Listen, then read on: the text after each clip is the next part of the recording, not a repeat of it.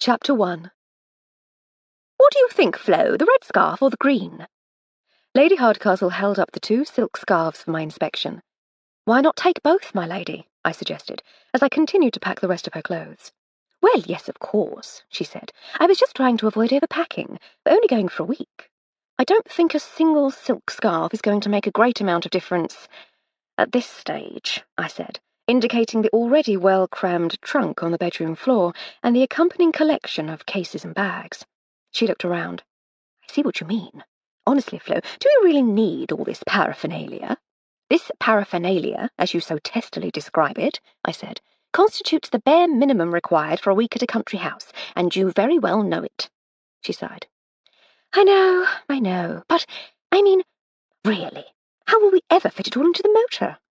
It was my turn to sigh. I thought we'd settled this, my lady. Dr. Fitzsimmons is lending us his trap, and his man, Newton, will take us to the station. We are not taking the rover.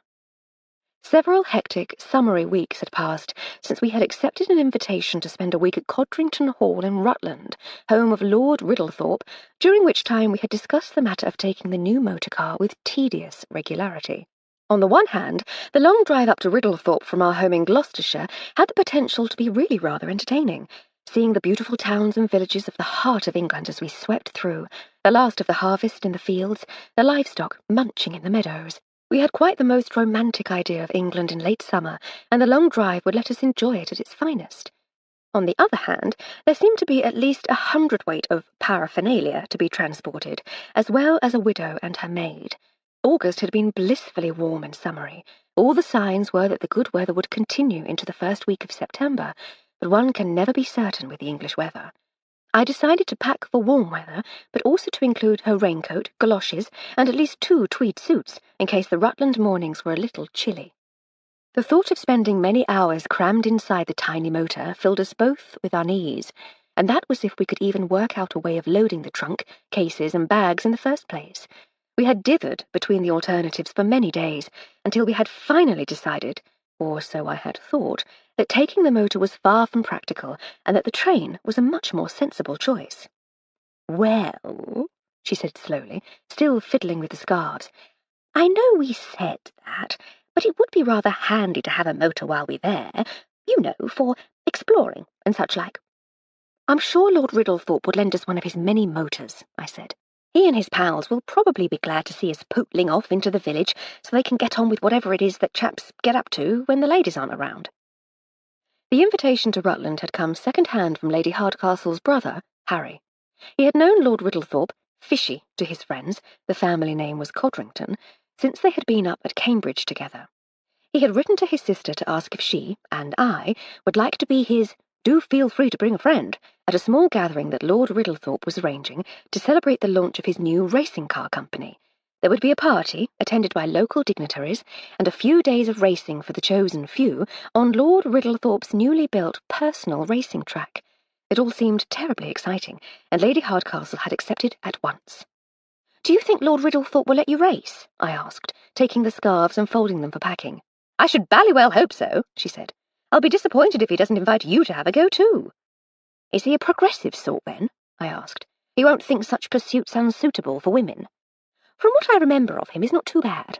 I don't suppose he's writing cheques for Mrs. Pankhurst and her suffragettes, but I do recall him having a set to with some of the insufferable oafs who tried to make life unpleasant for we women students at Girton. I think he has a refreshingly open attitude towards us. You've known him since you were at Cambridge, then? Only to say good day to. He was at King's with Harry, so our paths occasionally crossed. He's a likeable enough fellow. I remember him being rather an eager puppy sort of a chap in those days. Friendly, cheerful, desperate to please, you know the sort, and boundlessly enthusiastic about pretty much every new idea that came along. He might have grown up since then, mind you. That was 20 years ago. Then we shall have to hope that he's still keen on the idea of women doing inappropriate things, I said. I've acquired quite a taste for motoring since we got the rover. I should love to try something a little more powerful. Me too, Flo, me too. She stood for a moment in thought, then walked round the bed and towards the door, where she stopped and turned. Oh, I'll tell you what, though. I gather the grounds are rather pretty too. Will there be room in the luggage for my watercolours? I sighed theatrically. I expect so, my lady, and if not, we can put them in my bag. I don't mind going without clean clothes. I'm just a humble lady's maid. I dodged a flick aimed at my ear as she left. It took me another half an hour to pack the rest of her things.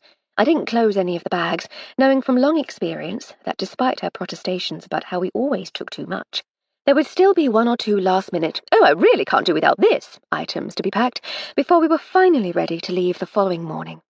I went downstairs. Miss Jones, the cook, and Edna, the housemaid, had already left for the day, for the week, in fact, since Lady Hardcastle had given them the time off, so I was intending to put the kettle on for a relaxing cup of tea. My progress was halted by an unfamiliar and insistent ringing. It wasn't the doorbell, and unless Lady Hardcastle had been tinkering again, I was sure it wasn't one of the room bells. "Are you going to answer the telephone or not?" shouted Lady Hardcastle from her study. The new telephone, of course. It had finally been installed after weeks of delays, and what Lady Hardcastle had impatiently referred to as a great deal of frankly unnecessary palaver. I still wasn't entirely certain we needed such a thing, but I was unable to deny the convenience of not having to traipse to the post office to send a wire. I went through to the hall and picked up the earpiece from the wooden box mounted on the wall. I was still unsure of the etiquette of using the thing, but we had agreed that if I were to treat callers in the same way I would treat unannounced visitors to the house, I couldn't go far wrong. "Hello," I said loudly and clearly. "Chipping Bevington, 2-3. "Hello," said a strident female voice. "Hello, is that you, Emily? Hello?" I recognised our caller as Lady Farley Stroud, the wife of the local landowner. "No, Lady Farley Stroud, it's me, Armstrong." "Armstrong?" she said. "Is that you?" "Yes, my lady," I said. "Shall I fetch Lady Hardcastle?" "I say, would you mind awfully fetching Lady Hardcastle for me? I'd like a word." I put the earpiece on the hall table and went to fetch Lady Hardcastle, but she was already on her way out of her study. "Is that Gertie on the telephone? I swear she's getting a little deaf. Did she say what she wanted?" I shook my head and left her to it. By the time Lady Hardcastle had finished on the telephone, the tea was brewed, and I was sitting down in the morning room for what I felt was a well-deserved rest. I put down the newspaper and raised an eyebrow inquiringly as she joined me. "Did Miss Jones plan anything for dinner?" she said, helping herself to a cup. "Nothing special, my lady," I said. "She suggested we might finish off that ham pie with a bit of salad from the garden. She didn't want to cook anything new that might result in leftovers, what with you and I going away for a week and all. She's a good girl, that one. In that case, how do you fancy dinner at the Grange?" "Me, my lady? Not just you?" "No, both of us. Gertie specifically requested your presence." "Gracious," I said. "I'm moving up in the world." "So it would seem. She's developed quite a fondness for you since the farm poisoning, and respect, too." "How very flattering," I said with a smile. "Did she offer any explanation for this sudden invitation?" "Sir Hector has a problem for us to solve, apparently. Something suitable for your unique talents, my dear, or so she said." "Unique talents, eh?" I said. "We are uniquely talented." I said, and poured her a cup of tea. "Oh, come on, Flo, we are! Fake suicides, murderous circus folk, bludgeoned trumpeters, poisoned farmers, haunted pubs, missing trophies. We've solved them all. Who else around here can say the same?" "Well, when you put it like that." "Exactly," she said, dunking a triumphant shortbread biscuit in her tea. "And the next mystery we have to solve is what on earth's bothering Hector so much that he feels he has to enlist the help of the local weird widow and her maid." I chuckled into my teacup. "The case of the disobedient dog?" I suggested. "The missing cufflink affair?" "I do agree. It's hard to imagine anything especially exciting happening in their lives. I adore them, but life, for them, does seem to be something that happens to other people. Although they did have a dead trumpeter in their library after their daughter's engagement party, and Gertie was at the hayrick when old what's-his-name snuffed it and fell face first into his pie," she added. "So death is something that happens to other people when they're around too. I say," she said, looking up suddenly, "I do hope no one's died. I should have thought she'd have been round here already if they had, my lady. It'll be local kids scrumping apples, or a misplaced set of fish knives, more than likely." "I think you're probably right," she said, and put down her cup. "But dinner and company will be most welcome, and a splendid way to begin our break." "Your break, my lady," I said. "Oh, pish and fiddlesticks, you'll be taking a break too, as well you know." "Sleeping in the attic in a shared room," I mumbled. "Eating in the servants' hall." Oh, shush. You know you'll be able to tag along with me, and we've already spoken about trying to get you a ride in one of the racing cars. And you do so revel in the below-stairs gossip. You'll have a fine old time, and you know it. I smiled. Well, when you put it like that. Quite so. Now, we've a couple of hours before we need to dress for dinner, so I think a little piano practice would be in order. Right you are, my lady, I said breezily. Have fun. No, dear, for you. You really do need to put some effort in if you're ever going to master the instrument. I shall read the newspaper. She had been trying to teach me the piano on and off for many years, and had become quite zealous in her attempts of late. If I'm properly honest, I should have to say that I really quite enjoyed it, and was secretly rather pleased with my progress. Unfortunately, there was something about the idea of having to practice that turned the whole endeavour into a chore. I'm afraid I exhibited a childlike reluctance to knuckle down. But I've still got packing to do, my lady, I said. I haven't even made a start on my own things yet. Pish and fiddly fiddlesticks, she said. There'll be plenty of time for that later. Go now, play. Righto, my lady. She picked up the newspaper and squinted at it. I say, would you be an absolute poppet and fetch my reading whatnot for me? I left it on my desk. She had recently abandoned her reading glasses and had taken to using an old-fashioned lorgnette, which she seemed to be unable to manage to keep with her. The lens frame folded and swivelled into the handle, forming a rather intriguing silver pendant, which, as was the designer's intention, could be worn around the neck on a chain. For reasons unknown, Lady Hardcastle eschewed such conveniences. I tutted, sighed theatrically, and set off in search of the errant eyewear. Having retrieved the lorgnette, I went obediently to the drawing-room and sat at the piano. I played for the best part of a mostly pleasurable hour, and only threatened to punch the instrument once. Herr Mozart, on the other hand, was lucky he was already dead, or I'd have been on the next boat train to Vienna to give him what for. According to our strictly observed rota, it was my turn to drive, and so we at least appeared to be mistress and servant when we arrived at the Grange. My attire, though, ruined the effect. Lady Hardcastle had arranged for her favourite dressmaker in Bristol to fashion me a gown as a birthday gift, and I had decided to wear it to dinner. It was of dark green silk. It would complement your colouring beautifully, miss, with a richly embroidered bodice. There was sheer green silk covering my shoulders and forming loose sleeves, and more sheer silk falling from the high waist. High waists are all the rage this season, miss, though this time decorated with beads and sequins. It was quite the most exquisite thing I had ever worn.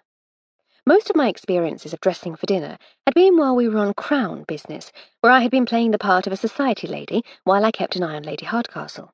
That night, though, I had no role to play, no fictitious title to hide behind. I was just Florence Armstrong, a lady's maid in a smart frock, and I was feeling decidedly exposed. The house was a pleasingly ramshackle mishmash of architectural styles from Tudor to Gothic revival, with a bit of Georgian thrown in for good measure. It entirely suited the delightfully eccentric present owners, the Farley Strouds. At the time, I felt distinctly uncomfortable about entering the Grange as a guest. I'd been to the house many times before. I'd even entered through the front door before. I'd had lunch with Lady Farley Stroud, and I'd been in many situations over the years where I had played the part of everything from street girl to Earl's daughter. But somehow, being invited for dinner seemed distinctly odd. I wondered if perhaps it was because the Farley Strouds knew me first as Lady Hardcastle's maid before they had come to see me differently, but they were always so charming and friendly that I decided that couldn't really be what bothered me.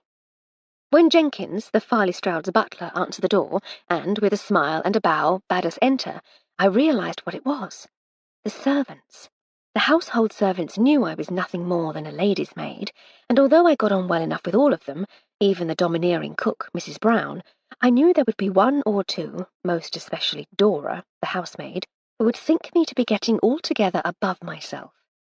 It was a warm evening, and we were without coats, so Jenkins led us straight through to the comfortable library, where Sir Hector and Lady Farley Stroud were already sipping pre-prandial drinks. They had spent the early years of their marriage in India, though I never did quite find out what Sir Hector's line of business actually was, and gin and tonic was still their favourite sundowner. Sir Hector was helping himself to a glass as we entered, and immediately set about making two more. "Good evening, my dears," he said warmly. "Wonderful of you to come, what?" "Entirely our pleasure, Hector darling," said Lady Hardcastle. "Gertie, you look lovely. Is that a new frock?" Lady Farley Stroud beamed delightedly. "How kind of you to say so, dear," she said. "I've been trying to get Hector to notice it for the past half an hour." "Noticed it, my dear?" he said. as he handed us our drinks. "Just didn't want to say the wrong thing. I've been caught out like that before. It's a lovely dress, I say. Is it new? Then I'm treated to a stern lecture lasting, I should say, at least 10 minutes, on how I never pay attention, and that it's a shabby old dress that you've had for years, and that if I cared at all, I'd buy you a new one. Can't win, my dear. Can't win." Lady Farley Stroud tutted, but continued to beam. I'm not sure I've ever seen so devoted a couple in all my days, though the Hardcastles came close before Sir Roderick was murdered in China. Lady Hardcastle was similarly touched and was smiling broadly as she accepted her G&T. "Afraid we've no limes, my dear," said Sir Hector, oblivious to the effect his exchange with his wife had produced. "Can do you a slice of lemon, if you fancy." "No, darling," said Lady Hardcastle. "This will do splendidly." I sipped tentatively at my drink, trying to remain as unobtrusive as possible. "Don't look so nervous, dear," said Lady Farley Stroud kindly. "I've said before that if Emily treats you as one of the family, then we should too, and we did invite you especially, after all." Sir Hector winked. "She's a little afraid of you too, my dear. She told everyone we know about the time you brought down that chap outside the hayrick. Wouldn't want to get on the wrong side of her, she always says." I laughed. "Oh, Hector, really?" she said. I looked around the library, trying to work out why it always seemed so comfortable and welcoming, despite being ever so slightly shabby and past its prime. Perhaps that was it. Perhaps it was the loved and lived-in quality that made it feel so cosy. The chintz-covered chairs had been fashionable once, as had the mahogany sideboard, but their glory days were behind them. "Life really has become much more exciting since you two moved to the village, you know," said Lady Farley Stroud. "I'm sure the most interesting thing to have happened before you came was the occasional bit of late-night shenanigans behind the cricket pavilion during the mating season." She winked theatrically. "Steady on, old girl," said Sir Hector. "Don't get yourself flusticated." "There were fewer dead people, though, I shouldn't wonder," said Lady Hardcastle. "No, my dear," said Sir Hector. "Always plenty of murders around these parts. Something in the water, what?" I remembered our friend Inspector Sunderland from the Bristol CID telling us that we'd moved to what he described as England's murder capital. He had told us, as we helped unravel the mystery of a murder that had been committed in this very library, that there were more murders per head of population in this part of Gloucestershire than anywhere else in the country. It was going to be a relief to get away to Rutland, where no one was likely to die in suspicious circumstances, and we could get on with the serious business of enjoying ourselves. "But that's by the by, Hector dear," said Lady Farley Stroud, clearly keen to steer the subject away from dead bodies. "My point is that village life has been a great deal more eventful since Emily moved in, and it's wonderful to have someone living in your house. We were afraid that it was going to remain empty when we heard that the chap who built it wouldn't be returning to England quite as soon as he'd hoped. It could have fallen derelict, or become a haven for vagabonds. Terribly irresponsible of him, whoever he is." "Jasper Laxton," said Lady Hardcastle. "We heard from him just the other day, actually. He's staying in India for the foreseeable future, it seems. His business is suddenly prospering, and his wife is trying to set up a school. I'm very seriously considering making an offer to buy the place from him, as a matter of fact." Lady Farley Stroud very nearly clapped her hands. "Oh, I say, how wonderful! Oh, do please stay, Emily dear. She should stay, shouldn't she, Hector?" Sir Hector had been sidling back towards the drinks tray when he heard his name. "What?" he said distractedly. "Who should do what?" "Oh, Hector, do pay attention when we have guests," said his wife impatiently. "And don't you dare refill that gin glass. You've had quite enough already." I rather suspected that Sir Hector might well have found a surreptitious way to defy his wife's injunction, but the decision was taken from both of them by the arrival of Jenkins, who announced in solemn tones that dinner was served. The dining room was as comfortably shabby and unfashionable as the rest of the house. It was clean and mostly tidy, but the furniture and decoration had all seen better days. We were just 4 for dinner, and we sat together at one end of a large, highly polished dining table that could seat at least 16 or 20, if they were all good chums. Whatever one might say about Mrs. Brown's personality and the way she ran her kitchen and treated her subordinates, she was a fine cook. She had clearly been instructed to push the boat out for this evening's meal, and Jenkins, with the help of Dewey, the footman, brought in course after course of some of the most delicious food I had tasted outside the restaurants of Paris. Well, perhaps that's a tiny bit of an exaggeration, but Mrs. Brown certainly treated food with a great deal more respect than she treated her underlings. The conversation, assisted by copious quantities of very passable wine, was convivial to the point of jollity, and the Farley Strouds each made a great effort to include me and make me feel welcome. By the time the pudding, An extravagant construction of meringue, liquor-soaked fruit and whipped cream had been demolished, and Jenkins had left us with the cheese and port, I felt thoroughly at ease. "Now then, Hector," said Lady Hardcastle, helping herself to a generous slice of double Gloucester and an even more generous glug of port, "just what exactly is this mysterious mystery you've brought us here to discuss? I do hope it's enough of a puzzle for us to be able to repay you for this wonderful meal." I had been slightly surprised by the apparent extravagance of the meal myself, knowing, as I did, that the local landowners weren't nearly so wealthy as the rest of the village believed. I shared Lady Hardcastle's desire to do something to repay them for their generosity. Sir Hector chuckled. "Don't worry about the meal, my dear. Just sharing the ill-gotten gains." Lady Hardcastle and I both looked inquiringly at Lady Farley Stroud, hoping that she might elucidate. She tutted and rolled her eyes. "Hector has been gambling. He and his old pal, Jimmy Amersham, lives in a lovely old place over near Woodworthy. He and Jimmy will wager on almost anything that can race. Horses, homing pigeons, bicycles, motor cars, runners. On one particularly desperate occasion, even ants crawling across the veranda rail.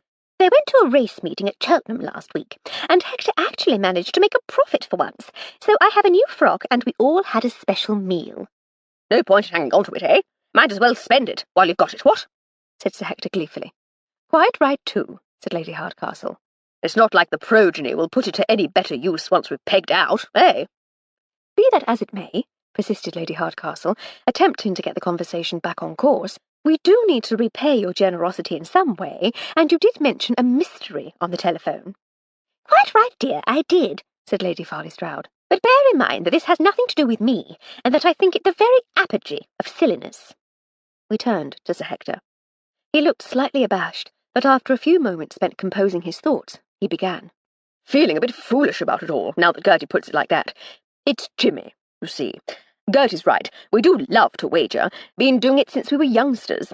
He'd bet me he could run to the oak tree faster than I, then I'd bet him I could swim across the river faster than he. As we grew up, we'd bet on anything. Horses, athletes, you name it. The favourite wagers were always the ones where we were doing the racing. Our running and swimming days are far behind us now, though, so we have to find our pleasures where we may. A few years ago, we saw a few young lads racing in some little go-karts they'd made. They'd found some wheels from somewhere, put them on old boxes, steering the front wheels with a length of rope.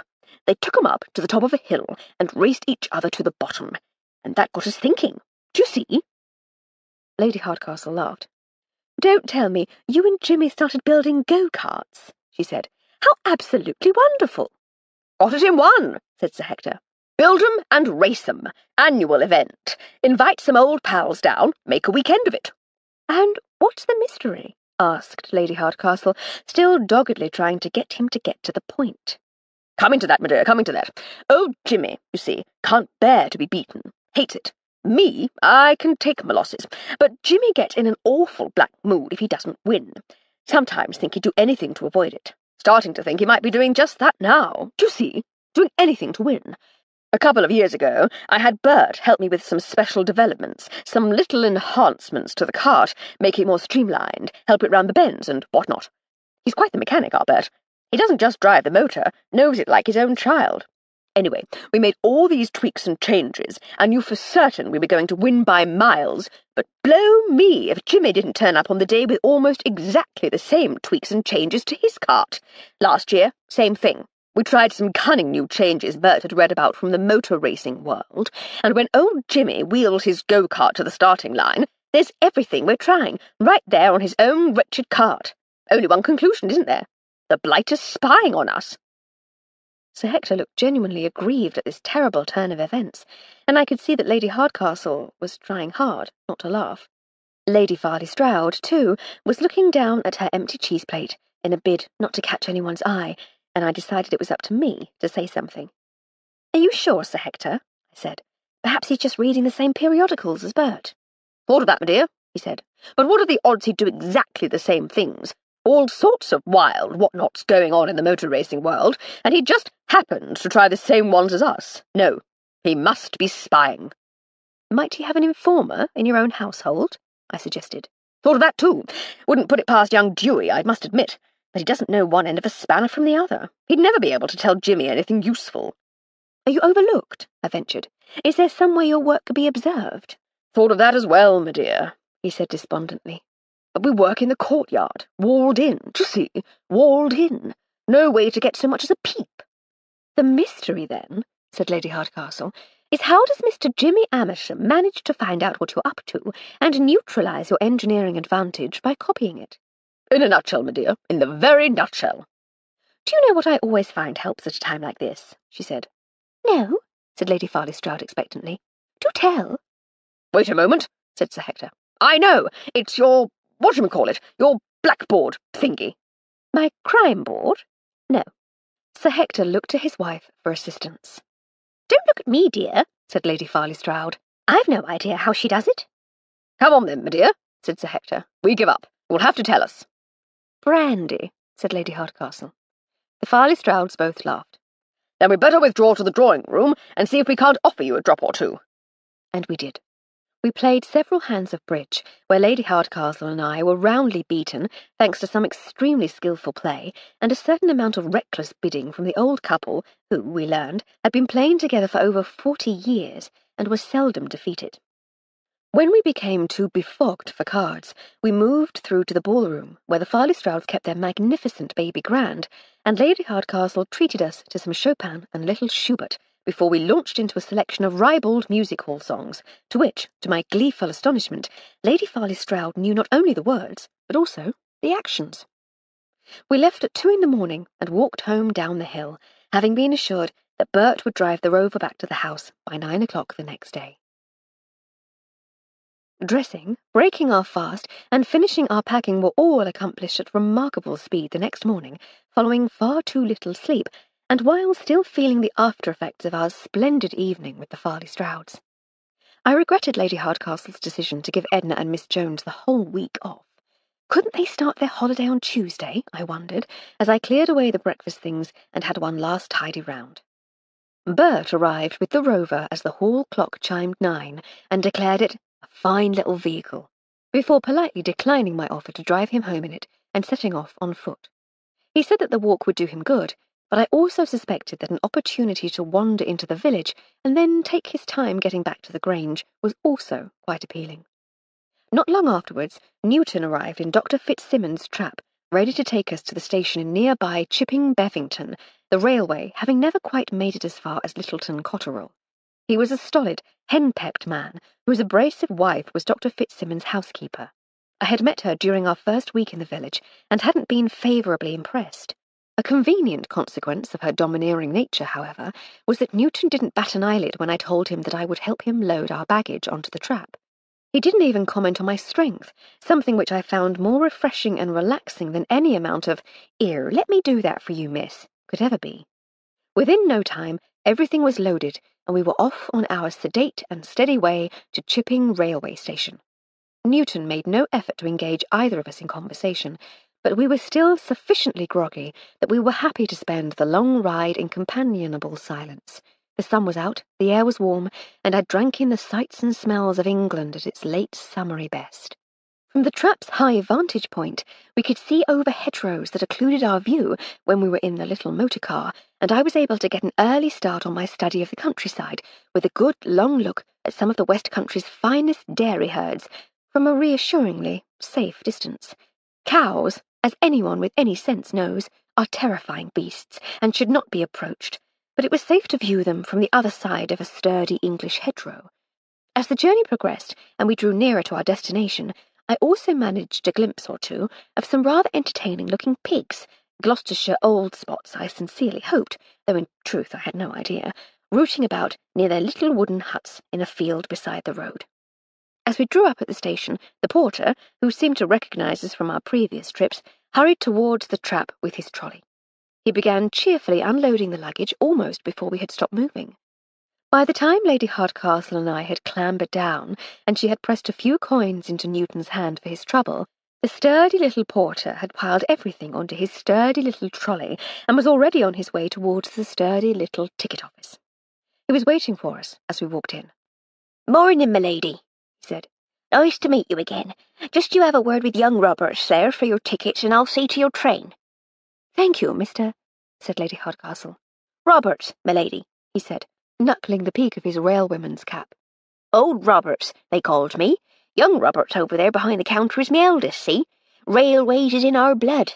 There's been Robertses here at Chipping Beverington Station near 60 years now, starting with me grandfather, Mr. Roberts.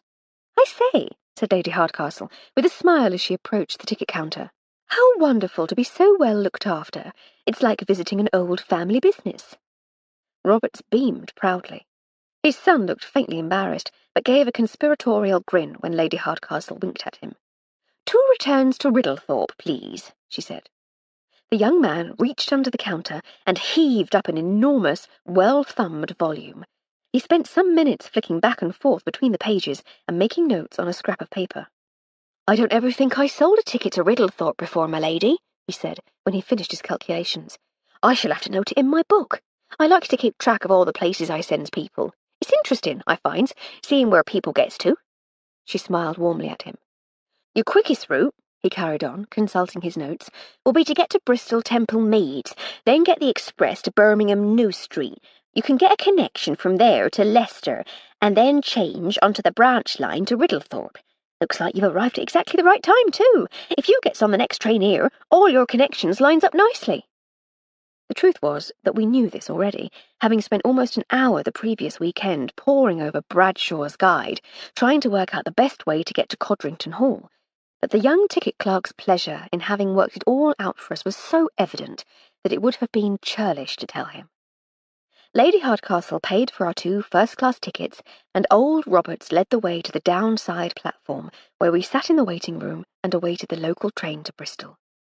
You know, Flo, said Lady Hardcastle, looking out of the window at Roberts as she carefully wrote our details onto tags and tied them to our baggage, this journey would have been so much more straightforward if we'd sent our traps on ahead. I know they're really rather organised, but I do worry that something will go missing with so many changes of train for them to deal with. If we'd sent them in advance, they'd have more time to find them and reroute them if they went astray, don't you think? I said nothing. I had made this very same point several days earlier, but my concerns had been pooh-poohed. With everything else I had to contend with, I had decided not to pursue it. Being proven right and finally getting Lady Hardcastle's agreement was a hollow victory, though, so I decided not to pursue that either. Instead, I said, Oh, we'll be fine, my lady. Everything will be unloaded and waiting for us by the time we've put our books back in our pockets and stepped onto the platform. They deal with much more complicated consignments than this every day, and even if something does go astray, it's all properly labelled. We'll just get Lord Riddlethorpe to send a man to the station to pick it up when it finally arrives. You're right, of course. Still, I should have listened to you when you suggested it. My mouth was still hanging open in surprise as the train pulled up and we stepped out to board it.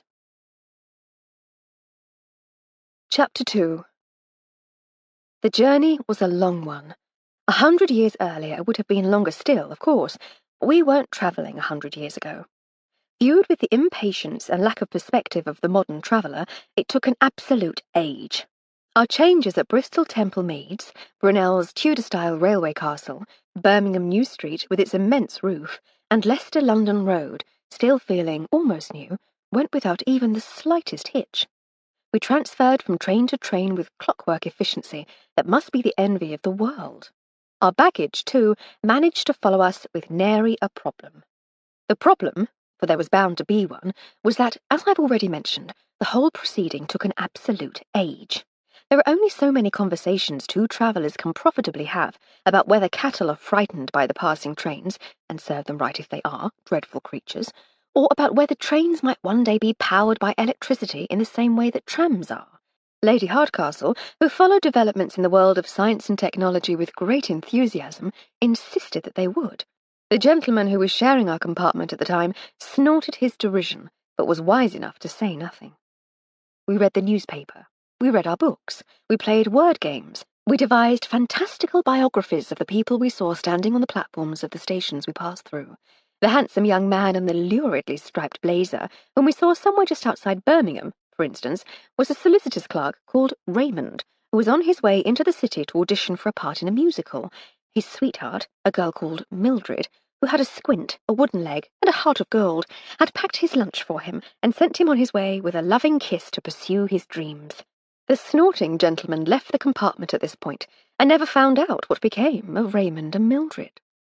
It was a relief when we finally disembarked at Riddlethorpe Station to find not only that our baggage was all present and correct, but that Lord Riddlethorpe's chauffeur was waiting for us with his lordship's Rolls-Royce. Having so carefully planned the details of our expedition, we had been able to telegram Codrington Hall well in advance with our anticipated arrival time. Despite the length of the journey, I was in a cheerful mood as we alighted to be reunited with our baggage. Lady Hardcastle, too, was in ebullient form and swished through the station, charming everyone as she went. Codrington Hall was a few miles from the small town of Riddlethorpe, and the drive gave us ample time to get to know Morgan, Lord Riddlethorpe's young chauffeur. "Have you visited the house before, my lady?" he said, as we drove along the surprisingly flat road. There were slight bumps on the horizon, but nothing that would properly qualify as a hill, and with ditches lining the road instead of hedgerows, the effect was to make the sky seem far larger than I was used to. "No, we haven't," said Lady Hardcastle. "Is it a fun place?" He laughed. "Fun enough," he said, "especially if you're interested in motor cars, but presumably you know his lordship well enough to know that." "Actually, I've only met him a few times, and that was years ago when we were up at Cambridge. He's a friend of my brother's, Harry Fanshawe." "Ah, see. Well, Mr. Fanshawe arrived last night, and he and his lordship seem to be very good friends indeed. There was much merriment in the billiards room, by all accounts." "Good-o," she said. "Are there any other guests?" "Not yet, my lady, but we're expecting quite a few. His lordship's got 2 more coming, and Lady Lavinia will be arriving tomorrow with a couple of friends of her own." "Lady Lavinia? Lord Riddlethorpe's wife? His daughter?" "Sister, my lady. Lord Riddlethorpe never married." "A sister? All these years, and I never knew he had a sister. Well, it'll be a houseful then." Morgan laughed again. "It'll be busy, my lady, but I dare say they'd need a good many more guests to actually fill the house." Lady Hardcastle smiled. "Have you worked there long?" "About a year.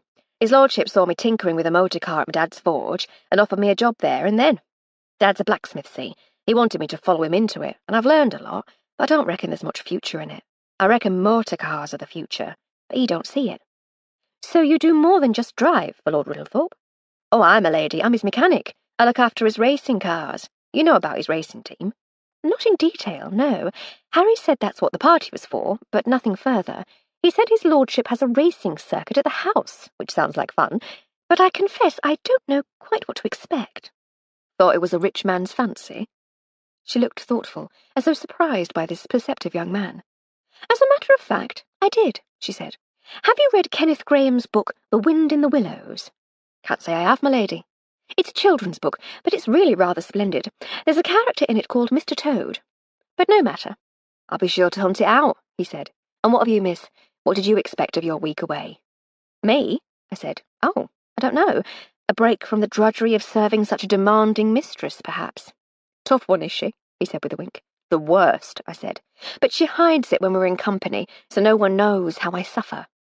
He laughed as Lady Hardcastle huffed and rolled her eyes. "If you ever need to escape," said Morgan, "just you come down to the coach house. I'm always there, and I'd be happy to make you a cup of tea." "Thank you," I said. "But won't you be busy with the racing?" "Oh, don't you worry about that. I've always got time for the oppressed masses." "Oppressed my hat," said Lady Hardcastle. "And she'll be too busy racing to be taking tea in the garage, I'm afraid. We both shall." "You'll be racing, my lady," he said with evident surprise.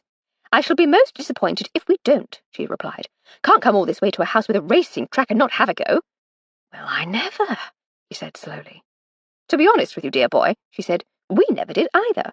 But I've just recently bought a motor car of my own, and I have to say I'm really rather taken with this driving lark."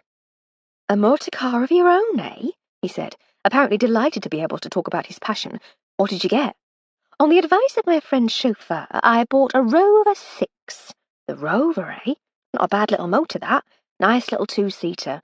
A little bit underpowered for what we get up to at the house, but a good place to start." She smiled.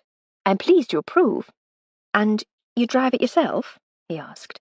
"We take it in turns. It's such fun that I can't leave it all to Armstrong." He looked at me for confirmation, and I smiled and nodded. "Well, I never," he said again. "Well, I never did." He spent the rest of the journey enthusiastically detailing all the things we might do to improve the performance of the little rover, and from the gleam in Lady Hardcastle's eye, I could tell that we'd be outfitting a workshop of our own as soon as we got home. The lodge gate of Codrington Hall was on the other side of Riddlethorpe from the station, and we seemed to reach it in mere moments.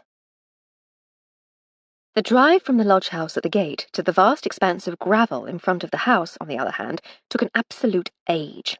We seemed to travel for miles along a winding wooden drive, past sheep, one or two curious deer, and a long-horned, shaggy-coated Highland cow that looked very much as though it wished it was somewhere much less flat and altogether more Scottish. There were occasional tantalizing glimpses of the roof and chimneys of the house in the distance, but the drive had clearly been designed to hide it from view for as long as possible, building the anticipation. When we rounded the final bend, and the house was revealed in all its glory, it was every bit as impressive as its architect had planned. A dish brought to the table is just another dish of food, if it can be seen as the footman carries it across the room. But when the dish is covered by a magnificent silver cloche, and the footman sets it down, still covered, before whisking away the cover with a flourish and a billow of steam, even the most pedestrian of dishes can seem like a culinary masterpiece. Not that Codrington Hall was in any way pedestrian. At some point in the early 18th century, the Earl of Riddlethorpe had clearly had a bob or two, and had spent a goodly portion of his fortune on tearing down his crumbling ancestral pile, and replacing it with an enormous new home, a magnificent monument to his family's wealth and prestige. Though many thought it old-fashioned, and still preferred the Victorian frippery and folderol of the neo-Gothic, I was always impressed by the elegant symmetry of Georgian architecture. Codrington Hall was a stunning example of the beautiful simplicity of that period. Its only adornment was an ostentatiously pillared portico, sheltering vast black-painted doors from which a gangling man in overalls was apparently coming to greet us, accompanied by two boisterous, almost exactly matching Dalmatians. "What ho!" he called loudly over the excited barking of the dogs. Lady Hardcastle waved in acknowledgment while she waited for Morgan to trot round and open the door for her. "What ho!" said the man again, as she stepped out. "Wonderful to see you again, Emily, old girl." "Good afternoon, Edmund, darling," she said, kissing his cheek. "Edmund," he said. "You know it was only ever you and Mater that called me that." "Yes, darling, but I never could bring myself to call you Fishy." He let out a short bark of a laugh, which caught the attention of the dogs, who gave up their wagging investigation of the cases and trunks that Morgan was unloading from the motor car, and came over to resume their own chorus of barking. Lord Riddlethorpe ruffled their ears fondly, and pointed towards the front door. "Off you go, girls," he said. "Back to the house." To my astonishment, the two dogs immediately obeyed, bounding off towards the house with ears flapping and tails still wagging wildly. Lord Riddlethorpe took Lady Hardcastle by the arm and steered her towards the house. "I'm so delighted you've come," he said. "Harry was a bit reluctant to ask, I think, but I said, 'Nonsense, Fanners. Bring little Sis along, and we can relive the old days. It'd be like being back up at Cambridge, what?" "Well, I'm glad he thought of me. It's just the sort of break we need, isn't it, Armstrong?" He stopped in his tracks and turned towards me. "My word," he said. "So this is the famous Miss Armstrong. How do you do?" "How do you do, my lord?" I said cautiously, not quite knowing whether being the famous Miss Armstrong was a good thing or bad. He beamed at me. "Don't panic, old thing," he said. "Fanners has been singing your praises. He's frightfully proud of his little sister, but he speaks so highly of you that a chap might think Emily here were your assistant, instead of the other way round." "Gracious," I blurted. "Gracious indeed," he laughed. "For my sins, I am Edmund Codrington, 9th Earl of Riddlethorpe, but you must call me Fishy. Everyone does, you know." "Thank you, my lord," I said. He laughed again and turned to resume his walk to the house. "Morgan will show you the servants' hall, Miss Armstrong. We'll make sure they look after you." And with that, they were gone, leaving Morgan and me standing on the drive surrounded by luggage. "Which one's yours, Miss Armstrong?" he said, gesturing to the pile of cases. I pointed to my case, and he hauled it out and set off towards the right-hand side of the enormous house. "We'll get you introduced," he said. "Then one of the boys can carry your bag up to your room. I think they've put you in with Mrs. Beddoes' maid, but she's not here till tomorrow, so you should have the place to yourself tonight, at least." "Mrs. Beddoes?" I said. "One of Lady Lavinia's friends. She's a bit quiet, but you'll like her, I'm sure." "Mrs. Beddoes?" I said again. He laughed. "No, a maid. Mrs. Beddoes is a right cow." It was my turn to laugh. He conducted me down the side of the house to a flight of stone steps that led down to the servants' entrance, where he let himself in, gesturing me to follow him. Labyrinthine is a word much overused. Actually, it probably isn't overused, now I come to think of it, but it's certainly a word that has lost some of its power by being used to describe any vaguely twisty route, and now no longer seems adequate to describe the system of passages beneath Codrington Hall. I quickly gave up trying to remember landmarks and turns, and instead devoted all my attention to following my guide. Theseus would long since have run out of thread before we finally reached the servants' hall, and poor old Ariadne would have died an old maid, ravaged by regret that her lover was lost forever for want of a bigger ball of thread. A much bigger ball of thread. Eventually, we reached the spacious servants' hall, where the staff would congregate and eat. A footman sat at the long table with newspapers spread in front of him, polishing a large silver dish. He looked up as we walked in. "How do, Evan?" said Morgan cheerfully. The footman nodded. "This is Miss Armstrong, Lady Hardcastle's maid. You couldn't do us a favour and run her case up to the spare room next to Lily and Rose's, could you? She's sharing it with Mrs. Beddoes' maid when they get here." "I got this polishing to do," he said sullenly. "Go on, it'll only take you a couple of minutes." "Why can't you do it?" the footman said in the same resentful tone. "I've got to put the motor away, haven't I? Go on, you lazy beggar. You could have done it in the time it's taken you to sit there telling me how busy you are." "Mr. Spinney won't like it if he finds out I've been gallivanting about the house while I'm supposed to be doing this. Mr. Spinney would be delighted that you'd helped a guest feel welcome and comfortable in his lordship's home," persisted Morgan. "Mr. Spinney would indeed," said a deep voice from the doorway to our right. "Up off your backside and do as you're asked, Evan Gudger, this instant." A tall man with thinning hair entered the room and inclined his head towards me. "How do you do, Miss Armstrong? My name's Spinney, his lordship's butler. I trust you had a pleasant journey." "How do you do, Mr. Spinney? Yes, thank you. It was long, but comfortable." "Good, good," said the butler. "Welcome to Codrington Hall. One of the housemaids will show you to your mistress's room, while Evan here takes your case up for you, and we can get you settled into your own room later. Dinner is at 8, and his lordship prefers to dress informally. You're welcome to dine with us, or we can have a tray sent up to your room, as you prefer." "Thank you, Mr. Spinney," I said with a smile. "I'm sure I shall be all in by the time I've finished my day's work, so a tray would be most welcome. You're very kind." "Not at all," he said warmly. "I always feel that his lordship's guests have come to relax, so it's our duty to try to give their servants a break too. Of course, should you desire some company, we're a friendly enough crowd, but I know I relish a few moments on my own once in a while. Now then, boys, off you go. Let's get our guests settled." I nodded my thanks and followed the maid out of the hall, along more labyrinthine passages to the servants' stairs, and eventually to Lady Hardcastle's room. Lady Hardcastle was sitting at a small desk by the window, writing in what appeared to be her journal, and while I made a start on the unpacking, she continued with her writing. The room's furniture was the traditional country house hodgepodge of styles. The aristocracy didn't really go in for buying furniture. They inherited most of it, and bought only the individual items they felt they lacked.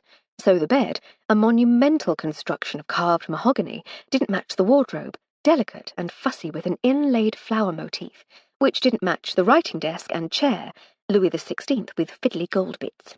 The tall boy looked newer, and the washstand might have been bought that year.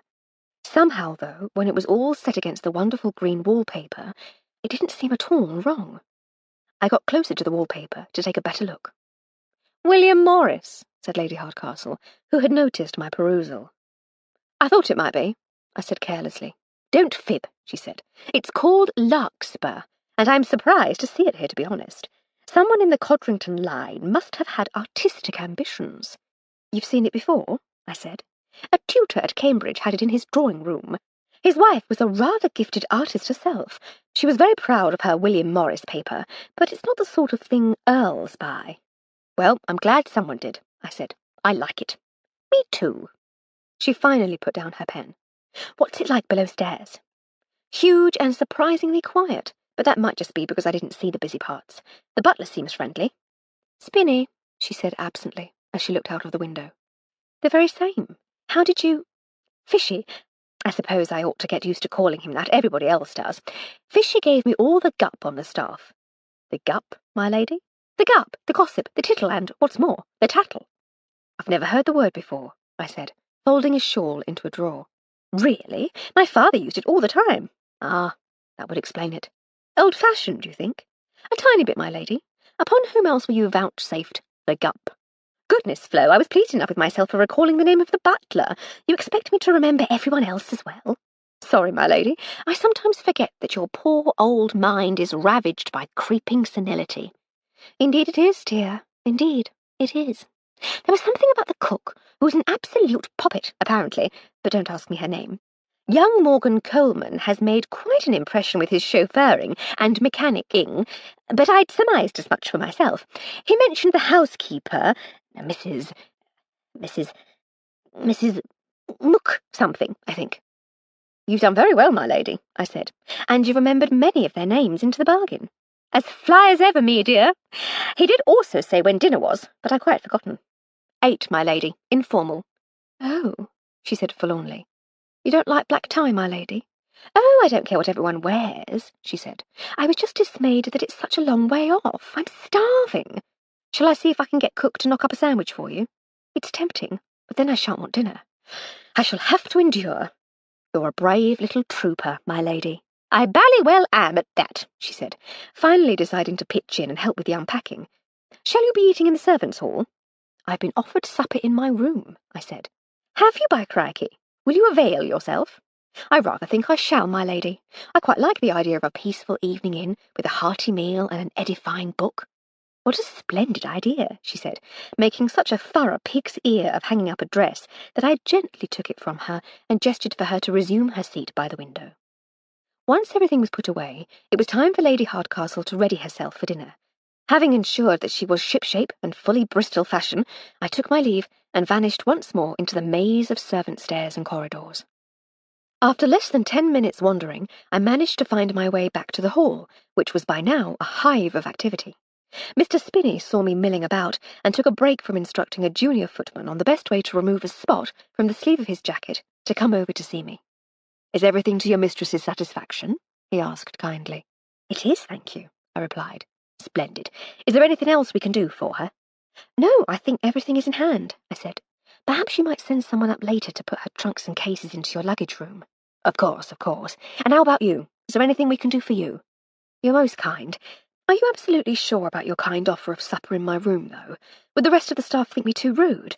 I shouldn't want anyone to think that I didn't want to eat with you, but the luxury of an evening entirely to myself seems too good to pass up. Not at all, not at all, he said with a smile. They're a welcoming lot, but dinner can get a bit boisterous, and I can perfectly understand that you might not want to have to deal with that after a long day's travelling. I'll have someone bring you a tray when we've finished serving upstairs. Have you been shown to your room?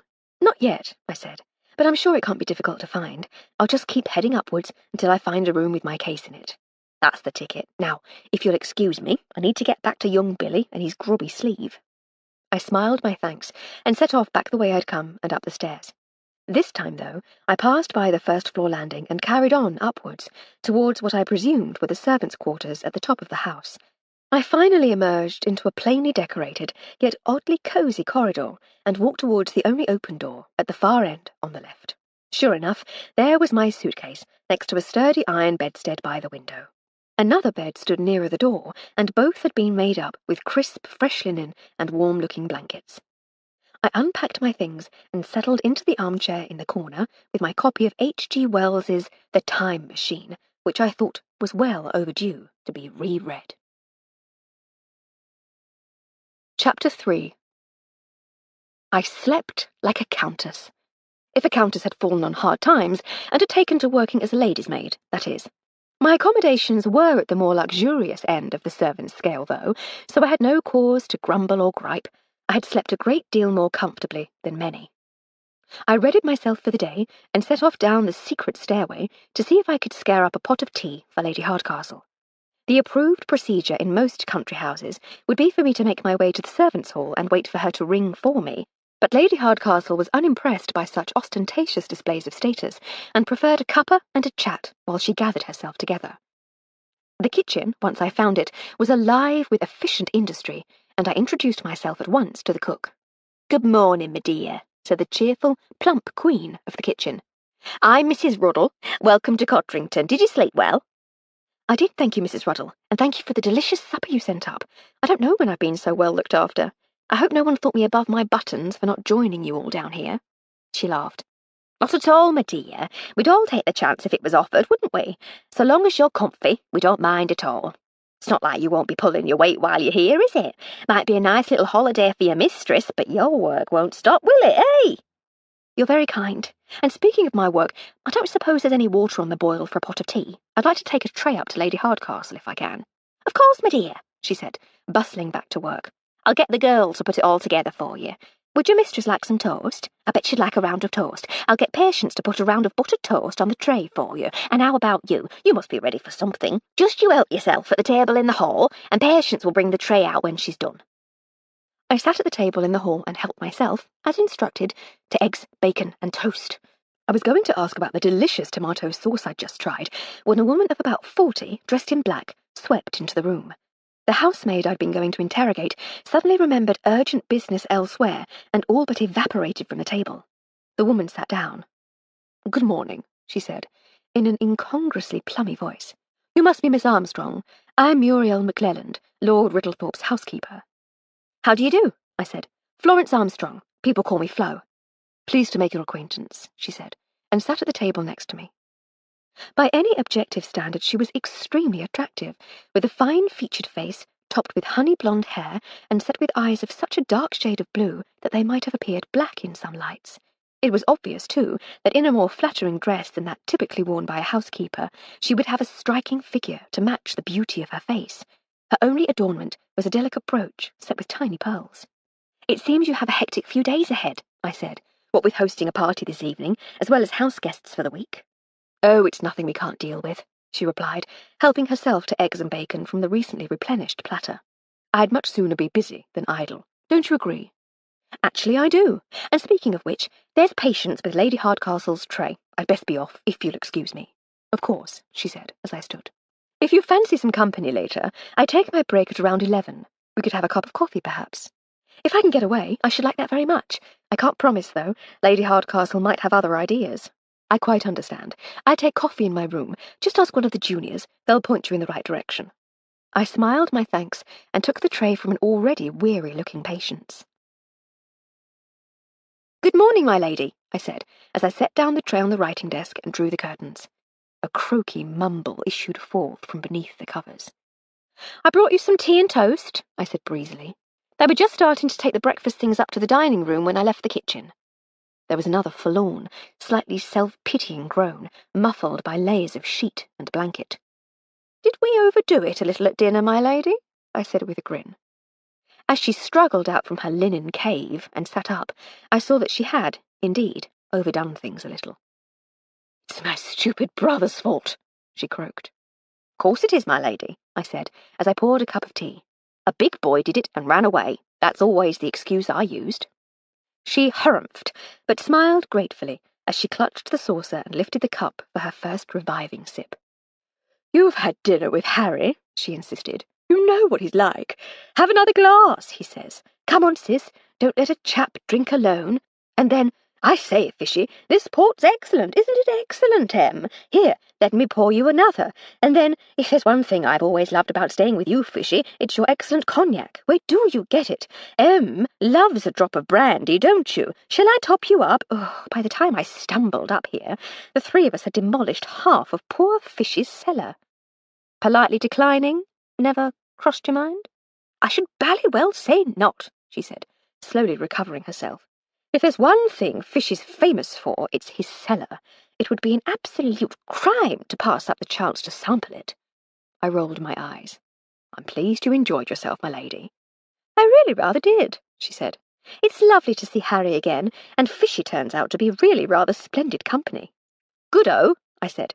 "So the party this evening should be fun?" She took a tentative bite of the toast. "I think it might be," she said. At least, I think she did. She said it with a mouthful of buttered toast, so she might have said, "I stink of night fleas," for all I know, but my interpretation made slightly more sense. She swallowed her mouthful. "You were quite the topic of conversation, you know." "Me, my lady?" I said with some consternation. "Why?" "Talk mainly revolved around two subjects, motor cars and the competitive racing thereof, and the heroic exploits of one Florence Armstrong." I goggled. "No, really," she said. "I'd have thought Harry would be a bit blasé about it all by now. He's known about mine and Roddy's exploits for donkey's years. You know how Foreign Office types like to gossip, but apparently they are as nothing compared with a few punch-ups and some knife-throwing antics from a diminutive Welsh maid. His tales of your daring do made quite an impression on Fishy, and he's determined to make your acquaintance. Lady Hardcastle's husband, Sir Roderick, had been in the diplomatic corps in the 80s and 90s, which meant that his wife was in a perfect position to indulge in a little discreet espionage on behalf of Her Britannic Majesty's government. She had been recruited before she had left Girton College, and her reputation in the upper echelons of the Foreign Office was well established by the time she employed me as her maid, and eventually drew me into her world of snooping and skullduggery. In her position, I'd be a bit miffed at having my own contribution to national security downplayed in favour of a Johnny Newcombe like me. "I've not said anything to him, I promise," I said. "I really am most dreadfully sorry." To my immense relief, she laughed. "You goose," she said. "I told him. I'm just delighted that someone else realises what a tiny marvel you are." "Phew," I said. "You really are a ninny sometimes." "I just don't like people thinking I'm getting above myself, that's all," I said defensively. "No one thinks that," she said, "but expect to be cornered by his lordship at some point and grilled at length. I shan't crack, my lady. You can rely on me." "That's the spirit," she said with a chuckle. "But why not bask in the attention and glory for a while? You deserve a bit of recognition before you return to your life of drudgery and hardship, my lady." "Quite so. Just let Fishy chat to his new heroine, and you can return to feeling like you're a member of the downtrodden masses." "I am a member of the downtrodden masses, my lady," I said. "You are, Flo, dear. You are. Now, let's get me ready for breakfast, and I'll see what Fishy has in store for me today." I left a vaguely presentable Lady Hardcastle to make her own way to the dining room, having helped her to dress in the first of the day's many outfits, an elegant grey linen day dress. I also supplied her with a couple of fortifying aspirin. Meanwhile, I disappeared into the servants' warren and returned the tea tray to the kitchen, where Patience took it from me and magicked it away to be cleaned. Evan, the footman I'd met when we arrived, was sitting at the table in the hall, reading a newspaper. "Good morning, Evan," I said brightly. He mumbled a greeting of sorts, but did not look up. "Is everything in hand for the party this evening?" I continued, doing my best to be sociable. "You'd have known if you'd deigned to come down and sup with us last night," he said, noisily turning a page in his, or, as was more likely, his master's, newspaper. "I dare say I would at that," I said. It clearly wasn't worth the bother. Mr. Spinney entered with a silver tray. "What the devil do you think you're doing there, boy?" he barked. Finally, Evan looked up from the newspaper. "Reading," he said insolently. "Highly amusing," said Spinney. "I can see for myself that you're reading, and you know full well that I was asking you why you're reading his lordship's newspaper rather than ironing it for him." "Already ironed," said the young footman. "Seems a shame to waste the opportunity to better myself, learn what's going on in the world." "Well, you can go and iron it again." "No point," said Evan. "Ink's already been dried. Be a waste of time." "I shall decide what's the best use of your time," said the butler angrily. "And I say that his lordship will receive his daily newspaper not only with dry ink, but with crisp, fresh pages, unread by the junior staff." "Can't unread the newspaper, Mr. Spinney," said the footman, standing up. "All them posh words and dangerous new information's already up here." He tapped his temple. "Can't get it out now." Spinney sighed. "Just iron the newspaper, boy, and be quick about it." Evan grinned as he took the newspaper and left the room. Spinney sat wearily down and reached out to test the weight of a large teapot on the table. "Feels like there's at least a couple of cups in here if you want one, Miss Armstrong," he said. I sat down opposite him. "Thank you," I said. "Lady Hardcastle has just gone down to breakfast, so I have a few minutes." He poured 2 cups of tea and offered me one. "I'm sorry you had to see us not at our best," he said. "I don't know what we can do about that lad." "Sack him?" I suggested. He laughed. "That would solve me problems," he said, "but not his. He's a troubled lad." "I should say he is. Why on earth do you keep him on?" "We sort of took responsibility for him," he said kindly. "His father died at Spion Cop. Mother drank herself to death a year later. She worked here as a housemaid, but there was nothing we could do to save her from herself. We took care of the lad as best we could, but he fell in with a bad lot. They led him astray. He was up before the beak last year for fighting in the town, but his lordship vouched for him and offered him a job here to keep him out of the jail. So we try our best, and in return, he tries our patience." I was about to say something much less tolerant and understanding when the young man returned. "His lordship's newspaper, Mr. Spinney," he said, with a mocking bow. "Put it on the tray," said Spinney, "and then get to your duties." "At once, Mr. Spinney, sir," said Evan, with a click of his heels, and walked out, laughing. "Trouble is," said the butler, "he's the only spare footman we've got, and I've had to give him the job of valet to the gentlemen's guests." "Crikey," I said. "I can see how one might be concerned."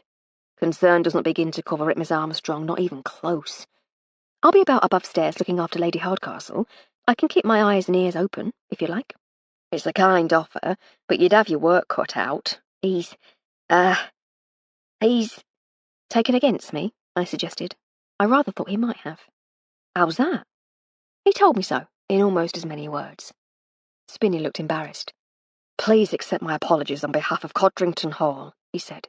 "We pride ourselves on our hospitality, even to visiting servants, especially to visiting servants." "Please, Mr. Spinney, think nothing of it. I anticipated that my decision to dine alone might cause some friction. It's my own fault." "It's not the opinion of us all, Miss Armstrong. We'd all welcome the chance to do the same, as I said to you before. He's got no place being rude to a guest." "I've had nastier people than he being more rude to me in the past," I said. "You leave him to me. I'll keep a watchful eye on him, and make sure he does you proud." "Well, I appreciate it, miss," he said. "But it really shouldn't be something a guest has to do." "Nonsense. There'll be no imposition at all." "I must say it would be a help. I can't be everywhere at once, especially not above stairs. I've already got Chanley looking out for him." "Chanley?" I asked. "His lordship's own valet. He'll be showing him the ropes, but another pair of eyes can't hurt." We wondered if the extra responsibility might be the making of him, but with his attitude this morning, I'm beginning to have second thoughts. "Don't worry," I said. "I'll introduce myself to Mr. Chanley, and we'll see what we can do. Please don't feel you have to, Miss Armstrong, but every little helps." He put down his half-finished tea. "I'd better get the newspaper up to the dining room, after making all that fuss about it." As arranged, I waited for Lady Hardcastle in her room. As well as teaching me the piano, she had been trying to teach me to draw since just after Christmas, so I took a sheet of notepaper and a pencil from the desk and began to attempt to sketch the view from the window. I worked hard, trying to remember everything I had been taught, carefully judging perspective and shading, and before long I had produced quite the most childlike and disappointing scribble anyone had ever seen. I was about to screw it up and throw it in the wastepaper basket when Lady Hardcastle returned. "What ho, Flo!" she said as she entered. "Hope you haven't been waiting too long." She crossed the room to the desk. "I say, have you been drawing? Let's have a look." I tried to cover the sketch, but she slid it out from beneath my hand and inspected it, frowning. "The thing is, Flo, dear," she said, after a few moments' contemplation, "I know that one is supposed to encourage one's students to see the positive aspects of their work and offer praise for even the slightest hint of improvement. But you see none? Well, not none exactly, but very little. Have you ever considered photography?" she asked with a grin. "You're a mean one, my lady," I said, snatching the sketch back and throwing it in the wastepaper basket. "Quite possibly." She looked at my uniform and boots. "Have you got any outdoor togs with you?" "I have," I said. "Good-o. Run and pop on something a bit more practical. Fishy wants to show us round the estate. Nothing too warm, mind you. I've been told we can expect another glorious day." We chatted a little more while I laid out her own outdoor clothes, and then I raced off to prepare for our tour. We waited, as instructed, on the terrace at the rear of the house, overlooking the well-tended formal garden. Despite having long since learned the folly of her efforts, Lady Hardcastle was attempting to teach me the names and habits of the various birds that alighted on the low wall that formed the boundary of the terrace. Her doomed but well-meaning lecture was cut short by the arrival of her brother, Harry. "What ho, sis?" he said, as he rounded the corner and saw us there, contemplating the lifestyle of the pied wagtail. "Good morning, dear," said Lady Hardcastle absently, still watching the little black and white bird. "Did you sleep well?" "Like a log, old thing," he said. "Woke up with a bit of a sore head, mind you." "You and me both," she replied ruefully. "I blame you, of course." "Of course," he said. "Wouldn't expect anything less. And good morning to you, young strong arm. Haven't seen you in eons. How the devil are you? Well enough, thank you, Mr. Featherstone Huff, I said with a smile. I had known him for many years, and always made a point of mispronouncing his surname, though last winter is hardly an eon ago. Is that all it is? Well, well. One day I shall get you to say Fanshawe, you know, he said with a chuckle. You're more than welcome to try, sir, I said. I enjoy a challenge. So you do, so you do. I've been telling Fishy all about you and your love of challenges. I gather you have. You don't mind, do you? He said. I shouldn't want to embarrass you, but you do lead such an exciting life. I thought you might enjoy hearing about it. My life isn't exciting enough, then? Said Lady Hardcastle indignantly. Hardly, sis. You just swan about looking posh and gormless. It's Strong Arm here who does all the dangerous stuff. I've been shot at. In a drawing room in Dribbleton St. Nowhere, or wherever it is you live these days. It's hardly the same thing. It was the dining room, and I nearly died. I should say I'm every bit as exciting as Flo. It was true. She had nearly died, and Harry and I had shared the anxious vigil at her bedside while we waited for her to recover. All right, he said, putting his hands up. My little sister leads just as exciting a life as her maid. I know when I'm beaten. Beaten again, eh, Fanners? Said a jovial voice from behind us. Lord Riddlethorpe had emerged silently from the house through the large French windows and had joined us in admiring the view. What ho, Fishy, said Harry. What ho, said Lord Riddlethorpe. Good morning, Emily. Morning, Fishy, said Lady Hardcastle. And good morning to you, Miss Armstrong, said Lord Riddlethorpe. Good morning, my lord, I said, with a smile and a hint of a curtsy. He laughed. I'll get you to call me Fishy before the week's out. You see if I don't. Best of luck, old chap, said Harry knowingly. Lord Riddlethorpe frowned in puzzlement, but pressed on enthusiastically. I expect you're wondering why I called you all here this morning, he said. You're going to give us the tour, darling, said Lady Hardcastle. You want to show off your new racing track. I say, am I that transparently vain? Lady Hardcastle sighed. We arranged it all last evening, dear. A dinner. He frowned again. I say, you're right, you know, we did, didn't we? Quite a night, what? I've already had Spinny tutting at me over the amount we put away. No wonder some of the details are foggy. The other two reflexively clutched at their heads, while I did my serves you right smile behind my hand. Come then, my fine friends, said Lord Riddlethorpe, pointing, somewhat oddly, skywards, and striding off purposefully across the terrace. Let us explore the new and exciting world of motor racing. We crossed the formal garden and cut through the kitchen garden to get to an arched doorway set into the boundary wall. On the other side was a flagstoned area that had clearly once been a stable yard. A coach house with large doors stood to one side. The doors were open, revealing not coaches, traps, or dog carts, but two gleaming, green, single-seater motor cars. They had numbers painted on their sides. Motor number 3 stood close to the wall to the right, while number 2 stood in the middle. There was a space by the wall to the left. The old coach house clearly now served as his motor stable and workshop. A third, sleek, strangely aggressive-looking machine stood in the yard, number 1. Morgan had one side of the bonnet up and was tinkering with the engine. Another man stood beside him. He was of average height, with an incongruously chubby face atop a slender body, which gave him the look of a small boy in his father's overalls. Morning, Morgan, said Lord Riddlethorpe jovially. You've all met Morgan Coleman, haven't you? We nodded and offered our own greetings. Morning, my lord, said Morgan. Morning, Lady Hardcastle, Mr. Fanshawe, Miss Armstrong. And this cherubic chap is Ellis Dawkins, driver extraordinaire.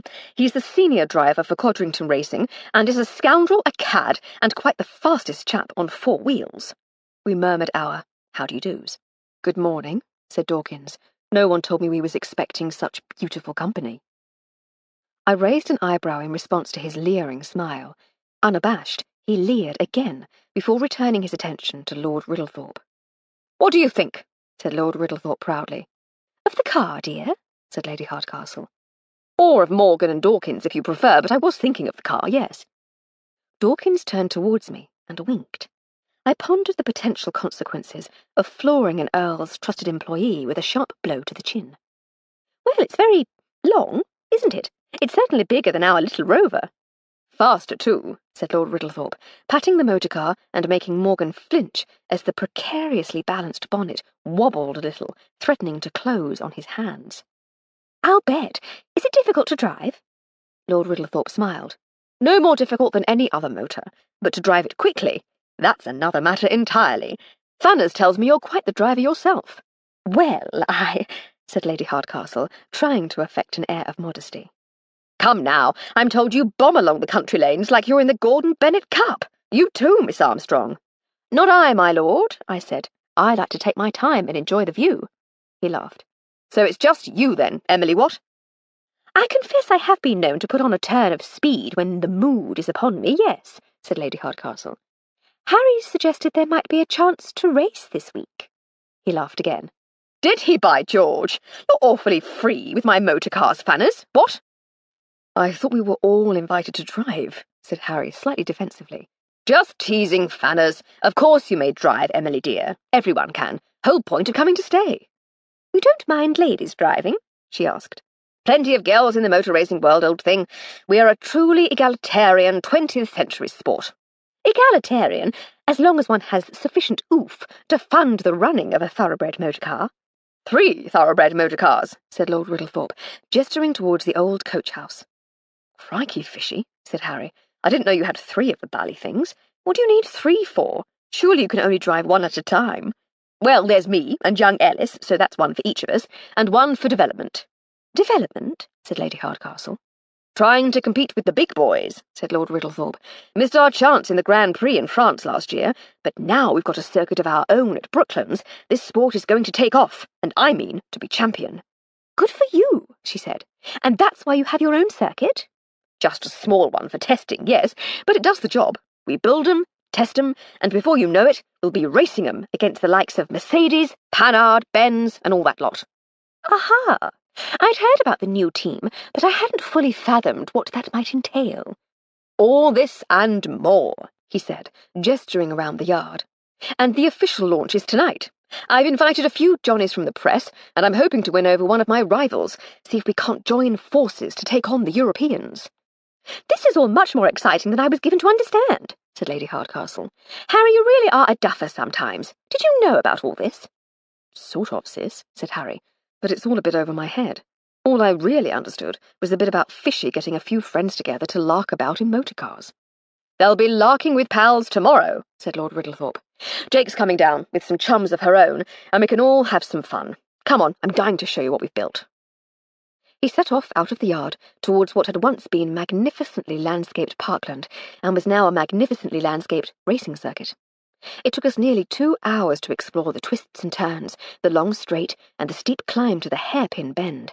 It was probably the highest point in the unnaturally flat county, and when I asked about it, Lord Riddlethorpe explained that the original landscaper had used the soil dug from the ornamental lake to build an artificial hill, which he, in turn, had used to make his racing track more interesting. By the time we had returned to the little hut at the starting line, I was beginning to feel hungry again. I was hoping we would soon be making our way back to the house, so that I might slip down to the kitchen to see what Mrs. Ruddle had prepared for lunch. To my dismay, Lord Riddlethorpe led us instead towards the centre of the land bordered by the racing circuit. I had seen glimpses of trees and a tall Palladian rotunda inside the circuit as we walked round, but I had been too interested in Lord Riddlethorpe's enthusiastic descriptions of the track's features to pay too much attention to the gardens. It was, then, something of a pleasant surprise as we crested a small grassy bank to discover that the racing circuit had been built around the lake. On the near bank stood the rotunda I had seen from the hill, which seemed to be some sort of summer house. As we came closer, I was further surprised to see that a picnic lunch had been laid out on the table inside. I was thoroughly delighted when it transpired that I was invited to eat with the rest of the guests. Lunchtime passed extremely pleasantly. At first, the conversation had been entirely about the new racing team and Lord Riddlethorpe's plans to dominate the motor racing world within 5 years.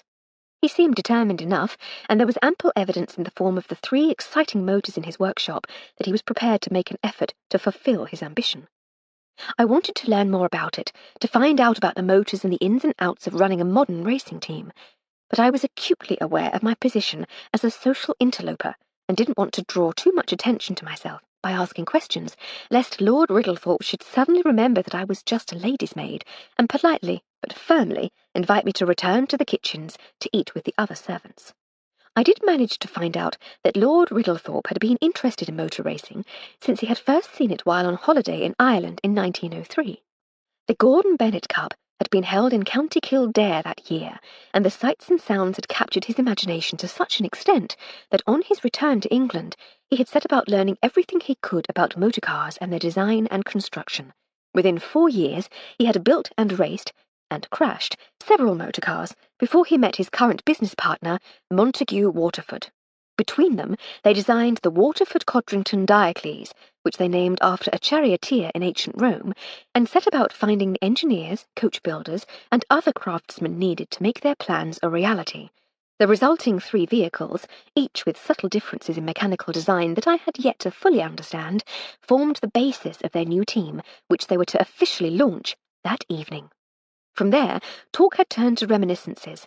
Lord Riddlethorpe and Harry talked about their time at Cambridge, rending each other helpless with laughter as they recalled assorted undergraduate pranks and the disreputable antics of some of their friends, one of whom was now a cabinet minister. Lady Hardcastle, it seemed, had been a bit of a terror too.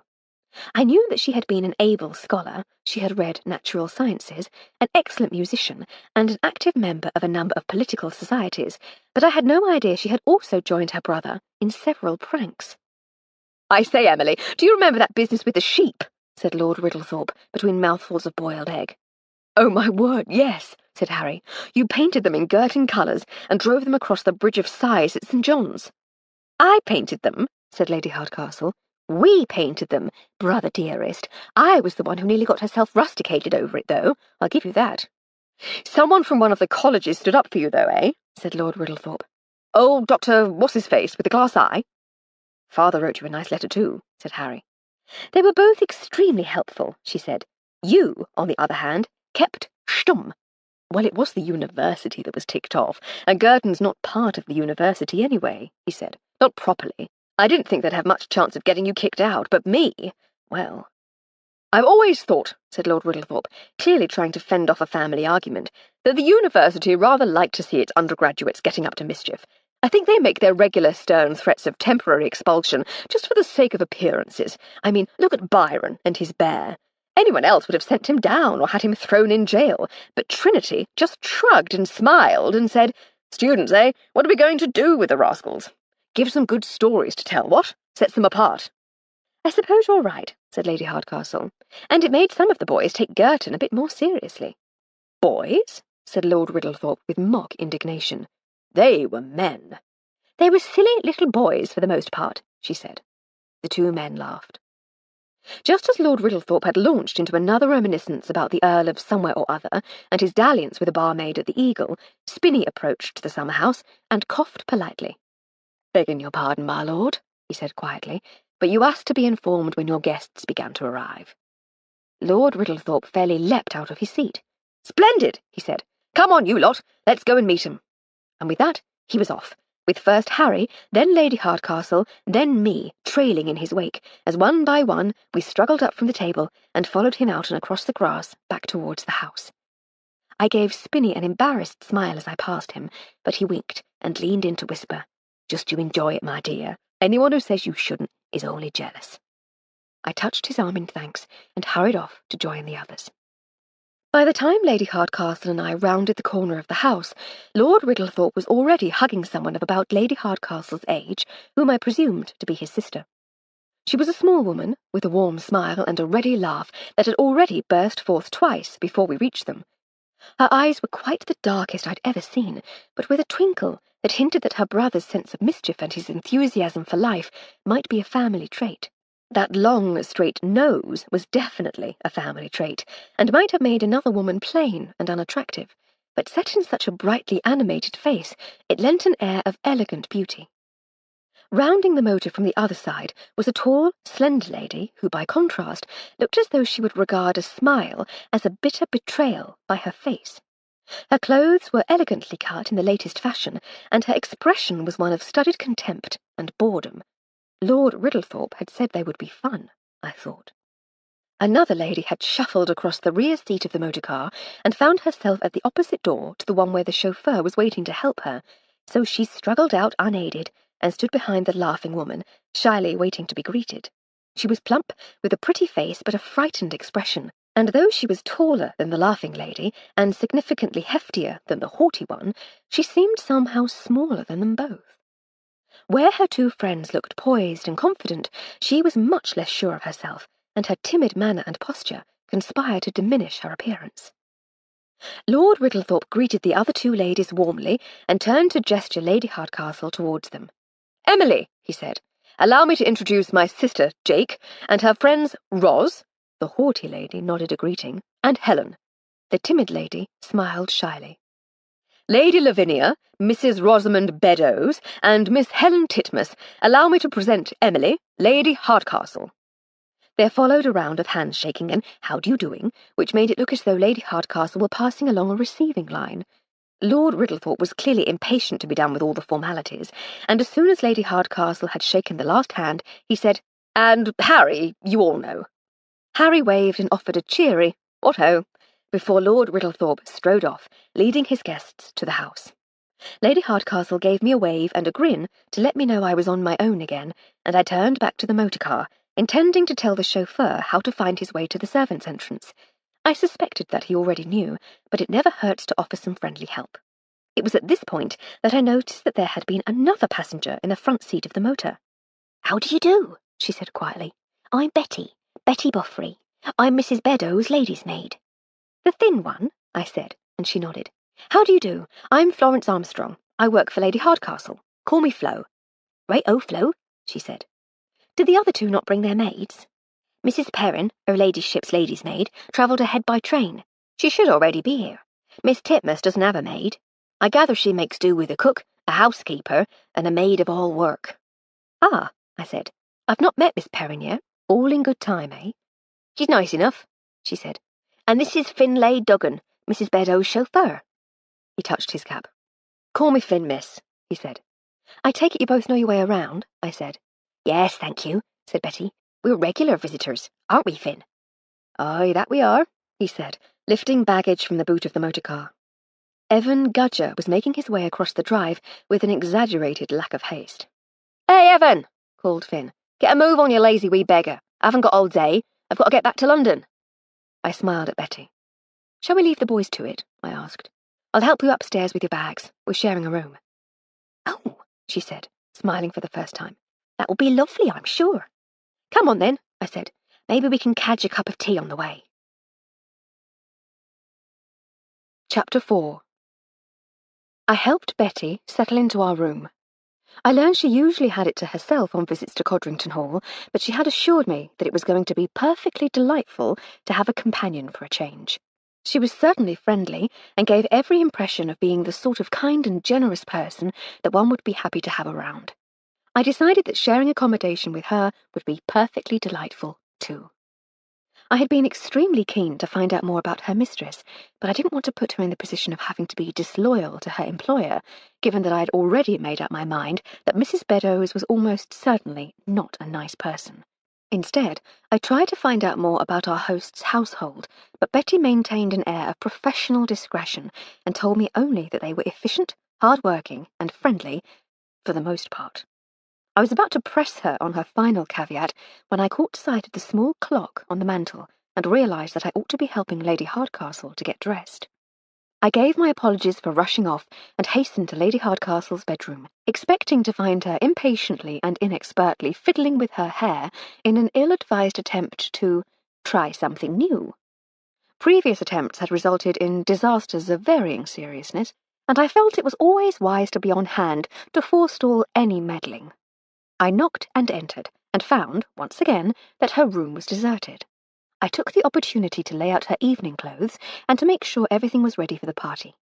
I found that her favourite blue evening dress was a little wrinkled, and there was a slight mark on part of the embroidered decoration on the skirt. I wrote a note to let her know what I was up to, and took the dress downstairs to see what I could do about it. There was much frantic activity in the servants' hall, and it took me a few moments to track down Mrs. McClelland, the housekeeper. I thought she might be the best person to ask where, other than the kitchen, I might find a source of steam. She was busy making notes on a list of some sort, but she looked up as I entered her room and greeted me politely. When I asked about steaming the dress, she waved towards the little stove in the corner of the room and said, Please help yourself. I have a kettle in here that I use. Are you sure I shan't be in the way? I said. You must have a mountain of things to do now that the guests are starting to arrive. Her expression darkened momentarily at the mention of the guests, and I saw an opportunity to test my impressions of Mrs. Beddoes. Does Lady Lavinia bring guests often? I asked. She does, yes, Mrs. McClellan said, not looking up from her work. The same ones? I asked. I mean, does she have a tight circle of close friends? Yes, the same ones. Just Mrs. Beddoes and Miss Titmus. They were at school together. I waited patiently for the kettle to boil as I examined the dress to decide where best to begin my de-wrinkling. That must be nice, I said. Nice? She said, looking up. Well, I suppose it might be, but I'd not have chosen them as my friends. Why not? I asked. The kettle, into which I had put only the smallest amount of water, had begun to boil, so I began to work on the dress. With my attention on the silk, I couldn't see the expression on Mrs. McClellan's face, but I could hear something odd in her voice as she said, I don't think it does to talk about the family and their choice of friends. Do you? I politely agreed, and we returned to innocuous small talk as I finished bringing the wrinkled dress back to life. I offered my thanks and said my goodbyes, leaving her to her list-making. On the way back towards the stairs, I bumped into Mr. Spinney. Is everything to Lady Hardcastle's satisfaction? He asked. It is, thank you, I said. She seems to have everything she needs, and more besides. He beamed proudly. I'm delighted to hear it, he said. Will you be joining us for supper this evening? Please don't feel obliged, mind you. It's going to be a bit hectic down here, isn't it? What with the party and all. Are you sure you wouldn't be offended if I kept to myself again? Most certainly not, he said. You enjoy your leisure time while you can. Miss Buffrey usually takes supper on her own when she can, too. We'll send someone up with a tray for you both, and you can spend an evening gossiping together. If you're sure that would be all right, then that would be lovely. Are you partial to champagne? As a matter of fact, Mr. Spinney, I said with a grin, I really rather am. He winked. I'm sure his lordship wouldn't notice if a bottle should find its way upstairs. I'll see what I can manage. You're very kind. Thank you. Think nothing of it, he said. We all deserve a little treat once in a while. Now, if you'll excuse me, I have to brief one of the new footmen in the ways of Codrington Hall. We're not so very different from other houses, I shouldn't say, but it never hurts to make sure newcomers are familiar with the local customs.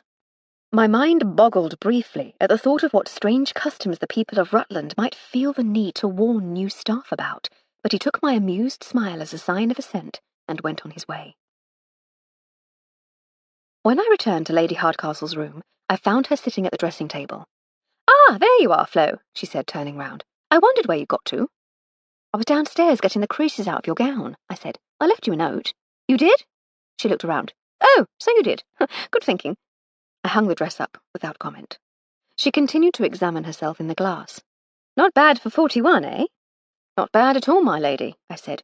You could easily pass for 39 in a dimly lit room. Cheeky wench. What about the barnet? She said, prodding her hair. Do you think I should do something new with it? I think you should leave your hair as it is, my lady. What about the grey ones? They make you look old, she suggested. I was actually going to say distinguished, my lady, but you may have old. How about venerable? Anything but distinguished. It's the sort of word one uses to make chaps feel better about being past their prime. I went into the adjoining bathroom to draw a bath for her. Were you ever in your prime, my lady? I called. I can picture tomorrow's newspaper headline already, she said, arriving suddenly in the doorway. Maid mysteriously drowns in bath at Codrington Hall. I ducked out of her way and left her to bathe. She continued to chatter through the half-open door as she slipped into the warm bath. Any gossip from below stairs? She said. Not really. The junior footman is a bit of a handful, and the housekeeper is rather... I was going to say cold, but that's not quite right. A little formal, perhaps. Stiff. Proper. Nothing you could hold against her, but I didn't warm to her. Other than that, it seems like a very ordinary household. Housekeepers are always odd. I think it's a requirement. Possibly, my lady. What about the upstairs folk? They're an unusual bunch, too, she said. Fishy, you've met, of course. Then let's see. His sister seems nice enough. Jake? I said. Yes, Jake. What an odd name to adopt voluntarily. I've known more than one Jake in my time. Yes, but they were all chaps, I'll warrant. This is because her name is Lavinia. I'm not with you, my lady, I said, puzzled. Evidently it was shortened to Lav at school, and it didn't take the wags long to get from Lav to lavatory, then to Jake's, and finally to Jake. The poor woman's named after a water closet. I chuckled. What about the others? The closest of school chums, it seems. Rosamond Beddoes is a difficult one to fathom. I can't quite work out whether her condescending sneer is real or just an affectation to keep people at arm's length. Although, from the way she talks to Helen Titmuss, I suspect that it might be the genuine article, and she might be an honest-to-goodness nasty piece of work. And Miss Titmuss? Titmouse, Ros calls her. Charming, but somewhat put upon by her more glamorous friends, I feel. Lady Lavinia, too, I said. It seems odd that Miss Titmuss should choose to spend her time with people who bully her. To be fair, no, not Jake. I think Helen and Jake are quite close, and she has to endure Ros's company as part of the bargain. They seem to come as a set. Mrs. Beddoes does seem to like to be surrounded by the easily controlled. Her maid is terribly quiet and diffident. Ros brought her maid. Yes, my lady, she and I are sharing a room. When did she get here? She came in the car with the ladies, I said. She didn't get out until you'd all gone inside. Well, I never, she said. My vaunted powers of observation are obviously on the wane. It's old age, my lady, I said, as she emerged from the bathroom wrapped in a silk dressing gown. You said yourself that you were getting on a bit. I got a harumph for my troubles, and we set about preparing her for the evening's festivities. Once she was finally brushed, polished, and ready to face the world, I slipped away to my shared room and supper with Betty Buffrey. I had lain for quite a while on my bed, reading The Time Machine and revelling in my unaccustomed leisure and sloth. Ordinarily, I loathe inactivity, but there's something about being away from home that seems to encourage indolence and turn it into a pleasure rather than a torment. Indeed, I was enjoying the solitude so much that I was very nearly disappointed when Betty finally came in. Whereas others might bowl boldly into a room, especially one that had been temporarily designated as their own, with a "here I am" flourish, Betty Buffrey entered quietly, almost apologetically, as though she felt that she might be intruding. It was true that she was unused to sharing the room when she was at Codrington Hall, but I very much imagined that she would have entered thusly even had she known the room to be empty. "Evening, Betty," I said cheerfully, trying to put her at her ease. "Oh, hello, Miss Armstrong," she said. "I'm sorry if I'm interrupting. I can find somewhere else to sit if you wish." "Don't be so silly," I said. "Come on in and join me. I'm the interloper if anyone is. This is usually your room." To be truthful, I'd relish the company. I've been enjoying being on my own, but the attraction soon pales. I rather fancy having someone to talk to. "Oh," she said, sounding slightly surprised. "Well, if you're sure, then I should like that very much. Will you be going down to supper in the servants' hall?" I could see she didn't relish the idea. "No," I said. "I'm afraid I took Mr. Spinney up on his kind offer to send supper up here for us both." She relaxed. "Thank goodness for that," she said. "I'd have come down with you, of course, but I really do prefer to be up here, away from the noise and the chaos." "Me too," I half-fibbed. I actually don't mind a bit of noise and chaos. I have been known to seek out boisterous company to liven things up a bit, but for this week, I, too, was glad of the peace and quiet. "Oh," I added, "and I also accepted his kind offer of a bottle of champagne. He said Lord Riddlethorpe wouldn't notice it missing, but from what I've seen of his lordship, it was probably his idea." "Gracious!" said Betty with a girlish giggle. "How wonderful! I've never had champagne before." "You've never?" I said incredulously. "Never been offered it before," she said. "Does Mrs. Beddoes not drink it?" "She guzzles it down as if it's about to go out of fashion, but it would never occur to her to offer me any." "Well, we'll soon set that straight. I only hope you like it after all that anticipation." She sat on her bed and began unbuttoning her boots. She was still struggling with the second boot when there was a knock at the door, so I rose to answer it rather than simply call for whoever it was to come in. I found Patience standing there, holding a very large, heavily laden tray. I couldn't see an easy way to take it from her, so I stepped hastily aside. "Come on in," I said. "Pop it on Miss Buffrey's bed, and we'll sort it out from there. Are you all right?" "Yes, thanks, miss," she said, struggling towards the bed as Betty hopped out of the way. "It's really very kind of you to bring us this," I said. "Thank you so very much."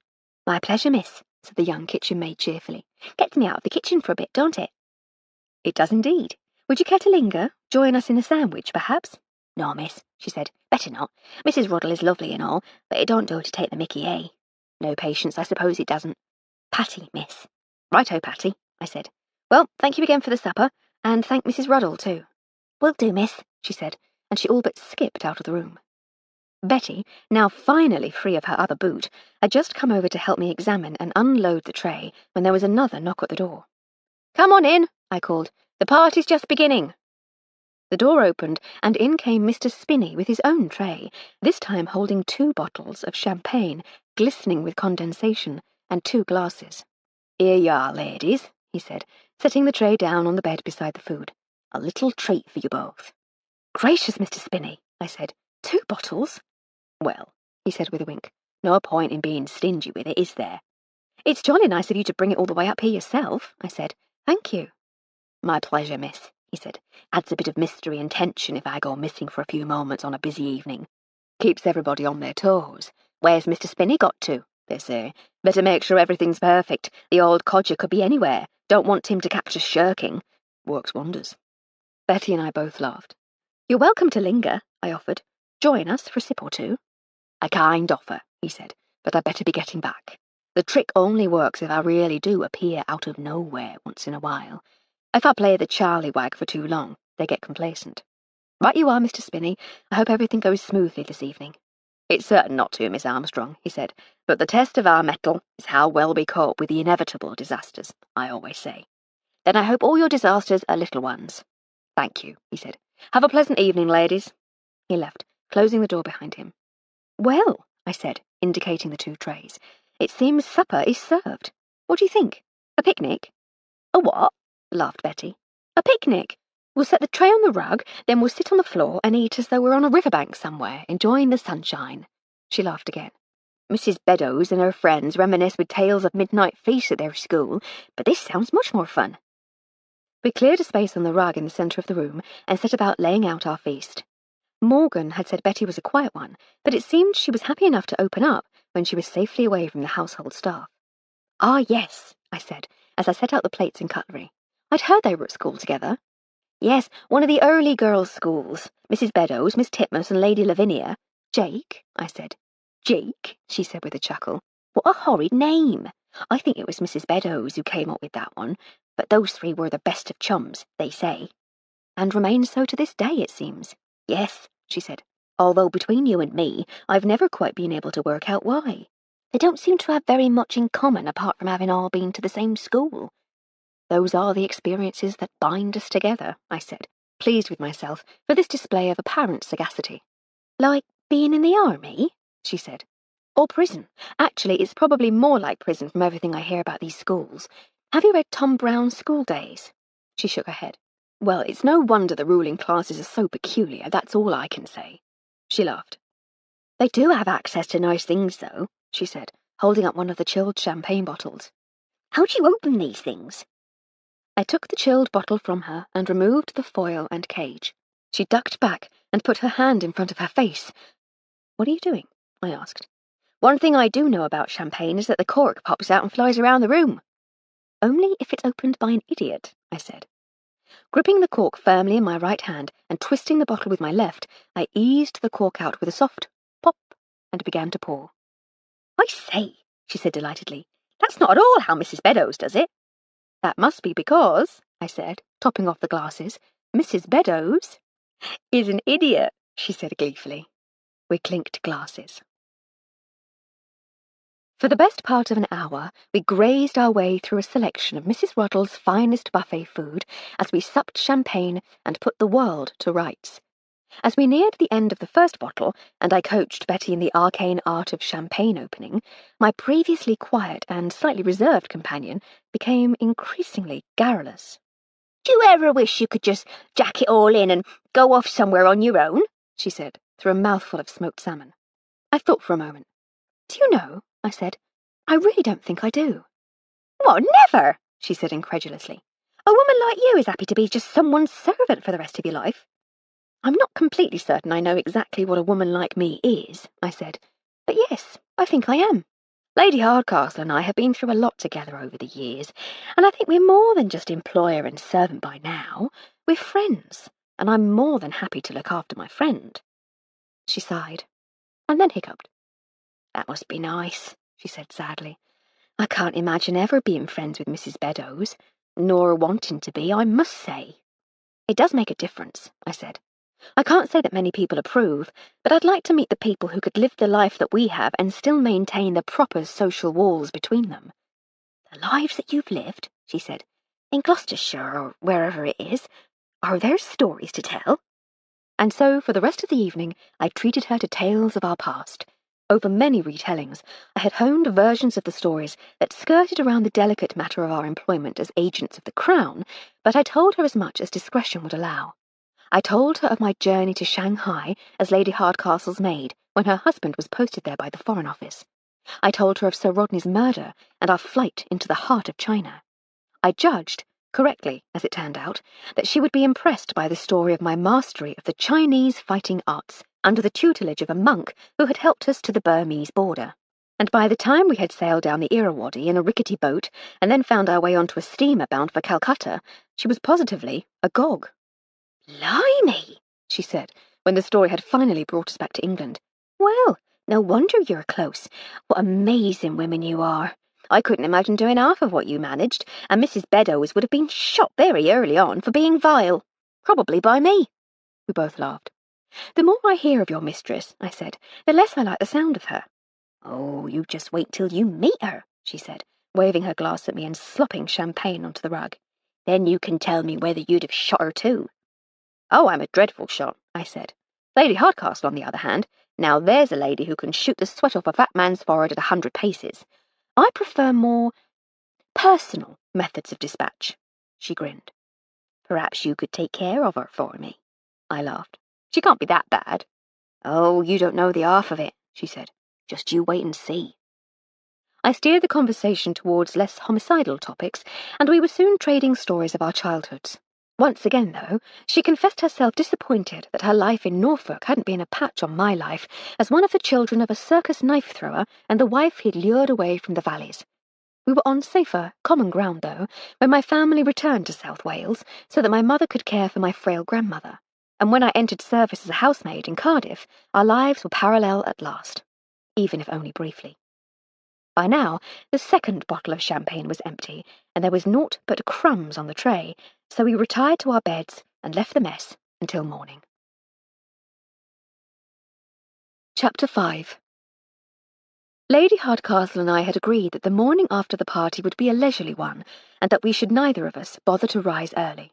It was something of a disappointment, then, when there was a soft but insistent knocking on the bedroom door at 7 o'clock. "Who is it?" I said, in what I hoped was a friendly tone, but which I feared might betray the irritation I felt at being denied my lie-in. The door opened, and Patty peered timidly round it. "Sorry to disturb you, miss," she said quietly. "It's Mrs. Beddoes. She wants Miss Buffrey." "Not your fault, Patty," I said. "Betty? Betty?" Betty mumbled, but didn't seem to awaken, even though she was in the bed nearer the door, and lay between Patty and me as we spoke. "Betty," I said more insistently, "Mrs. Beddoes wants you." "Tell Mrs. Beddoes to go and—" she murmured. "Betty, sweetheart, you've got to wake up and—" With a gasp, Betty sat bolt upright in bed. "Oh, my goodness," she said, a look of near terror on her face. "I've just had the most horrible nightmare. I dreamed Mrs. Beddoes was trying to awaken me, and I told her to—" "Oh." She noticed Patty standing in the doorway. "Sorry, miss," said Patty. "It's Mrs. Beddoes. She rang down, but when Lily went up to her, she sent her away with a flea in her ear and insisted we get you." In a state of near panic, Betty pulled on a dressing gown and hurried from the little bedroom, brushing past Patty with a muttered, "Sorry, Patty, mustache." I flopped back onto my pillow. "Can I bring you a cup of tea, miss?" said Patience. "No, dear, it's all right," I said. "I'll be down to the servants' hall in a minute. I'll get myself one then, before I take a tray up to Lady Hardcastle." "It's no bother, miss, really." "You're very kind," I said, "but I'll be fine. I don't suppose you could take one of these trays back down, though, could you?" I indicated the wreckage of our picnic on the rug. "I can't manage them both." "Of course, miss," she said, and set about stacking the empty plates. "I reckon I can fit it all on one," she said. And in no time at all, I was alone again. I contemplated trying to get back to sleep, but there really wasn't much point, so instead I set about getting up and ready for the day. After a hearty breakfast in the servants' hall, I took a tray up to Lady Hardcastle. I knocked and entered without waiting for a reply, which I didn't think would be forthcoming anyway. To my amazement, she was sitting up in bed, writing in her journal. "Good morning," she said. "How was your evening?" "Very enjoyable, thank you, my lady," I said, putting the tray down on the writing desk by the window. "And how about yours? You're rather more upright than I had anticipated." "It wasn't that sort of do, sadly," she said. "Plenty of nibbles and a good quality of rather nice champagne, but I rather felt I needed to keep my wits about me. Wouldn't want to give Fish's new venture a bad name by having a drunken old biddy making a show of herself while the gentlemen of the press looked on." "How very thoughtful of you, my lady." "Well, quite. As it turns out, the role of Lord Lushington was expertly played by Fish's Uncle Algy, so I needn't have worried." "Did we know there was another Codrington in the house?" I asked. "He's Fish's uncle on his mother's side, a Garrigan rather than a Codrington. Apparently he's part of the fixtures and fittings, and Fishy inherited him when his parents died. Lovely old chap, probably a bit of a lad in his day. He got blotto and tried to get some party games going before Fishy ushered him out." "Poor chap," I said. "Sounds like he would have been the life and soul." "On any other occasion he might, but poor Fishy was trying to act the grown-up, so he had to go. What did you do?" I told her about the picnic in the bedroom as I poured her tea and handed her a round of toast. "Can't say I've seen anything of the fair Rosamond that would give the lie to Miss Buffrey's assessment of her as a nasty piece of work," she said between mouthfuls.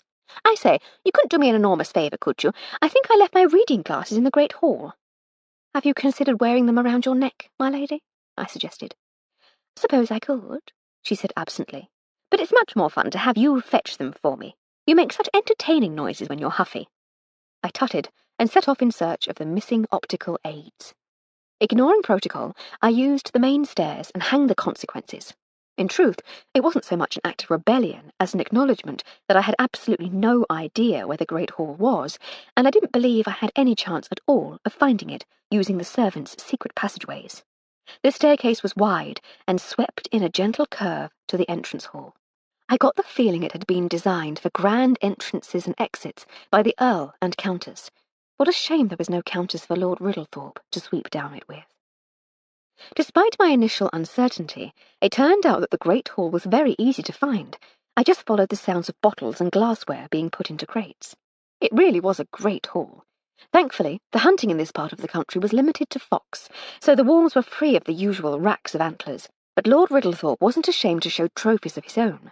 In a delightful display of eccentricity, he had placed motor-car badges, a radiator grille, and even a wheel, complete with tyre, where his ancestors might have hung banners and trophies of war or the hunt. I said a cheery good morning to the housemaids who were working their way through the wreckage wrought by last evening's party. They had their work cut out, and I assured them that I wouldn't be getting in the way, but wondered if any of them had spotted a stray lorgnette anywhere. "Over there, miss," said a plump little girl with mousy hair and a smudge of soot on her nose. She nodded towards the table by one of the huge windows.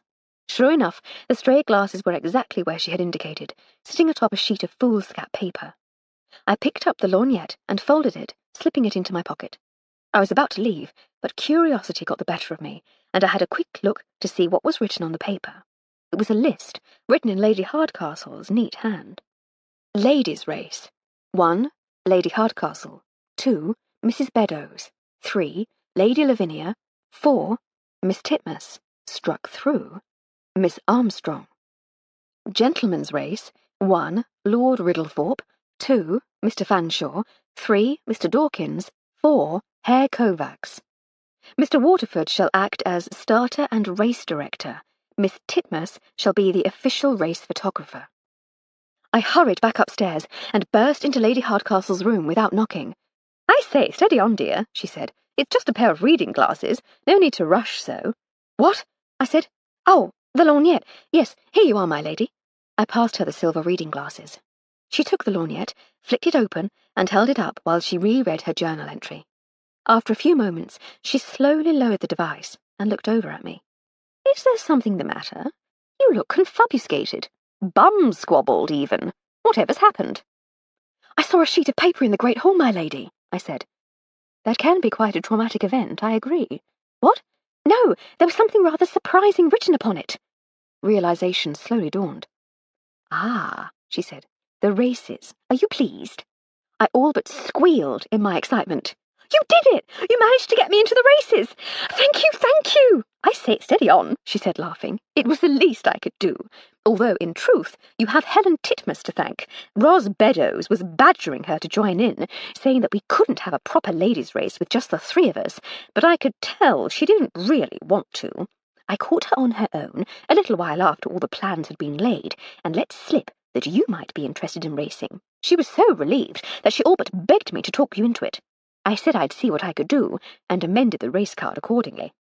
You're the best employer a poor Welsh servant could ever wish for, I said. What do the numbers mean?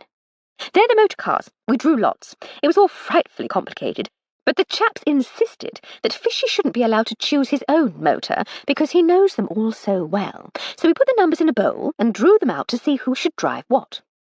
So that means I'm in number 4. I believe so, yes. It's Fishy's friend's racer, Herr Kovacs. He was quite pleased to have drawn his own motor for the gentleman's race. They say it's quite a flyer. I just grinned, idiotically. The plan was that we should meet at the starting line at noon, and we arrived a quarter of an hour early to find that 3 of the racing cars were already there.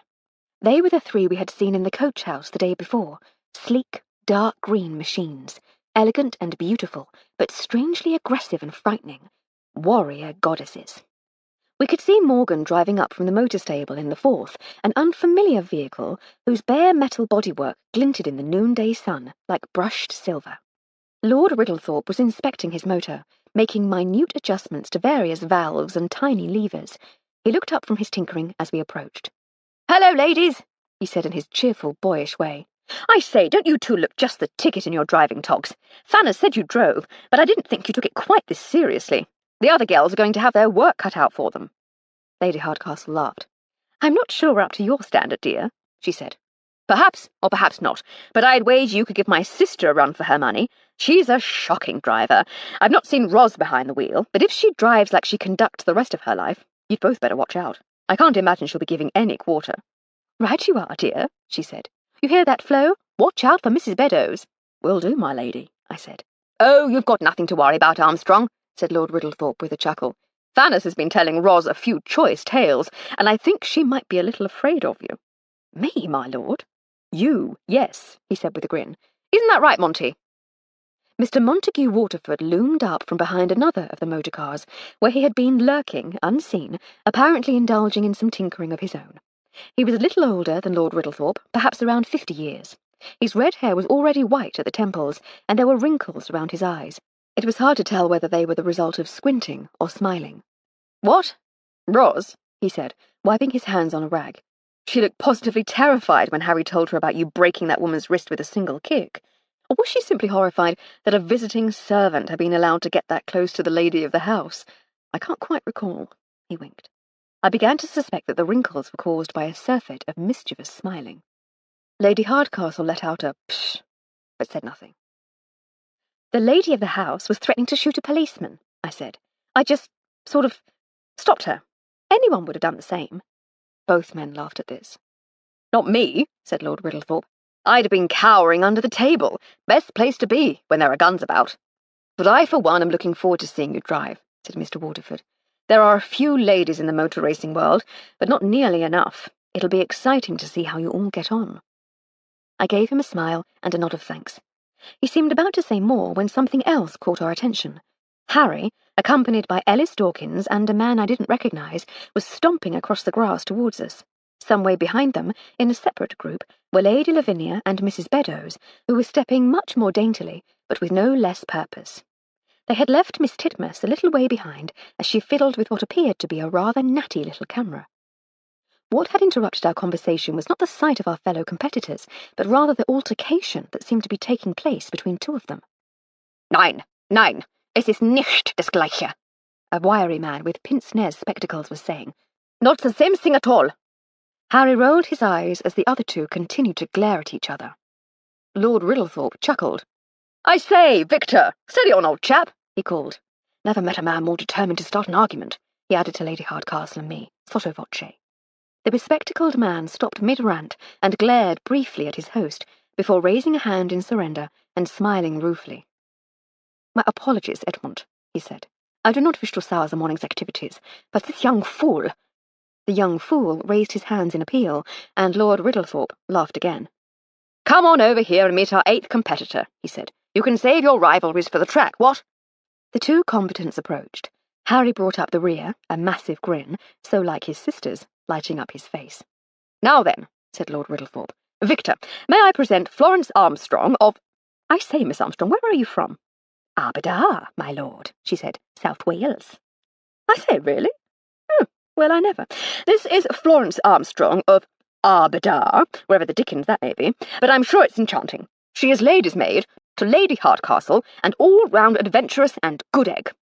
Miss Armstrong, this is Victor Kovacs of Vienna, racing driver, owner of D.e.a.th Motorsport Mannschaft, my bitterest rival and dearest friend. Herr Kovacs clicked his heels and bowed slightly towards me. A pleasure to meet you, Fräulein, he said. Actually, I am from Budapest, but I have lived for many years in Vienna. You are to be driving my motor car, yes? Do you race? Not until today, sir, I said, but I'm keen to have a go. He smiled. The ladies' race will be interesting, I think. It will, said Lord Riddlethorpe.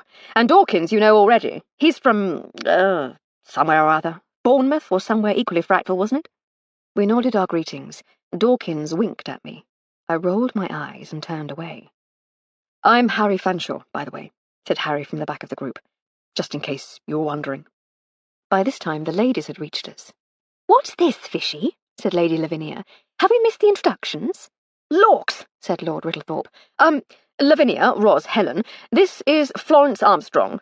A little perfunctory, dear, said Lady Lavinia, but it shall have to do. Good morning, Miss Armstrong. She smiled at me. We've heard so much about you. I'll say, said Helen Titmuss quietly, with a smile and a wave. Super to meet you at last.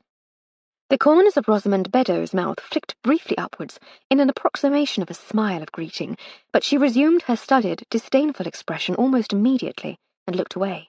Well, that's that all done, said Lord Riddlethorpe. Is everybody ready for some fun? What do you say we get on with the racing? There were cheers all round. Splendid, he said, clapping his hands. Now, who's got the race card? Harry held up the sheet of paper I'd seen in the Great Hall. Here, Fishy, he said. Lord Riddlethorpe took the proffered paper and glanced at it. Right, I'm in car number 1, he said, walking towards the motor. Fanners, you're in 2, Dawkins is in 3, and Victor, you're in your own silver machine, number 4. 3 laps of the circuit, and we'll forego the foot race and start in the motors with the engines running. Wait a moment, said Lady Lavinia, stepping towards him and taking the sheet of paper. I think you'll find that the ladies' race is first. She indicated the race card where, sure enough, the ladies' race was listed first. Just politeness, Jake, he said plaintively. It's my track. I say who gets to go first. She sighed. You're such a child, Edmund Codrington. We'll toss for it. Who has a coin? Harry rummaged in his trouser pocket and pulled out a florin. 2 bob, Fanners, said Lord Riddlethorpe. I had no idea you Foreign Office Johnnies were so well paid. It's surprising how much money a chap can make if he's prepared to lift a finger and do an honest day's toil, said Harry. Will the two of you just shut up and toss the blessed coin? Said Lady Lavinia impatiently. With a grin, Harry dutifully shut up and tossed the coin. Heads! Called Lady Lavinia as it reached the top of its arc.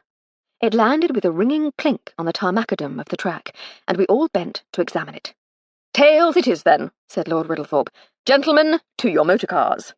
He stuck out his tongue at his sister, who harumphed and turned away. Just a moment, said Miss Titmuss in her timid voice. Would you mind awfully if I took a couple of photographs? I am the race photographer, after all.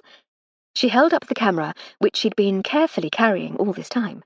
Mrs. Beddoes sighed. Oh, for heaven's sake, Titmouse, she said. Must we? Yes, dear, we must, said Lady Lavinia. I think it's a splendid idea before we all get fly-blown and oily, or whatever it is that happens during these things. Gentlemen, line up over there. She pointed to a spot on the track where it would be possible to get both the men and the motor cars into the shot. How's that, Helen, dear? Wonderful. Thank you, Lavinia, said Miss Titmuss. The men dutifully lined up, and Miss Titmuss positioned herself for the photograph. Not yet, said Lord Riddlethorpe. Fanners is still smiling. Harry, whose gaze seemed to be on Lady Lavinia, was indeed smiling, but he quickly composed himself, now blushing.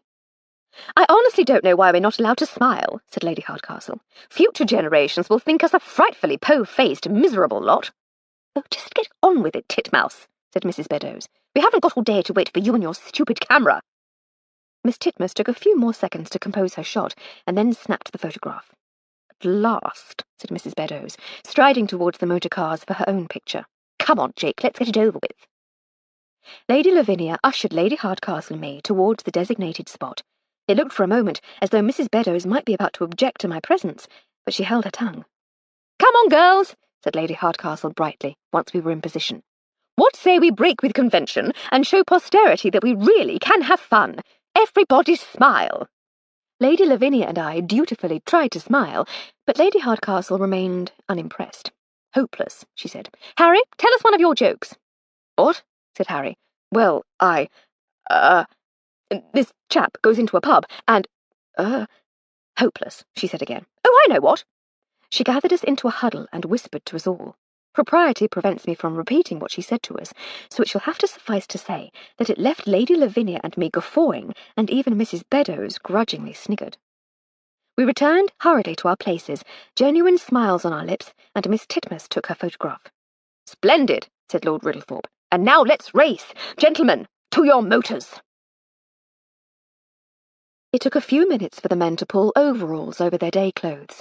There followed a small amount of fiddle-faddling once they were in their motors, while Morgan went along the line, cranking the engines to life. Miss Titmouse hadn't struck me as the sort of woman to become particularly animated under any circumstances, but as the drivers prepared to race, she scarcely stopped moving, crouching here, leaning there, even standing on one leg, and all to get just one more photograph. Harry gunned his engine as she pointed her camera at him. This elicited a monstrous roar from beneath the green bonnet of the motor car, which startled him. To our delight, this was the moment Miss Titmouse's shutter clicked. He waved, grinning sheepishly as she moved on. Lord Riddlethorpe didn't notice her, so intent was he on the dials and controls in his cockpit. She captured an image of rapt concentration and moved on again. Herr Kovacs didn't notice her either. He was intent on the newer, experimental motor car beside him. I imagined a study of nonchalance as the shutter clicked, and Miss Titmouse moved on once more. Ellis Dawkins saw her and mugged at the camera. Even through his goggles, we could see his cheeky wink. Finally, she turned her camera on Mr. Waterford and snapped a picture of him as he prepared to bring down his starter's flag. Engines roared. Tires squealed. They were off. 4 of the most powerful racing machines in the land thundered away towards the first bend, with Miss Titmouse managing to get one last photograph of them through the dust and exhaust smoke before they disappeared. Over the past few months, I had grown accustomed to the pleasant, friendly clatter of the Rover's little engine as it pulled us along the lanes. I had heard the rumble of larger motor cars and even motor wagons in the city, but none of that had prepared me for the roar of those 4 monster machines. It was as though the motor cars we met in the streets of our towns and villages were the domesticated versions of some wild, ferocious beast. Somehow, Lord Riddlethorpe and his friends had captured a handful of the feral variety and were riding them around the track. They went from goddesses to tigresses in my imagination. Even from the farthest point of the circuit, we could hear the roar of the engines, and I confess to feeling a twinge of excitement as the sound grew louder and the motor cars drew closer. Suddenly, they were upon us. Lord Riddlethorpe was in the lead, but only just, with the silver car of Herr Kovacs almost level with his rear wheel. Dawkins, the other professional driver, was just a few yards behind the leaders, as all 3 shot past what would soon become the finishing line. Bringing up the rear, way off the pace, but still with an idiotic, boyish grin of glee on his face, was Harry. He gave us a wave as he passed the line and shouted something unintelligible. Miss Titmouse had managed to get another couple of photographs, and I hoped that at least one of them came out. Soon, tail-end Harry had disappeared round the bend, and we were left waiting again for their thrilling return. The noise, the speed, it was intoxicating. Lady Hardcastle was standing to my left, chatting to Miss Titmouse about photography, while Lady Lavinia and Mrs. Beddoes were deep in conversation a little way off to the right. Mr. Waterford was flicking at the grass with his flag. I turned towards Lady Hardcastle as I heard her mention my name. I was about to ask her if she wouldn't mind repeating the question, when we were all silenced by a terrible, grinding screech, followed by a crash and thump. It was loud enough that we could imagine it was next to us, but we knew that it came from the woods, about a quarter of a mile away, where the racing circuit snaked between the trees. We heard the other engine slow and stop, and then, almost as one, we began running towards the scene of the crash. Morgan Coleman, the chauffeur, was the first to arrive, closely followed by Mr. Waterford. He held up his arms and tried to stop the rest of us from getting any closer. "Oh, don't be such a silly ass," said Lady Hardcastle, pushing past. "They need help." I followed her to the wrecked motor car, but the other 3 ladies stayed back, gratefully obeying Mr. Waterford's instructions not to look. To our immense relief, we saw that the motor car was in reasonably good shape. The bodywork was dented, and the number 3, painted on its side, was a little scratched, but other than that, it seemed barely damaged.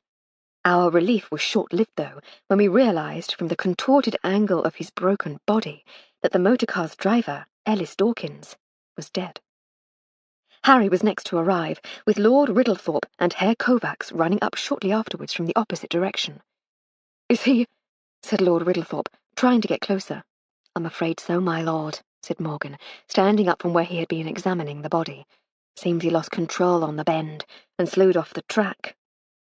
I'd say he hit his head when the motor smashed into the tree. Died instantly, I'd reckon." "Why would he lose control like that?" asked Harry, all traces of his earlier excitement and enthusiasm gone. The man was a professional. "He'd have had to be going at a good old lick coming into the bend to spin this far off the track," said Morgan thoughtfully. "A fault with the car?" suggested Herr Kovacs. "It was your prototype, after all, Edmund. Perhaps your engineers have made mistakes." Lord Riddlethorpe was too shocked to speak. "There's nothing we can do for Dawkins now," said Lady Hardcastle, in a calm, businesslike tone. "Harry, take the ladies back to the house and call the police. They need to be notified of the death. Fishy, you'll need to contact Dawkins' family." "I'm not sure he had any family," said Lord Riddlethorpe absently. "I remember him telling me his parents were dead. I think there might be a sister in Bournemouth, but I've no idea how we'd reach her." "Herr Kovacs," she began. "Victor, please," he said with a bow. "Thank you. Victor, would you look after Fishy, please? I don't think he's coping well with the shock." "Of course," he said, and gently led his friend away. "Will you be all right, sis?" said Harry, hesitating slightly before setting off. "Of course I shall, silly," she said. "Now, go and be manly and masterful. I think the others might need some reassurance." "Right you are," he said, and went back to lead the rest of the party home. "We're going to need to take a good look at this motor car," said Morgan, walking round it, examining it carefully. "I just can't see how someone like Dawkins could lose control like that. Now, Mr. Fanshawe, no offence, my lady, him I could imagine overdoing it a bit on the approach and skidding off, but even he'd not make this much of a mess of it. It's got to be something wrong with the motor. He came in much too fast." "I'm not sure what the protocol is with motor accidents on private land," said Lady Hardcastle, "but I think we probably ought to leave everything as it is until the police and their surgeon have had a look. But then I think you should get the motor car back to your workshop and give it a thorough going over. One way or another, Lord Riddlethorpe will want to know how this happened. He's very shaken up." "Right you are, my lady," Morgan said, and we stood to await the arrival of the authorities. Chapter 6. A tragic accident. The coroner will have the final say, of course, and we'll have to take the body to the mortuary in Leicester until he releases it, but I don't think there's anything else for us to do here. The speaker was a rumpled police inspector from Leicester who had arrived to take over from the local constable when word reached HQ that a death had occurred at the home of the Earl of Riddlethorpe. He had introduced himself to Lord Riddlethorpe as Inspector Foyster in a tone of obsequious respect that had evaporated the instant he spoke to any of the rest of the party. He had slightly increased the level of toadying when addressing Lady Lavinia. She was the Earl's sister, after all, and Lady Hardcastle. A title's a title, even if one is only a knight's widow, but the rest of us were treated with an off-hand superciliousness that was beginning rather to get on my nerves by the time he was ready to leave. He clearly thought that a gang of moneyed fools mucking about in high-powered motor cars was a recipe for disaster. We had got far less than we deserved, and I suspected it was only the fact that Lord Riddlethorpe was involved that stopped him from telling us all so. It wouldn't have been so bad, but it meant that Sergeant Tarpley, the local bobby, seemed to have taken the inspector's behaviour as leave to display the same dismissive attitude. He was still as polite and deferential to Lord Riddlethorpe as he had been when he arrived, but he seemed now to think that he was at liberty to dismiss the incident as yet further idiocy from the young Earl. The Earl himself was still in shock, and had said very little. When it became obvious that the inspector was wrapping things up and readying himself to leave, it was Lady Hardcastle who took over. "Thank you for coming, Inspector," she said, gesturing towards the library door. "I'm sure you'll let his lordship know if there's anything else that needs to be done?" "Of course, my lady," he said, bristling slightly at the feeling he was being dismissed. She led him across the room and opened the door to find the young footman lurking outside. "Evan will see you out," she said. She turned round to address Sergeant Tarpley. "Perhaps the inspector will give you a lift into Riddlethorpe," she said. "No need, milady," said the sergeant self-importantly. "I come on me bike." "Of course you did," she said with a smile. "It really has been most generous of you both to give us your time and your professional reassurance." There was no doubt in either of their minds now that they had been given their marching orders. The inspector's eyes flicked towards Lord Riddlethorpe before saying a curt "Good day to you," and marching off after Evan. In other company, I suspect we'd have got a "Now look here," or an "I shall decide when it's time for me to leave," but his snobbery got the better of him, and he decided that starting a row in the Earl's house was bad form. Sergeant Tarpley trotted obediently in their wake, and we were left once more to ourselves. The atmosphere was understandably subdued, and once again Lady Hardcastle took charge. "Right," she said briskly. "At times like these, the proper English response is to have a nice cup of tea. Armstrong, dear, please pop down to the kitchens and see what you can scare up. Morgan, I think we need to retrieve the crashed motor car and bring it back to the coach house. It would put his lordship's mind at ease to know whether there was anything wrong with the machine. Press gang any staff you need to assist you." "Who the devil put you in charge?" said Mrs. Beddoes coldly. "Fishy should be ordering the servants about, or Jake. Certainly not you." "Lady Lavinia?" said Lady Hardcastle. "What?" said Lady Lavinia absently. "Oh, yes, that will all be fine. Carry on, Morgan." Lady Hardcastle smiled, Mrs. Beddoes glowered, and Morgan and I beat a hasty retreat. News of the day's events had already reached the servants' hall, and we were all but mobbed as we entered. Mr. Spinney sternly called for order, and the hubbub died down, but it was clear that we weren't going to get out without sharing our side of the story. As succinctly and as unsensationally as we could, we took turns to describe the events leading up to the crash. By the time we'd finished, the large, ordinarily cheerful room had fallen silent. One of the junior maids piped up. "My ma always said nothing good would come of them motor cars." There were murmurs of agreement. "Dangerous contraptions," said another. "His lordship should be ashamed of himself, risking his friend's life like that." "That's quite enough of that," said Mrs. McClellan severely. "We'll hear no more of that sort of talk, thank you very much, girls. Get back to your work now." "Quite right," said Mr. Spinney. "Get back to work, all of you. His lordship still has guests, and we must be as quietly efficient as ever. More so, in fact." Muttering, the staff dispersed and went about their business. While I organised a tea tray and one of the junior footmen to deliver it, Morgan had a quiet word with Mr. Spinney. He left a few moments later, accompanied by the groom and the boot boy. I kept out of the way, while Mrs. Ruddle supervised the preparation of the tea and the provision of cake, and then I, too, left the staff to their labours and went back upstairs with the footman.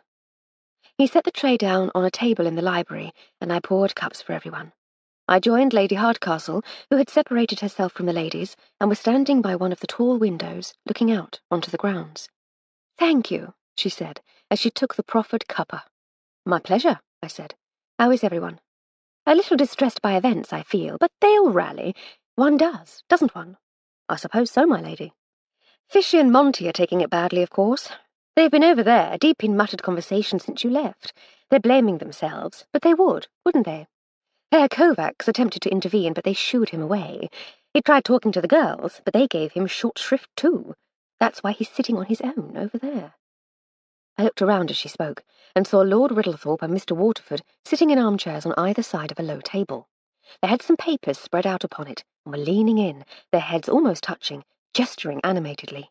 Meanwhile, Lady Lavinia, Mrs. Beddoes, and Miss Titmuss were sitting gloomily around another small table, while Harry tried gamely to keep the conversation flowing. It looked to be no easy task, with Lady Lavinia fidgeting, seeming unable to settle comfortably, and Miss Titmuss fiddling with her ever-present camera. Mrs. Beddoes was sipping her tea and looked thoroughly bored. Herr Kovacs sat in the corner of the room, furthest from the other two groups. He didn't seem unduly put out at being pushed away. Indeed, he appeared to be enjoyably engrossed in an old book. "Did Morgan get his assistance?" said Lady Hardcastle. Yes, my lady. He collared a couple of the younger lads and they set off to get the motor. Splendid. I'd like you to take a stroll out to the stables, if you wouldn't mind. It shouldn't take young Morgan long to get the motor back to the workshop, and I'd really rather like to know what he finds out. You suspect something, my lady? Call it the healthy curiosity of an inquiring mind, she said.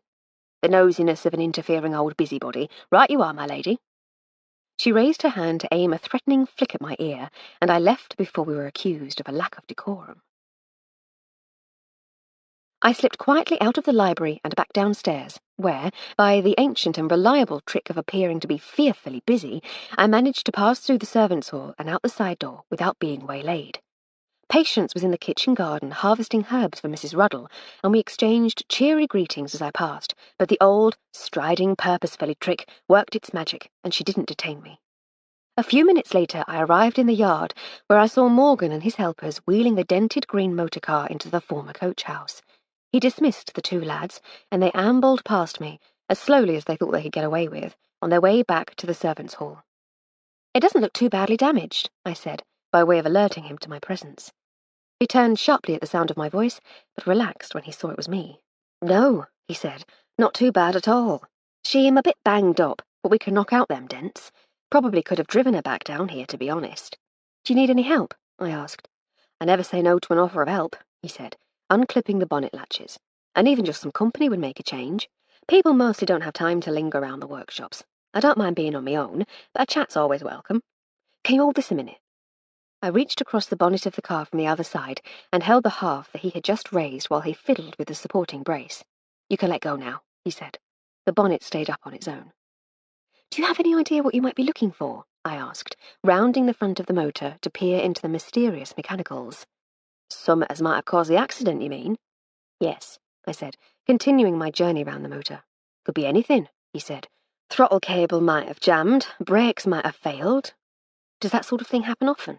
More often than you might hope. Wonderful things, motor cars, but they ain't half complicated. Hundreds of moving parts all working in harmony. It only takes one little blighter to start singing out a tune and it all goes to pot. I really ought to learn more about how these machines work if we're to properly enjoy our little rover, I said. Tain't all that difficult to understand, really, he said, looking up from under the bonnet. Take the brakes, for instance. You press down on the pedal here. He indicated the foot brake. That part I knew, I said, and then the motor just sort of stops. By magic, presumably. He laughed. Not magic, so much as mechanics. You push the pedal, and it pulls this lever, and then that pulls these cables, and they pull these levers, and then they squeeze two metal shoes lined with grippy stuff against the inside of these drums. His voice trailed away to nothing. What's the matter? I asked, trying to follow his gaze. See this cable here? He indicated the end of the wire where it emerged from its housing by the brake drum on the right-hand side of the vehicle. He's supposed to be connected to this lever here. He reached over and tapped the connector for the threaded rod, from which a short length of wire protruded. Dawkins only had one brake going into that bend. No wonder he couldn't stop. Wouldn't have noticed at low speed, but if he was driving it hard like, he'd not have got anything like the braking he was expecting. Would have been lopsided too. Ain't no wonder he crashed, poor beggar. It broke? I suggested. No, he said. See the way the ends of the wire are crushed? Someone cut it. I stayed with Morgan while he checked the rest of the motor car. He found no other faults, and we returned to the house through the now empty kitchen garden. After washing his hands in the gardener's sink by the door, he gestured me to follow him, and we set off upstairs to the library. He knocked on the door and entered. As he made his way briskly across to where Lord Riddlethorpe was sitting, I went to the window seat, where Lady Hardcastle had made herself comfortable with a book. She put the book down as I approached, and I noticed that she was reading The Woman in White. "What ho, Flo?" she said. "What news from the workshop?" "Not good, my lady," I said, sitting down next to her. "It looks awfully like sabotage." "Gracious," she said. "How certain are you?" Morgan gave the motor car a thorough going over, and everything was in full working order, except that one of the brake cables had been snipped through. "Well, I never. One of, you say?" "Yes, my lady, just one side. Left the other one intact." She said. "I suppose he's telling fishy." "He is, my lady." "It won't make him feel any better, I don't suppose. He's been busy blaming himself, but blaming someone else won't necessarily help." As she spoke, Lord Riddlethorpe and Mr. Waterford rose from their armchairs and followed Morgan out, presumably to inspect the damage for themselves. Harry took note of the comings and goings and excused himself from his losing conversational battle. He came over to join his sister and me. "News?" he said. "Someone sabotaged the brakes," said Lady Hardcastle. "Good Lord," he said. "So someone killed poor old Dawkins. Why?" "Why, indeed," said Lady Hardcastle. "Quite cunningly done, too." He looked at me quizzically. "Whoever it was only disabled the brake on one side," I said. "The way Morgan explained it to me, it wouldn't have made much difference to anyone driving at normal speeds, bringing the motor car up to the track, for instance. But once a driver like Ellis Dawkins was at the wheel, taking the motor to its limits as he tried to see what it could do, only having half the brake as he thought he did could lead to disaster." "As it did," said Harry thoughtfully. "As it so very did." "Does he know when it happened?" said Lady Hardcastle. "It could have been any time from yesterday afternoon, when he checked all 3 motor cars for the party, and this morning, when he took them all up to the starting line. They were in the coach house, but they weren't locked up, and the house was full of guests until 1 this morning. So it could have been anyone," she said. "Anyone who knew enough about motor cars to know how to cut the brakes," said Harry. "Well, quite," said Lady Hardcastle. "That must narrow the field quite a bit." "You'd think so, my lady," I said. "But once you've taken a good look at the working parts of a motor car, it's not terribly difficult to work out how to cause them mischief." "Well, I certainly couldn't do it," said Harry. "You have trouble understanding how to fill a fountain pen, darling," she said. "But you're a special class of mechanical duffer. You always were." She patted his arm affectionately. "But apart from you, any number of people could have worked out how to sabotage the brakes. In my imagination, they're not wholly unlike the brakes on a bicycle, and anyone could do it. In fact, didn't I once do that to your bike, Harry?" "You did," he said with a smile. "Crashed into the fish pond." "I remember it well," she said. "So, we're back to everyone at the party, and everyone in the house." "Except Mr. Featherstone Huff," I said. "Yes," she said, patting his arm again. "Everyone except Harry." "I never thought I'd be so glad to be a bit of a duffer," he said. "You have other strengths, sir," I said. "Of course you do, dear," said Lady Hardcastle. He looked at us expectantly. "Give us a moment," she said. "I'm sure we'll think of something." He harumphed. "I'm going to join the real ladies," he said, and wandered back to his seat. Lady Hardcastle hopped up from the window seat. "Come, servant," she said. "We need to do some serious pondering, and I'd rather not be overheard." I followed her out of the library and up the stairs to her room. "Eyes and ears, Flo," said Lady Hardcastle, as I shut the bedroom door behind us. "You need to be my eyes and ears." "Of course, my lady," I said. "Always ready for that sort of thing. You know me." I do. The thing is, though," she paused. "The thing is, I'm going to have to impose a little. I know we're treating this as a break, and under any other circumstances, I'd hate to have to ask, but you'd like me to get friendly with the servants and perhaps pitch in with a little work. In a nutshell, do you mind awfully? It would be an absolute boon to have another pair of ears hovering about at mealtimes, for instance, and there's always juicy gossip around the servants' hall in places like this." "I wouldn't mind at all, my lady. To tell the truth, I've had about as much of a break as I can stand. A mission would liven things up nicely." "Do you think you can swing it without arousing too much suspicion?" "I'm sure people will be suspicious, my lady. Your reputation as a snooper precedes you, and for some reason I seem to have been tarred with the same brush. I'm not convinced that anyone in the household, family, staff, or guests, would expect you not to show at least some curiosity in a case like this. But, well, the thing is, we return to the reason you recruited me into your shady underworld in the first place. Servants are invisible. There'll be a ripple of curiosity and suspicion at first, I don't doubt, but it won't take long before I'm just part of the furniture again." "You're never that, dear, but you do have an undeniable knack for blending in. How shall you approach the matter? Would you like me to have a discreet word with Fishy?" "I don't think so, my lady. I think telling Mr. Spinney part of the truth, that I'm more than a little bored, and would welcome having something to do, would be more than enough to clinch the deal. Staff are always suspicious of strangers, but I've never known a brigade of servants who wouldn't welcome an extra pair of hands." "A brigade?" she said, with a slight chuckle. "Is that really the collective word for servants?" "Probably not," I conceded. "But one does have a brigade de cuisine. It's probably staff, something mundane and downtrodden." An obsequience of servants, she suggested. A toadying. It'll be a revolution of servants one day, I said darkly. I don't doubt it for a moment, she said. But in the meantime, you're comfortable with the idea of inveigling your way into their ranks and making sure you get to serve at high table? Leave it to me, my lady, I said. I'm a mistress of inveigling when I'm pressed. Indeed you are. Then off you trot. Inveigle away. Right you are, my lady, I said, turning for the door. Do you need anything? I wouldn't say no to a cup of tea, if there's one going. And perhaps some cake? I'll see what I can do. Below stairs, the day's work had all but ceased as everyone gathered round poor Morgan and bombarded him with questions.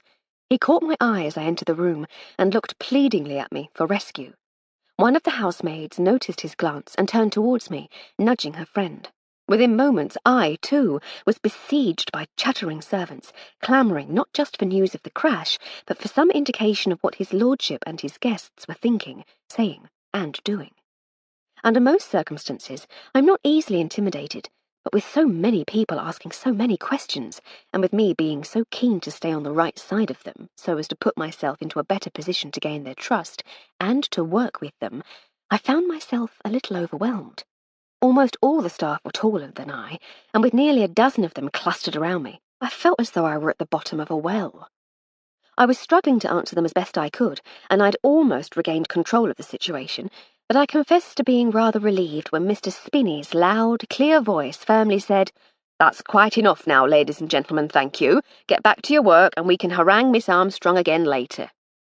There were mutters and sighs from the assembled staff, and I shrugged and smiled as if to say, "What can you do, eh? Bossy old Mr. Spinney spoiling our fun." But they quickly and obediently dispersed, despite their obvious reluctance. When the room had cleared, even Morgan had taken the opportunity to escape. Mr. Spinney turned to leave and bade me follow him. He led me along a short corridor I'd not taken before, and through the door at the end into what turned out to be his own rooms. His office-cum-sitting room was cosily appointed. There were 2 overstuffed armchairs beside the small fireplace and a modest bookcase in the corner. Against one wall there was a sturdy oaken desk, upon which sat a mechanical decanting cradle. He invited me to sit in one of the armchairs. "Please accept my apologies," he said, settling into the other chair. "You shouldn't have had to endure that." "Really, Mr. Spinney, it was nothing, but thank you for your concern." "Thank you. He paused, looking oddly uncomfortable, and not just because of the way he was sitting.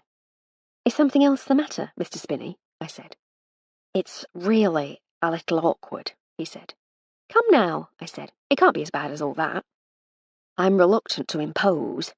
"Is there something I can do?" I asked. "I'm more than happy to help in whatever way I can." "You're most kind, Miss Armstrong, but we have strict standards at Codrington concerning the treatment of our guests and their servants. We endeavour to make everyone's stay as comfortable as possible, no matter their station in life. Do unto others, as the good Lord said.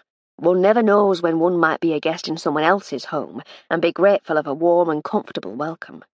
I nodded and smiled. "And so, you see, we make it a rule never to ask anything unreasonable of those to whom we have extended our hospitality." "What would you like me to do?" I asked, trying to save the poor chap from having to dance around the subject any longer than he really needed to. "I'm entirely at your disposal." "For his lordship's sake, we must find out who was responsible for the terrible death of poor Mr. Dawkins, and for his lordship's sake, we must also avoid a scandal. I wonder if Lady Hardcastle and I would be willing to employ our snooping skills to get to the bottom of things without involving the local blue bottles? We are nationally famous busybodies by now, after all." "Well, he stammered. "I'm so sorry, Mr. Spinney, I mustn't tease. I should be glad to help, and I'm certain Lady Hardcastle should be more than willing to. Lord Riddlethorpe is one of her brother's oldest friends, after all." "Are you sure?" he asked, with obvious relief. "You really don't mind?" "Of course not," I said kindly. "It will be—" I was about to say fun, but I stopped myself in time. It would never do to suggest that the investigation of murder was fun. "Satisfying, to bring the culprit to book." "To book?" he said with slight alarm. "I was rather hoping we might deal with this without involving the courts. We must avoid a scandal at all costs." "I'm afraid I can't promise that," I said.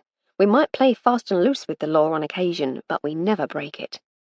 This last was something of a white lie. We had broken the laws of many lands in the pursuit of our former employment as agents of the Crown, but he didn't need to know that.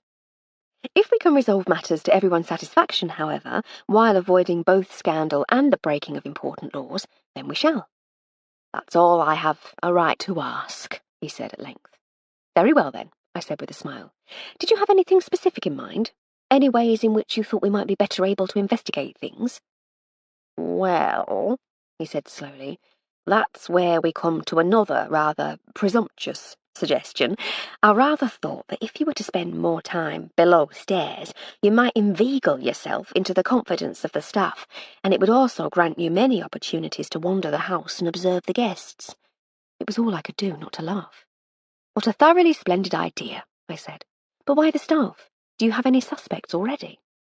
One would hate to think that anyone on his lordship's staff would do anything so black-hearted as to kill Mr. Dawkins, he said gravely. But, well, for all my efforts, Evan Gudger shows no signs of mending his ways.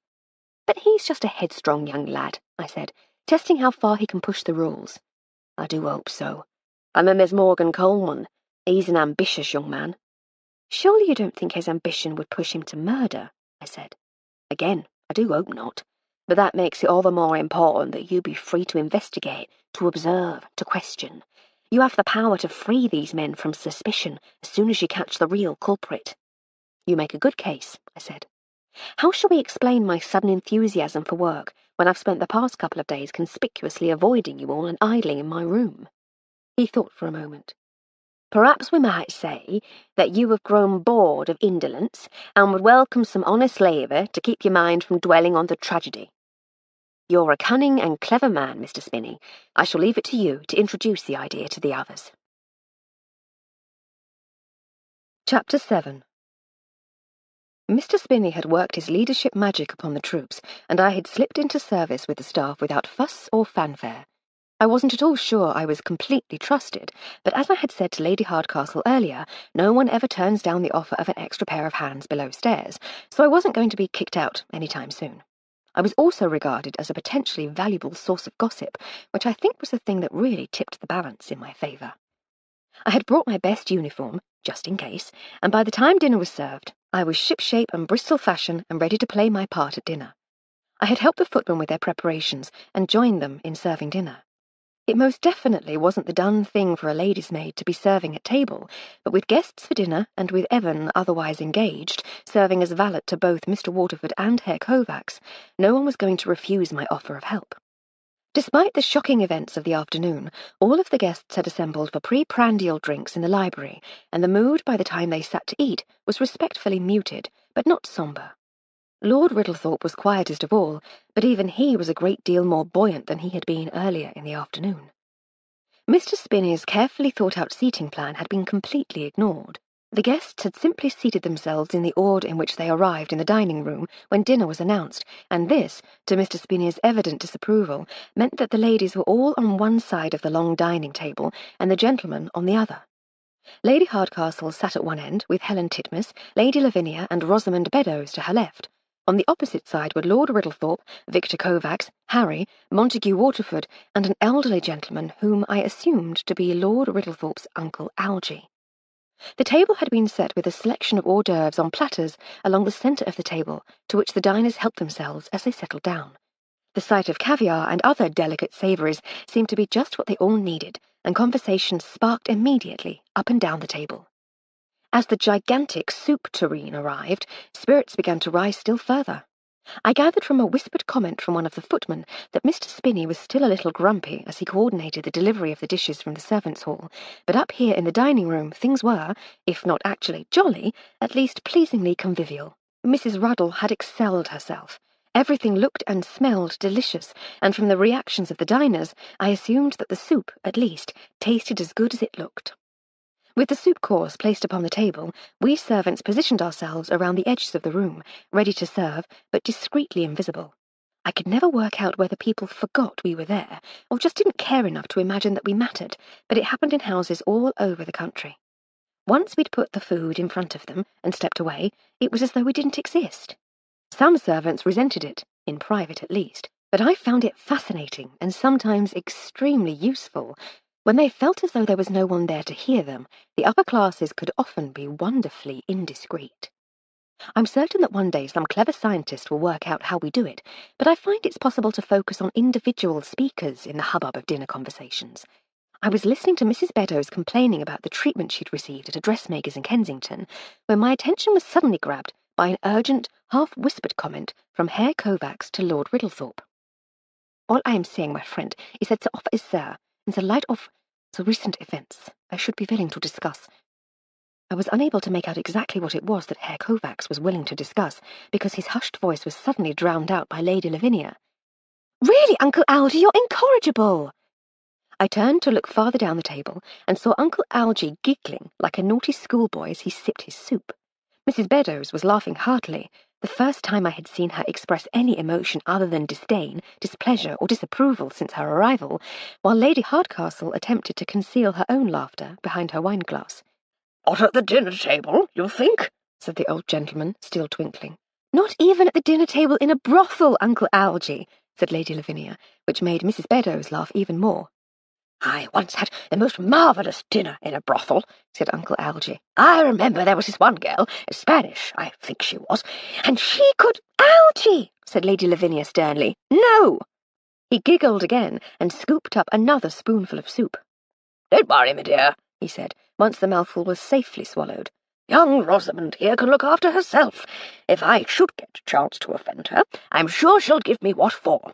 Told that Dawkins fellow where to get off, eh?" "What are you talking about, Uncle?" said Lady Lavinia. "Last night at the party," persisted the old man. "Damn near slapped the poor fella. That's when I tried to get a game of St. Aguzo's Holy Cheese going. Lighten the atmosphere, what? Never saw what happened after that. Young Edmund gave me my marching orders. No fun for Uncle Algy. No fun." His voice trailed wistfully away, and he returned to the last few mouthfuls of his soup. "You never said anything about any of this, Ross," said Lady Lavinia. "Didn't seem worth the bother," said Mrs. Beddoes coldly. "The oily tick said something vulgar, and I put him in his place." "Vulgar, dear?" asked Lady Lavinia. "Suggestive," said Mrs. Beddoes. "Lewd. I told him I'm a married woman, and he ought to mind his manners, or—" "Or what, dear?" said Lady Lavinia with growing concern. "He never found out," said Mrs. Beddoes. "That was when Uncle Algy tried to organise his impromptu entertainment. But, Ross, darling, you—" My attention was pulled sharply away from the conversation by a nudge from the young footman standing next to me, as he alerted me to the signal from Lord Riddlethorpe that it was time to clear the soup course and prepare the way for the fish. And then we prepared the way for the sorbet, and the salad, and the game pie, and the puddings. And finally, the coffee cups were cleared, and the port decanter emerged, along with an enormous platter of cheeses. Lady Lavinia stood and said, "Well now, ladies, there aren't very many traditions of which I approve, particularly since most of them seem to be aimed squarely at spoiling my fun, but I do rather think there's one we ought to maintain. Let's withdraw to the library and leave the boys to— Actually, I've never been quite certain what it is we're leaving them to, but I'm convinced that we have more fun without them. Library, cognac, Belgian chocolat. Allons-y!" And with that, the other three ladies stood, dropped their napkins on the table, and trooped out. I caught Lady Hardcastle's eye, and with a slight tilt of her head, she indicated that I should follow. I arrived in the library some minutes later, having taken the long way round via the kitchen.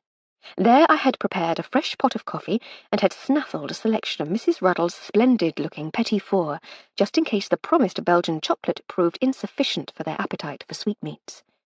I placed the tray on the low table around which the four ladies sat in easy chairs. There was a small amount of fiddle-faddling while I rearranged the brandy decanter and glasses to accommodate the fresh coffee, but they dutifully ignored me, and their conversation continued uninterrupted. I withdrew and divided my attention between the contents of the bookshelves and the chatter of the ladies as I waited patiently and invisibly in a shadowy corner of the large room. Miss Titmuss had been quite quiet for most of the evening, but she had already exuberantly sampled some of the finer vintages from Lord Riddlethorpe's cellar, and in this more intimate group of close friends she was gaining in confidence and volubility. She had begun eagerly and earnestly questioning Lady Hardcastle about her life in China, Burma, India, and the palaces of Europe. Lady Hardcastle, never one to hide her light under a bushel when there was an attentive audience, was happy to oblige with tales of intrigue, espionage, and skullduggery, at least half of which were at least half true. Miss Titmus hung on her every word, mouth agape, and actually shrieked at the end of a story that had seen the pair of us evading arrest by the secret police of an unfriendly European power while disguised as sailors. "Oh, my goodness," she said, clutching her hand to her mouth. "You didn't! No, really, did you? You didn't! Goodness!" Mrs. Beddoes broke off from leafing through a magazine to shoot a withering glance at her old friend. "Really, Titmouse, do calm down. She's teasing you. Of course she didn't. Real people don't do such things. Honestly, you can be such a credulous chump sometimes." "Steady on, Roz," said Lady Lavinia, putting a hand on Mrs. Beddoes' arm. "I'd not be so quick to judge if I were you. Edmund has known Emily's brother for simply eons, and he always hinted that there was more to his little sister than met the eye." She paused and looked around the room. "I say, Miss Armstrong, what are you doing lurking over there? Come and join us for a moment." I gave up my perusal of the pleasingly eclectic collection of books and moved across the room to stand behind Lady Hardcastle's chair. Lady Lavinia looked up at me from across the small table. "Your mistress has been spinning quite a yarn over here. What's your version of events? Can you corroborate any of it?" "Of course she can," said Mrs. Beddoes dismissively. "She's her maid. It's more than her job's worth to contradict her meal ticket." "Really, Roz," said Lady Lavinia with increasing exasperation, "must you be so beastly all the time?" As was so often the case in public, I found myself in something of an awkward position. While the essence of the tale was true, most of the details were not. But of course, I didn't want to give Mrs. Beddoes the satisfaction of hearing me point this out. We had been abusing the hospitality of a foreign government by poking our noses into their affairs. However, their vaunted secret police had been a corrupt shower of indolent duffers, more interested in feathering their own nests than in protecting state secrets. In fact, the danger had come from a gang of local smugglers who had decided that our snooping was a threat to their collective livelihoods. They had resolved to remove that threat by shuffling us, discreetly but permanently, from this mortal coil. We had escaped, disguised not as sailors but as policemen, which I always felt made for a much more exciting story. Lady Hardcastle steadfastly refused to remember this part, though, having honed her version of events over many retellings into a tale to make ladies shriek. In less belligerent company, I might have allowed myself some sport by correcting her many factual errors, but under the circumstances, I felt disinclined to undermine her. "The events unfolded much as Lady Hardcastle has explained them," I said. "If anything, she has understated both the danger we found ourselves in and the ingenuity of our escape." "Put that in your pipe and smoke it," I thought. That should cover the "she got everything wrong, but it's true nonetheless" side of things without fibbing, and, more crucially, without leaving an opening for Mrs. Beddoes to bully Miss Titmus any further. "Ha!" said Lady Lavinia triumphantly. "I told you not to be so hasty, Roz. I say, would it make you frightfully uncomfortable to pull up a chair and join us, Miss Armstrong? I'm sure you have a wealth of stories to tell, too." "Oh, do," said Miss Titmus enthusiastically. Mrs. Beddoes said nothing, and gave her attention to a minute examination of one of the seams of her glove. "Looks like you're on, Flo," said Lady Hardcastle. "Pull up a pew and settle in." She shuffled her own chair to one side to make room for me between herself and Miss Titmus. "Splendid," said Lady Lavinia. "Would you care for a brandy?" "Thank you, my lady, I should like that very much," I said. I helped myself to a glass before hefting another comfortable chair into the circle. And then the interrogation began. Lady Hardcastle and I faced an onslaught of questions from Lady Lavinia and Miss Titmus that might ordinarily have been uncomfortable, but it was accompanied by such enthusiasm, such glee, so many oohs, ahs, and oh my goodnesses, that it was impossible not to get swept along by it all. Nearly impossible. Mrs. Beddoes, though careful not to be rude, seemed to be working hard to maintain an air of unimpressed aloofness so that we might be certain that she was above such shenanigans. Over the course of the next hour, we gave them the edited highlights of our lives in public service, starting with Lady Hardcastle's recruitment while at Cambridge. We moved on through her espionage exploits while on foreign postings with her husband, Sir Roderick. While the authorities kept a close eye on the visiting diplomat, his socialite wife was free to snoop unobserved. I had travelled with them to Shanghai as her lady's maid, but I had been recruited as her assistant while they were there. We shared tales of a few of the more thrilling adventures we'd had before the horror of Sir Roderick's murder forced us to flee. We told them more of China, of Burma, of India, and of the back streets of London, Paris, Vienna, and Berlin. By the time we brought them to the present day, by way of murders, missing trophies, and haunted public houses, I thought Miss Titmuss might burst. I'm not certain I've heard anyone say, "Golly!" quite so many times before, or since. "No wonder you two seem more like chums," she said, once she caught her breath. "What lives you've led!" "What lives indeed," said Mrs. Beddoes sardonically. Lady Hardcastle was undaunted, or oblivious, it can be hard to tell after she's had a glass or two, and chose instead to redirect the conversation towards the three friends. "And now you know all about us," she said, "but we know so little of you. I mean, take you, for instance, Lavinia. I'm ashamed to say that I didn't even know you existed until the other day." Lady Lavinia laughed. "Surely not." "On my honour," said Lady Hardcastle. "Harry has known Fishy for 20 years or more. Heavens, I've known Fishy for 20 years or more. But neither of them ever mentioned that he had a sister." "Brothers, eh?" said Lady Lavinia. "Useless articles." "Quite so, dear. So, tell all. How did you three meet?" "We were at school together," said Miss Titmuss eagerly. "Weren't we, girls?" "We were," said Lady Lavinia. "I dreamed of being allowed to go to school," said Lady Hardcastle. "I was so jealous of Harry when he went away. You must have been among the first." "Pioneers," said Lady Lavinia with a laugh. "That was us, but I wouldn't be too envious if I were you. I expect you and your governors had a much less testing time of it." "I'm not sure my string of increasingly exasperated governesses would agree, dear. Was it awful? Tom Brown in petticoats?" "All that and more besides," said Lady Lavinia. "But we survived, got through it together, didn't we, girls?" "Bonds were forged," drawled Mrs. Beddoes. "I, for one, am jolly glad they were," said Miss Titmuss. "I don't know what I'd do without you two."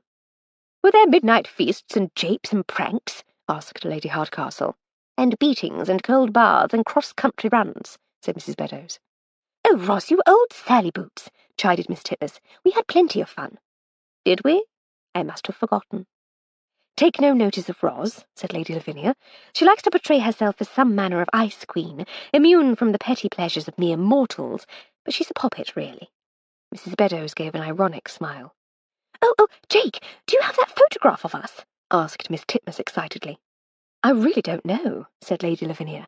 "If it's here at all, it will be on the piano in the drawing-room. Would you mind if we showed it to Emily? If you can find it, we shall endure the embarrassment. I'm sure Emily likes a chuckle." Miss Titmuss scampered off in search of the photograph. The next few minutes weren't exactly awkward, but neither were they the most comfortable of my life. Lady Lavinia tried gamely to keep the cheerful chatter going, and Lady Hardcastle joined in with her customary effortless charm, but Mrs. Beddoes just stared into her brandy glass, saying nothing and looking like she'd rather be in any other company but ours. It was something of a relief when Miss Titmuss clattered back into the room, clutching a photograph in a silver frame. She was not alone. "So this is where you've been hiding," said Lord Riddlethorpe as he followed her in. "Come on, chaps, they're in here."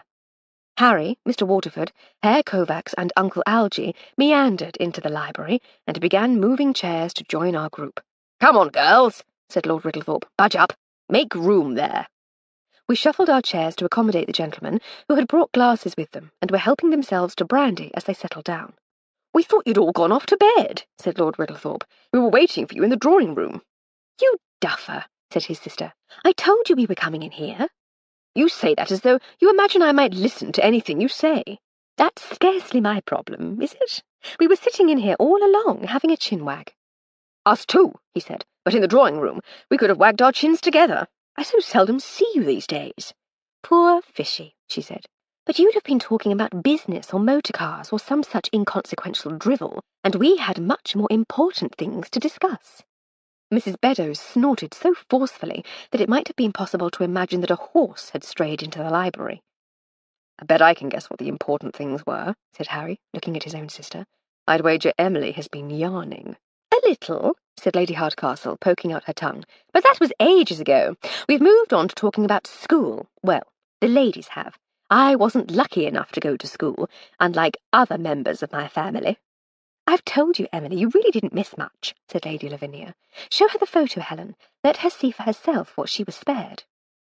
Miss Titmuss presented the framed photograph as though it were an object of worship, while Lady Hardcastle and I craned to get a better look. Around a dozen girls in dark skirts and white blouses were arranged around a large trophy. Those in the front were sitting cross-legged with cricket bats across their knees. Lady Hardcastle laughed.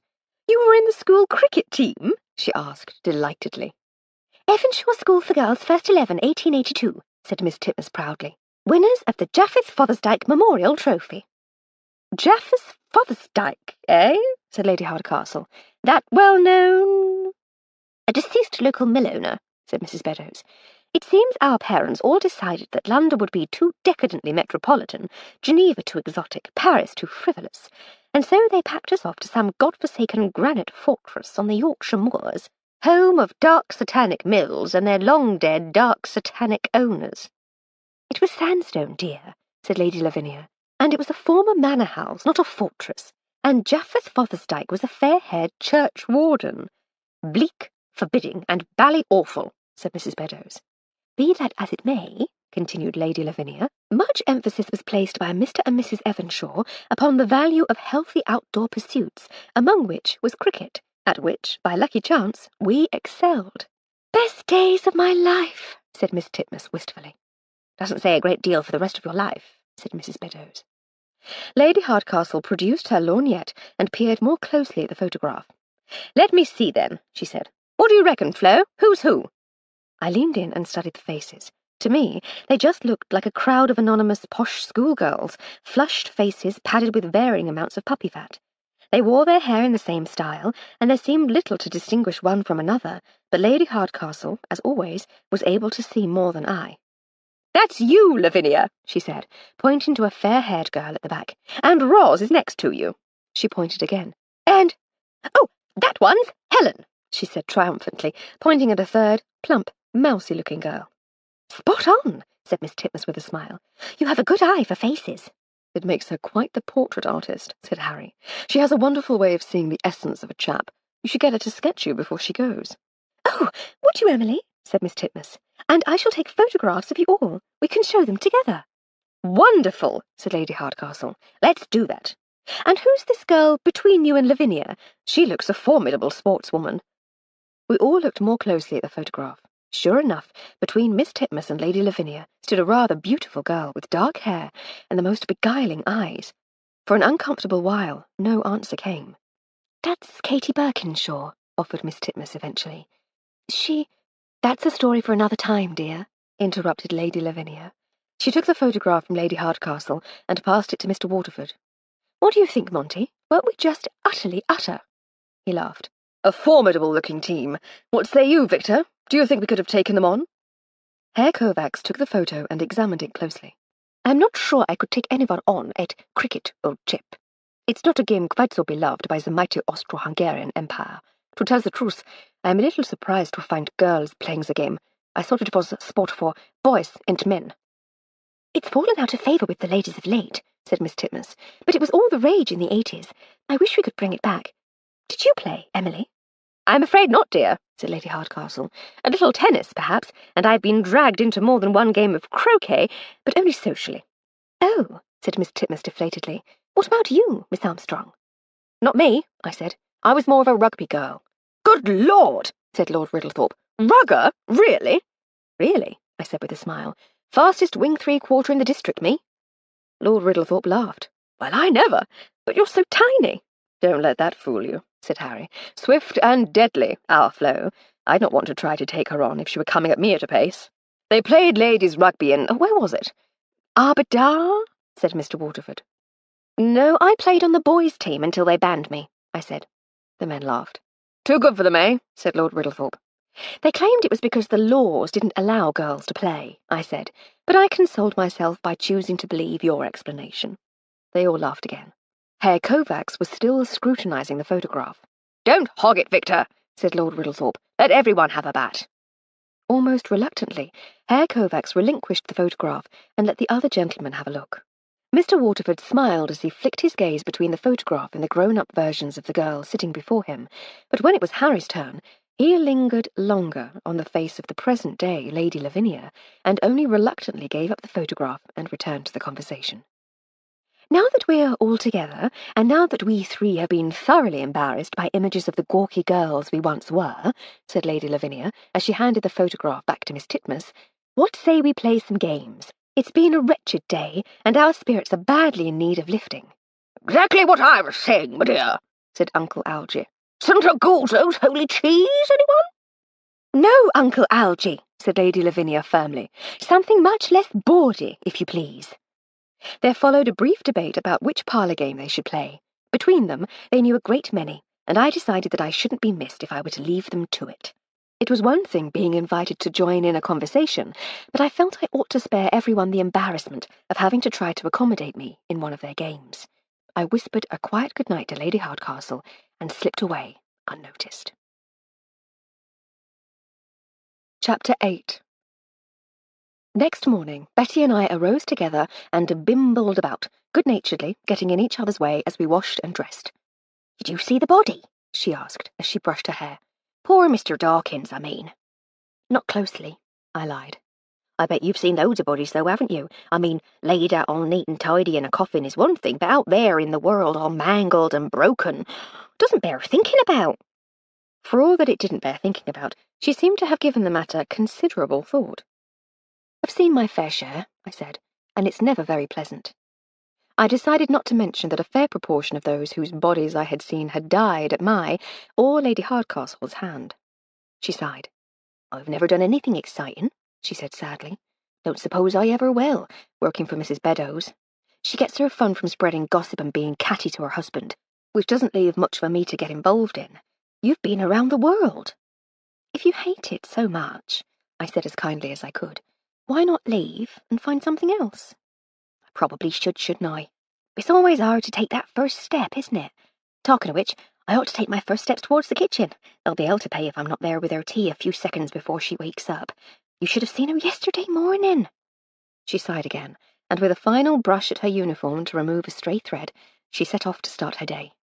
I wasn't far behind, and we sat and chatted a little longer at the staff table, Betty hurriedly scoffing down a few mouthfuls of her own breakfast, while Patty prepared our trays. "When you were little, what did you want to grow up to be?" I asked, sipping at some lukewarm tea. "Rich," she said. "And how did you hope to achieve these riches?" "I didn't want to become rich," she said, spearing a sausage with her fork. "I wanted to be rich, you see?" "Not entirely, no. I wasn't interested in getting money, I just wanted to have it. And I only wanted to have it so I didn't have to think about it no more. Money wasn't the important thing, it was never having to worry about it that I wanted.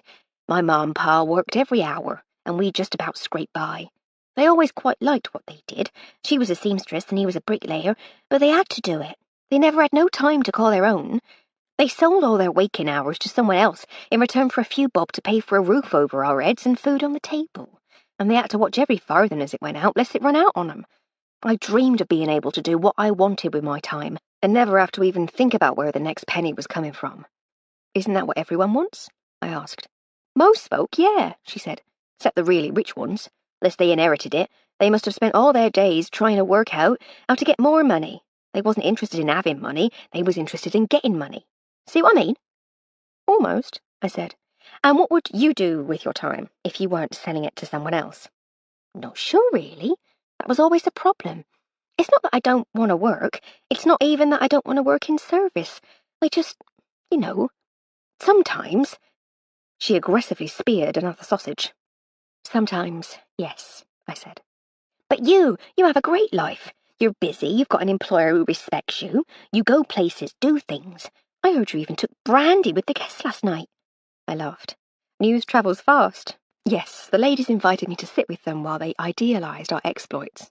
"At least you have exploits to idealise. I'm not sure I've ever had an exploit. I got locked in a tool shed once by mistake, but the gardener let me out 10 minutes later when he realised what he'd done. Not really the sort of story that gets you invited to sit down and take brandy with the ladies, is it?" I laughed again.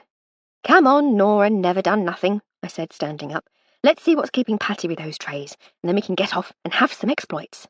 "Maybe you can," she said glumly. To my immense surprise, Lady Hardcastle was once again already awake and sitting up in bed when I entered her room with a fully laden breakfast tray. "Good heavens!" I said. "What is it?" she asked in some alarm, looking up from her journal. You're awake, my lady.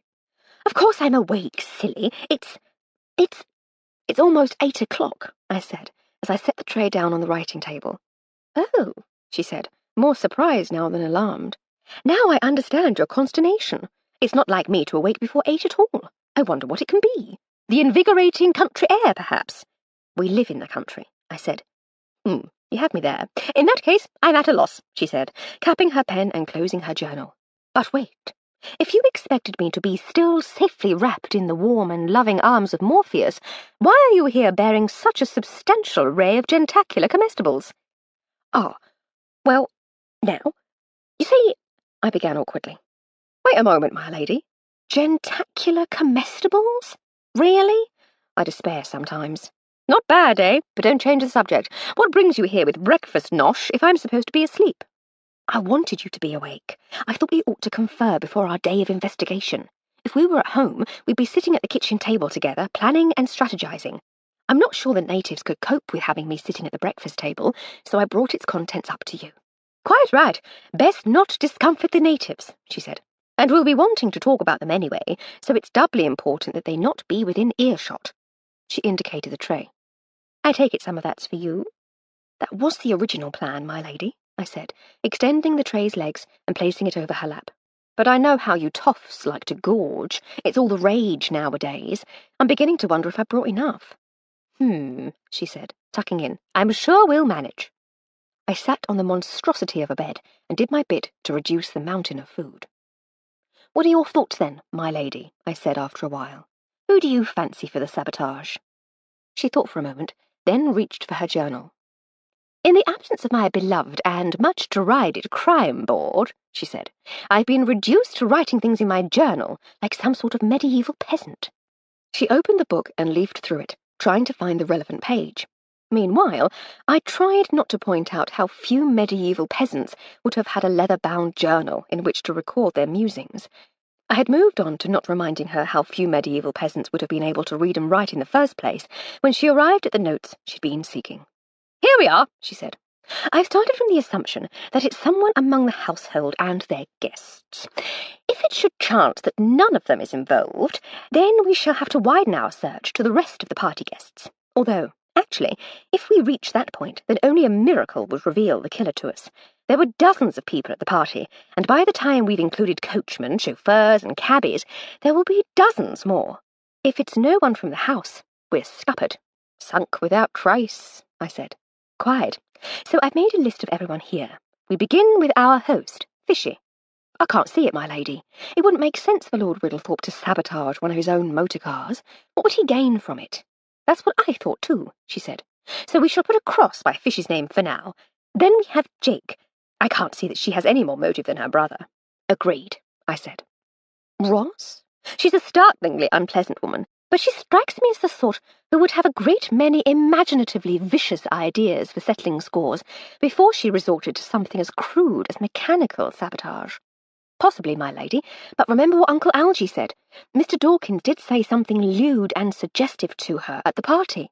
If he offended her enough, she might have decided to take him down a peg or two by sabotaging his car. Very well, we'll leave her as a possible. How about Helen? Titmouse, I said with a laugh. Hardly. Sorry, dear, but if I can't drop Roz, you can't drop Helen.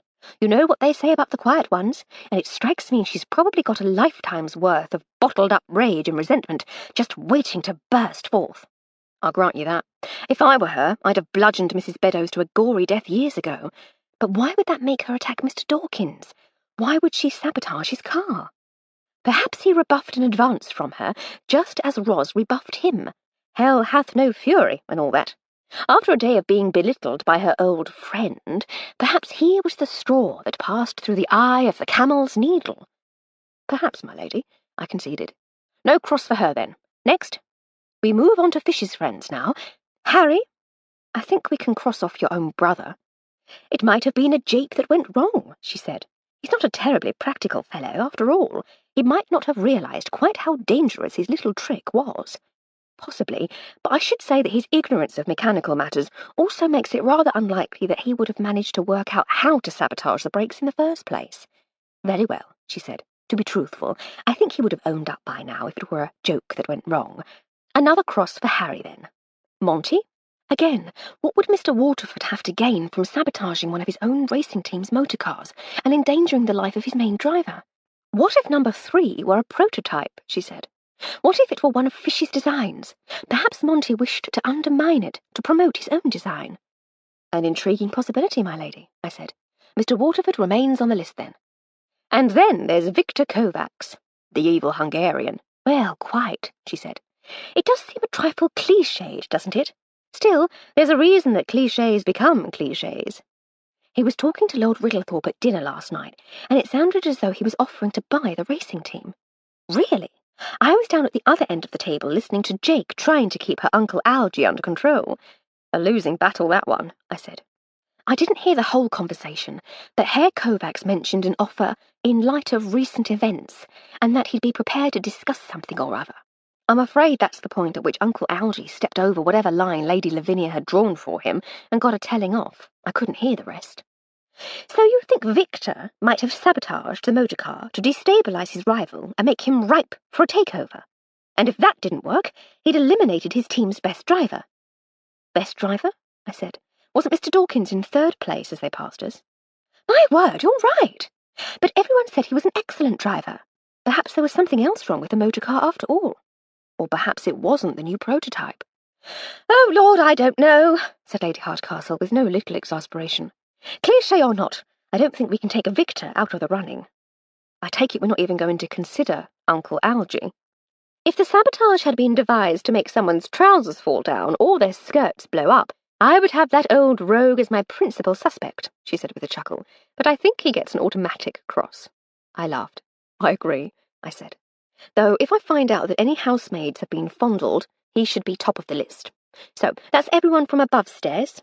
I believe so, yes, she said, putting her pen onto the tray. Below stairs? Well, I'm afraid that's rather within your purview. I'm embarrassed to say that I'm not at all certain who the runners and riders are within our host's household. I can list the main ones for you, if you'd care to add them to your list. She picked up her pen once more. Say on, tiny one, she said. There's Mr. Spinney, the butler. He's unusually affable and easygoing for a butler. A little too perfect, you think? Something to hide? No idea, my lady. Then there's the housekeeper, Mrs. McClelland. I can't fathom her out at all. Polite and friendly, and yet at the same time oddly cold and distant. I'd like to know more about her. Right-o, she said, making a note. The cook is the delightful Mrs. Ruddle, and her maid is Patience, who prefers to be known as Patty. Lovely women. You'd think they were mother and daughter the way they get along. Perhaps they are, suggested Lady Hardcastle. One never knows, I said. Oh, Morgan the chauffeur. We can't forget him. Well, no, we can't. But he was the one who pointed out the sabotage. Wouldn't he have tried to hide the deliberateness of it? Perhaps, my lady, but it might be a cunning double bluff. She said, making more notes. We'll keep him in mind, but I have my doubts. Very well, I said.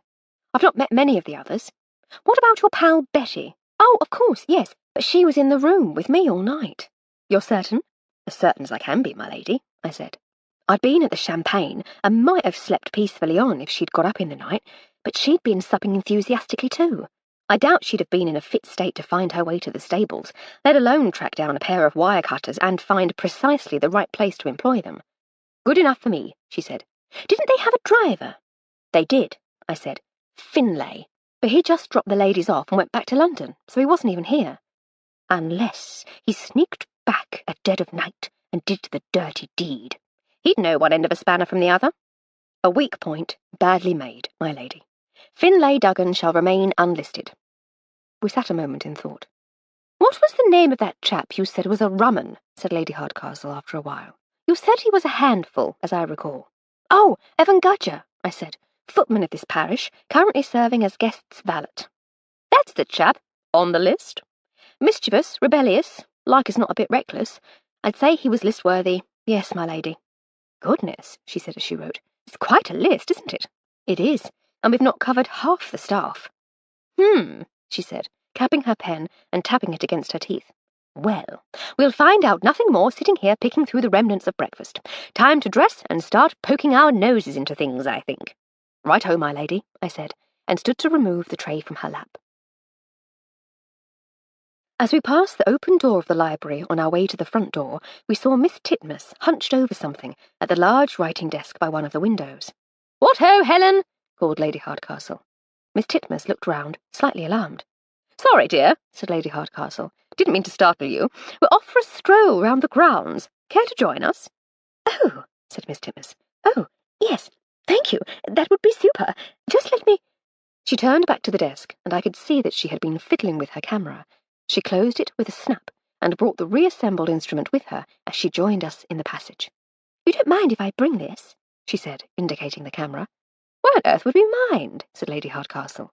"To be honest, I'm not sure, but it does vex Ros so. She gets frightfully cross with me for carrying it about."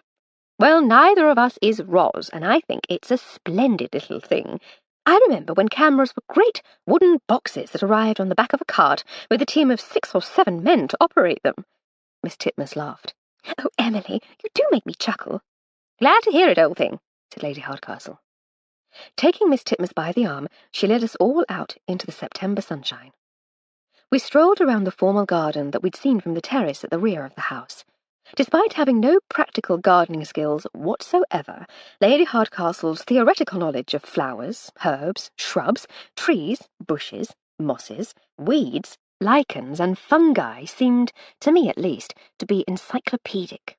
Such was her passion for matters botanical, she would occasionally break off mid-sentence to point out a plant, excitedly describing its origins, usually with plenty of references to the Latin names of its floral relatives. I was delighted to see that Miss Titmuss was as nonplussed as I. Another town girl, clearly. But she made up for her lack of technical knowledge with an extraordinary enthusiasm for shape and colour. The pair of them made for very entertaining garden companions, even for someone like me who could barely tell a passiflora from a park bench. We stopped for a moment beside a bed of rose bushes, while Miss Titmuss crouched before one particularly impressive specimen, apparently trying to capture its likeness with her camera. "I know it's all the rage these days to photograph people," she said, as she stretched forwards to position herself more propitiously, "but I do like to snap things when I can. You know, buildings, motor cars, flowers." She finally stood. "I just wish colour photography was more practical for the amateur. Wouldn't these look glorious in full colour?" "It would be a treat indeed," said Lady Hardcastle. "Is this new, all this photography lark?" Miss Titmuss looked at her curiously as we walked on. "No, not really. I believe the first photographs were taken in the 1820s. Lady Hardcastle laughed. "I'm so sorry, dear. It was a terribly badly worded question. I meant, is it new to you? Have you been interested in photography for long?" "Oh," said Miss Titmuss with a laugh, "a couple of years. But I've been fascinated by the whole thing since school, really. That photograph of the cricket team entranced me. I could scarcely believe that our images had been captured by that box, a moment frozen forever.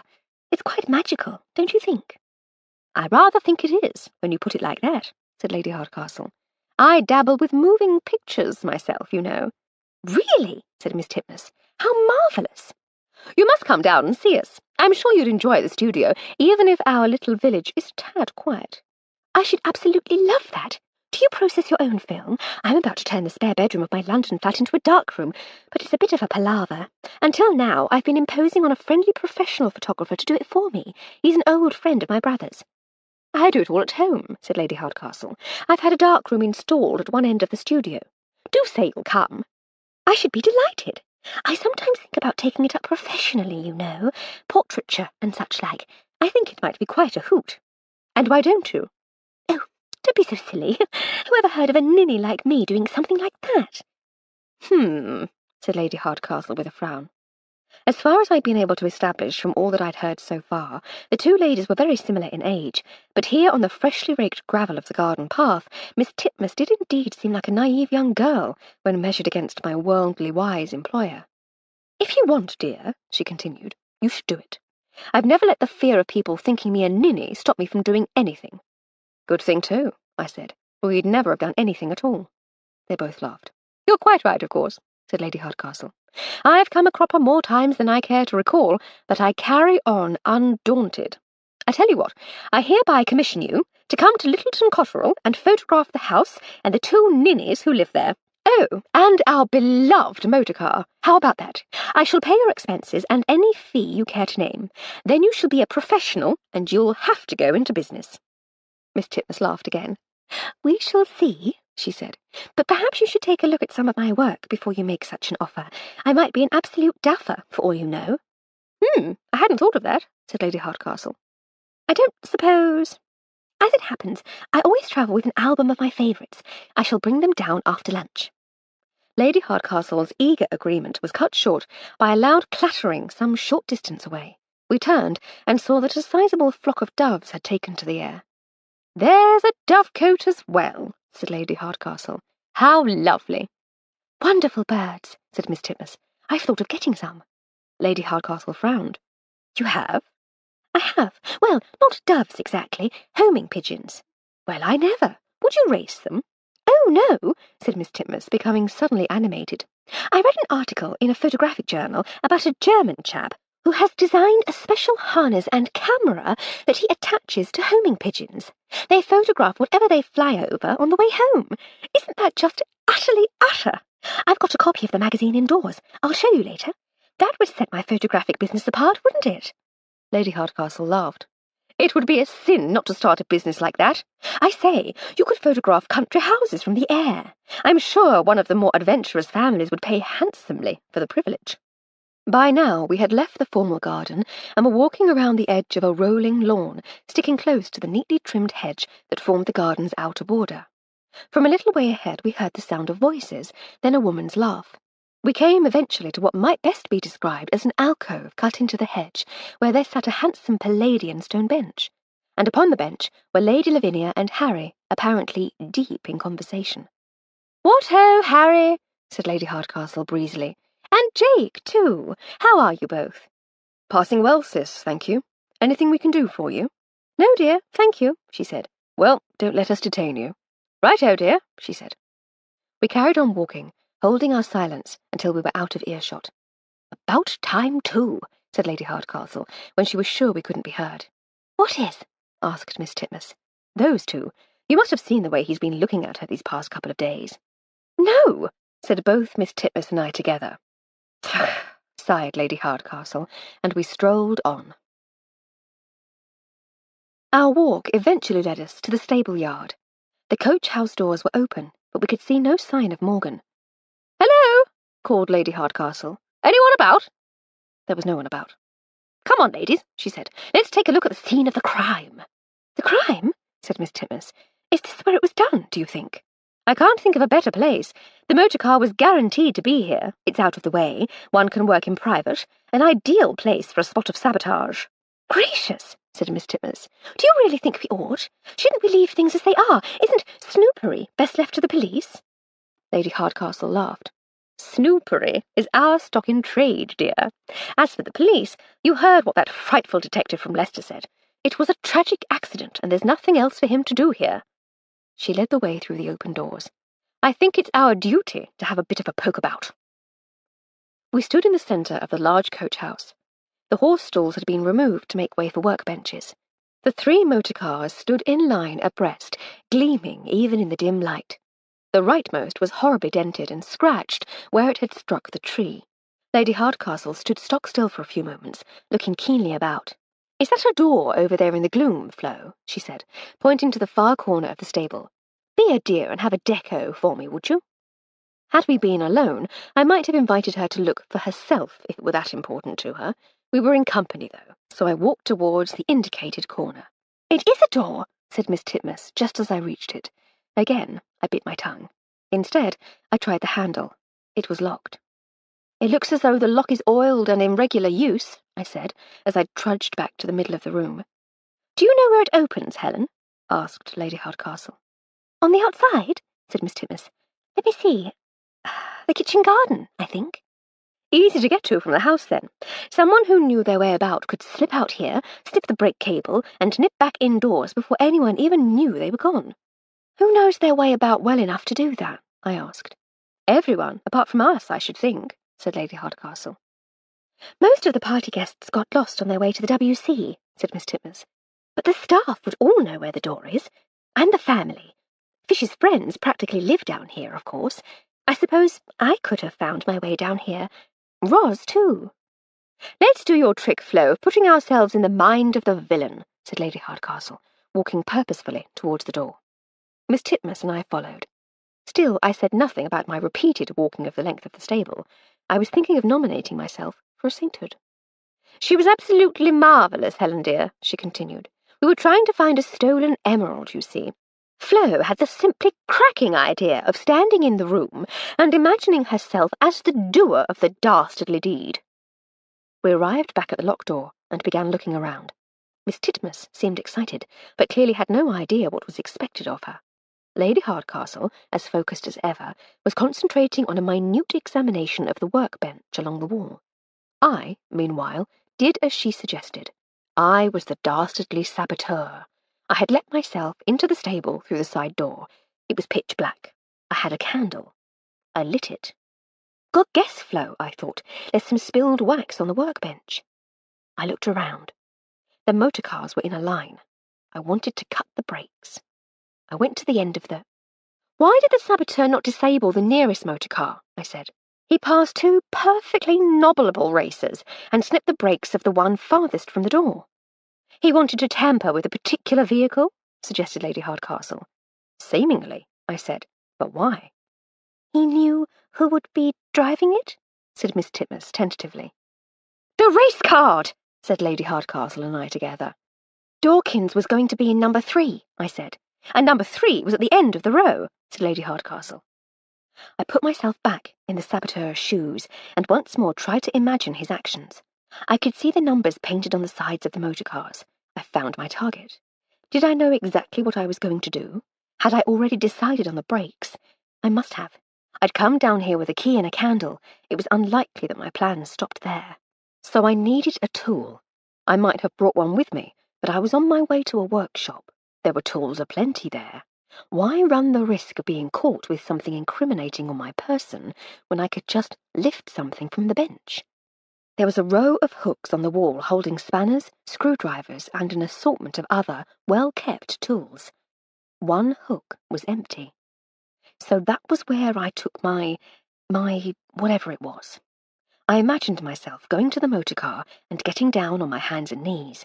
I couldn't see the cables. Flat on my belly, the brake cable. Cut. I stood. I'd forgotten where I'd taken the tool from. What to do? I dropped it and kicked it under the workbench. Better a lost tool than a tool out of place. I got down on my hands and knees for real now. I felt about under the workbench. At first, nothing. Then my fingers brushed against something metallic. I managed to get hold of it. I got back to my feet. Pliers, my lady, I said, holding up my treasure with my fingertips. I'd wager these are the murder weapon. I say, Flo, well done, said Lady Hardcastle. Yes, well done you, said Miss Titmuss excitedly. Whoever it was would have been rather dusty, I said. He'd have been flat on his belly to get to the brakes. So we're looking for a grimy man who knows how to use a pair of pliers, said Lady Hardcastle. One who had seen the race card you drew up at the party, I said, and who wasn't afraid to kill someone to get what he wanted. We'd better get back to the house. Chapter 9. We arrived back at the house in plenty of time to get Lady Hardcastle changed for lunch. It was a little early for the white, delicately embroidered tea gown we chose, but she declared that she wouldn't dashed well get changed again for tea, so they'll have to lump it. I rushed to the attic to change into my indoor uniform so that I might report to the servants' hall for instructions. Lunches at Codrington Hall were informal, though, and so my services weren't required. Mr. Spinney suggested I return later in the afternoon to help with tea, but gave me leave to disappear. There were a few things I needed to sort out for Lady Hardcastle, including a little mending, so I went up to her room. Sitting alone at the window, expertly, if I do say so myself, repairing an unexplained and, frankly, inexplicable rip in one of Lady Hardcastle's evening gowns, I allowed my mind to wander. On Sunday, we had been packing our bags, anticipating a week of motor racing and jollity. Now it was Thursday, and we were up to our ankles in the unexpected. Again. A car had been sabotaged and a man was dead. We had no idea if his death was deliberate or whether it was some sort of attempt to undermine Lord Riddlethorpe or his new motor racing team. Half the people in the house seemed to have a motive, Almost everyone had an opportunity, and anyone who could find a pair of pliers in a darkened stable had the means. A tiny, selfish part of me wished we could just pretend we didn't know that the crash was the result of malicious mischief and leave things alone. It would be wonderful to say our farewells and head for the seaside. We could take a proper break, eat winkles, walk by the sea, find a nice cafe for a cream tea, make up stories about the strange-looking locals. Lady Hardcastle interrupted my reverie by bursting exuberantly through the door. "What ho, Flo?" she said, somewhat surprised. "I didn't expect to find you here. I thought you'd be downstairs interrogating the lower orders." "I wasn't required for lunch service, so I was given leave to come and see to my regular duties." I held up the gown. "I fixed the rib," I said. "How on earth did you manage to do that?" "What rib?" she said, looking at the gown. "Oh, that rib. It was at the party on Tuesday. I was chatting to a lady from Leicester, wife of... Actually, I've no idea whose wife she was. She wasn't terribly impressed with her husband's behaviour, though. I remember that. A few glasses of wine had loosened her tongue, and she was unburdening herself to yours truly about his promiscuity and profligacy. I must have that sort of face. Do you think I have that sort of face?" "What sort of face, my lady?" "The sort of face that makes strangers take me into their confidence and throw caution and discretion to the wind by exposing me to the excruciatingly embarrassing details of their private affairs." "Oh, yes, you have that sort of face. I always thought that was what made you such a good spy. But what about the frock? Did you both rend your garments while lamenting the tragedy of her failing union? If only it had been that dramatic. We were in the billiards room, for some reason. I think I was looking for Harry, and she was looking for her better half, or her worse half, as I rapidly found him to be. Victor Kovacs was playing at the table with Monty Waterford, chatting about... Oh. Oh, I said, having resigned myself by now to never learning the fate of the frock.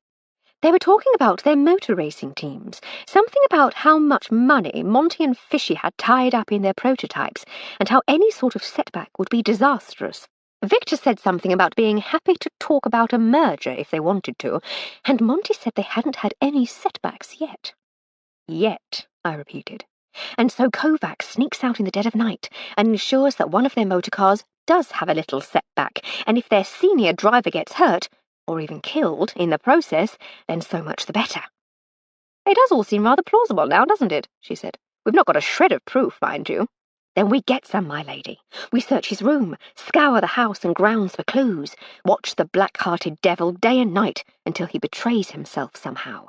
We haven't been away from the spying game for so long that we've forgotten how to do it." She laughed.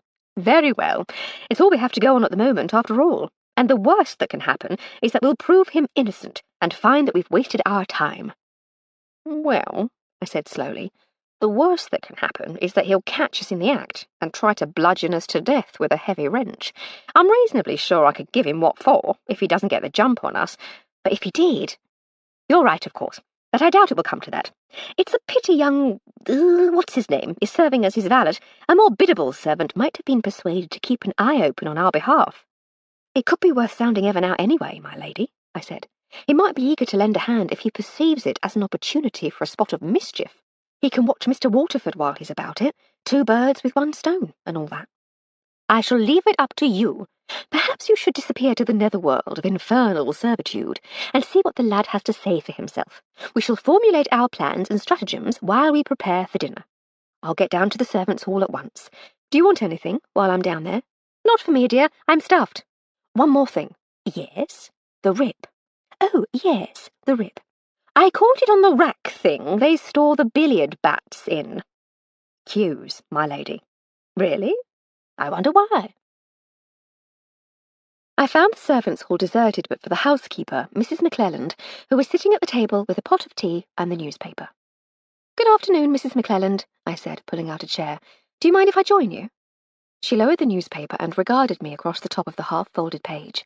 "Ah, Miss Armstrong," she said. "Good afternoon. Please make yourself at home. There's at least one more tea in the pot, if you'd care for one." I turned, took a clean cup and saucer from the dresser, and sat down opposite her. As I poured, I said, "How does everyone seem to be coping after the tragedy?" "Coping?" she said, folding the newspaper and putting it to one side. "Yes," I said. "Something like that can really shake people up. Even the best of us can suffer quite horribly after something dreadful like that has happened. I was just wondering if any of the staff were showing any signs of having been affected." She snorted. want to pull themselves together if they have. I'll not have any malingering poltroons on my staff. If any of the girls feel the need to sit around feeling sorry for themselves every time something goes wrong, they can do it on their own time and well out of my earshot. We've all suffered tragedies, but where would we be if we sat around moping? Get up and make the best of it, I say. Heaven help anyone on the Codrington Hall staff who should suffer any manner of shock, I thought. The arrival of Evan Gudger saved me from telling her exactly what I thought of her attitude. "Good afternoon, Evan," I said cheerily. "Eh?"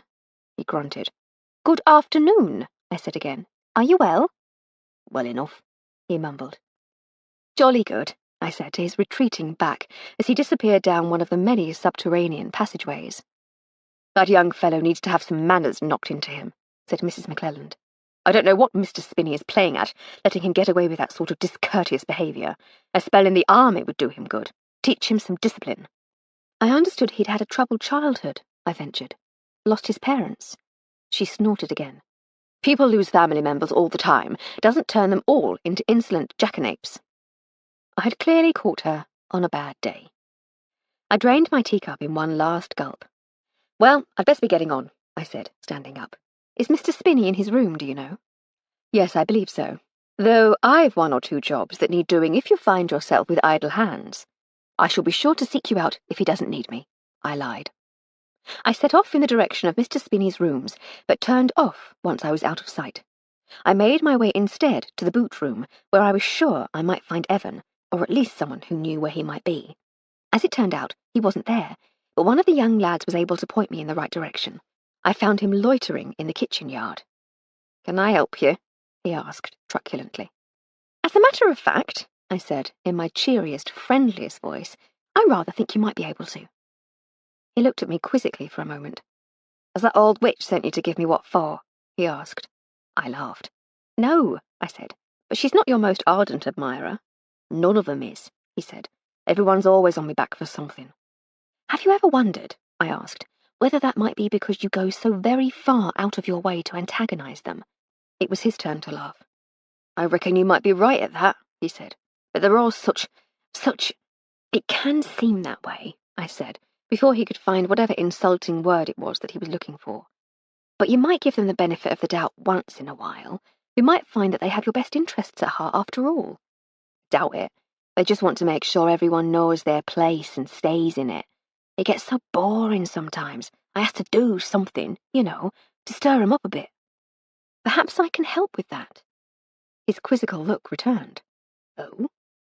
"I have a little mission that might amuse you," I said, and outlined our plan for keeping an eye on Herr Kovacs. I left Evan to his loitering and returned to the servants' hall, where the unaccountably sour face of Mrs. McClelland had been replaced by 3 faces I'd only previously seen to say hello to. If anyone was likely to be able to give the whisper on the goings-on both above and below stairs, it was going to be these 3. Nellie Perrin was Lady Lavinia's lady's maid, and Dan Chanley was Lord Riddlethorpe's valet, while Arnold Simpkin had served as valet to Uncle Algy since both of them were young men. "Aha!" said Mr. Simpkin as I approached. "Here comes the woman herself. Sit yourself down, my lovely, and tell us your news. Miss Perrin, see if you can't scare another cup out of that pot." I raised an inquiring eyebrow as I sat in the indicated chair. "Now then, Miss Armstrong," continued Mr. Simpkin affably, "what's this we've been hearing about you and your mistress investigating the accident?" He was a small, dapper man with a neatly trimmed, snow-white moustache. He had a twinkle in his eye that suggested he might very well be just as much trouble as his employer. "That rather depends," I said, taking the cup of tea from Miss Perrin's waiting hand, "upon what you've heard." "Aha!" he said, slapping the table. "I told you she was a shrewd one, not giving anything away, this one." I smiled and raised my eyebrow once more in Miss Perrin's direction. "Take no notice of him, my dear," she said. "He said nothing of the sort." "Thought it, though, thought it," said Mr. Simpkin. "Knew she was cunning." Miss Perrin sighed. I judged she was closer to my own age, but something about her slightly motherly manner made her seem older. "There's been a rumour going about the place," she said, "that the accident wasn't an accident. One of the footmen overheard his lordship telling Mr. Waterford that Morgan had said the motor car had been interfered with." I smiled again. "There's nothing quite so good as a first-hand account," I said, But in this case, your Chinese whispers are correct. I was with Morgan in the stables when he found that the brakes had been tampered with. Brakes, eh? So someone killed Mr. Dawkins on purpose, like? That's certainly a possibility. You don't mess about with the brakes on a vehicle unless you intend someone harm, said Mr. Chanley, finally breaking his silence. Someone had it in for Mr. Dawkins, make no mistake. His lordship is distraught, hardly sleeping. Back to my original question, my dear, said Mr. Simpkin. Are you and your mistress investigating? My mission below stairs had been to observe the servants while maintaining the illusion that I was some crazed work addict who couldn't sit still and relax while she was away from home. But I had already decided that these three were the key to finding out what was going on, so it was worth letting them in on the act. You heard correctly, Mr. Simpkin. The police were satisfied that it was an accident. I got the feeling that the inspector rather felt it was by way of divine retribution upon the idle rich for their foolishness. But when it became clear that skullduggery was involved, Lady Hardcastle decided that we might serve our host by poking under a few rocks and seeing what scuttled out. And that's why you're working down here all of a sudden, said Miss Perrin. I did wonder. Mr. Spinney suggested it, I said. He thought it might help. If I were working with the staff, I'd be free to come and go about the house, and no one would think anything of it. That silly old fool, she said. You should have just come straight to us. We'd have told you what's what, wouldn't we? Aye, said Mr. Chanley. It's a bad business indeed. It needs sorting out. I looked round as one of the scullery maids scurried through, bearing a basket of vegetables. It didn't seem to be a terribly private place to be having our conversation, but I could think of nowhere else that wouldn't cause even more gossip and speculation were we to be found out. What do you know of the motor racing team? I asked. Is it just a fancy of Lord Riddlethorpe's? We all thought it was at first, didn't we, Mr. Simpkin? Said Mr. Chanley. I wouldn't have a word said against his lordship, and it's been my honour to serve him these past 15 years. But he hasn't always been a man of purpose. He's never wanted for anything except something to do. He's taken to all manner of fads and novelties over the years. Painting, poetry, horse racing, horticulture, you name it, he tried it. He even packed himself off to Egypt at one point, with me trailing in his wake. Imagined himself an archaeologist, he did. Fancied he was going to discover lost tombs and treasures. And did he? I asked. He came down with dengue fever just as we arrived in Cairo. After spending 2 weeks in bed, he decided that archaeology wasn't for him, and that what he really wanted was to be a potter. So we bought a couple of crates of local pottery as inspiration and shipped ourselves back home. I laughed in spite of myself. Something of a butterfly, then, I said. But you seem to be saying that you thought the motor racing was different. What changed? His father died, he said. He suddenly found himself the 9th Earl of Riddlethorpe. Grew up overnight. He threw himself into it like nothing he'd ever done before. It had been just another one of his fads until then, but it became an all-consuming passion once his father had passed. He bought motor cars, learned all about them, then started building his own. He fell in with that Mr. Waterford, and it went from being a gentleman's hobby to being a real business. He spent this past year building it all up. They even laid the test circuit in the grounds, and now here it is, all crumbling around him. You said that, Mr. Waterford. Do you disapprove? He's a bit of a fly one, if you ask me, said Chanley. How so? I asked. Can't say as I can put my finger on it precisely. You get a feeling, you know? I do know, I said. I turned my attention to Miss Perrin. And what does Lady Lavinia make of it all? She was pleased as punch when it finally looked like his lordship was settling down, she said. Don't get me wrong, she loves her brother like Billy-o, but it would be a lie to say she wasn't worried as to how he might never settle to anything. Has she said anything about the accident? She's as shook up as everyone. She didn't really know Mr. Dawkins, but she knows as how it could have been any of them who copped it. Any of you, I should say. You were down to race too. Yes, I said. I suppose I was. And what about Uncle Algy, Mr. Simpkin? Has he said anything? Mr. Simpkin chuckled. Sir Algernon is an uncomplicated man, Miss Armstrong. As long as he has access to regular meals, a supply of decent claret, and young, amusing company, he is happy to let the world get about its business without its interference. He was saddened by the death of Mr. Dawkins, with whom he had enjoyed several boozy evenings, but a gentleman of his age has known much death, and he isn't dwelling upon it. He did say that it was bound to happen sooner or later. He is unconvinced of the safety of motor cars in general. So much for that line of questioning, then. But what have you discovered, Miss Armstrong? Asked Miss Perrin. Where have your investigations taken you? I recounted my earlier conversation with Lady Hardcastle, during which we had run through all the people who had been in the house on the night of the sabotage. There were murmurs of agreement when I got to the part about Herr Kovacs. I never trusted him, said Miss Perrin. You can't trust the Germans. Actually, I said, he's Hungarian. They're all the same, She said adamantly. Well, I've got young Evan Gudger doing some snooping for me. He's looking after both Herr Kovacs and Mr. Waterford, I believe. You've done what? Said Mr. Chanley, almost choking on his tea. That young man is rude, ill-disciplined, ungrateful, lazy, and will almost certainly fall into a life of viciousness and petty crime if he doesn't mend his ways, I said. But he'll be breaking the rules and thumbing his nose at authority by working for me, and I happen to think he'll be rather good at it. I don't fancy a look at all, said Mr. Chanley, but I saw a sly grin on Mr. Simpkin's face and a twinkle in his watery old eyes that gave me to believe that he, at least, agreed with me. Having dutifully played my part in the serving of afternoon tea, and having heard nothing of any consequence in any of the many conversations I overheard, I had returned to Lady Hardcastle's room. To be clear, it wasn't just that I had heard nothing that had any bearing on the mystery. I had heard nothing of any consequence whatsoever. Sometimes large groups of people can talk for hours without sharing any news, views, or information of any kind, and so it was with the house guests that afternoon. Many words were spoken, many laughs were laughed, but very few thoughts seemed to pass across the minds of any of the participants. I was laying out an evening gown for Lady Hardcastle when the lady herself returned. "What ho, Flo?" she said, crossing the room to sit at the writing desk. "Welcome back, my lady," I said. "Did you enjoy tea?" "It was frightfully jolly, wasn't it? But I confess to feeling positively whale-like with all this eating. We could arrange some calisthenics, if that would help. I'm sure the other guests would welcome the chance for some healthy exercise. I packed you some suitable clothes." "I'm sure you did. But no, I think I can best recover my poise by sitting quietly for a moment." "As you wish, my lady, but the offer's there." "You're very kind," she said.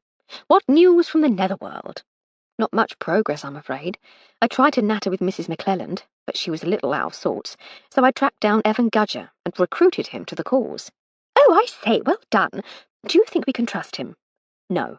"Rely on him in any way?" "Almost certainly not." "Can we do any better?" "I'm not sure we can, my lady, but we can hope for the best. There's not much damage he can do, though.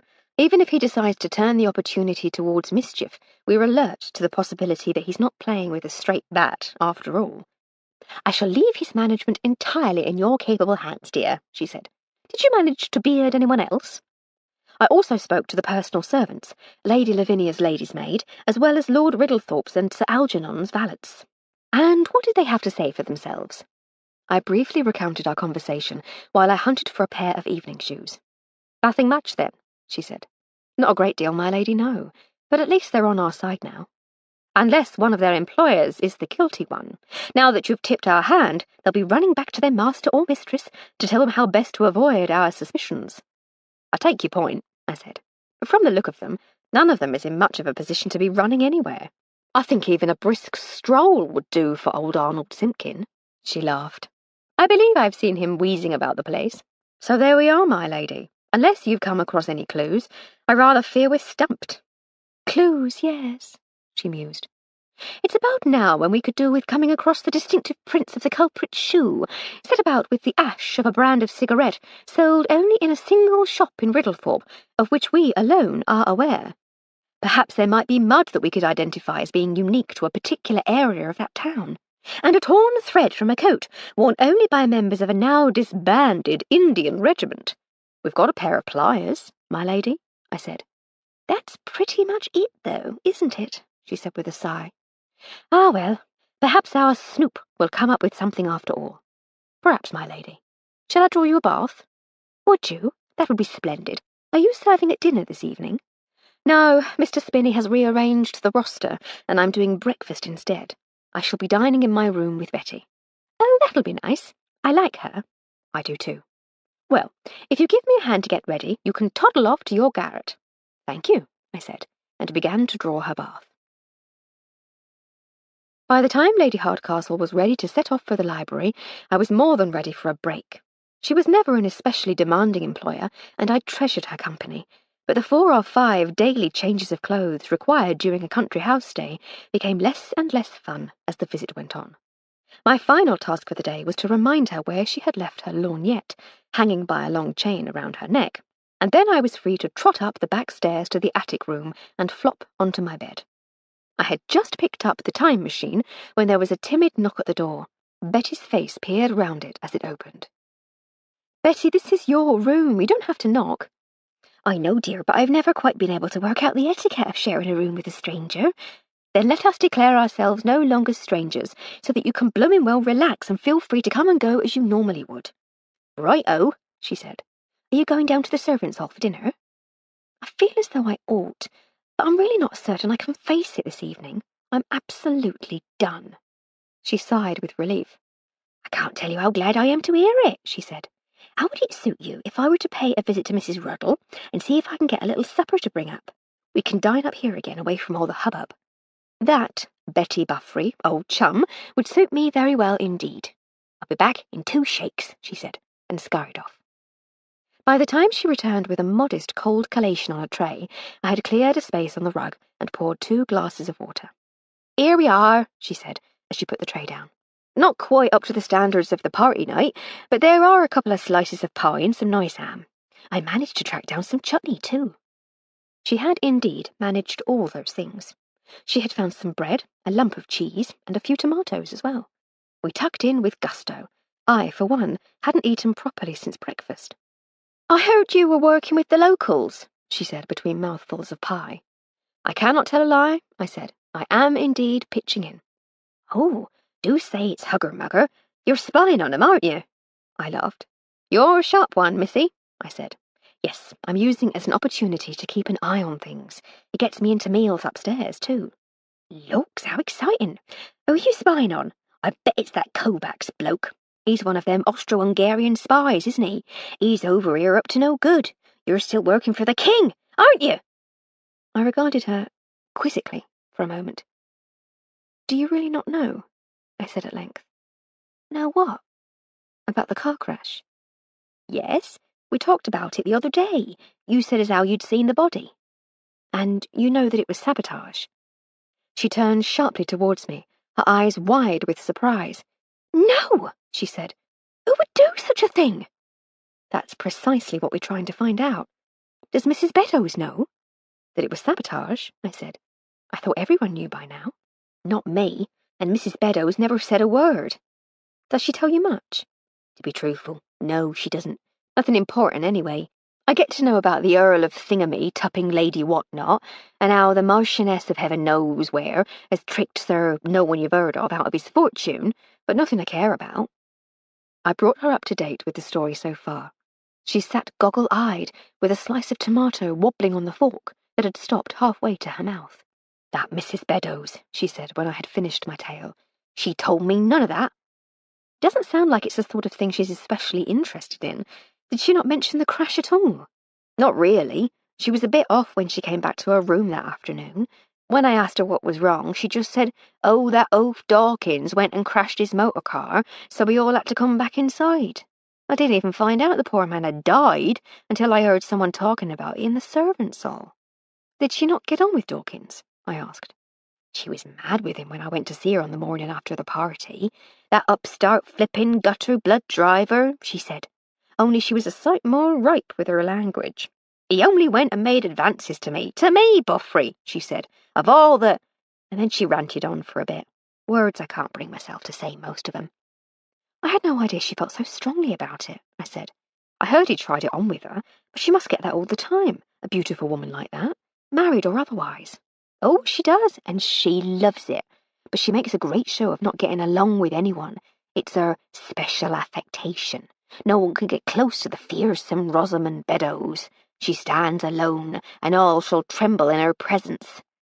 "I say, Betty, that's not like you." She seemed to have surprised even herself. "I don't suppose it is," she said quietly. "Sometimes, though. Sometimes." She paused again. "You don't think it was her, do you? Sabotaged the motor car. Anything's possible." Was it difficult to do? She asked. Not especially, I said. Anyone who has ever ridden a bicycle could figure out how the brakes work. She's definitely ridden a bicycle. Would it involve getting dirty? Almost certainly. The saboteur would have to lie on their belly to reach under the motor car. She'd never do that then, said Betty flatly. She has a phobia of being dirty. She bathes twice a day as it is. I can't imagine her lying on a coach-house floor. Even so, I said, would you be a dear and pay special attention to her clothes? She might have overcome her fear of dirt for the sake of teaching Dawkins a lesson. Even if she brushed the worst of it off, anything she was wearing would still show signs. Betty's half-smile was difficult to read. Was it anxious or gleeful? Was she horrified or delighted by the idea that her mistress might be a murderer? Chapter 10. What ho, Florence, said Lady Hardcastle sleepily the next morning. Florence, my lady, I said, as I set down the breakfast tray. Have I done something wrong? What? Oh, no, did your mother do that too?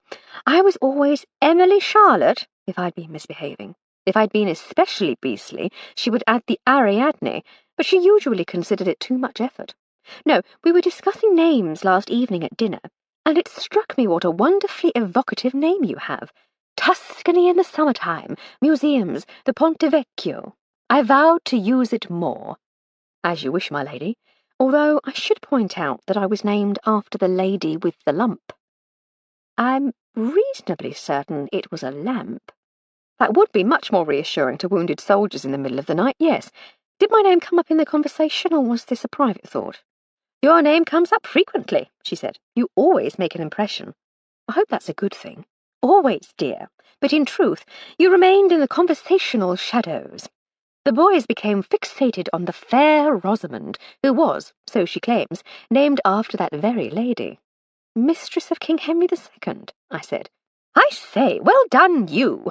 Fishy had to send one of the footmen to the library to fetch a volume of the encyclopedia to settle that one. I guessed Henry I. Harry was absolutely insistent that it was Richard III. The king with the lump. Quite so. He's a cabbage head. Richard III? No, silly, my brother. Anyway, you and your knowledge would have won me a fiver. There was a wager. A fiver? I wish I'd been serving now. Fools and their money are soon parted. We should start a general knowledge game. You can be the ace up my sleeve. As long as you split the winnings with me, my lady, I'm in. Splendid. So much more reliable than cards. We shall introduce it to fashionable society and clean up. Right you are. It's funny that you should mention Mrs. Beddoes, though, my lady. Her name came up in my conversation with Betty as well. Did it? Gossip? Perhaps, I said. Do you mind if I pinch a slice of toast? I'm famished. Help yourself, dear. I presumed you'd brought extra so we could share. Thank you. Mrs. Beddoes, then. Betty reports that she was furious with Dawkins after his improper advances at the party. Was she, indeed? You did say that it was possible that she was irked by it. I did. Not merely irked, though, actually hopping mad. Mad enough to commit mischief? Possibly, my lady. Interesting, she said, smashing open a boiled egg. The one thing that counts in her favour is that she has a phobia of dirt. Lady Hardcastle laughed. A phobia? Of dirt? So Betty says. Even if it's no more than a fervent dislike, it still indicates strongly against her being inclined to get down on the floor and wriggle about in the dust. She was still laughing. To be truthful, I find it hard to imagine Roz wriggling under any circumstances. Wriggling is such a joyful activity. Roz and Joy are not frequent companions, I feel. That's the impression she likes to convey, I said. Betty has the measure of her mistress, and that's very much her opinion too. We'd be foolish to discount her completely based on a dislike of grime, mind you. I've been giving some thought to the events of that night. Our examination of the stables yesterday morning was quite instructive, don't you think? We know, or at least we firmly believe, that someone let themselves out of the house in the dead of night in possession of a key and a candle. That person slipped into the stables by the side door, took up a pair of pliers, and tampered with number 3. He couldn't find the hook for the pliers in the dark, so he dropped them on the floor and kicked them under the workbench. Then he let himself out the way he came and went back to the house. I say he, but it could easily be Roz, as anyone. When did the party end? At 2, sharp. Could anyone have gone down there before then? They could, she said. It would have been a risk, though. The motor cars were on display as part of the celebrations. Anyone tampering with one of them could have been spotted at any moment. There'd be no especial need to come in through the side door either. The main doors were all folded back, and no need for a candle. The place was lit up like a theatre stage. So dead of night is right. If there were still guests here at 2, and the junior servants started stirring at around 4, our saboteur had less than 2 hours to get to work. Indeed, she said. The trouble is, I can't think of any suspect who would have been better placed to wander the grounds at 3 in the morning than any other. No knowledge is entirely without value, though, my lady. You told me that. Did I? How very pompous of me. I cleave to your every pronouncement, my lady, however pompous. You know that. What plans for the day, though? Any special wardrobe requirements? Sports togs, I think. Apparently it's going to be sunny again, so there's talk of tennis. And blasted croquet, of all things. I do so hate croquet. So petty and spiteful. I shall make sure you're properly prepared, I said. And you? More below-stairs snooping? Below stairs, above stairs, in the grounds, in the gardens, my lady. No corner of the estate will escape my scrutiny. That's the spirit, she said. Would you care for some marmalade? There was, as always, a massive pot of tea at the centre of the table in the servants' hall. Lined up in close attendance, like eager acolytes around their glazed china master, were fresh cups, a milk jug, and a sugar bowl. It should have been a place of quiet relaxation and idle chatter. Of course, it wasn't. There was quiet chatter, but the table was a hive of industry. Clothes were being mended, silverware polished, and one young maid was sorting candles into small bundles for delivery to bedrooms all over the house. There were 2 oases of calm. Mr. Spinney was reading a newspaper, occasionally sharing tidbits with Mrs. McClelland, while Betty sat alone, staring into thin air. I squeezed in next to her. "Good morning, Betty Varch," I said. "You were up early this morning." She smiled ruefully. "I was summoned. Mrs. Beddoes needed to get ready." "I thought they were playing tennis," I said. "How much getting ready does that entail? I just laid out a tennis dress and a pair of plimsolls." "Ah, but Lady Hardcastle is calm and rational, and confident in herself, and not insanely competitive.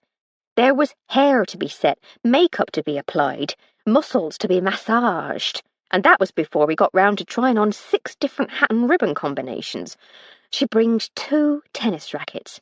"Who owns 2 tennis rackets?" I laughed. Mr. Spinney caught my eye, clearly trying to decide whether to say something to a visiting servant about speaking so disparagingly about her employer. Unfortunately, Mrs. McClelland's face showed no such indecision. She was obviously very annoyed, and I was unable to stop myself from laughing again. Mr. Spinney returned quickly to his newspaper, having decided the battle was over before it had begun. "That's handy," I said. "Lady Hardcastle's tennis racket was broken during our move to Littleton Cotterell. She never got round to replacing it. Her local friends aren't too keen on tennis." "Mrs. Beddoes would never lend her a racket. She's very particular about her tennis rackets." "She sounds like a keen player," I said. "Is she good?" "She's rubbish. Absolutely hopeless." The maids and footmen were concentrating on their work, trying to pretend not to earwig, but their barely stifled laughter gave them away. Mr. Spinney cleared his throat and rustled his newspaper, trying to regain control. Muted conversations were resumed. "Still no news about Mr. Dawkins in the newspaper, Mrs. McClelland," said Mr. Spinney. "I must say I find that rather odd.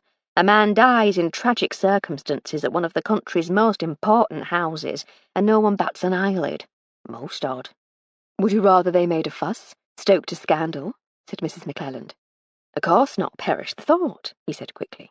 "Well then, just be thankful they're leaving it be. It was a tragic accident, that's all, and no need for a fuss." The maid with the candles looked up from her work. "They says it wasn't an accident, Mrs. McClelland," she said. "Who's they, girl?" "Morgan, for one. He says the brakes didn't work. Says someone's fiddled with them." "You should all know better than to tittle-tattle," said Mrs. McClelland. "The police are satisfied that it was an accident, and that should be enough for us." "But," said the maid. "That's enough," said Mrs. McClelland sharply. "Get on with your work. Those candles should have been taken up hours ago." She put down her teacup with a clatter and left the room. An awkward silence followed. Mr. Spinney sighed. I put my own teacup down a great deal more gently. "Well, Betty, old chum," I said, "I ought to be getting on, I suppose. I have an important errand to run, but then I thought I might watch the tennis. Will you be free to join me?" "I should think so," she said. I'll see you later down by the tennis court. My errand, of course, was to get a report from Evan Gudger. A good spy looks after her agents, makes them feel valued, encourages them. I found him, as I'd expected, loafing in the kitchen yard. "Good morning, Evan," I said cheerily. He mumbled a reply. "Are you well?" He mumbled again. "Splendid," I said. "Did you manage to do as I asked?" He looked at his shoes. "As a matter of fact," he said, after a few moments' pause, "I did. I had a good old poke around Kovac's room, and Mr. Waterford's too. I didn't reckon he should be left out." I didn't reckon it was the first time he'd rummaged through their things either, but I knew better than to say anything. Instead, I said, "Well done. Did you find anything?" He reached into the breast pocket of his jacket and produced a scruffy scrap of paper. "I copied this off a letter on Herr Kovac's writing desk." I took the paper. Evan's untidy handwriting was difficult to read in places, but if he had copied it correctly, it was a letter from Herr Kovac's offering to buy the racing team. "This is very interesting, Evan, thank you. You're certain you copied it exactly?" "You think I'm an idiot like everyone else?" he snapped. "Just because I don't write so good." "I meant nothing of the sort. I shall be reporting this to my mistress, and I need to be certain of the source. We've put a lot of trust in you. Checking isn't a sign of mistrust." "Yeah, well, they all think I'm thick, but I ain't." "I don't give a tinker's cuss what they all think, Evan," I said. "You're working for me now, and I'm just making certain." "I heard 'em talking too," he said, after another pause. "Who?" "Kovacs and Waterford. I was putting Mr. Waterford's shirt studs on when Herr Kovacs comes in. 'Ah, Monty,' he says, all chummy-like, 'have you had time to think about my offer? With the bad publicity that will follow the accident, you know Lord Riddlethorpe stands no chance. I could be the one to save you from ruin.' And Mr. Waterford says, 'We've only just announced the team victor. We're not going to sell.' It was something like that anyway." "I say, Evan, well done," I said. I gave him a few coins from my purse. "Keep your eyes and ears open, and I'll make sure there's more. I need you to do one important thing for me right away, though." "Yes?" he said, somewhat more enthusiastically than usual. "What's that?" "You can direct me to the tennis courts." "Ah, Flo! There you are. Be a love and pass me that towel. I'm all of a pother, as they say round our way. You look—" I lowered my voice, so as not to be overheard. "To be honest, you look a horrific sweaty mess, my lady. Are you sure you're all right?" Lady Hardcastle laughed. "It turns out that while one never forgets how to strike a good solid forehand smash, the heart and lungs do tend to grow more reluctant to keep the old body moving about at a sufficient pace to make proper use of it." "Poor old thing," I said, handing her the towel. "Imagine how bad it will get when you actually are old." "Well, quite," she said, sitting on one of the benches beside the court, fanning herself with the towel. I looked across the grass to where Mrs. Beddoes was talking animatedly to Miss Titmuss. "Is Mrs. Beddoes winning, then?" I asked. "Is she, heck? I'm demolishing her." "Well done you," I said. Actually, that would explain her thunderous demeanour. I don't fancy Betty's chances when she turns up. It's odds on where the wrath will be directed. We shall have to keep her attention elsewhere, then. We'll be saving her from herself. It just doesn't do to bully the servants, in public at least. If they only knew, my lady. Indeed. Is there any cordial left in that jug?" I poured her a glass. The gentlemen were playing doubles on the adjacent court, interrupted intermittently by Lord Riddlethorpe's exuberant Dalmatians. It seems they had been pressed into service as ball girls, but were having trouble understanding the limits of their duties. As well as retrieving balls that had gone out of play, they were also attempting to catch some of the slower-moving shots on the court itself. Lady Lavinia was looking on with an indulgent fondness that wasn't always directed towards the dogs. "I thought the ladies would be playing doubles too," I said. "Why isn't Lady Lavinia playing?" "It would have been much more fun, wouldn't it?" Lady Hardcastle said as she drank. "We were ready to start. I was partnered with Helen, but when Harry pitched up in his flannels, Jake went weak at the knees and drifted off to watch the chaps. Helen didn't really want to play anyway, so it was left to me and Roz. Luckily, she couldn't hit an elephant's backside with a banjo, so my honour has been saved." "Not an entirely wasted morning, then?" "Not in the least. What about your morning? What news from your agent?" she asked. "Did he prove worthy of your faith in him?" I think I've already said that I had no faith in him whatsoever. As it transpires, though, I was wrong. He turned up trumps. Or it appears he did. He might have made it all up, of course. I handed her the crumpled copy of the letter and recounted the brief conversation I'd had with Evan in the kitchen yard. Other than a couple of spelling mistakes, it certainly seems like a formal business letter, she said. Do you think Evan is capable of composing such a thing on his own? He might be surly and resentful, but he's also bright and self-confident, I said. He's quick-thinking and cunning. He'd make a decent petty criminal, or spy, for that matter. But I think he lacks the education and experience to be able to come up with something like that on his own. He might have had help, of course, but I'm beggared if I know where from. Well, then, let's take this letter at face value. It's nothing incriminating on its own, mind you, just an invitation to begin negotiations.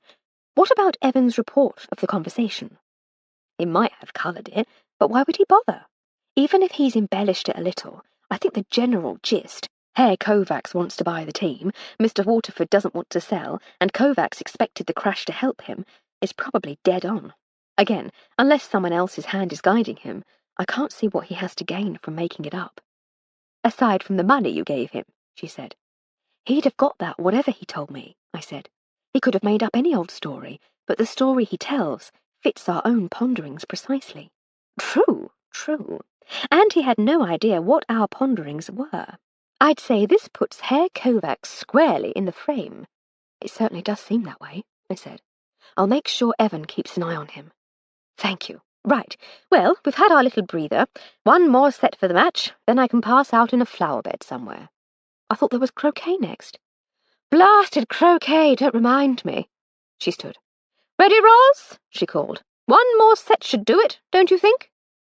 Mrs. Meadows thrust her spare racket into Miss Titmus's hands and stomped onto the court. I felt a tap on my shoulder. What have I missed? Asked Betty. I've only just got here myself, I said. I gather Mrs. Meadows is being roundly thrashed, so there might have been some interesting tennis. On the other hand, Lady Hardcastle claims she's struggling a bit herself, so it might not have been so thrilling after all. Oh, I say!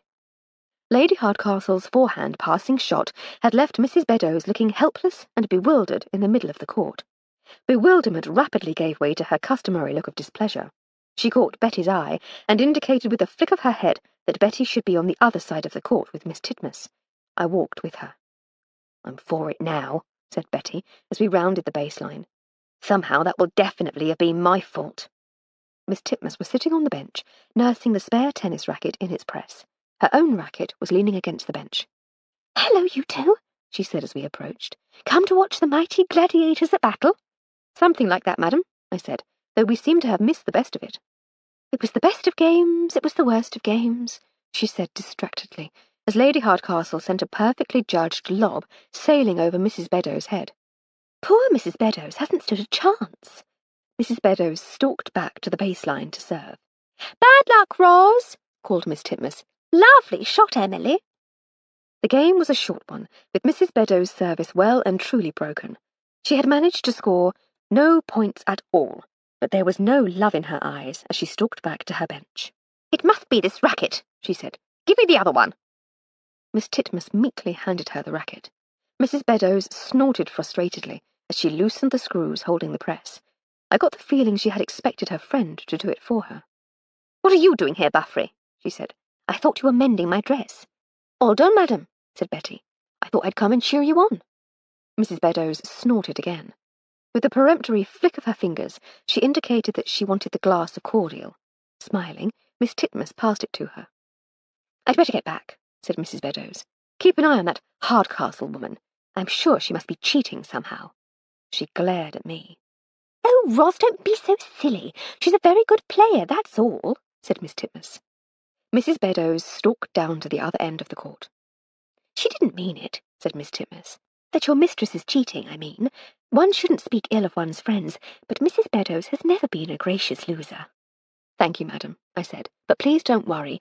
I'm surprised and delighted that Lady Hardcastle is doing so well. I'm certain she isn't cheating, though I'm equally certain that if she were, we'd not be able to spot it. She's quite the dab at underhandedness and skullduggery when she puts her mind to it.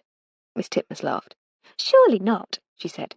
You'd be surprised, madam, I said. There's a Prussian colonel who lost his fortune, his mistress, and his political influence all on the same night, thanks to Lady Hardcastle's skills with a pack of cards. All for king and country, of course.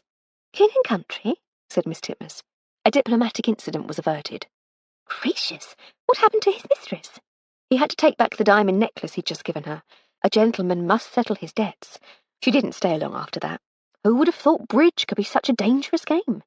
She laughed again. I never know whether you and Lady Hardcastle are teasing me, she said. Oh, I say, good shot, Emily! The set didn't last long. Mrs. Beddoes stomped over to us and all but threw her racket at Betty. I need to change for croquet. Hurry up, Buffrey. She marched away in the direction of the house. Betty gathered up the 2 tennis rackets and hurried after her. Lady Hardcastle came over to join us. That poor girl, said Miss Titmuss. Ros runs her racket. I'm sure she doesn't mean to. She seemed to have a lot on her mind at the moment. She's been very distracted lately, you see. I think— She looked around to make sure no one could overhear her. But her husband's affairs are becoming a bit more blatant. I've tried to talk to her, you know, get her on her own, but I never seem to be able to. Beard her in her lair one evening, said Lady Hardcastle. I've tried that, but she never seems to be in her room. Do you remember the party? Oh, it seems so long ago now, after what's happened since. She was so distracted. I tried to speak to her after that, but I couldn't find her. Not in her room? Asked Lady Hardcastle. When was this? Oh, I don't know. It must have been about 3 o'clock. She was probably out walking the grounds, poor thing. But I do wish she wouldn't take it out on Buffrey. I don't know how she puts up with it. Betty, said Lady Hardcastle, I'd intended to divert some of the fire, but I seemed to be too late. Ah, well. I say, perhaps you should offer her a job, Helen. Lure her into a more unruffled life. Surely you could make use of a lady's maid. Perhaps I should, said Miss Titmuss. It might be fun to have an ally against my housekeeper. Lady Hardcastle put her arm around Miss Titmuss's shoulder, and we all started walking. You're a perfect match, you two, she said. Where are they off to, anyway? I thought the croquet lawn was this way. It is. Ros has gone to change. Lady Hardcastle laughed loudly enough to draw curious glances from the gentlemen. They were also packing up, ready for the main attraction, the great croquet match. I suggest doubles, said Lord Riddlethorpe, as the house guests assembled on the croquet lawn. Really fishy, said Lady Lavinia. You do talk such utter rot. What on earth is doubles? We play doubles, but each partner is actually 2 people. 4 aside, do you see? Each pair owns a ball, sorted out between you who takes the shot. Any ball moved by the dogs has to be played from where they leave it, mind you. They're an additional hazard. Girls against boys, or draw lots for partners, suggested Mr. Waterford. You can draw lots if you like, dear, said Lady Lavinia, but I'm playing with Harry. There followed a good deal of discussion, negotiation, and general horse trading before the sides were finally agreed. I followed none of it, and instead sat with Betty on a stone bench beside the lawn. Croquet, it has always seemed to me, is a thoroughly pointless activity. I've never seen anyone who was able to play with any degree of skill. I've never seen a game where anyone actually cared about the result. Mostly, it seems to be an opportunity to lark about outdoors while chattering inanely. Nothing wrong with tomfoolery and inane chatter, of course. It's just that a croquet lawn always seems such a bland, featureless place to do it. What about a game of hide-and-seek in the woods, or blind man's buff by the lake? There were 1 or 2 in the party I'd have happily seen get a dunking. Lady Hardcastle wasn't keen on the game either, but she seemed to have been partnered with Miss Titmuss, so at least she would have amiable company. Betty and I watched the proceedings with one eye each, in case we were called upon later to comment or commiserate. The play was as pedestrian and unskilled as predicted, although the Dalmatians did add a pleasing element of danger and unpredictability. I wondered if the Croquet Association might be persuaded to add mischievous large dogs to its list of approved equipment. Most of our attention, though, was focused on earwigging their conversations as they passed us. But of course, without his spectacles, he had no idea which platform he was on, so he ended up at Norwich, still clutching the package of tripe. Oh, Emily, you are silly, said Miss Titmuss. To this day, no one knows what happened to the Polish attaché's new boots. I gave Lady Hardcastle a little salute as they passed by. Next to come past our bench were Herr Kovacs and Mrs. Beddoes. They said nothing. Indeed, it didn't appear that they'd said anything at all to each other since they started playing. Their faces were impassive masks, either of intense concentration or complete distraction. I watched for a moment, and the poor quality of their playing confirmed that it was the latter. They were both elsewhere. Lady Lavinia and Harry were altogether more talkative, but no more interested in the game. "Since we were at school, I think," said Lady Lavinia. "She was always the ringleader. I think it irks her that we're not still all in her thrall." "What about her husband?" asked Harry. "She never talks about him." "No, she never does. Theirs is not a relationship filled with love and romance." "Which is why she didn't bring him?" "Quite. She seldom allows him to accompany her. We always joke that she leaves him chained in the cellars when she's away. Sometimes I wonder how much of a joke it really is." Harry laughed. Mr. and Mrs. Beddoes did not seem to fit anyone's idea of a happy couple, I thought. If Miss Titmus's assessment was correct, they were only one small indiscretion away from a scandal. Unless she had misinterpreted things, and Mrs. Beddoes was just worried that she'd not left him enough food in the cellar. I chuckled to myself. Betty looked questioningly at me, but I was unable to explain before Lord Riddlethorpe and Mr. Waterford passed our way. They were similarly uninvolved in the game, but also deep in conversation. "Well, I'm not bally well selling it to him," said Lord Riddlethorpe. "We've only just launched the company, and he's already circling. I'm sure he means well. At least, I hope he does. But I mean, really." "Just bear it in mind, Fishy, that's all," said Mr. Waterford. "The newspapers don't seem to have made much of it so far, but if any of them decides to cause a stir, we're sunk. I'm not sure a new team could weather a scandal like that." "Like what exactly?" "Dilettante aristocrat playing at running a motor racing team. Young driver killed in a racing game after a party. They could have a field day if they chose to, and it's only a matter of time before someone in Fleet Street chooses to." "Is that how you see me, Monty? Just a dilettante aristocrat playing games?" "No, Fishy, of course not." "Then stand beside me. We'll have no more truck with Kovacs and his cynical dealings. We'll just have to show him who's best on the circuit. Shut him up for good."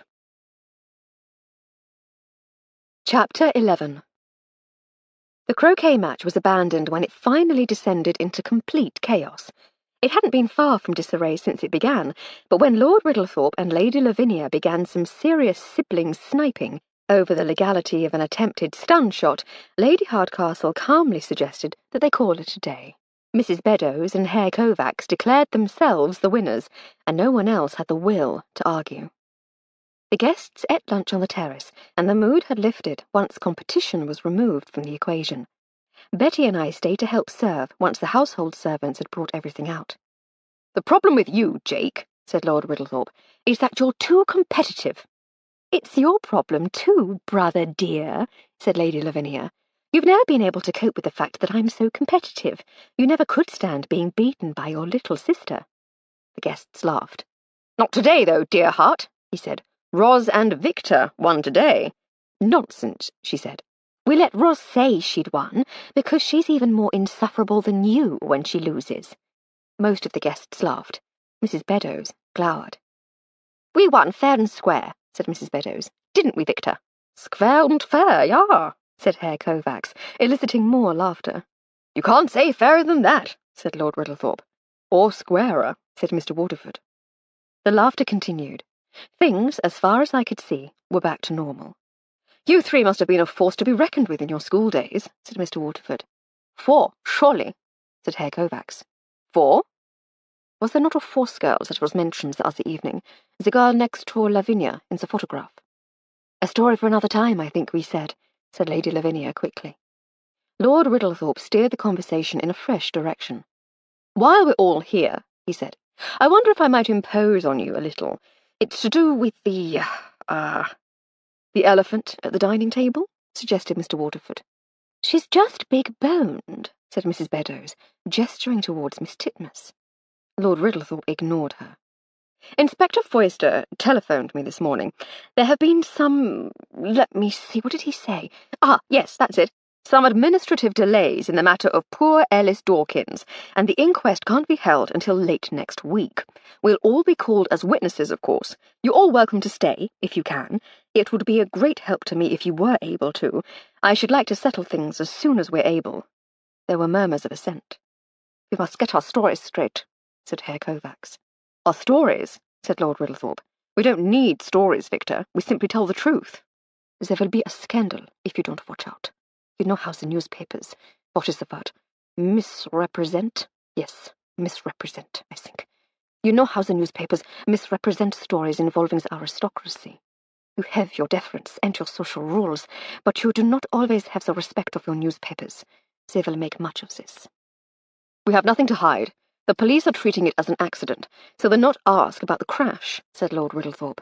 As far as Foyster is concerned, Dawkins lost control on a bend and hit a tree. But it wasn't an accident, Fishy, was it? Said Miss Titmuss anxiously. Morgan said the brake cable had been cut. Emily's looking into it for you. Everyone in the house knows. We're all going to be in terrible trouble. She's right, said Mr. Waterford. If we tell the truth, we'll have to mention the sabotage, and then the scandal would be unavoidable. Someone sabotaged that motor car. No one will lie, said Lord Riddlethorpe sternly. If they ask, we shall tell them what we know, and let the cards fall where they may. Herr Kovacs narrowed his eyes, but said nothing. The lunch party broke up quickly after that. Everyone headed back to their rooms to change, but Lord Riddlethorpe hung back. He took Lady Hardcastle to one side, and she signalled for me to join them. Lord Riddlethorpe was already speaking as I arrived. How you were getting on, you know, with your investigations, as it were. We're still getting the lie of the land, to be honest, Fishy dear, said Lady Hardcastle. It's still early days. Early days, said Lord Riddlethorpe, clearly trying to suppress his frustration.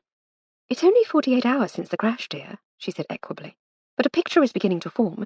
Wouldn't you agree, Armstrong? Certainly, my lady, I said. I'm sorry, he said. I didn't mean to take out my frustrations on you. What sort of picture is forming? Lady Hardcastle outlined our suppositions about the chain of events leading to the sabotage. Lord Riddlethorpe pursed his lips as he listened. So the timing doesn't particularly rule anyone out, he said, when she had finished. Not really, no, she said. But Armstrong has come upon some information that might rule at least one person in, possibly two. He looked at me expectantly. How well do you know Herr Kovacs, my lord? I said. I've been acquainted with him for a few years now. Decent enough chap. Surely you don't suspect him? Without mentioning Evan's involvement, I explained that we'd seen a copy of Herr Kovacs' draft letter offering to buy the racing team. I also recounted the conversation between Herr Kovacs and Mr. Waterford as though I had been the one who overheard it. Lord Riddlethorpe thought for a moment. Just good business, he said eventually. He knows the motors are top-notch. He's seen a chance to acquire them at a knockdown price, that's all. Sound move. I'd do the same. The words sounded sincere enough, but something in his manner suggested that he, too, had suspicions about Herr Kovacs. Mrs. Ruddle, the cook, and Patty, her kitchen maid, were already hard at work on preparations for dinner when I brought in the last of the plates from the terrace. But if you drizzle the melted butter, it doesn't split, said Mrs. Ruddle. I put the tray of plates beside the sink. Hello, Miss Armstrong, said Patty. Hello, Patty, I said. How are things in the most important room in the house? The young kitchen maid laughed delightedly. It's always nice when the other staff appreciate us, my dear, said Mrs. Ruddle.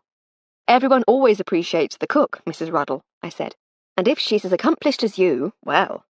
The older woman beamed. Have you worked here long? I asked. Coming on 40 years, she said proudly. I were younger than little Patty here when I started. I didn't know a béarnaise from a brisket. So you've known his lordship since he was born? You could say as I built him into the man he is today, she said, feeding him up like. Course, they sent him away to school, so I didn't get a chance to look after him quite as I'd liked. Him and Lady Lavinia both. I never did understand that. Nothing in the world more joyous than having little uns about the place, and they send 'em away as soon as they can. Lady Hardcastle would have given anything to go to school, I said. She always says she was terribly jealous of her brother. It's an adventure for them, I suppose, she said grudgingly, but it still doesn't seem right. If there'd ever been a Mr. Ruddle, I'd have liked to think we'd have made a home for our children, as they'd not want to get away from so quick-like. Was there ever a candidate? I asked. She laughed. But Mr. Ruddle? I don't reckon as anyone would pay attention to an old lump like me. Patty looked up from her chopping. Rubbish, Mrs. R. They'd be lucky to have you. And look here, see, said Mrs. Ruddle. I've got a kid to be looking after as it is. My life's not worked out so bad. But now we've got to talking about school, I do wish I'd had a bit of schooling. I learned to read and write from Mr. Sylvester. He was the butler here, when I was a scullery maid. He taught all us youngsters. Said it would stand us in good stead. He was a martinet, mind you. Nasty, nasty man. I reckon he only taught us so we'd know which Bible verse we were disobeying. But he done us all a favour. I wouldn't be where I am if I couldn't read a recipe. How about you, my dear? Did you get any schooling? I paused for a moment. I usually didn't mind sharing my life story, but I had rather hoped to find out a little more about Lady Lavinia and her friends. Still, it looked as though that ship had sailed, so I decided to go along with it. Perhaps I could bring the subject back to her ladyship later. A little, I said. I grew up in a circus. You never, said Patty. Ow! In her astonishment, the knife had slipped and she had nicked the edge of her finger. Run it under the tap, girl, quickly, said Mrs. Ruddle. I really did. One day the circus came to Merthyr Tydfil. My mother and her friends walked over the mountain to see it. The next thing Mamgoo, that's what we called my grandma, the next thing Mamgoo knew, my mother's friends were telling her my mother had run off with the knife thrower. They got married, and I'm the youngest of their 7 children. Only youngest by 20 minutes, mind you. And you lived in the circus, said Patty. She was still bleeding, but no longer seemed to care. We did. We travelled all over the country. The lion tamer taught me to read. Whenever we were in a town big enough to have a library, I'd spend all day in there with the books. I didn't care what it was, just so long as I had my face in a book. Mrs. Ruddle laughed. You ran away from a circus to read books, she said. Now I've heard it all. Shush, Mrs. R, said Patty. I think it's wonderful. Did you learn any tricks? I love the circus. My father taught me knife throwing, I said. I can do a little tumbling too, and if there's ever an escaped circus lion on the estate, I know exactly what to do. Oh, my goodness, said Patty. What? Run like the clappers, I said.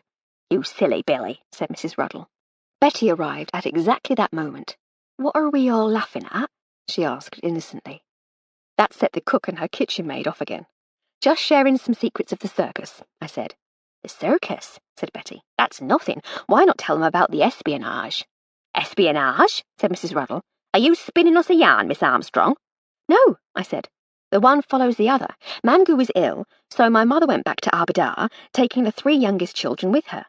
My father and our 4 older brothers stayed with the circus, but Di, he's just 2 years older than me, my twin sister, Gwyneth, and I went to live in the valleys. I was 12 by then, I think. We went to the local school for a year while we all tried to settle into life in a mining village. Di ended up down the pit like his grandfather before him. Gwyneth took over Mamgoo's job in the grocer's shop, and I left home again. To be a spy, said Mrs. Ruddle suspiciously. No, to be a scullery maid in Cardiff. And that's where you met Lady Hardcastle? Asked Patty. No, I met her in London. I moved to a house in London after 2 years with the Williamses, and then 2 years after that, my new employer's friend, Lady Hardcastle, offered me a job as her lady's maid. How wonderful, said Patty. At 17, said Mrs. Ruddle. Now I know you're pitching a tale. Weren't never no 17-year-old ladies' maids. You take no notice, Patty. No, Mrs. Ruddle, said Betty. That part's true. Mrs. Beddoes told me that part of it. She doesn't know anything about the circus, but Lady Hardcastle told them all about how she met Miss Armstrong. She told them about how she and Sir Roderick went to Shanghai and took Miss Armstrong with them, and about how Sir Roderick was murdered and they had to flee for their lives. Well, I never, said Mrs. Ruddle. I beg your pardon, Miss Armstrong, I'm sure. I never heard the like. Well, well, well. She and Patty resumed their chopping and stirring, each apparently too dumbfounded to say any more. Betty, too, simply stood there, lost in thought. Did you want me for anything, Varch? I said. Or was it Mrs. Ruddle? What? Said Betty absently. Oh, no, nothing special. I just came to get away from Mrs. Beddoes for a bit, I suggested. She sighed. You have no idea what it's like, she said. I swear she's the most... Always was, my dear, said Mrs. Ruddle. She's always been the nasty one in their little gang. Lady Lavinia used to bring her little friends home in the school holidays. They was lovely girls, really, always up to mischief, but usually nothing nasty. If there was ever an undercurrent of nastiness, though, it was always little Rosamond Burchett, as she was then, who was the ringleader. She could be right spiteful. What sort of things did she do? I asked. It's hard to recall specific things, she said. There was always something going on. I loved to play a little jokes and tricks on each other, and on the youngsters on the staff too, sometimes. Good-natured things for the most part. But if ever things turned ugly, it was always little Miss Burchett as was at the centre of it. They say something happened at their school once too. I'm surprised at you, Mrs. Ruddle, Mrs. McClelland, the housekeeper, had appeared like the manifestation of an unquiet spirit. "You should be setting patients a better example than this. You know better than to speak disparagingly about our guests. That's not the way things are done at Codrington." Mrs. Ruddle looked none too pleased at being told off in front of her kitchen maid, but, to her credit, she held her tongue. "And as for you, Miss Buffray, I should have thought you would be standing up for your mistress, rather than joining in with this tittle-tattle." Betty blushed crimson. I decided I ought to try to rescue the situation somehow. Ignoring Mrs. McClelland, I said, "Are you expected back any time soon, Betty?" "What? No, she's writing letters. I'll have to get her dressed for tea, and then again for dinner, but I've got an hour or so to myself." "Come on then, Vark," I said. "Let's go and see what mischief we two can get up to on our own." As it turned out, Betty and I remained mischief-free. She was reluctant to give details about her most recent run-in with her employer, but it clearly had left her agitated and anxious. We walked in the kitchen garden for a short while, but conversation eluded us.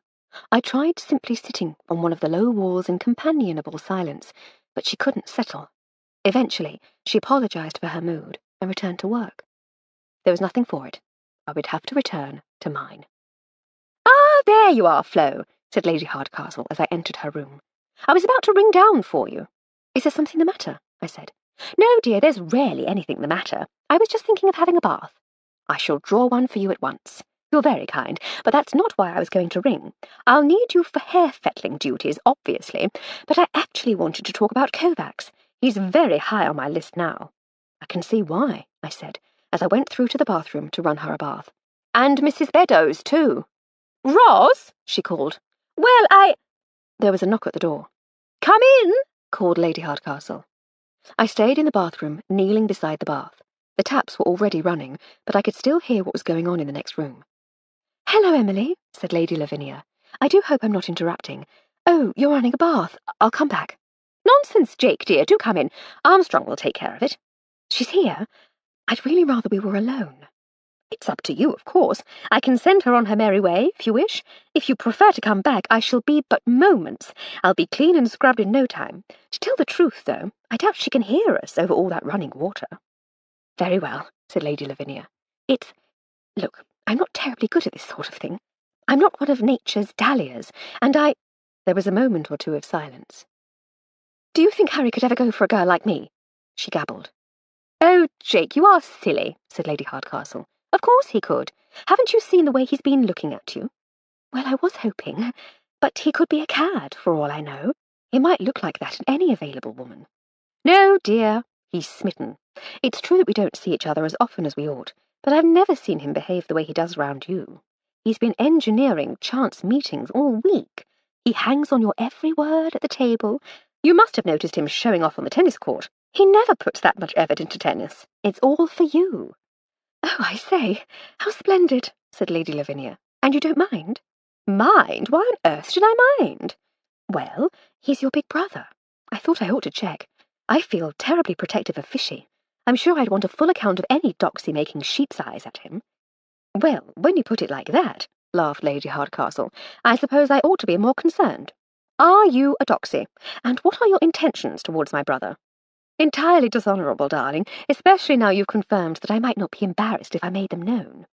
I should think you're on to what the gambling fraternity refer to as a sure thing there, dear, and though I'm not certain it's my place to give it, you have my blessing."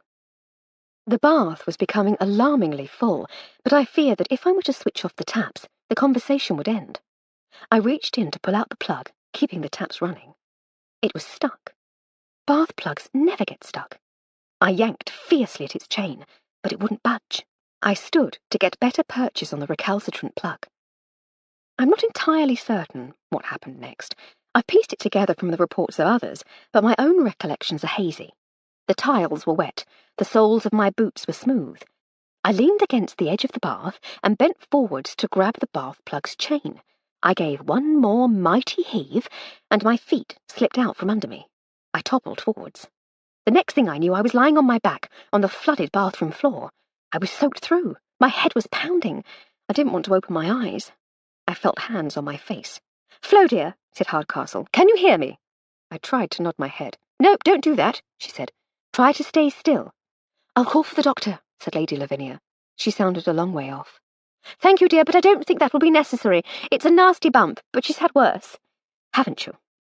Even without her injunction against nodding my head, the resulting bolts of pain from the past attempt would have dissuaded me from trying it again. I raised my hand instead, and she squeezed my fingers reassuringly. "If you could help me to get her out of these wet things and into my bed," said Lady Hardcastle, "I'll keep an eye on her to make sure there's no lasting damage." Of course," said Lady Lavinia. Being capable, intelligent ladies, blessed as they were with the keenest minds, and having had the finest education available anywhere in the Empire, it took them almost half an hour to get me out of my wet clothes and into a warm, dry bed. By the time they were done, I was freezing cold, and we were all exhausted. Apparently, I smiled and said, "Don't let that duck touch my books." "Do please let me call Dr. Edling," said Lady Lavinia when I was finally settled. "It's really no trouble. He's a charming old stick. He'll be here in no time. It would reassure us all, I think."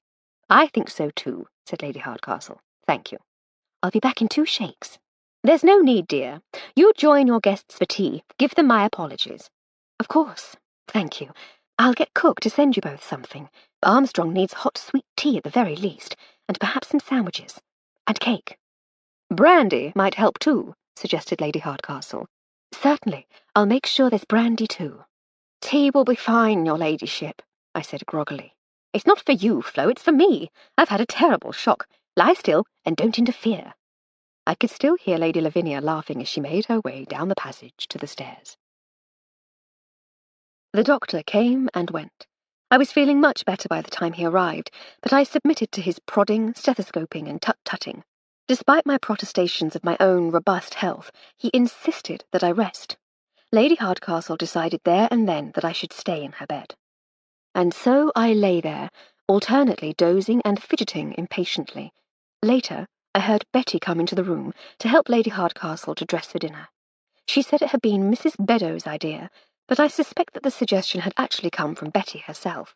Not only was Betty the kinder and more thoughtful of the two, she was also the one who would benefit more from spending a few minutes away from her usual place. As they both left, Lady Hardcastle told me that Lady Lavinia had had another room made up for her, so that she needn't disturb me again before morning. Betty returned a little later, bringing tea, some cake, and my copy of the Time Machine. We chatted inconsequentially until it was time for her to return to Mrs. Beddoes' room to ready her for bed. I read for a while once she'd gone, but to my intense irritation, I found that everyone was right and that I really did need to rest. Betty had already switched off the light for me, so all I had to do was blow out my candle and snuggle down. I slipped swiftly into a dream-filled sleep, in which Morlocks battled with an army of librarian ducks, and no one knew how to play croquet. There was a loud click. I awoke instantly. It took me a moment to work out that it had been the sound of a bedroom door closing somewhere. I heard the creak of a floorboard outside the door as someone made their way carefully along the passage. I tried to get up to investigate, but the pain in my head persuaded me not to be so stupid. There were all sorts of reasons for someone to be wandering about the passages of a country house in the middle of the night. Few of them wicked, but some of them decidedly naughty. I had no idea of the time, but it was pitch dark. I decided that discretion was the better part of valor and drifted back off to sleep. I dreamed that it happened twice more. When I woke again, there was sunlight streaming in through the curtains and a gentle knocking on the bedroom door. "Enter," I croaked imperiously. The door opened to reveal Betty bearing a breakfast tray. "Hark at you and your airs and graces," she said. "One night in the Toffs' rooms and suddenly you're the Queen of the May." "I was born to it," I said, as I sat upright. "That's a lovely lump on your nut," she said as she set the tray down. "The story is that your mistress was trying to teach Lady Lavinia her tennis backhand, and she caught you on the bumps." I laughed. "As always, the story is better than the truth. Thanks for bringing this up, though. It's a rare treat." "It's my pleasure." "Shouldn't you be seeing to Mrs. Beddoes, though?" "Ordinarily," she said, "but she sent me away with a flea in my ear this morning. She wanted to lie in." She sat on the edge of the bed. "Well, she did have a hectic day of being soundly thrashed at tennis," I suggested. "She barely broke a sweat. I reckon it was more likely her night manoeuvres." She pinched a slice of toast from my plate. "Mrs. Beddoes? Surely not. Who with?" "I said too much already," she mumbled, her mouth still full of toast. I really shouldn't be gossiping. Betty Buffrey, you're a wicked tease. Lady Hardcastle breezed in. Good morning, oh bruised one, she said. Oh, and good morning to you, Miss Buffrey. No, please don't get up. I just need to collect a few things. Do you know where Actually, where anything is. I need suggestions for a morning outfit. I shooed Betty out of the way and tried to clamber out of bed. I stumbled again as I became entangled in the voluminous nightgown I was wearing. What on earth? I said. It's one of mine, said Lady Hardcastle. We thought you ought to have something in case you needed to get up in the night. I must say, I've always thought of myself as statuesque at worst, but seeing that on you, I rather feel like some manner of galumphing giantess. It looks like a marquee. Nonsense, my lady, I said, as I untwined myself from the folds of cotton. It just needs taking in a bit round the... well, all over, really. But it was a kind thought. You have things to do, said Betty. I'd better be on my way. I'm sorry for intruding, my lady. Nonsense, dear, said Lady Hardcastle. Thank you for looking after Armstrong for me. Betty curtsied and left the room. There was nothing wrong with me apart from a slight headache that throbbed a little if I bent down, so I was able to help Lady Hardcastle get ready without too much trouble. What happened to my own clothes? I said, as I put the finishing touches to her hair. I dimly recall their being soaked. She looked around. Over there on the chair? She suggested. I looked, and sure enough, my clothes were folded over the back of the chair, clean, dry, and neatly pressed. How the dickens? I said. It's always baffled me, she said. When I was a girl, I always believed elves did it. I raised my eyebrows and instantly regretted it as the pain in my forehead intensified. More likely to be the girls in the laundry, I said. Much more likely, she said. Will you be fit to accompany me today? There's nothing planned, and the day has the potential to be frightfully dull without you. With all your new friends to keep you entertained, my lady, I said. Surely not. I should love to go along with the jape and tease you a little, but the truth is that there's hardly anyone about. Fishy has gone off somewhere with Monty. Jake and Helen are giggling together, while Harry looks on like a lovesick puppy. Victor and Roz haven't surfaced yet. I'm all on my own. Herr Kovacs and Mrs. Beddoes aren't up yet, I said. Betty mentioned that Mrs. Beddoes was having a lie-in. She suggested she was worn out from night manoeuvres. With Victor? Oh, I say, that would be too funny. And a trifle unlikely, I said. Why? Oh, they are simply made for each other. Peas in a pod. The threat of renewed unpleasantness from the bruise on my forehead dissuaded me from raising my eyebrows disapprovingly.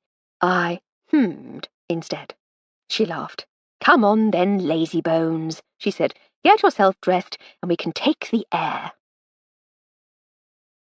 I take it you heard Jake talking about Harry, said Lady Hardcastle, as we took a turn around the grounds. That was what caused my tragic downfall, I said. I was trying to get the plug out so that the bath wouldn't overflow. Why not just turn off the taps? You told her it was safe to talk because the sound of the water would cover your conversation. If the water stopped, then so would she. She laughed. Instead, you stopped her rather effectively in your own uniquely violent way. And I have the lump to prove it. What do you think, though? About the lump? It's very fetching. No, my lady, about Lady Lavinia and Harry. Ah, of course, sorry. I think it's splendid. Poor Harry had a couple of ill-fated love affairs in his 20s, and then threw himself into his work. He's risen through the Foreign Office ranks, but he's lonely, and Jake's a sweetheart. It takes a genuine poppet to ask a chap's sister for permission, which you graciously gave. Not strictly mine to give, old thing, but yes. After we'd left you to your slumbers, I told her it was actually a matter entirely between the two of them, and wished her the best of British. So you won't tease him about it? Heavens, Flo, what do you take me for? I shall tease him mercilessly. What manner of sister would I be if I didn't chaff him? We rounded a corner and found Lady Lavinia sitting on her favourite stone bench with Miss Titmuss. Harry was approaching from the opposite direction at a fair rate of knots. Lady Hardcastle increased her own speed in an effort to reach the ladies before he did.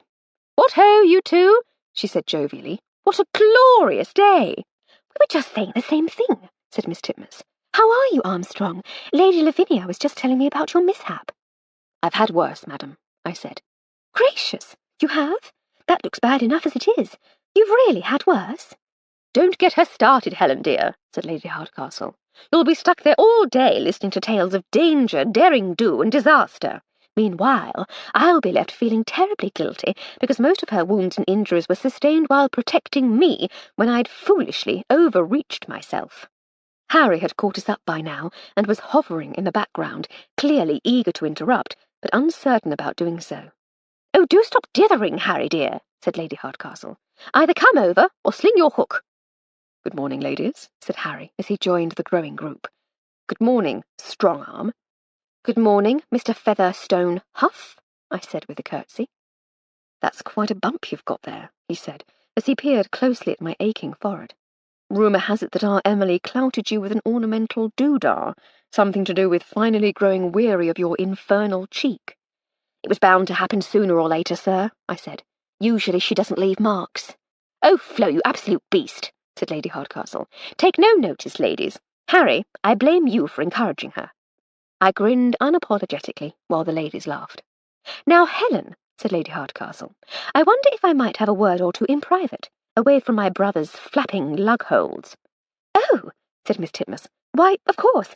Do excuse me, Jake. Harry, it seems my attention is required elsewhere." She stood, and the three of us strolled away, leaving Harry and Lady Lavinia on their own. "Heavens, Emily," said Miss Titmuss, "whatever's the matter? Have I done something terrible?" "No, you goose," said Lady Hardcastle. "I just wanted to leave the two lovebirds alone. Harry's a dear, sweet boy, and quite a whiz at the Foreign Office, but in matters of the heart he's as hesitant and useless as a... Help me out, Flo, as hesitant and useless as... "You're on your own, my lady," I said. "If you're going to set off on these reckless similes without any idea of how to complete the journey, you've only yourself to blame." "Humph," she said. "You see what I have to put up with, Helen dear. I think you're better off without a lady's maid. They're nothing but trouble." "I couldn't disagree more," said Miss Titmuss. "I shall be placing an advertisement for a companion as soon as I get back to London." "Good for you. I should warn you, though, that Flo here is a unique treasure. You'll not find her like in even the finest agencies in London." "I very much get that feeling," said Miss Titmuss. "Changing the subject, how are your investigations coming along?" "Not so well, I'm afraid. We strongly suspect that Mr. Kovacs might have had something to do with it, but it's just supposition. We've no proof. I'm beginning to think there might be a touch of xenophobia mixed in with it as well. We've had more than our fair share of run-ins with the fine folk of Austria-Hungary over the years, and I fear I might have taken against them as a nation." "I've never trusted the Belgians myself," said Helen absently. "Not quite French, not quite Dutch. They make delicious chocolate, mind you. At least they'll be on our side if things cut up rough. Them and the French." "Are things likely to cut up rough, do you think?" "It's only a matter of time, I feel. The German Empire seems to be spoiling for a fight." "I do feel like such a duffer sometimes," said Miss Titmuss sadly. "I make no effort to keep up with international affairs." "I can't honestly say I feel like a better person for knowing," said Lady Hardcastle. "It's just a habit from a past life. There are more things in heaven and earth than are dreamed of in the philosophies of the politicians and diplomats. I'd as soon keep up to date with developments in science and the cinematic arts. Much more relevant, if you ask me." "I don't even do that. Well, I suppose I'm au fait with the world of photography." "Specialization is the modern way, dear," said Lady Hardcastle. "Expertise. That's the key. Oh, I say, how did we end up here?" Our aimless wandering had led us into the kitchen garden. I waved to Patty, who was once again carefully harvesting herbs for Mrs. Ruddle. "Let's cut through the stable yard and make our way to the front of the house," said Lady Hardcastle. "I've not really seen that side of the estate." We did as she suggested, using the arched doorway in the corner of the walled garden. Morgan Coleman, the mechanic, was already there. He was unlocking the large coach-house doors. "Good morning, Morgan," said Lady Hardcastle brightly. "Time to give the thoroughbreds a run out?" He laughed indulgently. "Something like that, my lady," he said. "His lordship has an idea for some adjustments to the carburettor on the number 2 car. Thought I'd make a start before it becomes urgent-like." "Good plan," she said. "He's lucky to have you on his staff." "Thank you, my lady," he grunted, as he heaved the first of the enormous doors open. He walked back to do the same with the other door, but something caught his eye. "What the devil?" he said. He made his way cautiously inside the coach-house. Intrigued, we stopped to watch. "Lady Hardcastle," he called. "Could you come in here, please?" Lady Hardcastle and I exchanged puzzled looks. She set off at once. Miss Titmuss made to follow her, but something about Morgan's tone suggested that it might not be something she would want to see. I laid my hand on her arm. "I think we should wait here, madam," I said, "just in case." "In case what?" she said. "Oh, I see. Very well." Lady Hardcastle re-emerged a few moments later. "Helen, I need you to go into the house and find Fishy. Tell him I need him in the coach house. Tell him it's urgent." "But what—" "Now, dear, go." Miss Titmuss looked bewildered, but Lady Hardcastle's tone brooked no disobedience. She left on her appointed mission. "Come with me, Flo," said Lady Hardcastle, once Miss Titmuss had gone. "This is a most unpleasant development." I followed her back into the coach house. Morgan was crouching at the far corner of one of the motor cars. He was examining something on the floor. As we approached, I was able to see the object of his scrutiny. Lying on the floor, in a pool of dark, congealed blood around the remains of his skull, was the body of Victor Kovacs.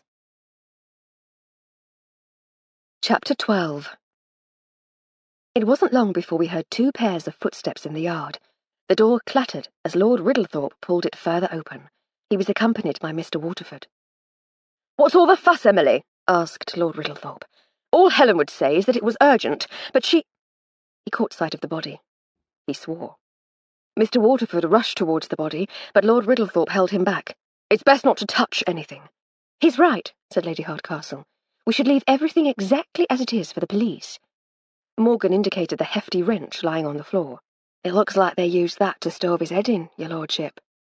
"We've worked that out for ourselves," snapped Mr. Waterford. "Steady on, Monty," said Lord Riddlethorpe. "We're all a bit shocked, but there's no need for that." Mr. Waterford turned to Lady Hardcastle. "And if you were half the detective you make yourself out to be, Victor wouldn't be lying there now." "That's enough, Monty," said Lord Riddlethorpe. "Emily, Monty and I will go back to the house. I need to call Inspector Foyster. Please stay here and see what you can see before he gets here. Morgan, don't let anyone else inside." They both nodded their assent, and Lord Riddlethorpe led his friend away. "What do you think, my lady?" I said, as we looked at the scene. "I'm sure the police surgeon will have a clear idea, but obviously we know that he was killed after midnight and before about half an hour ago. We were all in the library together after dinner, and he left for bed at midnight. If he'd been attacked less than half an hour ago, we'd have seen his attacker. Many of the smaller bloodstains are dry, so I should say it was a good few hours ago." "He was struck from the front," I said. "He saw his attacker." "Which would seem to suggest he knew him." "Or her," I said. "Or her," she agreed. "Again, the surgeon will have a better idea of the angle of the blow, so he'll be able to give us a better idea of the height of the assailant. It looks like just the one blow to the forehead, though, not just from the wound, but from the spray of blood on the floor. Do you see? As the murderer swung the wrench downwards after striking him, it left that spray of blood behind it. But it's neat, just the one swing. And from this side of the room, I'd say." "So Herr Kovacs came down to the coach house," I said. "Why? To meet someone? Or was he here to sabotage another motor car?" "Either is possible," she said. "He met someone. He was face to face with them when the blow fell. Were they talking? Arguing? Was someone trying to stop him? Did they suspect him of further sabotage and catch him in the act?" "There are no other signs of a struggle," she said. "Nothing knocked over, nothing else damaged. It makes a meeting more likely. If he was surprised in the act of sabotage, he would be more likely to have tried to flee. Or to brazen his way out," I said. "Stand up to his accuser and talk his way out of it." She said. "He might." "Morgan, is the back door locked?" Morgan made his way to the back of the workshop, carefully avoiding anything he thought might have been evidence. "Locked," he said when he reached the door. "Interesting," said Lady Hardcastle. "And the main doors were locked when you arrived?" "Yes, my lady. You saw me unlocking them." "So the attacker left and locked the door behind him. What's the most likely chain of events now, then?" "It still doesn't point to either," I said. "If Herr Kovacs came down here with a key and let himself in, he could have been followed. His murderer would have come in through the open back door, confronted him, killed him, taken the key, and left the way he came. On the other hand, if it was arranged, it would be the murderer who had the key, let himself in, waited for Herr Kovacs, then locked up after himself." "True. But the murderer had a heavy wrench in his hand. The tools are all stored on that back wall. If someone had followed Victor down here to see what he was up to, they would both have come in through the back door. The murderer would have taken the wrench from the wall, and then come all the way round to the front of the coach house to approach Victor from this side. Wouldn't he have grabbed his weapon and confronted him there and then? Why walk all the way round? Why put Victor between himself and his only exit? In that case, the murderer was here first, I said. It was a pre-arranged meeting. I looked more closely at the body on the floor. If Herr Kovacs had the key, he would have put it in his pocket, wouldn't he? And to get at it, the murderer would have had to search him. But look, his jacket is exactly as it would be if he fell on it. He's not been searched. Good thinking, she said. We really ought to leave all this to the police, you know. But my curiosity is piqued, and as long as we don't actually get in the way, we can't do any harm. Morgan, will you be all right here on your own? I want to take a look round in the house. As you wish, m'lady, he said. I'll wait here for the inspector. Good man. Come along, Armstrong. We need to have a quick snoop before that awful Foyster fellow gets here. Lord Riddlethorpe was pacing the hall when we entered the front door. He ignored us as we hurried towards the stairs, but Mr. Waterford glared at Lady Hardcastle. At the landing, we turned left towards Lady Hardcastle's room, but we passed her room and continued down the passage to the next. Lady Hardcastle tried the door. This was Victor's room. Let's have a quick rummage before anyone else realizes they ought to do the same, she said. I didn't know this was his room, I said. I think I heard him leaving. Oh? Yes, I've no idea what time it was, but I heard a door shut in the middle of the night. It woke me. It would make sense. He certainly left his room in the middle of the night. Mind you, I said, it's hard to tell which door is which just by the sound. Oh, it's quite easy with a bit of practice, she said.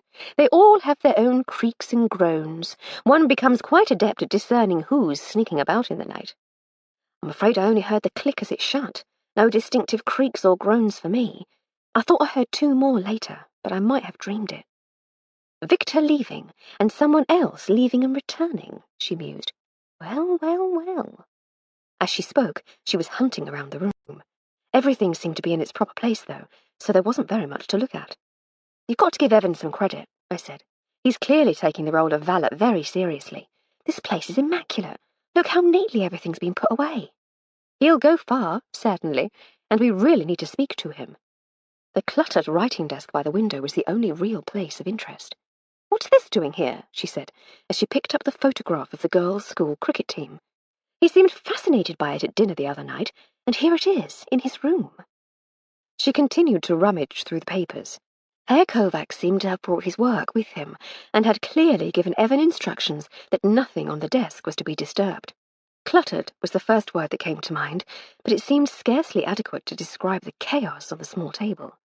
Hello, she said. I think we can confirm the meeting hypothesis. Have a look at this. She indicated a small piece of paper unfolded on the desk. Without touching it, I inspected it carefully. It was a piece of Codrington Hall notepaper, folded in two. It was of the sort that was placed in every room for the use of the guests. The crease was a little rumpled on one side, as though it had been pushed under the door and had caught on something on its way in. I looked back at the doorway and noticed that one of the floorboards sat a little proud of its fellows. The paper bore a short message, written in a neat, rounded hand. We need to talk. Meet me in the coach house at 2 o'clock. The back door will be unlocked. Come alone. R.B. Blimey, I said. You don't think... The only R.B. I can think of is Rosamond Beddoes. That's easily solved, I said. Lady Lavinia and Miss Titmus would know Mrs. Beddoes' handwriting in an instant. Should we take the note? We might be able to find out what it means before the police see it and jump to conclusions. It's tempting, isn't it? But I think not. We can't interfere. We'll have to do as Fishy says and let the cards fall where they may. I heard the sound of footsteps in the passage and touched Lady Hardcastle's arm to attract her attention. I put a finger to my lips and tiptoed to the door. I opened the door a crack and peeped out. I saw the retreating back of Mrs. Beddoes. Lady Hardcastle raised an eyebrow in silent inquiry. Mrs. Beddoes, my lady, I said quietly. On her way downstairs. Gracious, she's late. Betty said she was tired and wanted to lie in. So she did, so she did. A sleepless night, it seems. She stood for a moment in silent contemplation. But we'd best not jump to conclusions ourselves, and we'd better slip away before anyone catches us in here. We stole cautiously out of the room. Once safely in the passage and away from Herr Kovac's door, we strolled casually back towards the stairs.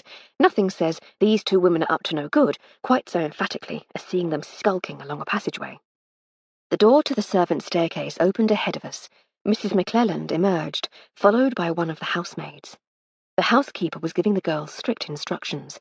But no one is to go into Herr Kovac's room until Inspector Foyster and his men have examined it. Do you understand? The girl nodded meekly. And take extra care with... She stopped talking as she noticed us coming towards her. Lady Hardcastle swept imperiously past, and the two household servants bowed their heads in silence. We were part way down the stairs before we heard Mrs. McClelland's voice once more in the distance. The sound of it distracted me, so that I was looking the wrong way as Mrs. Beddoes came sprinting back up the stairs towards us, her head down. She almost bowled me over. "I'm so sorry," she said breathlessly. "Oh, it's you. Good morning, Emily." "Good morning, Ross, dear," said Lady Hardcastle. "Someone after you?" "What? Oh, I see. No, just need to get something from my room." "Don't let us detain you, dear. Shall we see you for lunch?" "Doubt if we'll be getting any lunch," said Mrs. Beddoes over her shoulder as she sprinted on. "Haven't you heard? Another of Fish's stupid friends has been found dead. The police will be here soon, and we'll never get any blessed food." She was out of sight before Lady Hardcastle could say another word. Inspector Foyster was a great deal less supercilious and dismissive once he had a real murder to work on. He arrived within an hour of Lord Riddlethorpe's call and set to work at once. During a thorough examination of the coach-house, he left scraps of paper torn from his notebook, upon which he had written instructions for Sergeant Tarpley when he arrived. Take fingerprints, sketch a blood pattern, and the like. I found them when I went for a snoop after he'd gone inside. Having diligently catalogued even the minutest details of the scene of the crime, he returned to the house where Lord Riddlethorpe gave him the use of a small, informal room towards the rear of the ground floor. He called in guests and members of staff one by one, interviewing each of them for up to 10 minutes. I was waiting in Lady Hardcastle's room when she returned from her own meeting with the newly invigorated inspector. "I say," she said as she breezed in, "he's a good deal more impressive when he's got something to get his teeth into."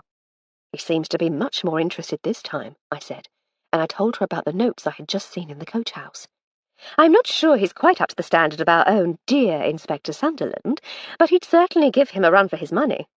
"Do you feel suitably interrogated?" I asked. "I've been more aggressively questioned. That chap in Bucharest with the rubber cosh and the buckets of iced water was more enthusiastic, for instance, but seldom more thoroughly or thoughtfully." "I shall look forward to taking my own turn," I said. "I'm glad you said that, dear. It's your turn now. He asked me to send you in next." "I shall get down there at once. Do I look presentable?" "There's a smudge on your dress from when you were poking about in the coach-house," she said, "but you'll do for an interview with a police inspector." I went downstairs. The inspector was sitting in a comfortable armchair. Opposite him was a chair from the dining room. He invited me to sit. The room itself was uncharacteristically small for the grand house. Perhaps it had been a study in former times, but now it seemed to be a solitary sitting room. The comfortable chair and its companion table were the only other furniture. There was a family photograph on the table beside an ornate lamp. The walls were panelled in oak, giving more credence to the former study idea. A sash window gave a view towards the formal gardens at the rear of the house. "Miss Armstrong, isn't it?" said the inspector as I sat. I felt uncomfortably prim in the upright chair, while he slouched in the armchair with his notebook. "Yes, Inspector, that's right," I said. "And you work for Lady Hardcastle?" "I do, yes." He made a note. "For how long?" "How long have I been working for her? Oh, let me see. She first offered me a job as her lady's maid in '94, so 15 years. "You can't have been very old," he said as he made a note. "What were you, 14, 15? No one employs a 15-year-old lady's maid." "I was 17. Still far too young, mind you. Not the choice I should have expected someone in Lady Hardcastle's position to take. People have incurred substantial losses betting on things they expected Lady Hardcastle to do." He didn't even look up. "You arrived on Monday, I believe," he said. "That's right." "You were billeted in the servants' quarters with Miss Buffry." "I was." "And yet last night you were sleeping in Lady Hardcastle's room." "I was. I slipped and bumped my head while I was drawing her a bath. She let me stay in her room rather than moving me. Lady Lavinia arranged for another room to be prepared for her." So I gather. That means you were on the same corridor as Herr Kovacs. Did you see or hear anything last night?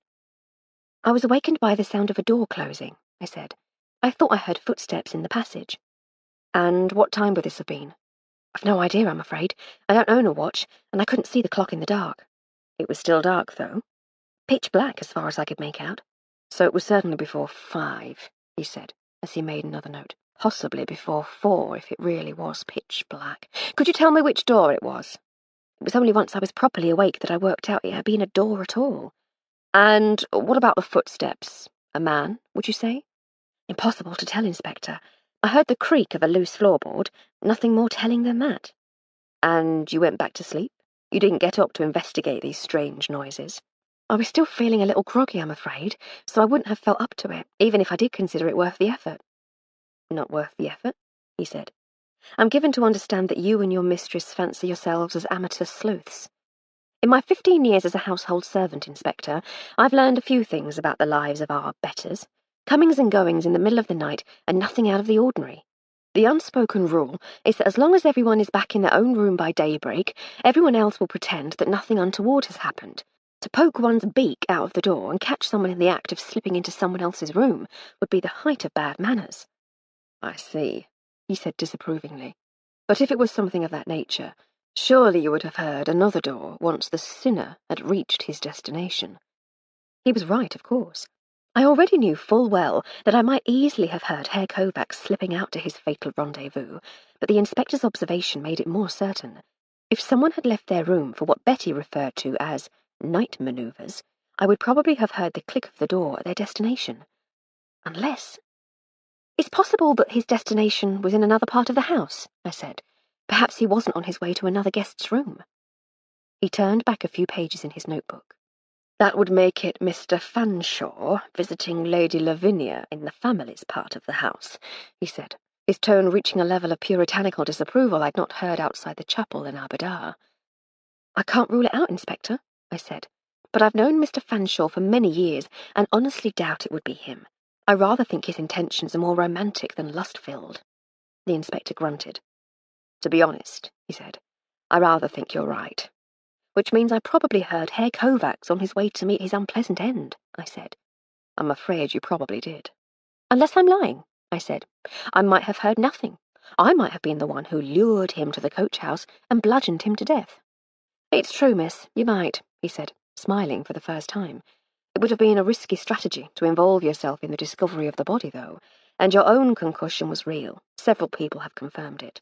I don't believe you were capable of getting out of bed, much less wielding a wrench. Why do you say lured, though? Is it not more likely that he was caught in the act of interfering with his lordship's motor cars? Had he not already searched Herr Kovacs' room? Had he not seen the note? I decided to say nothing about it. You're right, Inspector, of course. Just a maid's romantic fancy. He nodded and made another note. Did you hear anything further? He asked. Did anything else awaken you? Nothing definite, I said. I fancied I heard a door twice more, but I didn't wake properly, so I might have dreamed it. I see, he said. And you discovered the body this morning? Not quite, Inspector, I said. I was with Lady Hardcastle and Miss Titmuss. We passed the coach-house just as Morgan was opening it up. He discovered the body. So he did. What happened then? I recounted the events as concisely as I could while he carried on writing. At length, he finished making his notes and looked up. Thank you for your help, Miss Armstrong, he said. I think I have enough to be going on with now. Would you be good enough to send Miss Betty Buffry to me, please? Of course, I said, and stood to leave. Back in Lady Hardcastle's room, I recounted my brief interview with the inspector. He doesn't waste any time on chit-chat, does he? Said Lady Hardcastle when I'd finished. I thought we'd be stuck in there for hours while he delved into every aspect of life here. I was in and out before I'd had a chance to become uncomfortable in that dining chair, I said. Nice touch, that. Sit the victim in an awkward chair, puts them at a disadvantage while he lounges in an armchair. Did you get the feeling he had any idea what's going on? None at all, I said. Although he might just be being cagey, he had no reason to let me in on the results of his deliberations. No, you're right. Inspector Sunderland would have told us, mind you. Did he ask you anything about the crash? Not as such, I said. He suggested that Herr Kovacs might have been clubbed while he was interfering with the motor cars. That was all. Ah, yes, she said thoughtfully. And he made no mention of the note. Do you think he even saw it? He wouldn't have pulled me up on my lured comment if he had. How could he have missed it? He couldn't, she said. Not a man who leaves notes all over the scene of a crime for his assistants to follow up. She sat for a moment in thought. Keep cave for me for a moment, would you? I'm going to nip into Victor's room again. I followed her out into the passage and loitered awkwardly while she slipped into the still unlocked bedroom. She emerged scant moments later and waved me back into her own room. No sign of it, she said once the door was closed behind her. So either the inspector has it and isn't letting on, or it was gone by the time he searched the room, she said, finishing the thought for me. She sat down at the writing desk and waved me into the armchair. I wish we'd pinched it ourselves now, I said. We could do clever things with the handwriting. Or something. Or something, she said with a laugh. Its absence tells us something, though, don't you think? I'd say that makes it odds on it was sent by the murderer. As opposed to... Oh, I don't know, she said airily. Some sort of red herring placed there by the fates to throw us off the scent. The fates go in for that sort of thing, do they? I said. Don't they have more important matters to concern themselves with? Contumacious and capricious are the fates. One never knows where they'll turn their mischievous attentions. Right you are, my lady, I said. It's still no real help, though. Anyone could have taken it. Anyone? We strolled nonchalantly in and out of the room without being noticed. We might have a little more experience at furtivity than everyone else in the house, but it didn't tax our skills even a tiny bit. Anyone who could find their way to Herr Kovacs' room could have filched the note, with no one else the wiser. I'll concede that, but did anyone have an obvious opportunity? Evan Gudger is supposed to be in and out of there all day if he's serving as valet. We met that housemaid in the passage too. With Mrs. McClelland giving her stern instructions not to go in, she said. And then, of course, there was... Mrs. Beddoes, I suggested. Ros Beddoes, yes. R.B. She had been doodling on a page of her journal as we spoke. Now she stared pensively at the ceiling, tapping her mechanical pencil against her teeth. It might not be someone's initials, I suggested. It could stand for anything. A coded instruction, maybe, or some familiar signature between friends. Rule Britannia, perhaps? Or rubber bananas? Or reluctant baboons? Or reheated beetroot? The possibilities aren't limitless, but they're huge, so it doesn't have to be a person's initials. It doesn't, she said, but it's the most commonplace way of ending a letter, to sign it with one's name or initials. Would someone who was close enough to have a secret sign-off also be likely to bludgeon their friend to death? I suppose not, I said. What I've seen of Mrs. Beddoes over the past few days hasn't endeared her to me, and I've not heard much from Betty that would change my opinion. Nevertheless, I'm reluctant to believe that she's the sort to smash a man's head open with a big spanner. Technically, I think it was a wrench. Adjustable, do you see? But I concur, the idea of her being a murderer doesn't sit well. Someone else using her initials as a ruse, then, I said. For all her character flaws, she's a strikingly attractive lady. An offer of a meeting with her might tempt any man. And your pal Betty said she was on manoeuvres. Perhaps Victor was the lucky recipient of her attentions. They were thick as thieves during the croquet match. And if the murderer knew that, what easier way to lure Herr Kovacs to his doom? It's all possible, she said. I'm not sure I'd be overly thrilled by the offer of an assignation in a dusty, oil-stained coach house, mind you. That would never have occurred to Herr Kovacs. He loved oil and machines. It would have been his own romantic paradise. The question, then, she said, as she put down her pencil and stood up, is who on earth had motive enough to lure him out there and do him in? There was a knock at the door. Yes? Called Lady Hardcastle. The door opened, and Miss Titmuss poked her head in. Ah, Emily, she said. There you are. Would you mind awfully if I came in? Not at all, dear. Pull up a...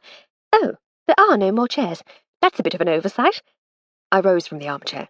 Please, miss, I said, take the armchair. It's surprisingly comfortable. Oh, she said, I don't want to push you out if you two are busy. Nonsense, said Lady Hardcastle. She can sit on the bed. Actually, my lady, I said, I was thinking of popping down to the kitchen to see if they were doing anything for your lunch. With the inspector doing inspectory things, and everyone all of a twitter, lunch seems to have been overlooked. This is why you need a lady's maid, Helen dear, said Lady Hardcastle. I'm sure I'd starve to death without her. I've said the same thing myself, my lady. I said. Often, she said. Off you trot then, dear. To be honest, I'm not ravenous.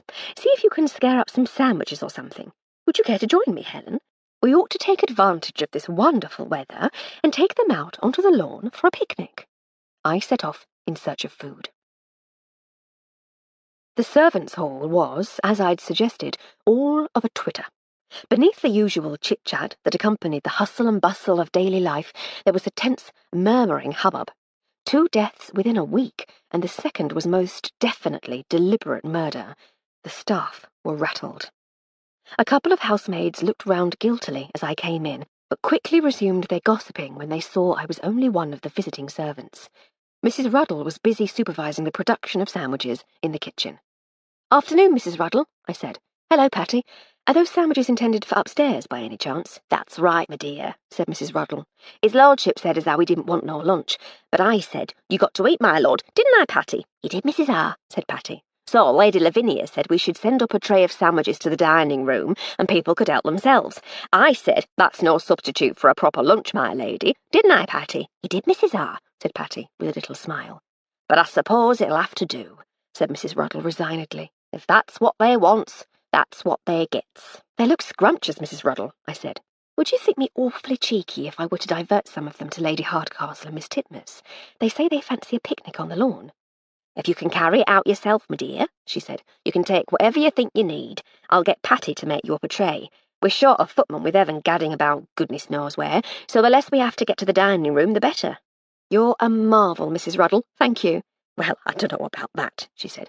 "I said the other day—" "You did, Mrs. R, you did," said Patty, without looking up from her work. Betty appeared in the kitchen doorway. "Ah," she said timidly. "Hello, everyone. I wonder—" "What ho, Betty?" I said. "Come to catch some lunch for Mrs. Beddoes?" "Why, yes, actually. How did you—" "We're all at it," I said. "I'm trying to get something for Lady Hardcastle and Miss Titmuss. They're having a picnic on the lawn. You should get Mrs. Beddoes to join them. It would save you a fair bit of mucking about. 1 lunch and 2 of us to carry it." "I don't think she'd want that," she said nervously. She's indisposed." "Righto," I said. "Can we leave it all in your hands then, Patty? We'll be back in a few moments to gather our fancy fare and get out of your hair. Come on, Betty, let's leave these good ladies to it." Without waiting for a response, I took Betty by the elbow and led her out into the servants' hall. It was busy, but that was all to the good. It meant that there was enough going on to cover a private conversation. I indicated that we should sit at one end of the long table and poured us both a cup of tea from the ever-present pot. "What's the matter, Vark?" I said. "You don't seem your usual happy-go-lucky self. Is it the murder? It can be unsettling, I know, but Inspector Foyster will get to the bottom of it. We're in no danger." "You sure about that? You're not working for a murderer." I found myself unable to respond immediately. I stared at her for a moment with my mouth hanging gormlessly open. After a lengthy pause, I gathered myself together enough to say, "Mrs. Beddoes?" Not my finest hour as an amateur sleuth. Betty nodded. "What makes you say that?" I asked as my wits returned. "She killed Mr. Kovacs," she whispered. "I'm sure of it." "Why are you sure?" "She wasn't in her room all night, and now she's in a terrible state. It must be her." "Is that what you told the inspector?" I asked. "No, You're not as sure as all that, then?" I suggested. What else can it be, though? She did him in. She must have." "I thought you said she'd been on manoeuvres before. Perhaps she accidentally stayed too long. I confess I thought she might be seeing Herr Kovacs, but I take it I was wrong." It was her turn to look dumbfounded. "Mr. Kovacs," she said, almost laughing. "She's been carrying on with Mr. Waterford for months. I thought everyone knew." "Not me," I said, "nor Lady Hardcastle. We're new to your set, remember. Does her husband know?" "He ignores it for the sake of propriety, and so that he can conduct affairs of his own. Theirs is a marriage of convenience, I think they call it. She wants his status, he wants her money. As long as neither of them causes a scandal, they just get on with their own lives. Their home is a miserable place for the most part, but she and I are seldom there, so it's not too bad." "How thoroughly awful! But how do you know she wasn't with Mr. Waterford last night? Isn't that where she's been every night?" "Maybe," she said. "Oh, my goodness! What if they're in it together?" "I still don't understand why you think she had anything to do with the murder of Herr Kovacs, though." "Was there a lot of blood?" she said. I didn't want to get too deeply into the grisly details. Some people imagine themselves to be fascinated, but become surprisingly squeamish once you get down to blood-soaked brass tacks. A fair amount, I said as blandly as I could. So, the murderer would likely have got some on their clothes. I should say that was inevitable, I said. Mrs. Beddoes is fastidious about her wardrobe. Everything has to be just so, the right clothes for the right occasion. She has indoor clothes, outdoor clothes, sports clothes, evening clothes, lunchtime clothes. They all do that, I said. I know. She's very fond of a tweed skirt and jacket she bought this season for outdoors. I've seen her in them. She looks very smart. They're missing, she said. Chapter 13.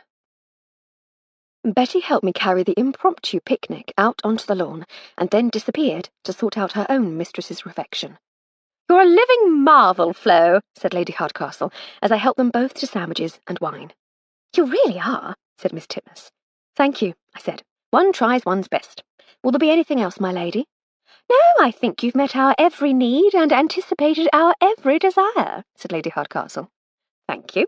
In that case, I shall leave you to your nattering. Stay and eat with us, you goose, she said. Yes, said Miss Titmuss. Please don't leave on my account. I know you two spend a lot of time in each other's company. I should hate to think you are having to behave any differently because of me. You're away from home in a gorgeous country house. You should be having fun, both of you. You're very kind, miss, I said. I sat on the rug and helped myself to a sandwich.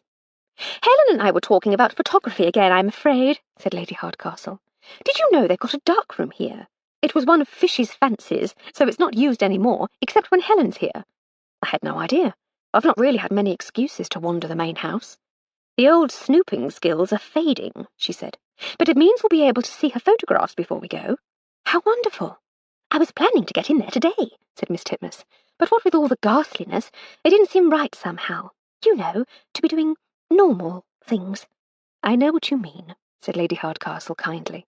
It's so upsettingly horrid. Who could have done such a thing? I'm sure the police will catch him. It must be someone from the town, said Miss Titmuss. It must be. Otherwise it's someone in the house, and that would be too horrid. Too horrid for words. I don't think we're in any danger, dear, said Lady Hardcastle. It all seemed to have something to do with Fish's motor cars, and we have nothing to do with Fish's motor cars. I suppose not. You two didn't get to race, did you? Nor Roz and Jake. Let's hope that means the girls will be safe. Oh, but what, dear? Miss Titmuss looked around almost furtively. That thing I was telling you about earlier, you know, Roz. Oh, said Lady Hardcastle slowly, as the penny dropped. Well, yes, I suppose that does rather. I smiled. I wouldn't ordinarily be quite this indiscreet, I said, but I think I might be able to cut down on the number of unfinished sentences here if I reveal that I know about Mrs. Beddoes and Mr. Waterford. They both laughed. We try to pretend that the servants never know what's going on, said Miss Titmuss, but we're only fooling ourselves. You could have told me sooner, said Lady Hardcastle. How long have you known? I found out while I was fetching the picnic, I said. Well, that makes things easier to discuss, said Miss Titmuss. What I was trying to say in my roundabout way was that Roz does have a connection with Fish's blessed motor cars because of her and Monty. Lady Hardcastle and I exchanged glances, but neither of us commented. As far as we were aware, we were the only ones apart from its author who knew about the incriminating note in Herr Kovac's room. Talking of which, do you remember showing us that picture from your school days, Miss Titmuss? I asked. The cricket team, she said. Yes, that's the one. Have you any idea why Herr Kovacs might have taken it? She looked puzzled. No, not at all. How do you know he took it? We had a quick poke about in his room before the Rosses arrived, said Lady Hardcastle. It was on his writing desk. Good heavens, said Miss Titmuss. How odd. He did seem rather taken with it, though, didn't he? Perhaps it was the cricket. Germans are baffled by cricket. Austrians, said Lady Hardcastle. Hungarians, I corrected. Just so, said Lady Hardcastle. But that must have been it. Cricket. Fascinating game. Roddy played, you know. Roddy? Asked Miss Titmuss. Oh, I'm sorry, dear. Roderick, my late husband. Oh, yes, Jake did tell me. When did you lose him? 10 years ago, said Lady Hardcastle. In Shanghai. An illness? If only it were that mundane, dear. No, he was shot by a German agent. They thought Roddy was a spy, you see, only he wasn't. It was me. How do you know it was a German spy? Asked Miss Titmuss, now clearly enthralled. Oh, we caught him, Flo and I. You caught him? I say, what happened to him? I shot him. Gracious. Quite. I'm sure he wouldn't have understood cricket either. The mood of the conversation rose steadily as the level of wine remaining in the 2 bottles fell. By the time the sandwiches had gone and the bottles were empty, Miss Titmuss was a great deal less concerned about the prospect of her own imminent murder. Her mental energies were, instead, entirely focused on trying to remember the words of a vulgar song she had learned at school. I told Lady Hardcastle where Miss Titmuss's room was, and she steered her back there while I waited in Lady Hardcastle's room. "I have taken her boots off and settled her on the bed," said Lady Hardcastle when she returned. "Remind me to pop back and wake her in time for dinner." "Right you are, my lady," I said. "First things first, though, how did you come to rip this?" I held up her tennis skirt.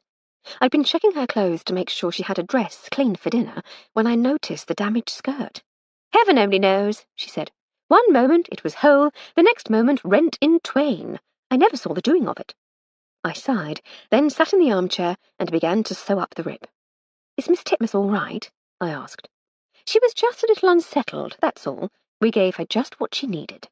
"By getting her sozzled and letting her sing filthy songs?" "Just so. And she didn't actually sing the filthy song. She couldn't remember the filthy bit." "I suppose so," I said. "Did she tell you anything useful before I arrived?" "Helen? Oh, she doesn't know anything about anything, bless her. Did you gather any useful titbits below stairs?" "Not really. Betty told me that Mrs. Beddoes didn't make it back to her own room in time not to be noticed. Then she filled in some details about Mrs. Beddoes' marriage. Not an entirely happy one, by all accounts." "Can you honestly imagine Mrs. Beddoes being happy with anyone?" I said. "Actually, that's not fair. I've no idea what makes her happy. But I can't imagine her being able to bring herself to show that she's happy. It's against her religion. To be perfectly truthful, I can't imagine anyone finding happiness in being with her, either. She's not the warmest of creatures.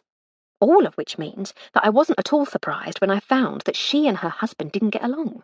But I was stunned to my boot buttons that someone else found her appealing in any way.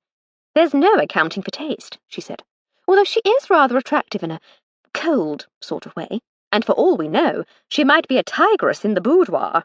"A praying mantis, more like," I said. "Isn't that the one who eats their mate? I can imagine her doing away with her lovers." Lady Hardcastle laughed, but made no comment.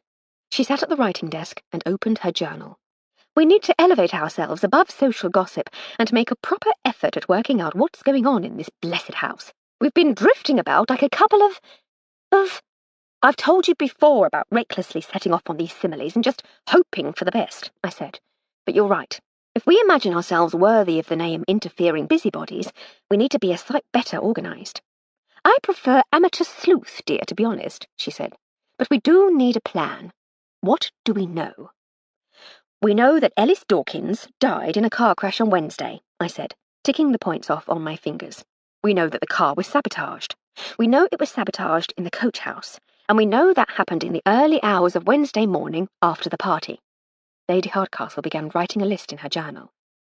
"We know that Herr Kovacs was clubbed to death in the coach house shortly after 2 on Saturday morning." "So those are our 2 mysteries," she said. "We shall assume that they are related." "That seems fair, my lady."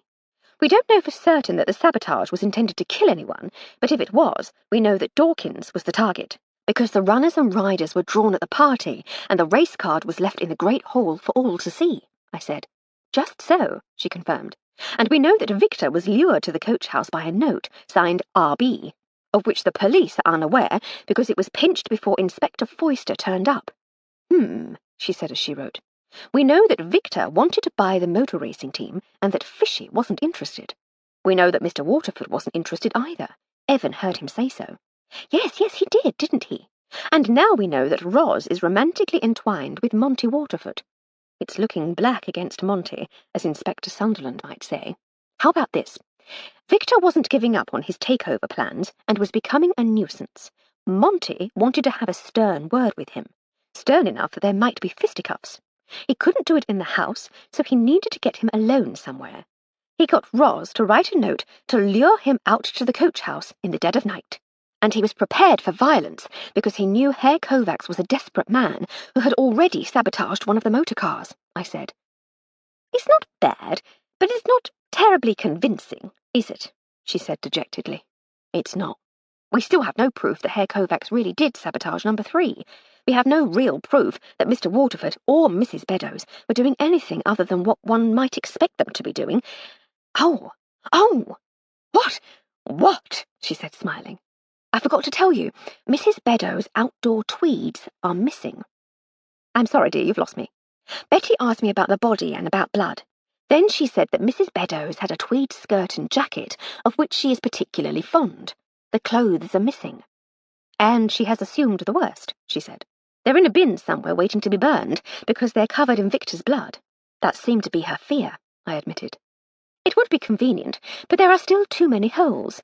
We need more facts, more observations. It's a frightful cheek, but I think it might be worth telephoning Inspector Sunderland and asking him to get one of his minions to do some research for us. I want to know a little more about this motor racing business, and a great deal more about Victor Kovacs, and about the school, please, my lady. The school? The school that Lady Lavinia and the others went to. I can't see what that has to do with anything, dear, but I'm sure they'll be able to dig something up for you. Thank you, my lady. And we both need a word with your agent, the boy Evan Gudger. We do. I'll see if I can arrange a discreet meeting. In the meantime, do you fancy a cuppa? I'm absolutely gasping. What was it that Gertie said the other day? I could drink a muddy puddle through a farmer's sock. A colourful lady, I said. But they have a China tea service for guests here. I'll be back in 2 shakes. I was in the bedroom passage, about to step through the door leading to the servants' staircase, when I heard a commotion downstairs. I closed the door and made my way instead to the head of the main staircase. Your hands off me, you clod-hopping oaf! My husband knows the chief constable. You've not heard the last of this. It was Mrs. Beddoes' voice. Mr. Waterford was more conciliatory. Calm down, Ros, darling, he said. We'll get all this sorted out in a jiffy. You'll see. I took a few steps down the stairs, the better to see into the hall. I was in time to catch sight of Sergeant Tarpley leading Mrs. Beddoes and Waterford, both in handcuffs, out through the front door. Inspector Foyster made to follow them, but he was hailed by Lord Riddlethorpe. I say, Inspector, he called.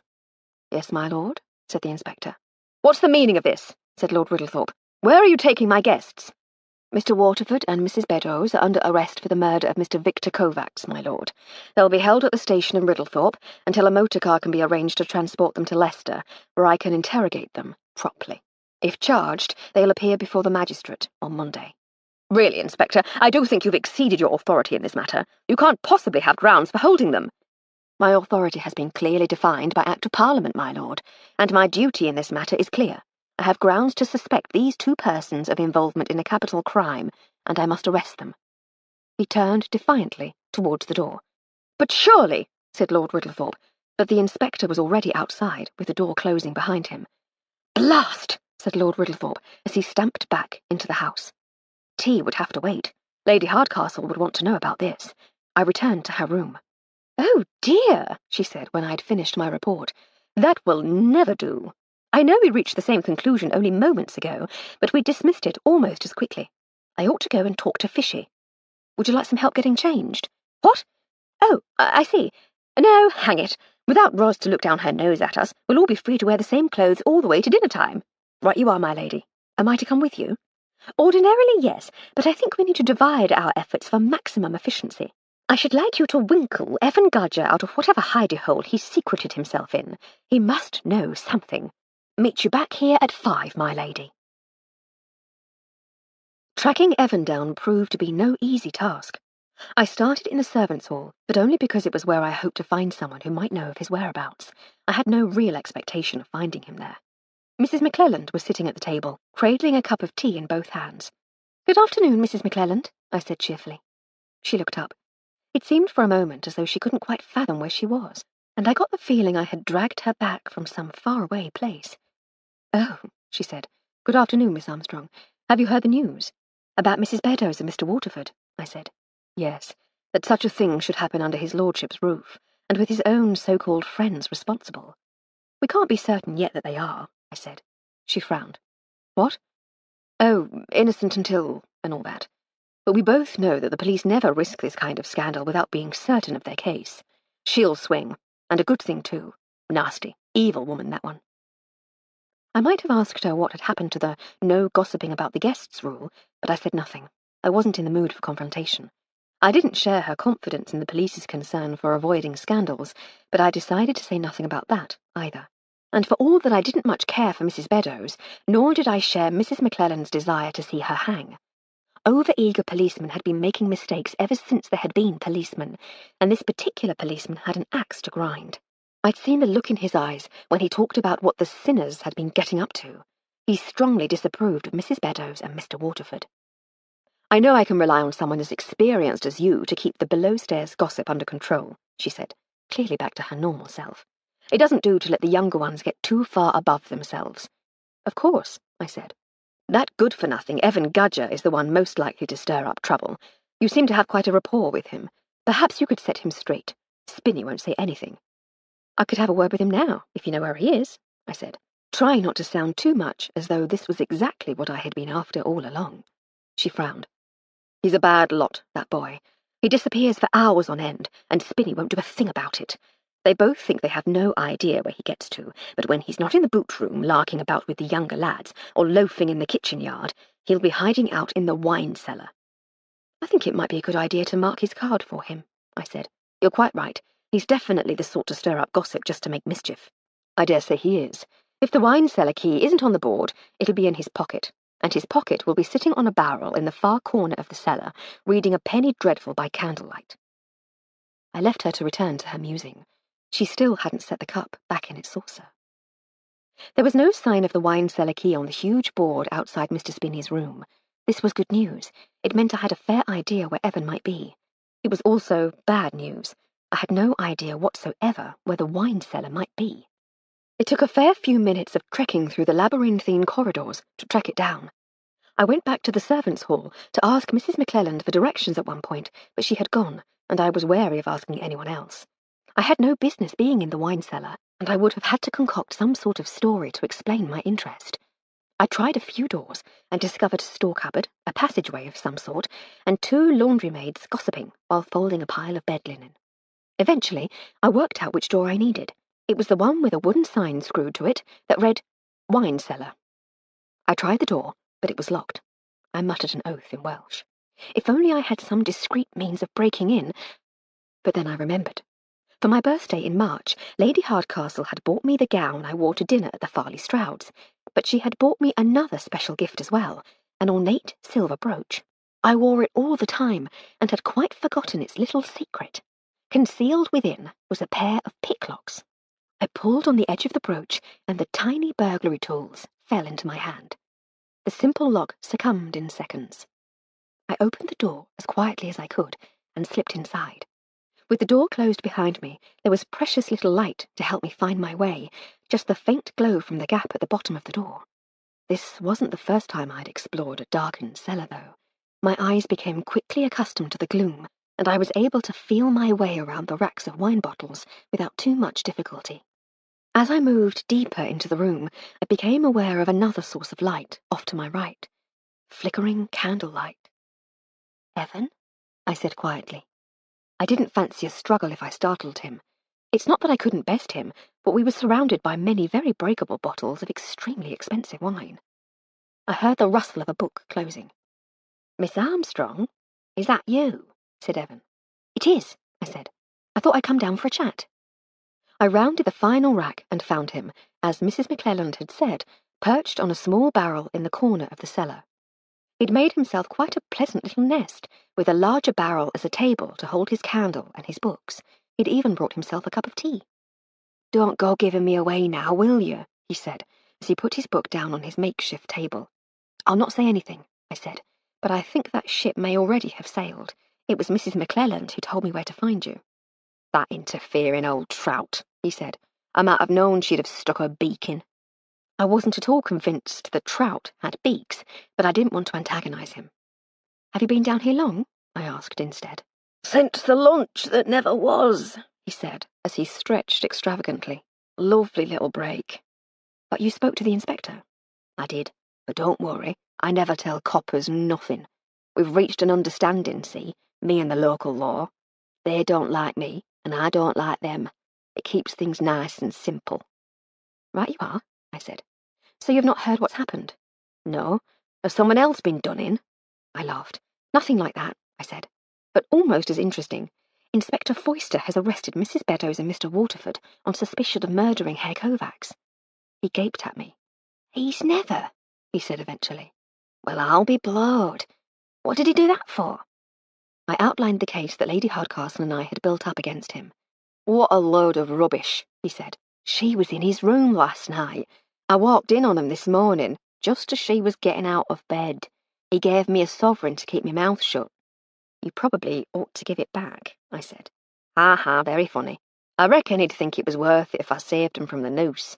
He would, I'm sure, but you can't be certain they were in there all night, can you? They would have been able to get down to the coach house and still be back in time for you to catch them. Maybe you didn't catch them. Maybe that was part of the plan. Maybe you were their alibi. He frowned. Look, Miss Armstrong, I didn't pay no attention at school. Truth is, I upped the wag more often than I showed up. It's only old man Spinney's nagging that's got me reading at all, so I ain't no scholar like you or Lady H. But I ain't stupid neither. And if anyone in this house knows about alibis, it's me. They weren't up to no good. Well, unless you count, you know, what they were up to. He blushed and turned away slightly. I had one more card to play. Miss Buffrey says that her mistress's tweeds are missing. She has convinced herself that they're hidden away, covered in blood from the murder. He laughed. She's almost right, he said. They are hidden away, and they are covered in something, but it's mud, not blood. It was the other day, Thursday, I reckon, and they'd been off together in the afternoon. When I went to see if he needed any help getting dressed for dinner in the evening, he gave me some clothes. There's 10 bob in it for you, if you can get these cleaned and no one the wiser, he says. It was a tweed skirt and jacket, caked in mud they was. You're doing quite well for yourself, keeping Mr. Waterford's confidences, I said. But it does give the lie to Miss Buffrey's suspicions. Like I says, it weren't them. No, I said. Lady Hardcastle and I didn't think it was either. How about Herr Kovacs? Was there anything noteworthy there? He was an odd fish, he said. Odder than odd. I'd go in there and find him muttering gibberish to himself, mad as a hatter. To be fair, he was probably muttering in Hungarian or German. Have you been in his room since he was killed? No, he said bluntly. No need. A dead bloke don't need no valet. I smiled. No, I suppose not. Just one more thing. Did you ever notice that he had a photograph? He looked suddenly defensive. I never pinched it. He asked me to get it for him. The photo of the school cricket team? Yes, that's the one. He asked me to get it from the library. I don't know what he wanted it for. Can't say as I ever saw him even looking at it. Interesting, I said. We might need to have a look at that ourselves. I can get it for you if you like. It won't be no trouble. That's all right, I said. I think we can manage. Are you staying down here? What, now? No, I suppose I'd better show my face and look like I'm working. I shall leave you to tidy up, I said, and thank you for all your efforts. You've been most helpful. It was almost 5:15 by the time Lady Hardcastle returned to her room. Gracious me, she said as she burst in. Sorry I took so long. That's all right, my lady, I said. It's not as though I have any urgent appointments. No, but when a lady says she'll meet at 5, she should jolly well be there at 5. I laughed. You've never been on time for anything in your life.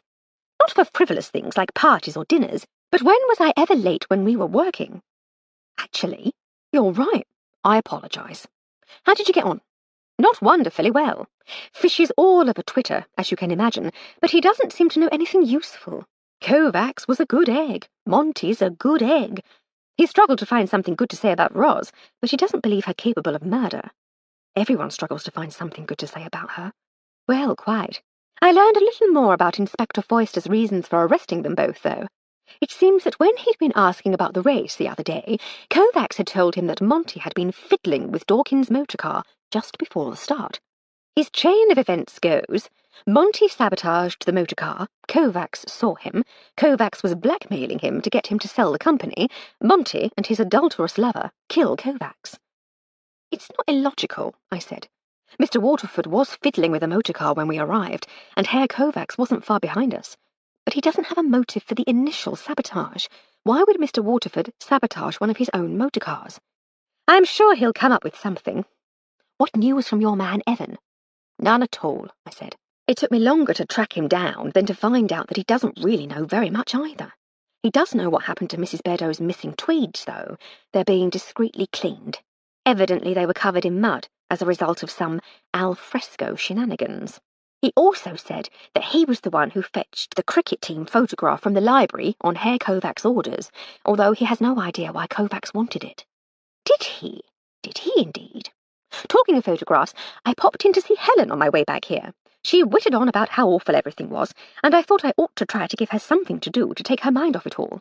I suggested she develop her photographs. It'll keep her busy.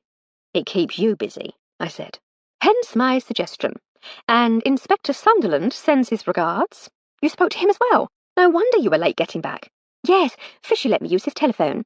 The inspector will call me or wire me when he knows anything further about Kovacs and the world of motor racing. And the school? And the school, I didn't forget. Thank you, my lady. And now I think there's time for a bath before drinkies. Fishy is determined that his remaining guests should be well looked after, so he summoned us all to the library for a pre-prandial bracer. Or two. I made Helen promise to come down, and Harry will be there, of course, even if only to moon over Jake. Do you think you might be able to persuade Spinny to let you serve this evening? It would be nice to have you there. I shall see what I can do, my lady. Would you like me to draw you a bath? Are you sure you're up to it, dear? She said as I stood. Treacherous blighters. Baths. I'll manage, I said. Chapter 14. There was no real need for me to serve at dinner that evening, but Mr. Spinney agreed anyway. The last time I had been in the dining room at dinner time had been on Wednesday, after the fatal crash. The mood then had been subdued, and I was expecting the same this time, but to my surprise, I found everyone, except Lord Riddlethorpe, to be in good spirits. Without Mrs. Beddoes' continual sniping, Miss Titmuss came out of her shell. She and Lady Lavinia kept Lady Hardcastle amused with tales of their school days, where many of their exploits bordered on the recklessly criminal. Meanwhile, Uncle Algy, with Harry as his straight man, was doing his best to entertain Lord Riddlethorpe. In the end, even his lordship succumbed to the cheerful mood around the table, and was laughing with them all when Uncle Algy did his apparently famous impression of the king, trying to explain the laws of cricket to his nephew, Kaiser Wilhelm. Just as before, the ladies retired to the library once dinner was over, and once again I was invited to accompany them. I served the brandy, but this time there was no delay in my being asked to sit with them. The reminiscences had stopped, and conversation had finally turned to the events of the past 24 hours. Lady Lavinia and Miss Titmuss were keen to find out if we knew anything they hadn't heard already. It turned out that we didn't. Surely you must have some clever theories, though, said Lady Lavinia. You two are quite the utterest utter, as far as I'm concerned. I've never known anyone quite as brainy as you. Lady Hardcastle laughed. I think you must be moving in the wrong circles, dear. We're not nearly as clever as you think. You speak for yourself, my lady, I said. Actually, she's right. Flo here is as brainy as they come. Despite that, though, we have more questions than answers at the moment. But at least you have questions, said Lady Lavinia eagerly. We don't even have those, do we, Hells?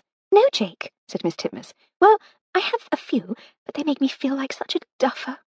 So what are your questions then, Emily? Said Lady Lavinia. What's your clever clog's brain asking? Let's see, said Lady Hardcastle. She took a sip of her brandy while she pondered her response. Who really sabotaged Dawkins' motor car? It could have been Monty, but why would he do it on the track in full view of everyone? It would be much easier to snip the cable in the coach house under the cover of darkness. We even found a pair of pliers kicked under the workbench. Why would they kill Victor? Surely, if he were blackmailing them, someone as resourceful as Roz could dig up some dirt on him in retaliation. It would be stalemate. Gossip is her speciality. She could scandalmonger for England if there were a world championship. Quite aside from anything else, said Lady Lavinia, I just can't see either of them as villains.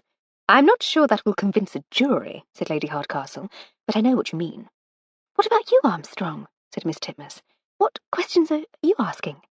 I'm afraid Lady Hardcastle thinks my question rather foolish and red-herringy, I said. What was it Miss Blenkinsop always used to say in history lessons, Hells? Said Lady Lavinia.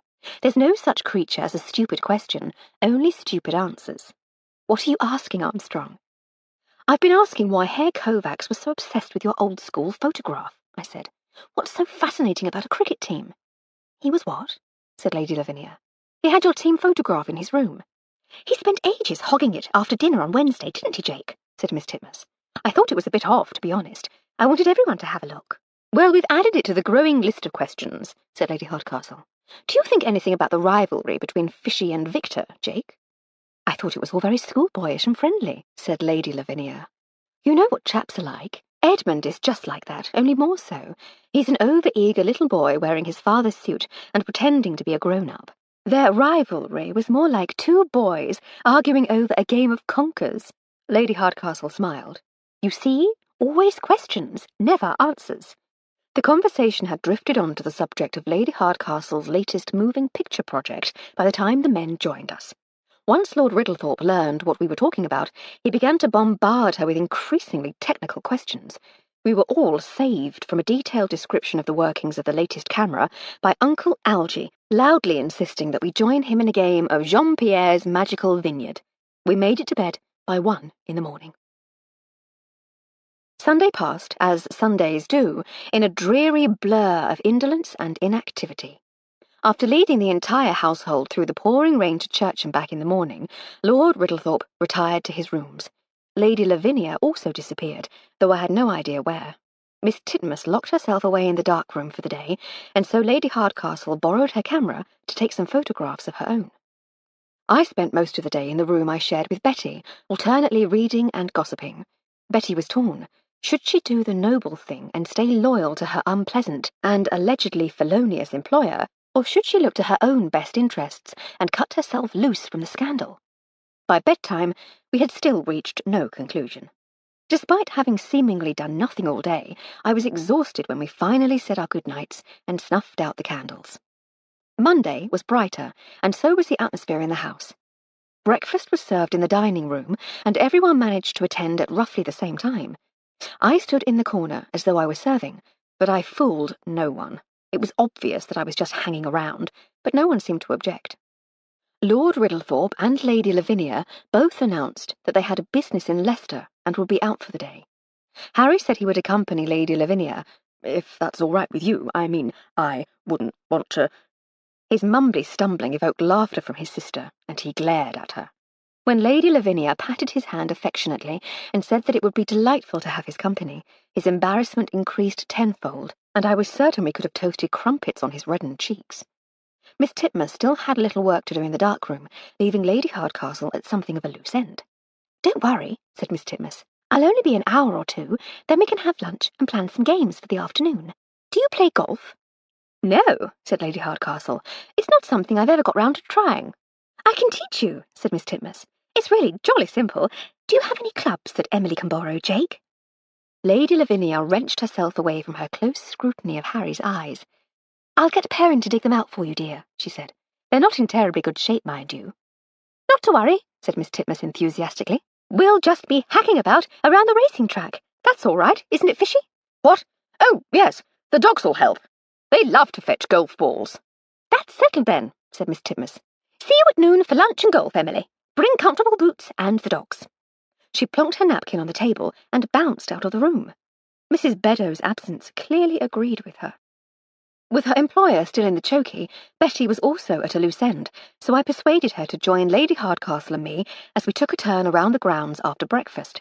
The intention had been to loosen our limbs and build up an appetite for lunch, but we took things at far too leisurely a pace for that. We did, though, walk for miles. The estate was vast, and we hadn't explored half of it before Lady Hardcastle consulted her watch and declared that we ought to be making our way back to the house for lunch. It was almost 12:30 by the time we arrived at the terrace. Miss Titmus was sitting at the table, reading a magazine. There were 2 bags of golf clubs leaning against the low wall. I'm so sorry we're late, dear, said Lady Hardcastle. I hadn't realised quite how extensive Fish's place is. It must cover half of Rutland. Miss Titmus laughed. Don't worry, she said. I've been keeping myself busy. She waved the magazine. I couldn't face a big meal, so I asked them to send up some sandwiches. I hope you don't mind.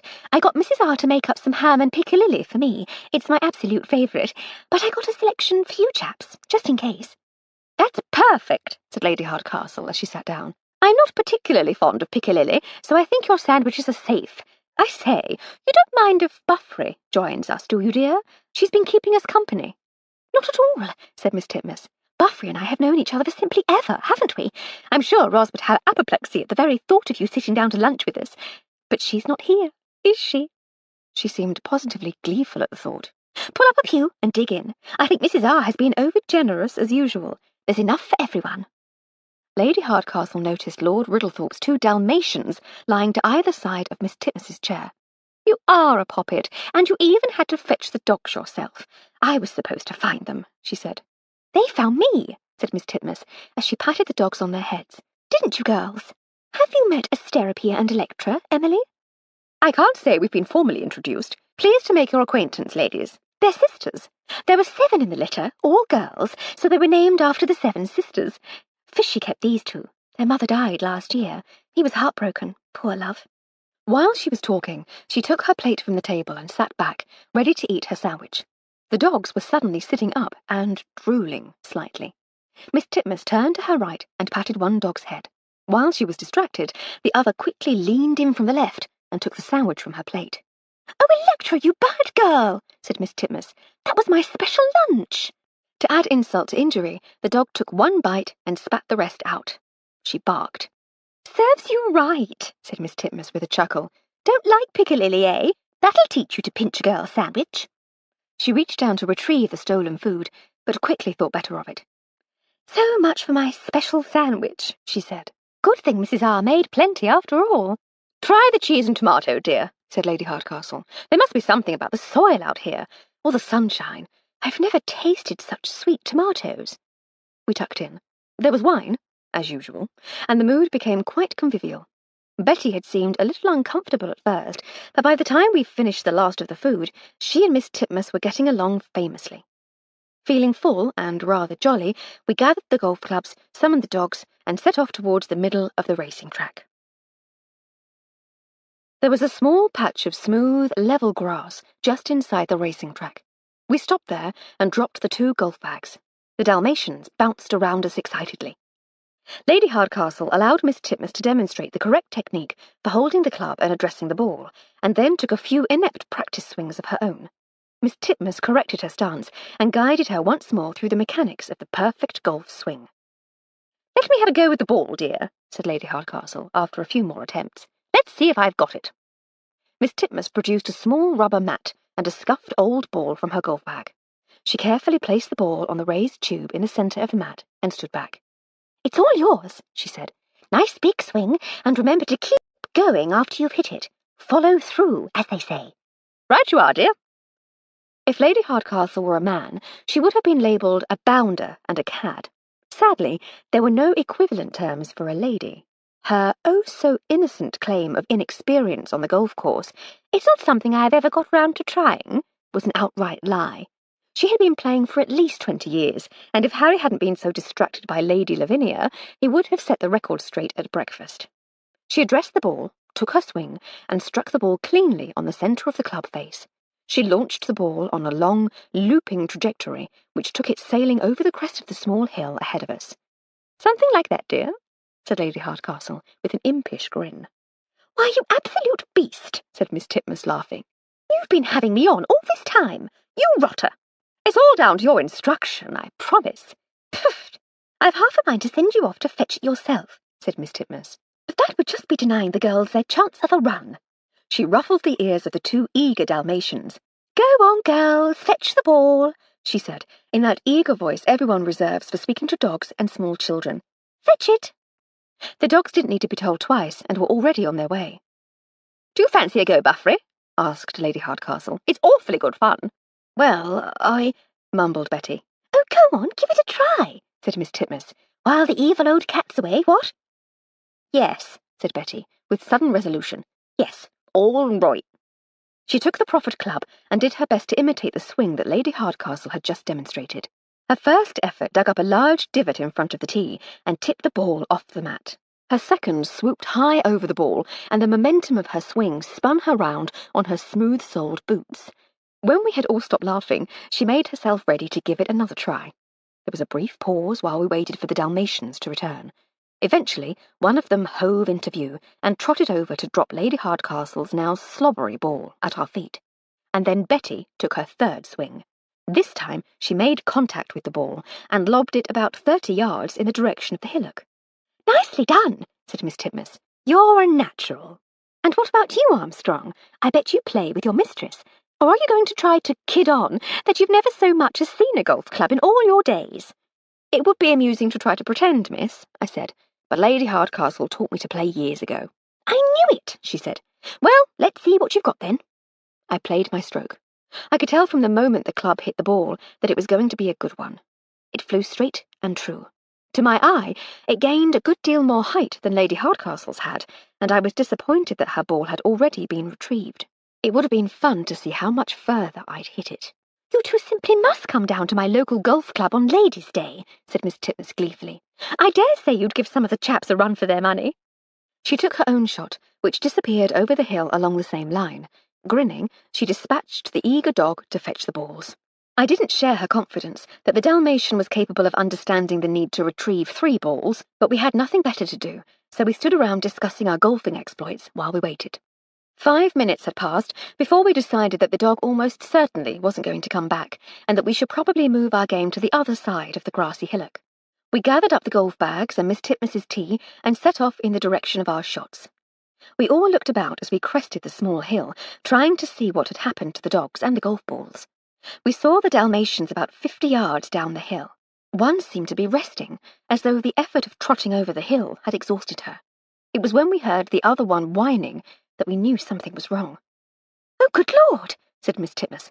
Electra, I think we must have hit the poor girl with one of the golf balls. She's unconscious. She quickened her pace towards the stricken dog, and we followed. As she reached it, she bent down and examined it. There's no sign of anything, she said. We'd better get her back to the house, though. Do you think we could carry her? We might be able to, said Lady Hardcastle. But if she's injured, we should probably be a little gentler. Flo, dear, pop back to the house and see if you can find a handcart or something. I'll come with you, said Betty. I think I know where they keep one. And a blanket, called Lady Hardcastle, as we set off back towards the house. I left Betty to find and deliver the handcart, while I went into the house to see if Lord Riddlethorpe had returned. I'd never owned a dog, but I was certain that if I had, I should have liked someone to let me know when it had been floored by an errant golf ball. I found him in his study. Why, Miss Armstrong, he said as I peered round the door. What can I do for you? Sorry to interrupt, my lord, I said, but Electra has been in an accident. His face whitened. Oh, good Lord, he said quietly. Can this dreadful week bring any more tragedy? What's happened? We're not sure, I said, but it looks as though she was hit by a stray golf ball. She's out cold. He relaxed. Is that all? He said with a faint smile. Stupid creatures get into all sorts of scrapes. I'm sure she'll be fine. Miss Buffrey is taking a handcart out to fetch her back. Lady Hardcastle and Miss Titmuss are looking after her. Thank you, he said. I'm sure she's in good hands. I'll telephone the vet, just in case. He lives just this side of the town. He can have a look at her. Right you are, my lord.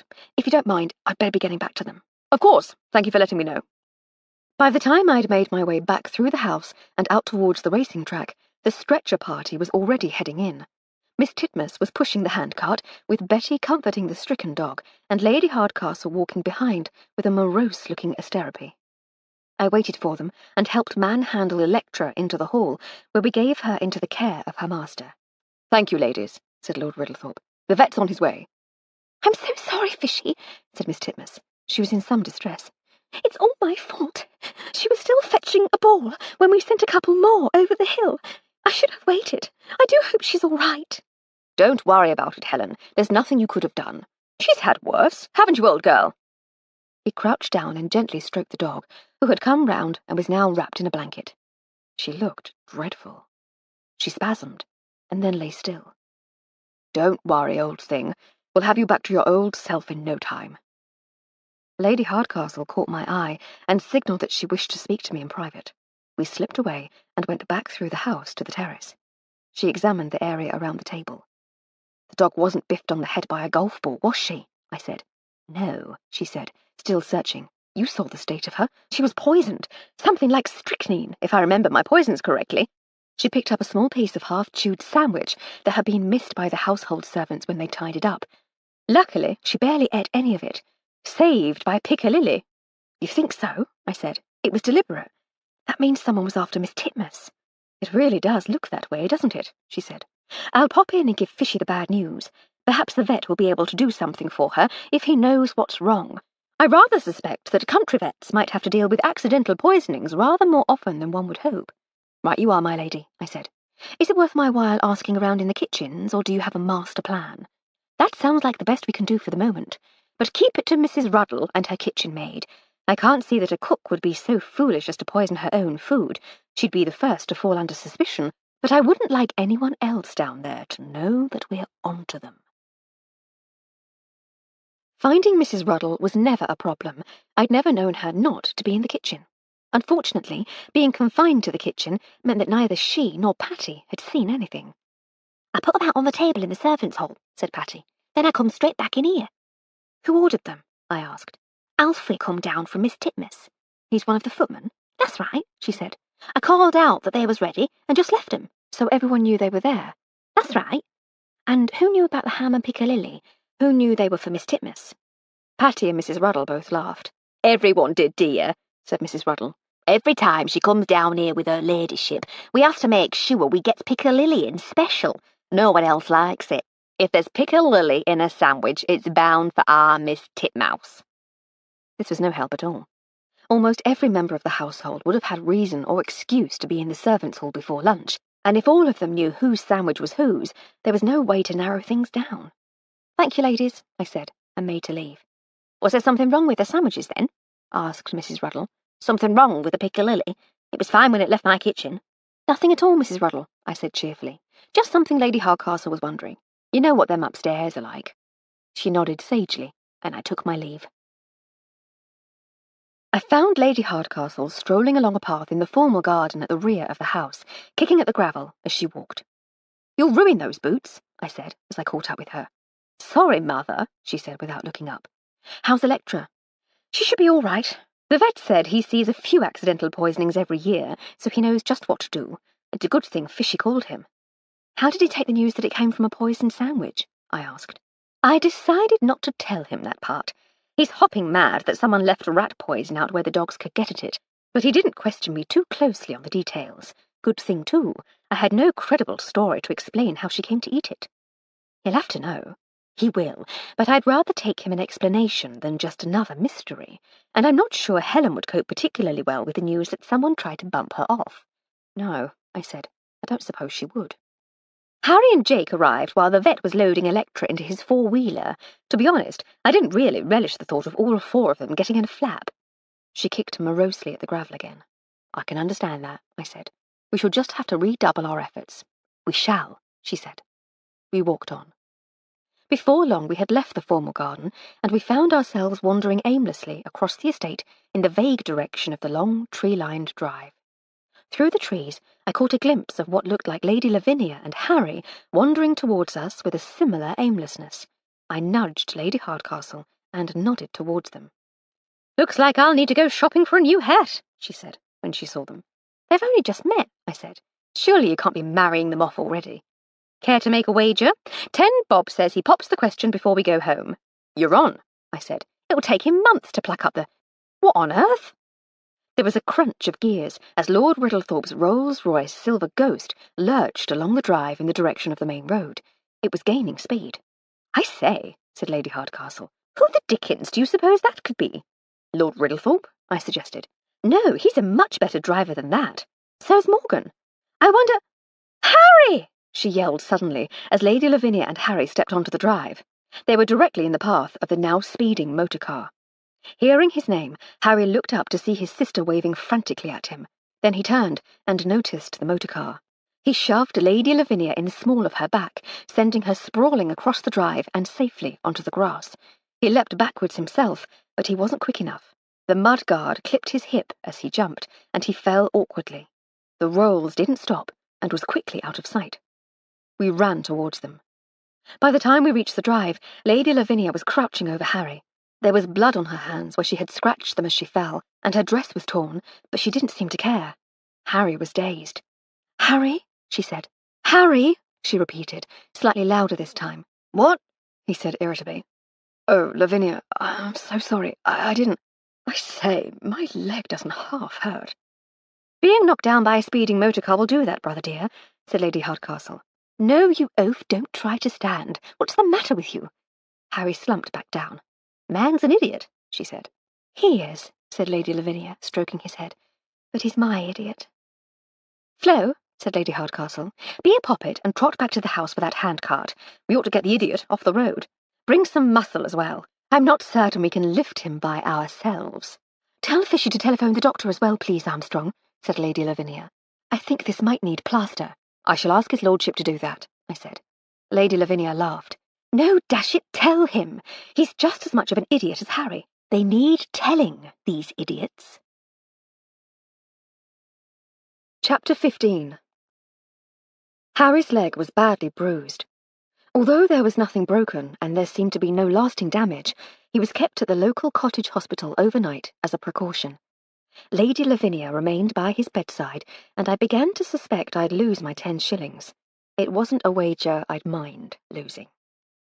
They arrived back at the house together just as Lady Hardcastle and Miss Titmuss were sitting down to breakfast. There was no one else about, and so they invited me to join them. I declined. It was possible that I would still need to be in with the household servants, and I didn't want to turn them against me by hobnobbing. I compromised by hovering nearby with a sandwich I'd made, with a brace of bangers and a couple of slices of buttered toast. The sound of clumping footsteps came from the hall. The door opened. "What ho's this?" said Harry, as he hobbled into the dining room on Lady Lavinia's arm. "Saved any bacon for us, or have you yaffled the lot?" I've already saved your bacon, dear, many times. You're better, I take it? Fit as a flea, old thing. Morning, Helen. And Strong-arm! What are you doing lurking there? He's not fit at all, said Lady Lavinia. He's under strict instructions to rest, and I intend to see that he obeys those instructions. She patted his hand. Help a chap to the table then, old girl, and I'll rest there, with the bacon. They both sat down. I see they found the rolls, said Lady Lavinia as she helped herself to toast. I was a little surprised by her matter-of-factness. We assumed it was gone for good, so we took a taxi from the hospital. I would have telephoned for Morgan if I'd known. Yes, said Lady Hardcastle. It had been abandoned in the lane. I'm not certain of the name. Church Lane? Borders the estate to the east. Morgan and some of the lads found it and brought it back last night. It's awful, said Miss Titmuss. After everything else, why would someone want to hurt you, Harry? Who knows why these people do anything, he said. Some ne'er-do-well coming down to the house on some pretext or other, happens upon the rolls, nicks it, clobbers me, then dumps the motor when he realises how deep he's got himself. We'll never understand it. Lady Hardcastle and I exchanged glances. It was quite the most absurdly unlikely explanation I could imagine for the previous evening's events, but a tiny shake of her head let me know that we weren't going to gainsay him. Then I caught Harry's eye, and a similar look told me that he didn't believe it any more than I did. Thank goodness that's all it was, said Miss Titmuss. I shouldn't think there's anything else to worry about, said Harry. I say, do you think Mrs. R might be persuaded to fry me a couple of eggs? I'm partial to a fried egg, but she seems keener on boiling the blighters. I'll pop down to the kitchens and have a word, sir, I said. Thank you, Armstrong. You're a marvel. She's a bally marvel, that one, sis. You hang on to her. Yes, Harry, I shall, said Lady Hardcastle. Jake, dear, what did they give him? Something for the pain, said Lady Lavinia, but I don't know precisely what. He's been babbling like this all the way here. Miss Titmuss had agreed to meet us in the library after breakfast to show us her photographs from the previous week. We clustered around the desk by the window, which provided a good natural light. Look, Emily, here's one of you and Armstrong, said Miss Titmuss. Gracious, said Lady Hardcastle. I had no idea you'd taken this one. I think you might be onto something with these, you know, dear. Photographs always look so stilted and formal, everyone in their Sunday best staring at the camera. In these, well, you seem to have caught us just being us. Flo never looks like that in photographs. That's how she looks in real life. You have a gift, dear, a true talent. You really should try to do something with it. I've been thinking about it a lot lately, said Miss Titmuss. I really think I shall. Good for you. Lady Hardcastle continued leafing through the small pile of photographs. I say, she said suddenly, as one caught her eye. Look here. What do you see? Miss Titmuss and I craned a little closer. It was a photograph taken on the day of the crash. The motor cars were lined up on the starting line. Lady Hardcastle and I had turned towards the camera as we heard Miss Titmuss and the others approaching. Lord Riddlethorpe was leaning over number 1, adjusting something under the bonnet. Morgan Coleman was sitting in number 4, grinning, and clearly very aware of how dashing he looked in the sleek racing car. Mr. Waterford was standing with a spanner in his hand. What are we looking at, my lady? I said. Poor Dawkins was killed in number 3, said Lady Hardcastle. Inspector Foyster's story is that Monty tampered with the brakes when the motor car was on the starting line. He had any number of witnesses, myself included, saying that we'd seen Monty working on one of the motors. And you were right, said Miss Titmuss. There he is, in his overalls, with a tool in his hand. Oh, I said when I realised. He's behind number 2. He's nowhere near number 3. Miss Titmuss looked again. So he couldn't have tampered with number 3, she said. Well, let's not get carried away, said Lady Hardcastle. All this shows is that the inspector's version of events is incorrect. It doesn't prove that Monty didn't tamper with the brakes in the coach house, which is where we believe it actually happened. Well, no, said Miss Titmuss, but still, I'm going to tell Fishy to telephone the inspector at once. We'll have them out in no time. She picked up the photograph and hurried out. It's hardly conclusive proof of his innocence, said Lady Hardcastle when Miss Titmuss had gone. No, I said, but the inspector had no conclusive proof of his guilt either, other than some statements from witnesses, and the photograph makes it very clear that the witnesses didn't see Mr. Waterford working on number 3. True, she said. I suppose if we stick around long enough, everyone will be killed, or removed from suspicion by some random piece of evidence, and the only one left standing will be the killer. Detection by attrition, I said. Well, quite. And that's all very well, but the trouble is that the people who will be killed will be our friends. The killer has already taken a swing at Helen and Harry. Who's next? Helen returned a few minutes later, flushed with excitement. I told Fishy what you found, and he's thrilled. He telephoned Inspector Foyster straight away. He was being terribly firm with him when I left. I think Roz and Monty will be home before lunch. Should we send the motor car for them? We should, shouldn't we? They'll need a lift, won't they? Or will the police bring them? Before Lady Hardcastle could answer, Lord Riddlethorpe appeared at the door. Well done, ladies, he said. Thanks to your eagle eyes, I persuaded Foyster to let them out on bail. I need to drive over at once to make the arrangements and bring them back. I owe you a bottle of something splendid. Each. Think nothing of it, Fishy dear, said Lady Hardcastle. All part of the service. He waved a cheery goodbye and closed the door behind him. It opened again, almost immediately.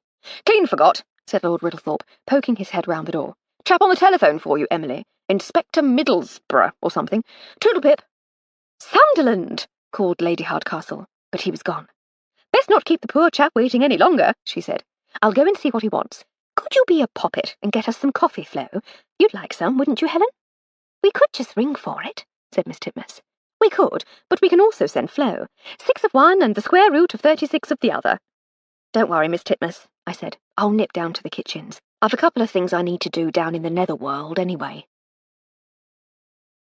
Might I trouble you for a pot of coffee for the library, please, Mrs. Ruddle? The cook looked up from her mixing. Of course, dear. Patty will see to that for you. You could have just rung down for that, you know. I know, I said, but I like coming down here and seeing everyone. You're a sweetheart for saying so, dear, but most of us would stay upstairs if we could. Patty, make up a tray of coffee for the library. Thank you, Mrs. Ruddle. You know, I was pulled up short by the sound of a kerfuffle in the servants' hall. Mrs. McClelland was giving someone what for, and she wasn't concerned about being overheard. Ungrateful, evil, lying, deceitful thief! This last word was shouted with such force that it seemed to overcome her and render her momentarily incapable of further speech. Mrs. Ruddle slammed her mixing bowl down onto the workbench with unaccustomed passion. She's gone too far this time, she said, as she wiped her hands on her apron. I don't care what's gone on, but that ain't no way to deal with it. She started towards the hall, but I gently held her arm and stopped her. Leave it to me, Mrs. Ruddle, I said. We'll be gone soon, and it doesn't matter what she thinks of me. I'd hate to see you burn any bridges. She was still fuming, but she allowed me to ease her back towards her work. I went through to the servants' hall, where I found a tableau vivant worthy of a theatre show, the astonishment of the servants.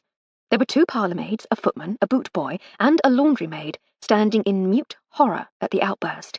The only movement was the retreating back of Evan Gudger as he stomped out of the room. Mrs. McClelland looked around sharply. Get on with your work, all of you, she barked. And what do you think you're looking at? She said when she saw me. What do you want? I want you never to address me like that again, for starters, I said.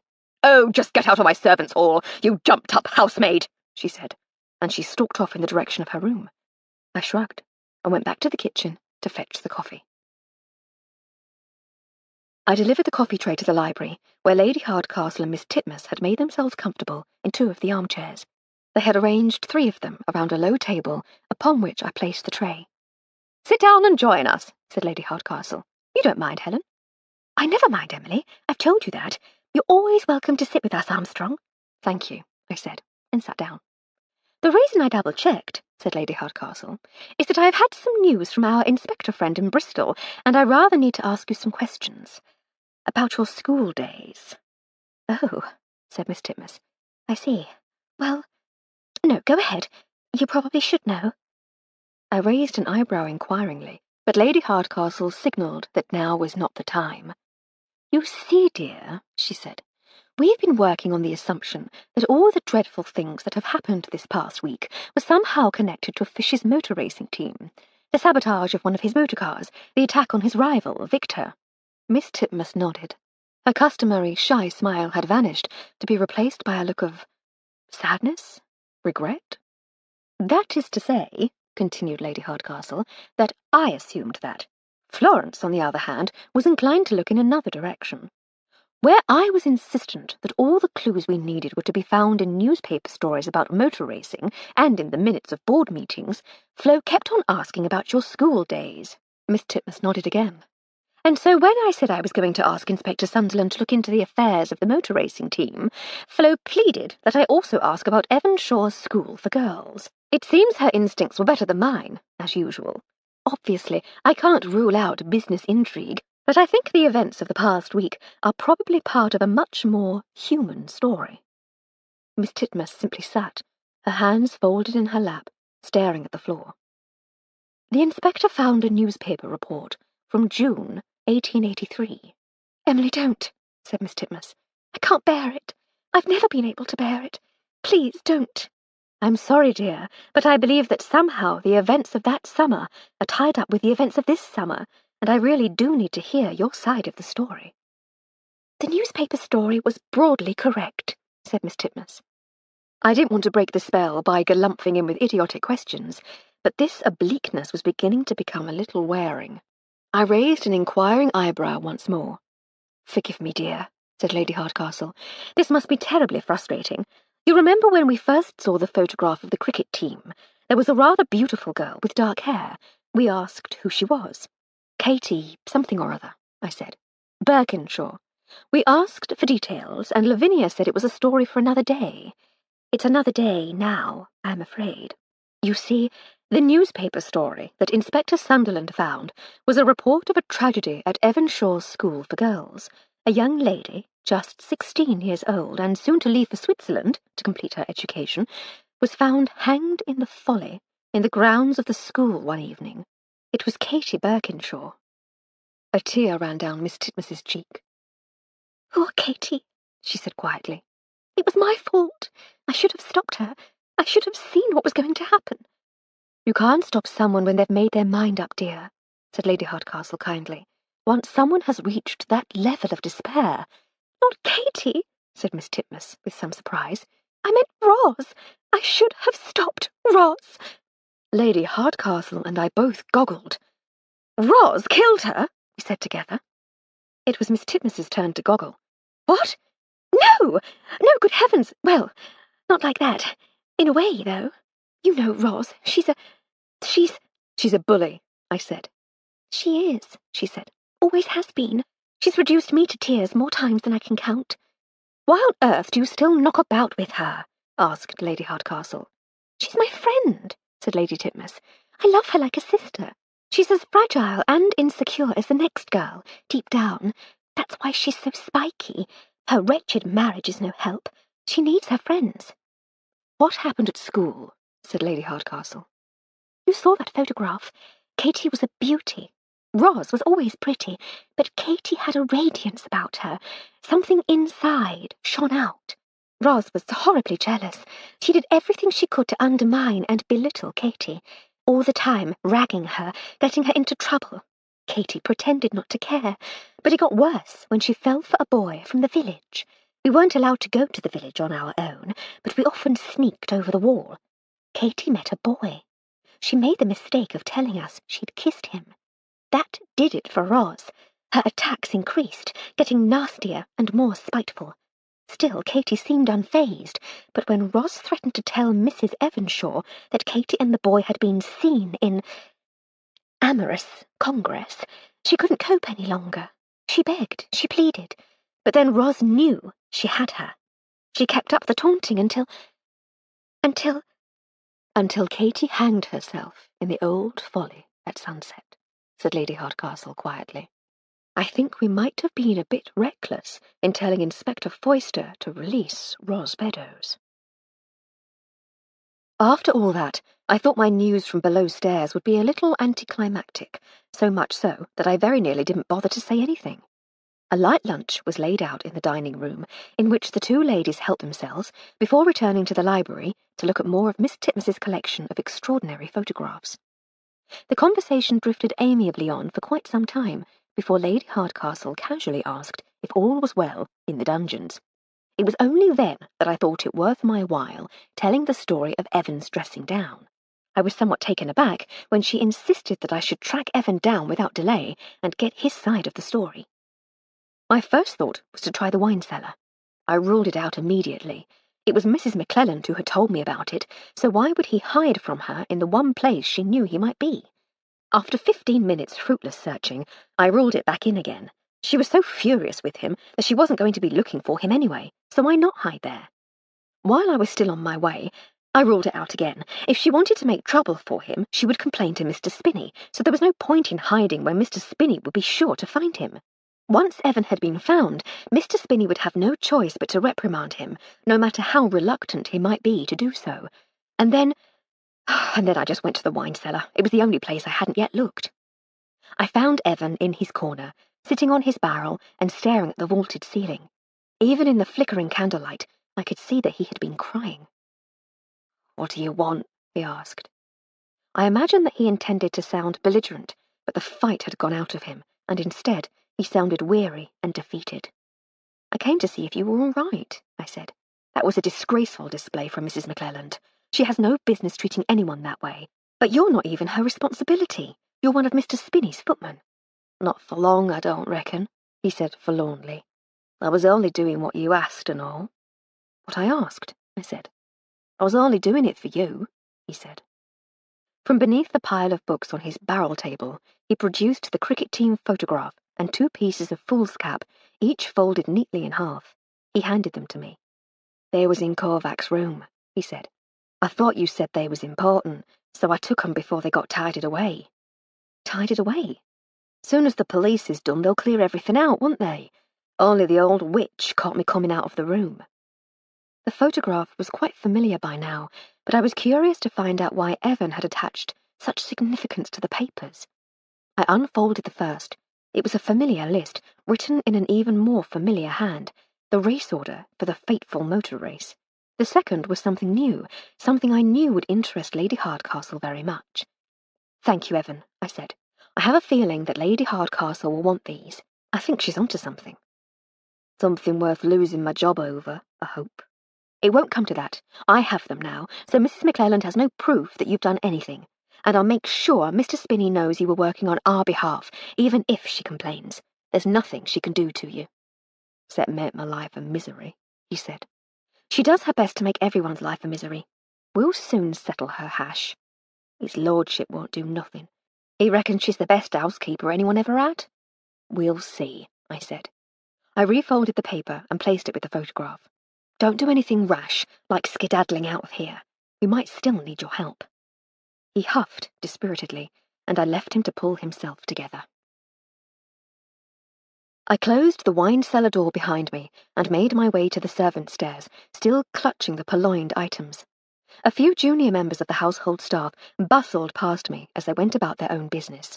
I didn't see anyone I knew until I rounded the last corner and was all but bowled over by Betty Buffrey, who was heading in the opposite direction. She was crying. It was clearly the day for that sort of thing. "Oh," she said. "Flo, I'm so sorry." "Whatever's the matter, Betty Va?" I said. She sniffed loudly and wiped her eyes on the sleeve of her dress. "Oh, Flo," she said, and threw her arms about me as she began weeping again.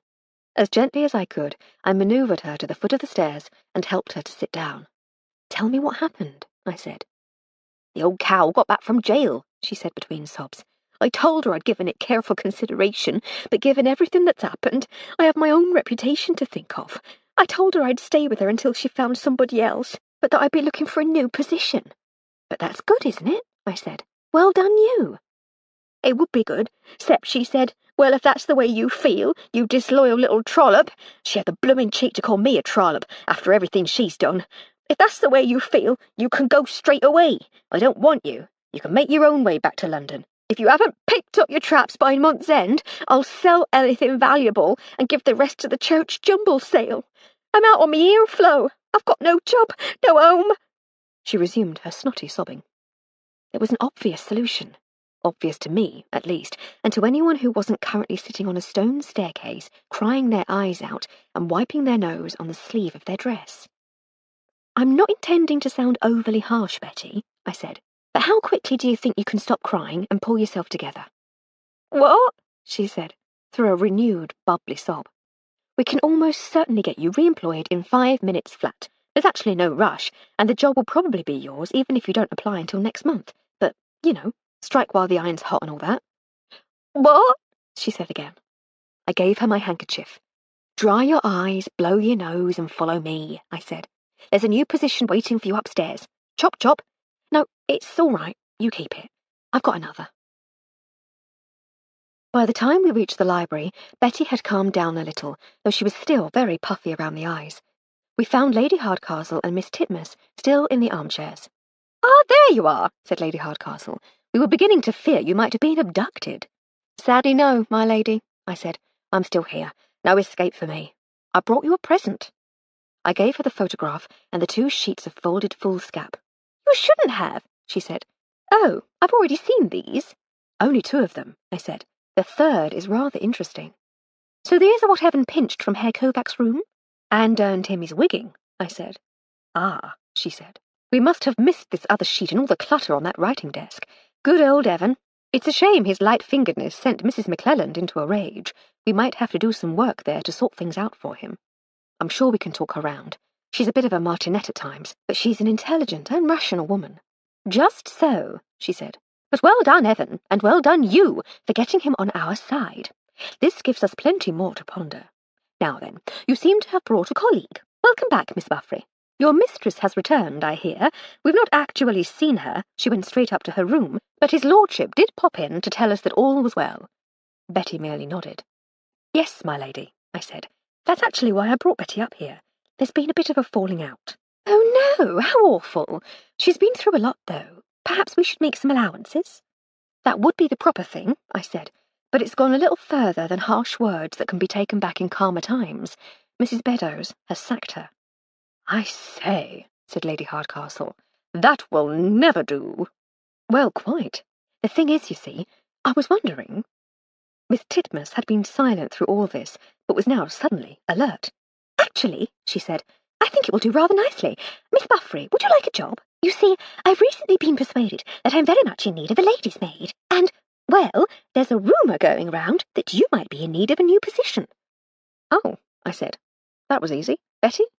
I don't know what to say, said Betty. You say, thank you, Miss Titmuss, that will be wonderful, I said. Then you shake hands and agree to work out the details later. Thank you, said Betty. That would be rather wonderful. Well, that's all splendid, said Lady Hardcastle. And so much easier than I'd imagined, I said. I thought it would take much longer than that to get them both to realise what a good idea it was. Your ideas are always marvellous, dear, said Lady Hardcastle. They were always bound to get there in the end. Do you know anything about photography? Said Miss Titmuss.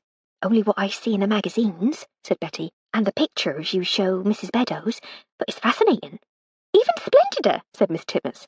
I shall have a lady's maid and an assistant in my new business venture. You can be Titmuss Photographic Services Limited's very first employee.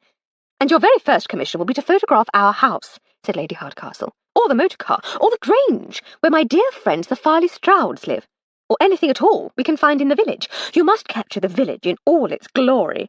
And change the name, dear. It's a bit cumbersome. You're on, said Miss Titmuss. I was a little down in the dumps earlier, but this has rather cheered me. In celebration, Buffrey, I give you the afternoon off. Take your ease. Do as you will. I shall see you after breakfast tomorrow, and we can discuss terms and duties. That's very kind, miss, said Betty, whose sniffles had finally ceased. And if you bump into Roz, you have my permission to thumb your nose at her. Oh, my, said Betty. I don't think I could do that. No, said Miss Titmuss. Nor me. Frightens the life out of me, that woman. Always has. But take comfort in daydreaming it, and then we shall start afresh tomorrow. Thank you, miss, said Betty, and she left the library a much cheerier woman than she had arrived. Lady Hardcastle was examining the photograph again. She doesn't look at all troubled here, she said. Oh, dear, asked Miss Titmuss. Young Katie Birkinshaw. She's so pretty, too. May I said. She handed me the photograph and turned her attention instead to the folded papers. The door handle rattled as Mr. Waterford opened it and poked his head round the door. Good afternoon, ladies, he said. I don't suppose you've seen Roz? I'm afraid not, said Miss Titmuss. We thought she'd gone straight up to her room. Have you tried there? Yes, no sign of her. Can't find her anywhere. And Buffrey's absent too. Ah, well, if you see her, please tell her I'm looking for her. Right you are, dear, said Miss Titmuss. He left. I looked back down at the framed photograph in my hand. There was the now familiar group of young sportswomen, unstoppable champions, with nothing to block their path to success and happiness. Lady Lavinia with her bat, Mrs. Beddoes with a ribbon tying back her hair, leaning on her friend's shoulder, with one leg crossed in front of the other. Miss Titmuss with her chubby face and her eyes slightly downcast. Katie Birkinshaw with her warm smile, a little brooch pinned to her chest, relieving the starkness of the uniform. I looked more closely at the brooch as a thought struck me. Miss Titmuss, I said, did Katie Birkinshaw have a sister? What? Oh, yes, a couple of years below us. Worshipped her big sister. What was her name? Oh, it'll come to me in a moment. Rebecca, that was it, Rebecca. I tried to pass the photograph back to Lady Hardcastle, who was still poring over the race order. My lady, I said, have another look at Katie Birkinshaw. I think I know why she looks familiar. She did as I asked, then looked back at the race order. Did Monty just say Roz was missing? She said. Yes, said Miss Titmuss. He said he's looked everywhere. Lady Hardcastle stood abruptly. I rather fear she's in terrible danger. We need to find her at once. Chapter 16. Helen, I need you to go and find Fishy and Monty. Bring them here, please. Don't tell them Roz is missing, or they'll go herring off on their own and we'll never find her. Miss Titmuss looked slightly taken aback. Lady Hardcastle tended to affect an air of slightly dizzy affability among new acquaintances. This confident, decisive, commanding Emily Hardcastle seemed to have come as a bit of a shock. Right-ho, Emily, she said. What about Harry and Jake? Harry's on the sick list. He'll be no use to us, and Jake will be better employed keeping him out of our way. Best leave them out of it. No, wait, you're right. Fetch them. They can set up camp in here, coordinate the intelligence, battalion HQ, and all that. Miss Titmuss hurried off. Armstrong, go down and find Spinney and ask him to come up. I'd ring down, but there's no telling who will turn up, and I need Spinney to coordinate the servants, so it will be quicker to fetch him directly. Lady Hardcastle was in charge. On my way, my lady, I said, following Miss Titmuss. Rumours of Betty's sacking had already begun to take hold below stairs, and I was delayed for a few moments while I set a few people straight. You pal around with that Miss Buffrey, don't you? Said one of the cheekier young housemaids. What did she do to get herself sacked? Did she pinch something? She wasn't sacked, I said. She resigned, and if I hear any more accusations of pinching, I'll box your ears. Have to catch me first, she said, and she skipped off. I eventually found Mr. Spinney in his parlour. Come in, my dear, he said. He was sitting at his table, using the decanting cradle to decant a bottle of port. He looked up from the delicate work as he greeted me. What can I do for you this fine afternoon? I hear young Miss Buffrey has been dismissed. I do hope it wasn't anything too terrible. Poor Mrs. Beddoes doesn't need any further ugliness in her life. I'm afraid you're the recipient of inaccurate gossip, Mr. Spinney, I said. Oh? How so?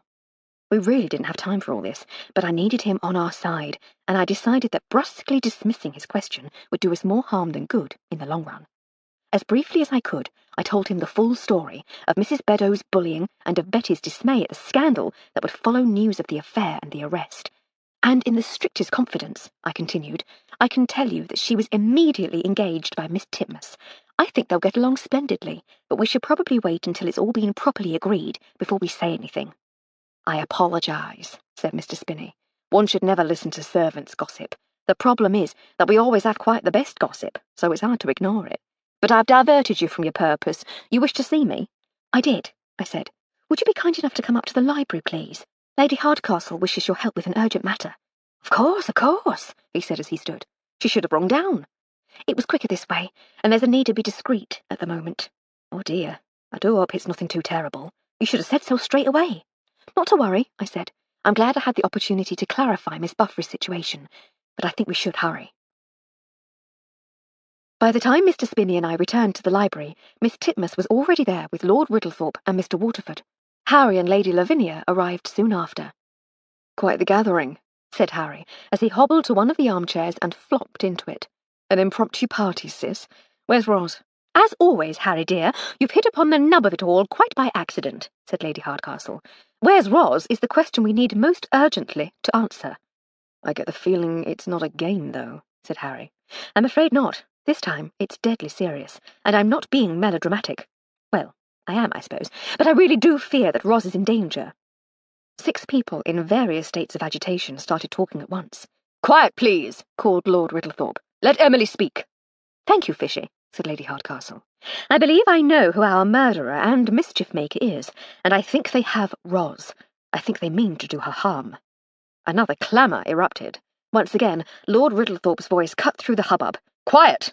Who has her, and what do they intend to do? I think Rebecca Birkinshaw has her, and I think she means to hang her. Rebecca who? Asked 3 male voices at once. Miss Titmuss and Lady Lavinia simply gaped. I'll tell you the complete tale later, said Lady Hardcastle, but for now, action is more urgent than understanding.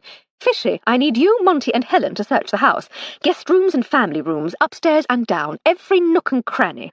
Lord Riddlethorpe seemed happy to allow her to take charge, and nodded his agreement. Spinney, please gather some reliable servants and search every inch of your domain. Attic rooms, cellars, private rooms, and offices. Leave no door unopened. The butler, too, nodded in acknowledgement. Harry, you and Jake stay here. If anyone finds anything, deal with it as you see fit, but report to Harry and Jake so that we know what's going on. And remember that we've not found her is important information too. And you, sis? Asked Harry. Armstrong and I will search the outbuildings. Are we clear? There were murmurs of assent. Fishy, said Lady Hardcastle. Do you have a pistol? No, said Lord Riddlethorpe. We just keep shotguns. No good, she said. Too imprecise. No matter, off you go then, and hurry. If I'm right, we have until 20 to 7 at the absolute latest. 20 to 7, said Mr. Waterford. Sunset. Lady Hardcastle and I left by the front door and hurried around the outside of the house. This whole ghastly business began in the coach-house, said Lady Hardcastle, as she strode towards the stable-yard. It would be gruesome, but fitting, if it were to end there, don't you think? I'm not at all sure what to think any more, my lady, I said. I'm still trying to come to terms with what's been going on. The answer's been right under our noses all along, but it still boggles my mind. I don't know about yours. My poor old mind is in a perpetual state of bogglement, dear. You know that well enough by now. Ah, look. The doors are shut. I'm not certain whether that's a good sign or bad. There's no way to tell from out here, I said. Shall I nip round the other side to cover the back door? Good thinking. Give the old signal when you're in place, and we'll go in together. Right you are, my lady. I might have to force my way in, but at least no one will get out while I'm kicking the door down. I trotted softly across the flagstones of the old stable-yard, past the Rolls-Royce, and then worked my way round to the back of the building. The rear door was closed, but I couldn't tell if it was locked. One of my less celebrated skills is the ability to imitate the call of the jackdaw. It's not the sort of thing one might do as a party piece, but it had served us well as a secret call over the years. No one thinks anything of the sound of such a common bird. Even China has a type of jackdaw whose call could only be distinguished by an experienced ornithologist. I readied myself for action and let loose the high-pitched jack-jack signal. Almost at once, I heard the sound of the coach-house doors opening. I turned the handle of the rear door, but found it locked. This was no time to worry about damaging Lord Riddlethorpe's property, though, so I took a step back and kicked at the door near the lock. Old wood is the burglar's friend, and the soft, damp wood of the frame around the lock was no match even for my tiny Welsh foot. The door burst open, and I rushed inside to find 3 motor cars and a disappointed widow. She's not bally well here, said Lady Hardcastle. So I see, I said. Where now? There's nothing for it. We'll have to search all the sheds and other outbuildings. This is going to take longer than I thought. I was so certain it would be the coach-house. And so we searched. We turned the potting sheds, the tool sheds, even the greenhouses upside down, but there was no sign of Mrs. Beddoes. After 3/4 of an hour, Lady Hardcastle was certain we had looked everywhere. "We'd better get back to the library and hope that the others have had more luck," she said. "It's already nearly 6 o'clock, and I fear we're running out of time." The others were already in the library, waiting anxiously for our return. "Well," said Mr. Waterford impatiently as we entered, "have you found her?" "No," said Lady Hardcastle. "I'm afraid we haven't. I take it you haven't either." "Not a trace," said Lord Riddlethorpe. "We've searched the house from top to bottom. Spinney has done the same in the servants' rooms. She's not in the house." "She's not in the coach-house, or any of the sheds or outbuildings either," said Lady Hardcastle. "We must have missed her," said Mr. Waterford. "She can't simply have vanished." "Was the roll still in the yard?" asked Harry. "It was," I said. "Then she's still on the estate somewhere. There's no other transport." "Is there anywhere we haven't looked, Fishy?" said Lady Hardcastle. "Any other outbuildings?" "Or barns?" said Miss Titmuss. "Didn't you used to have hay barns out on the other side of the estate?" "We did," said Lord Riddlethorpe, "but we had them torn down when we sold the last of the horses. No need to store food for the beasts any longer, so we got rid of them." "Then she's somewhere else on the estate," said Lady Lavinia. "Acres and acres of parkland, with your blessed racing track running through the middle of it. We'll never find her." The middle of it, I thought. There's something in the middle of it. "The rotunda," I said suddenly. "On that first day, my lord, when you were showing Lady Hardcastle the racing track, we had lunch by the lake, in the rotunda." "By George, you're right," said Lady Hardcastle. "Fishy?" "It's the only place we haven't looked," said Lord Riddlethorpe. "The rolls would be the quickest way to get us all there." Leaving a bewildered Mr. Spinney, a frustrated Harry, and an anxious Lady Lavinia to hold the fort, the rest of us raced back towards the stable-yard and the waiting Rolls-Royce.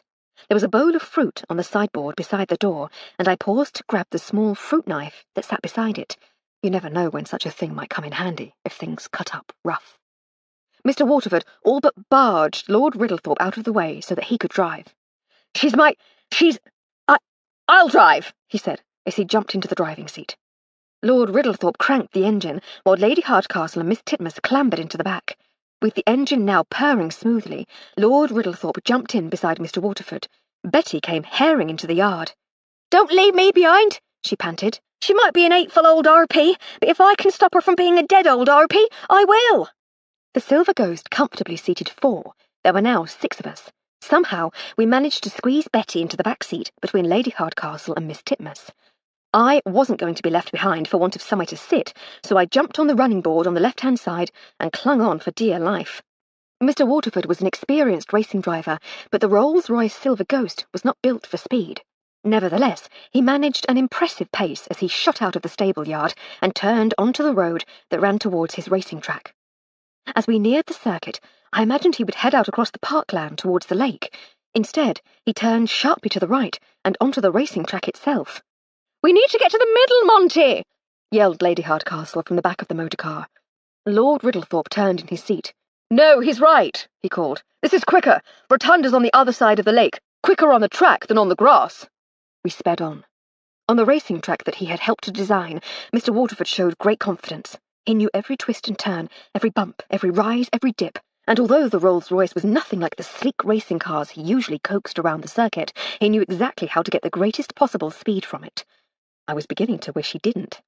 The first turn wasn't too bad. It was to the left and threw me into the motor car. The turn that followed was to the right, though, and pushed me outwards. It was only Lady Hardcastle's quick thinking and strong grip that prevented me from flying off into the grass beside the track. She held on to me from then onwards. Abruptly, Mr. Waterford turned left, off the track and onto the grass. I'd thought that speeding along the track was hairy, but this new, rough, uneven route across the park was an altogether new form of horrible. The Silver Ghost's suspension was designed for comfort, to smooth out the imperfections of the road, but out here, on the undulating grassland, it seemed to amplify the bumps, and, once again, it was only Lady Hardcastle's strength and our combined determination that kept me from ending up lying in a bruised and undignified heap while they sped off without me. At last, the rotunda came into view. Mr. Waterford's own desperation seemed to communicate itself to the Rolls-Royce, which managed to find an extra burst of speed to serve its anguished driver. The brakes squealed, the wheels locked, the motor car slid to a stop beside the rotunda, and we all piled out. There was a ragtag shambles of uncoordinated scrambling to get to the entrance to the rotunda. The wide double doors were thrown open, as they had been on that first day, But the sight that met us was very different. Where we had first seen a table set for a magnificent lunch, there was now a tall, wooden stool. Standing on the stool, a rope around her neck, her hands tied behind her back, was Mrs. Beddoes. Beside her, a shotgun in her hands, stood Mrs. McClelland. She raised the gun to her hip and pointed it towards the doors. "That'll do," she said. "You can see perfectly well from there." "Rebecca," said Lady Hardcastle, "you don't need to do this. Let her down." "Rebecca?" said Mr. Waterford. "Who's Rebecca? I thought Mrs. McClelland was called Muriel. She's Muriel Fishy, isn't she? You hide the blessed woman." "It is Rebecca, though, isn't it?" interrupted Lady Hardcastle. "Rebecca Birkinshaw." The amazing Lady Hardcastle and her famous detective skills. Brava! Took you long enough to work it out, though, didn't it, Emily? She stressed Lady Hardcastle's Christian name, pouring on as much discourtesy and disdain as she could muster. "What's she talking about?" said Mr. Waterford angrily. "What's going on?" "Oh, no," said Mrs. McClelland. "Poor Monty. Poor, confused, stupid Monty. Is your Popsy in peril? Tell him, Helen, or are you still too timid to stand up for yourself?" Mr. Waterford turned to Miss Titmuss. "What on earth is going on?" he said. "I think Emily's right," said Miss Titmuss. "I think this is Rebecca Birkinshaw." "So everyone keeps saying," said Mr. Waterford. "But who—" "Her big sister Katie was at school with us," she said. "She wasn't a happy girl." "She was a perfectly happy, wonderful girl, until you evil shrews made her life a misery," said Mrs. McClelland. Miss Titmuss pressed on. "She took her own life one evening at school," she said. "At sunset," said Mrs. McClelland. "Not long to wait now." She gestured with the shotgun. We all turned to see that the sun had almost reached the horizon. I tugged on Lady Hardcastle's sleeve, and she bent slightly towards me. "Keep everyone moving around a little," I murmured. "There are too many of us for her to keep track of everyone if we don't stand still." "Right-o," she said. "Watch for your signal. You'll know when to go," I said. She nodded. I stepped slowly to my right as Lady Hardcastle turned to mutter something to Lord Riddlethorpe. As I took another step, I could just about hear him whispering to Mr. Waterford. They both had the aggrieved look of men of action who have been asked to wait for someone else to take the lead, but they seemed to be complying for now. They shifted about, calmly, naturally. Another step took me to the very edge of the stone steps leading to the doorway as Betty crossed in front of Miss Titmuss. I could see that Lady Hardcastle had already reached the opposite side of the steps, so that the six of us were now spread out across Mrs. McClelland's entire field of view. She could still see us all, but she couldn't focus on all of us at once. As instructed, the other four continued to shuffle about while Lady Hardcastle began to speak again. "We know you blame Katie's friends for what happened, Rebecca, but this isn't the way to settle things." "It isn't," said Mrs. McClelland. "And how do you propose we settle it? How do you propose we settle the vile bullies who hounded my sister to death? They destroyed my father, too. Drink, gambling. He lost everything. Why do you think I came to be working as a governess? How did I end up here, cleaning up after this undeserving shower of titled non-entities?" "How did you end up here, Rebecca?" persisted Lady Hardcastle. "That oaf Kovacs suggested it." "You knew him, didn't you? He had a letter from Lord Riddlethorpe's father, the previous Earl. They met in Vienna, along with your father. The Earl was the one who introduced Victor to his lordship. You must have met him when you were a little girl on trips with your father. Did he become a family friend? Did he look out for you when things went wrong?" Mrs. McClelland laughed. "Only as far as it suited his own ambitions. He was sweet on my mother, mostly, but she wouldn't give him the time of day. Once he got over that, he looked out for me. Didn't want to actually help. No money. He wanted me to stand on my own feet. And then when he told me that Fishy was looking for a new housekeeper, he said I should come and work here. It would be more money for you, better prospects, a promotion, a grand family, too. And while you're there, you could perhaps keep me informed of his lordship's progress with his motor cars. The old fool. He didn't know about Lavinia, Helen and Ros, did he? He was an old fool who knew nothing. I came here. I did his sordid spying for him, but I had plans of my own. And they started to unravel when he saw a picture of the girls, said Lady Hardcastle. He knew Katie at once. He realised what you were up to. He tried to stop you. That's why you met in the coach house. Did you mean to kill him? I had to stop him. He was going to ruin everything. But it's over now, Rebecca. We can help you. There's no need to make things worse than they already are, she said.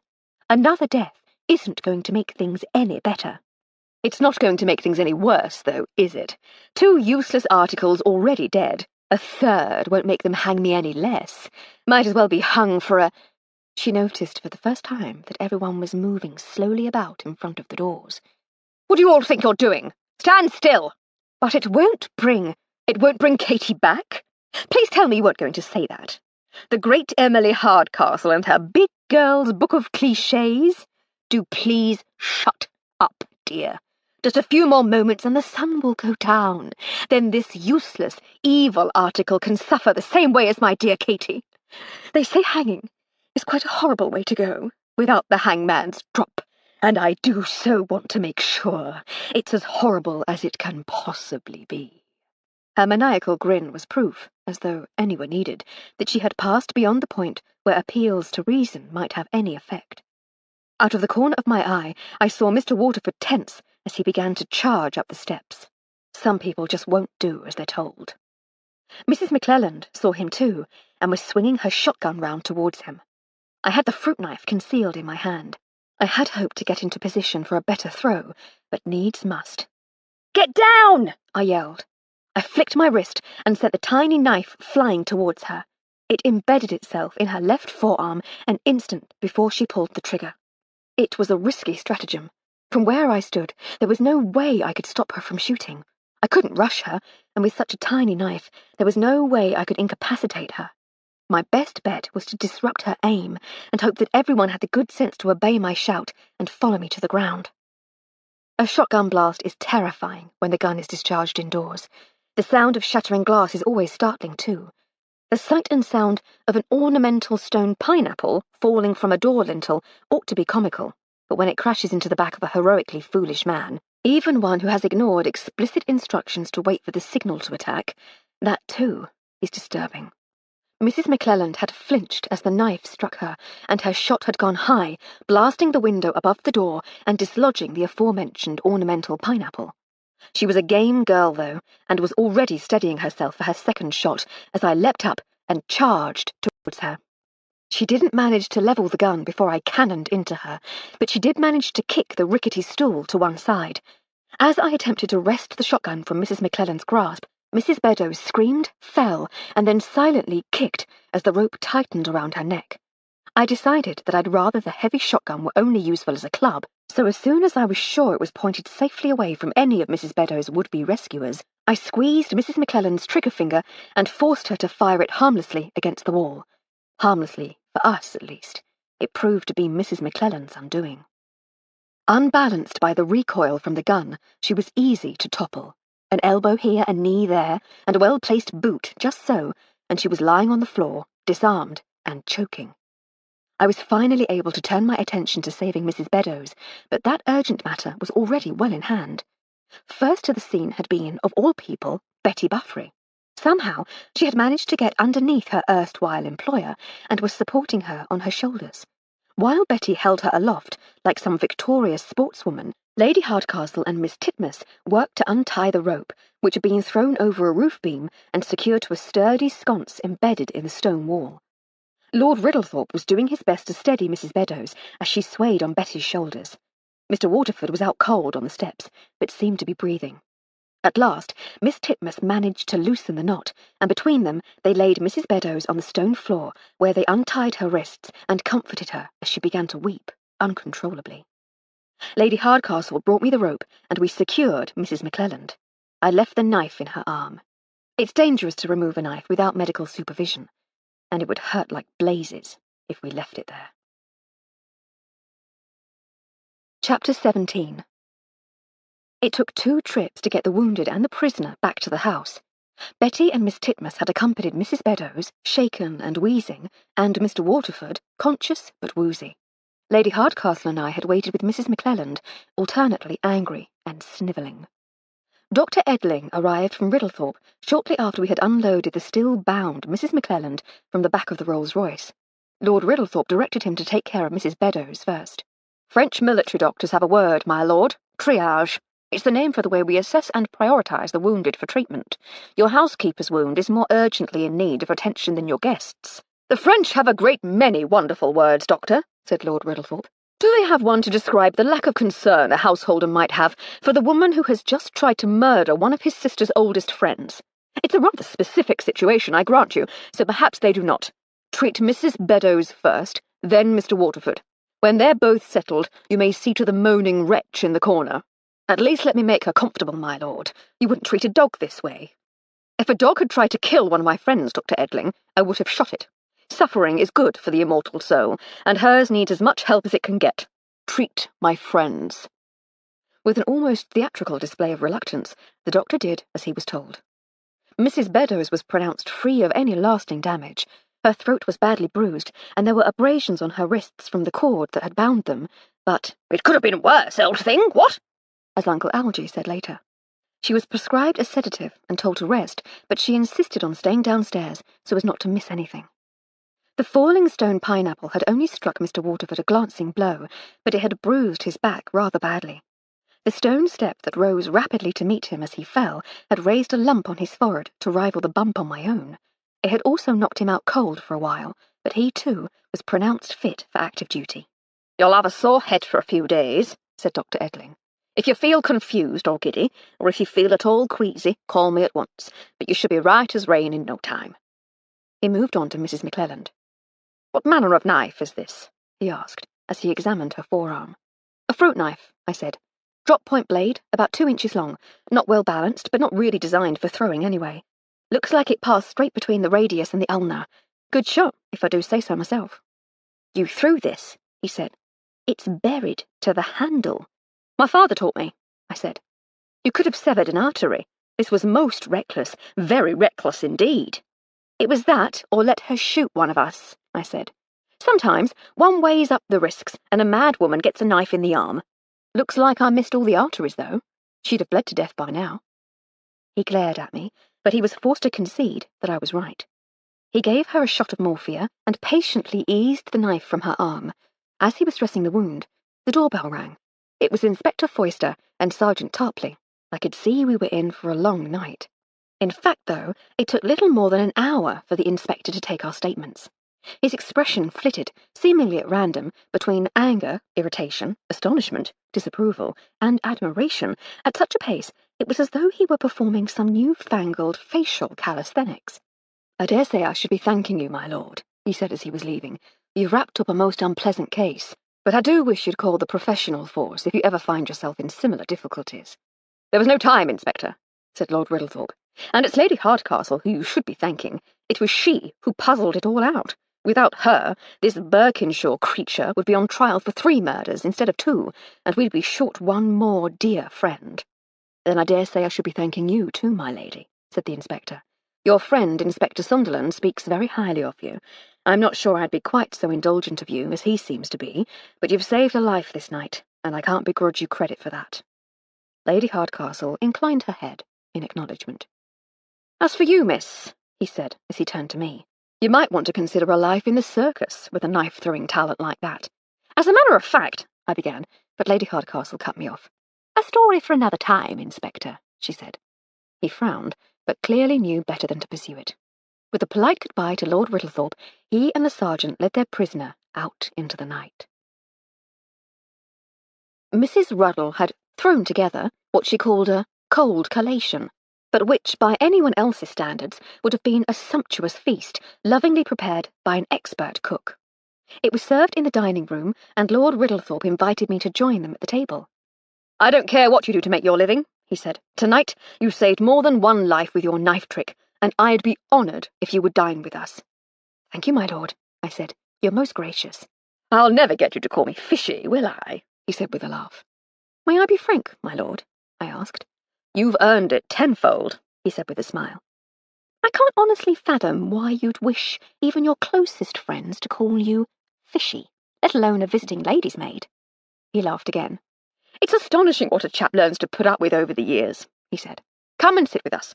I think you and your mistress might have to explain to us all exactly how you came to suspect Muriel. Rebecca, I should say. I thought she was quite the best housekeeper we'd ever had at Codrington. How wrong I was." Lady Hardcastle waited until the clattering and chattering that accompanied everyone helping themselves to dinner had subsided before she began to speak. "You know, Fishy," she said, "for the longest time I was convinced all this had something to do with your racing team. When poor Dawkins died and we discovered that the motor car had been tampered with, it seemed so obvious." "What on earth did you think was happening?" asked Mr. Waterford. "Why did you say nothing?" "Because, Monty dear, you were a suspect." "Me?" he said. His astonishment and outrage were muted by the need to avoid aggravating the pounding in his head. "Of course," she said. "If it had anything to do with commercial intrigue, you and Victor were the obvious suspects. And then Victor copped it."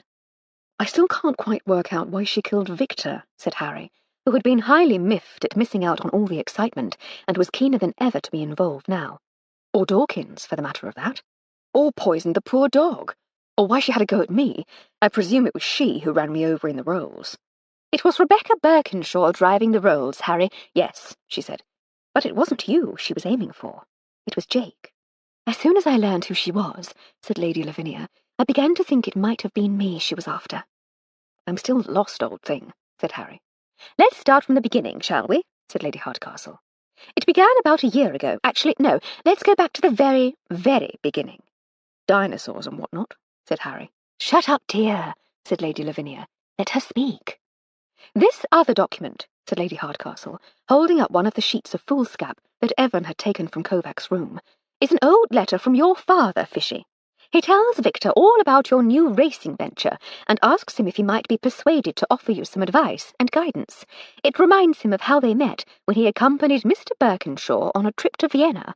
He flatters him about his engineering expertise." "Good heavens," said Lord Riddlethorpe. "I remember Victor getting in touch out of the blue. He wanted to hire me to work for his racing team. I told him I was flattered, but I wanted to make a go of it on my own. He seemed to accept it. But then his team started floundering a bit, and he got a little more persistent. Once I decided to launch the team with Monty, he offered to buy us out before we'd even started."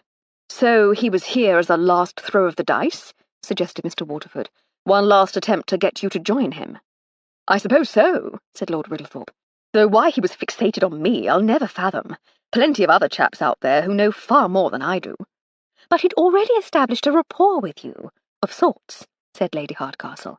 "He must have found it very difficult, as a foreigner, to make any headway with English motor racing folk." "I suppose so," said Lord Riddlethorpe. "But we're getting ahead of ourselves," said Lady Hardcastle. "We know from the letter that he knew the Birkinshaws before the tragedy. He knew the girls. Perhaps he had a youthful infatuation with Mrs. Birkinshaw. If we assume that her daughters inherited her looks, she must have been quite the head-turner. Whatever it was, he stayed in touch with the family and stepped in to help where he could. Rebecca was none too impressed with his efforts, but I doubt she would be impressed by anything very much. He kept a watchful, avuncular eye on Rebecca when the family fell on hard times. There was little he could do from Vienna, but he kept up to date, at least. When he found out that you were looking for a new housekeeper, Fishy, it was the answer to all his problems. He could have a spy in your household, and his friend's daughter could have a better job. That was about a year ago, I think you said, Fishy? Isn't that when you engaged Mrs. McClelland?" "About that," said Lord Riddlethorpe. "Answered an advertisement when our old housekeeper retired. She'd been working as a governess, but she had excellent references. Spinney spoke to her and recommended her to me. When I met her, I couldn't fault her. She seemed so competent and organised. It didn't hurt that she was younger than most housekeepers, and a damn sight more attractive. Just the sort of woman to shake the place up and bring us into the 20th century. But she had other motives for being here, although I suppose shaking things up was part of the plan. Working here in your household, she knew that sooner or later she'd get an opportunity to take her revenge." "But if she wanted revenge on the girls," persisted Harry, "why did she kill Dawkins?" "She didn't intend to at all," said Lady Hardcastle.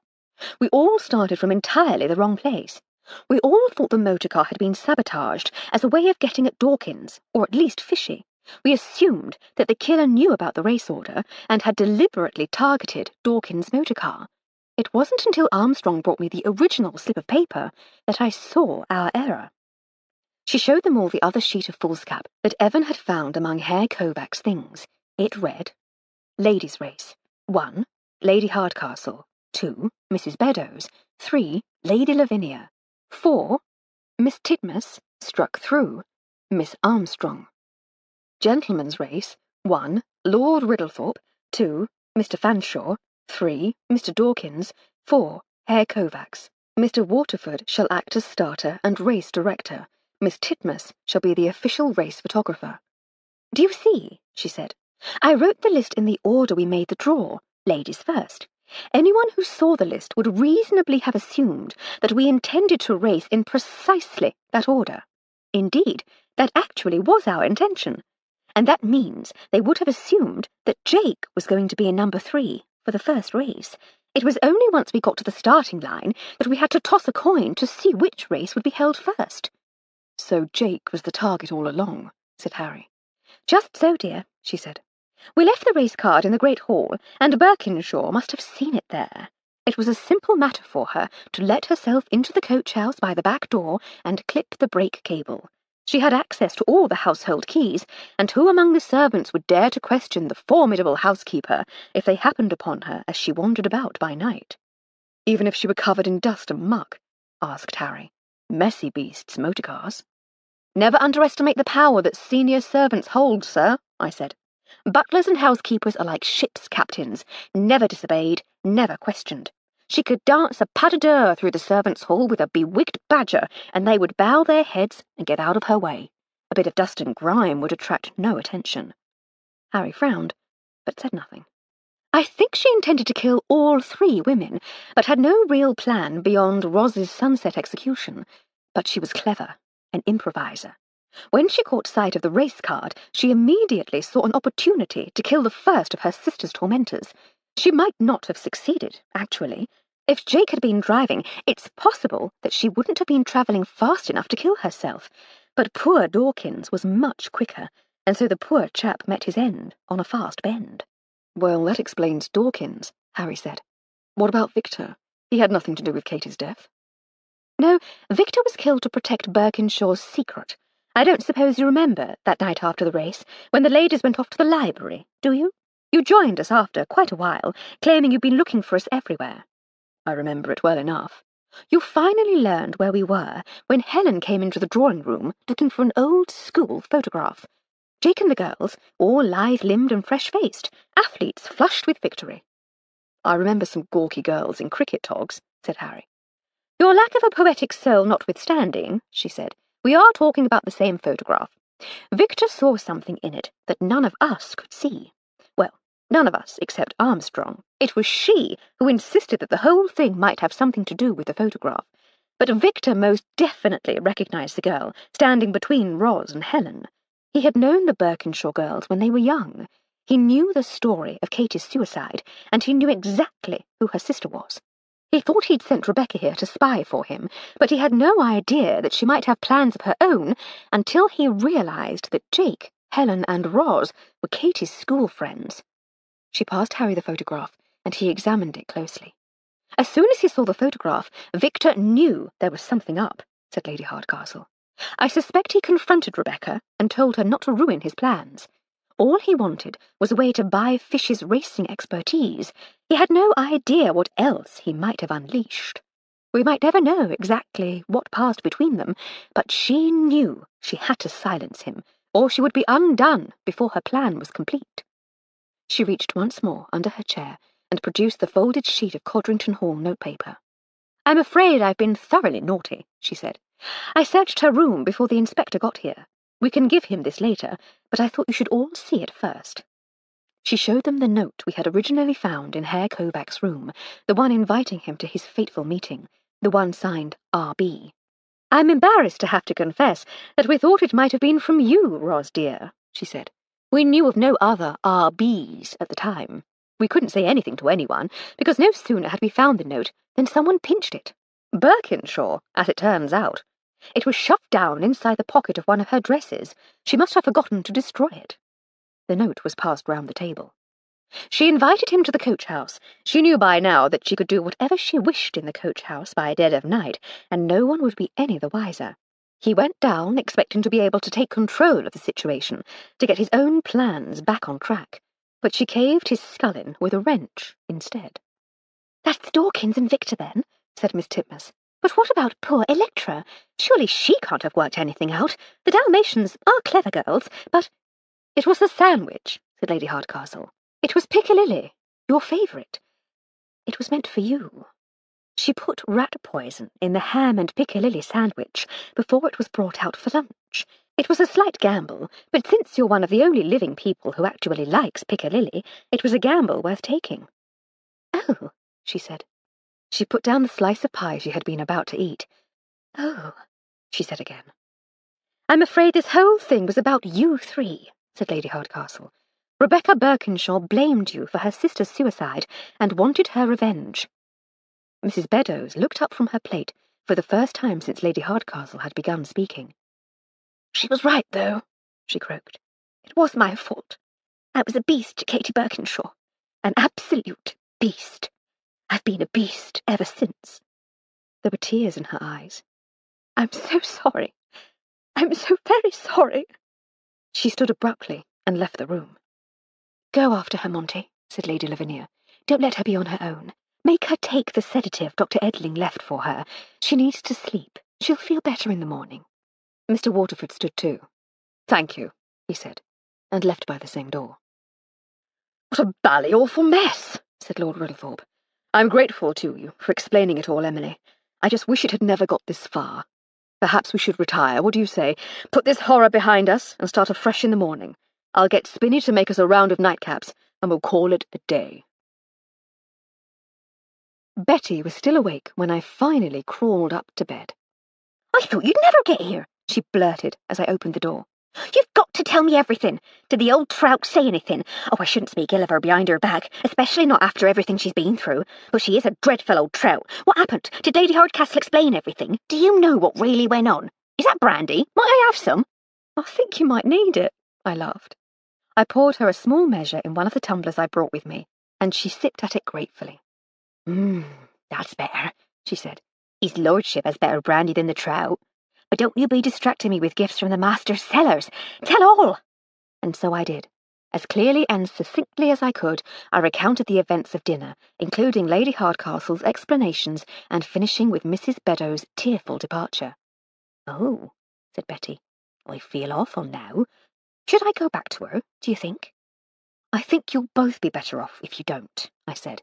"This might have softened her a little, but that bit in the Bible about leopards and their spots isn't just there to add a bit of exotic decoration. Deep down, she's a spiky sort, and she needs a spiky maid to stand up to her. You and Miss Titmuss couldn't be more suited as employer and servant if you'd been handmade for her by Edna Fitzwilliam's bespoke servant manufacturers of Bolton." "You do talk tosh, Flo," she said. "I do. It's part of my charm. Now, get to sleep, or we'll be no use to anyone tomorrow." After we had woken and dressed our respective charges, Betty and I persuaded Mr. Spinney to let us serve at breakfast. With the housekeeper arrested and the staff in uproar, he was keen to get everything back to normal as quickly as possible, and tried, at first, to object to having two visiting ladies' maids serving in the dining room. "I had no issue with it when you needed to be part of your mistress's investigation," he said. "Indeed, it was my own idea, as I recall. But in the end, it's not right at all. Ladies' maids don't serve at table. You must see how we're fixed now. With that woman gone, it's left me to take charge of the maids. With the mood they're all in, it's going to be hard enough to get them to do a hand's turn today as it is, without you two doing their work for them. I can't countenance it." "Might I make a suggestion, Mr. Spinney?" I said. "I'm all ears, Miss Armstrong, all ears." "Why don't you ask Mrs. Ruddle to take charge of the maids until you can engage a new housekeeper? Patty is more than capable of running the kitchen, as long as her mentor is nearby to lend a hand." "Well," he said slowly, "that would certainly seem to be a possible solution, provided everyone agrees." "Strong leadership, Mr. Spinney, that's all it takes. You tell them how wonderful they are, what a magnificent opportunity it is, how much his lordship needs them at this difficult time. All that old guff. They'll fall into line quickly enough." "You're right, of course," he said. "Splendid. And now that crisis is averted, what say Miss Buffrey and I take breakfast up one last time, and then sort of loiter within earshot so we don't miss out on anything. He sighed. Very well, he said. At least you'll be out of the way while I try to get everyone organised. We hurried to the kitchen to fetch the first trays before he thought better of it. Miss Titmuss and Lady Hardcastle were already in the dining room when we arrived, and had helped themselves to coffee from the great silver pot on the sideboard. "Ah, there you are," said Lady Hardcastle. "Why are you carrying food? Have all the staff done a bunk?" "We wanted to lurk in the company of our betters," I said, "such that we might try to lift ourselves above our humble origins by taking wisdom from their learned discourse." "And earwig on the gossip. That too, my lady," I said. "Sausage?"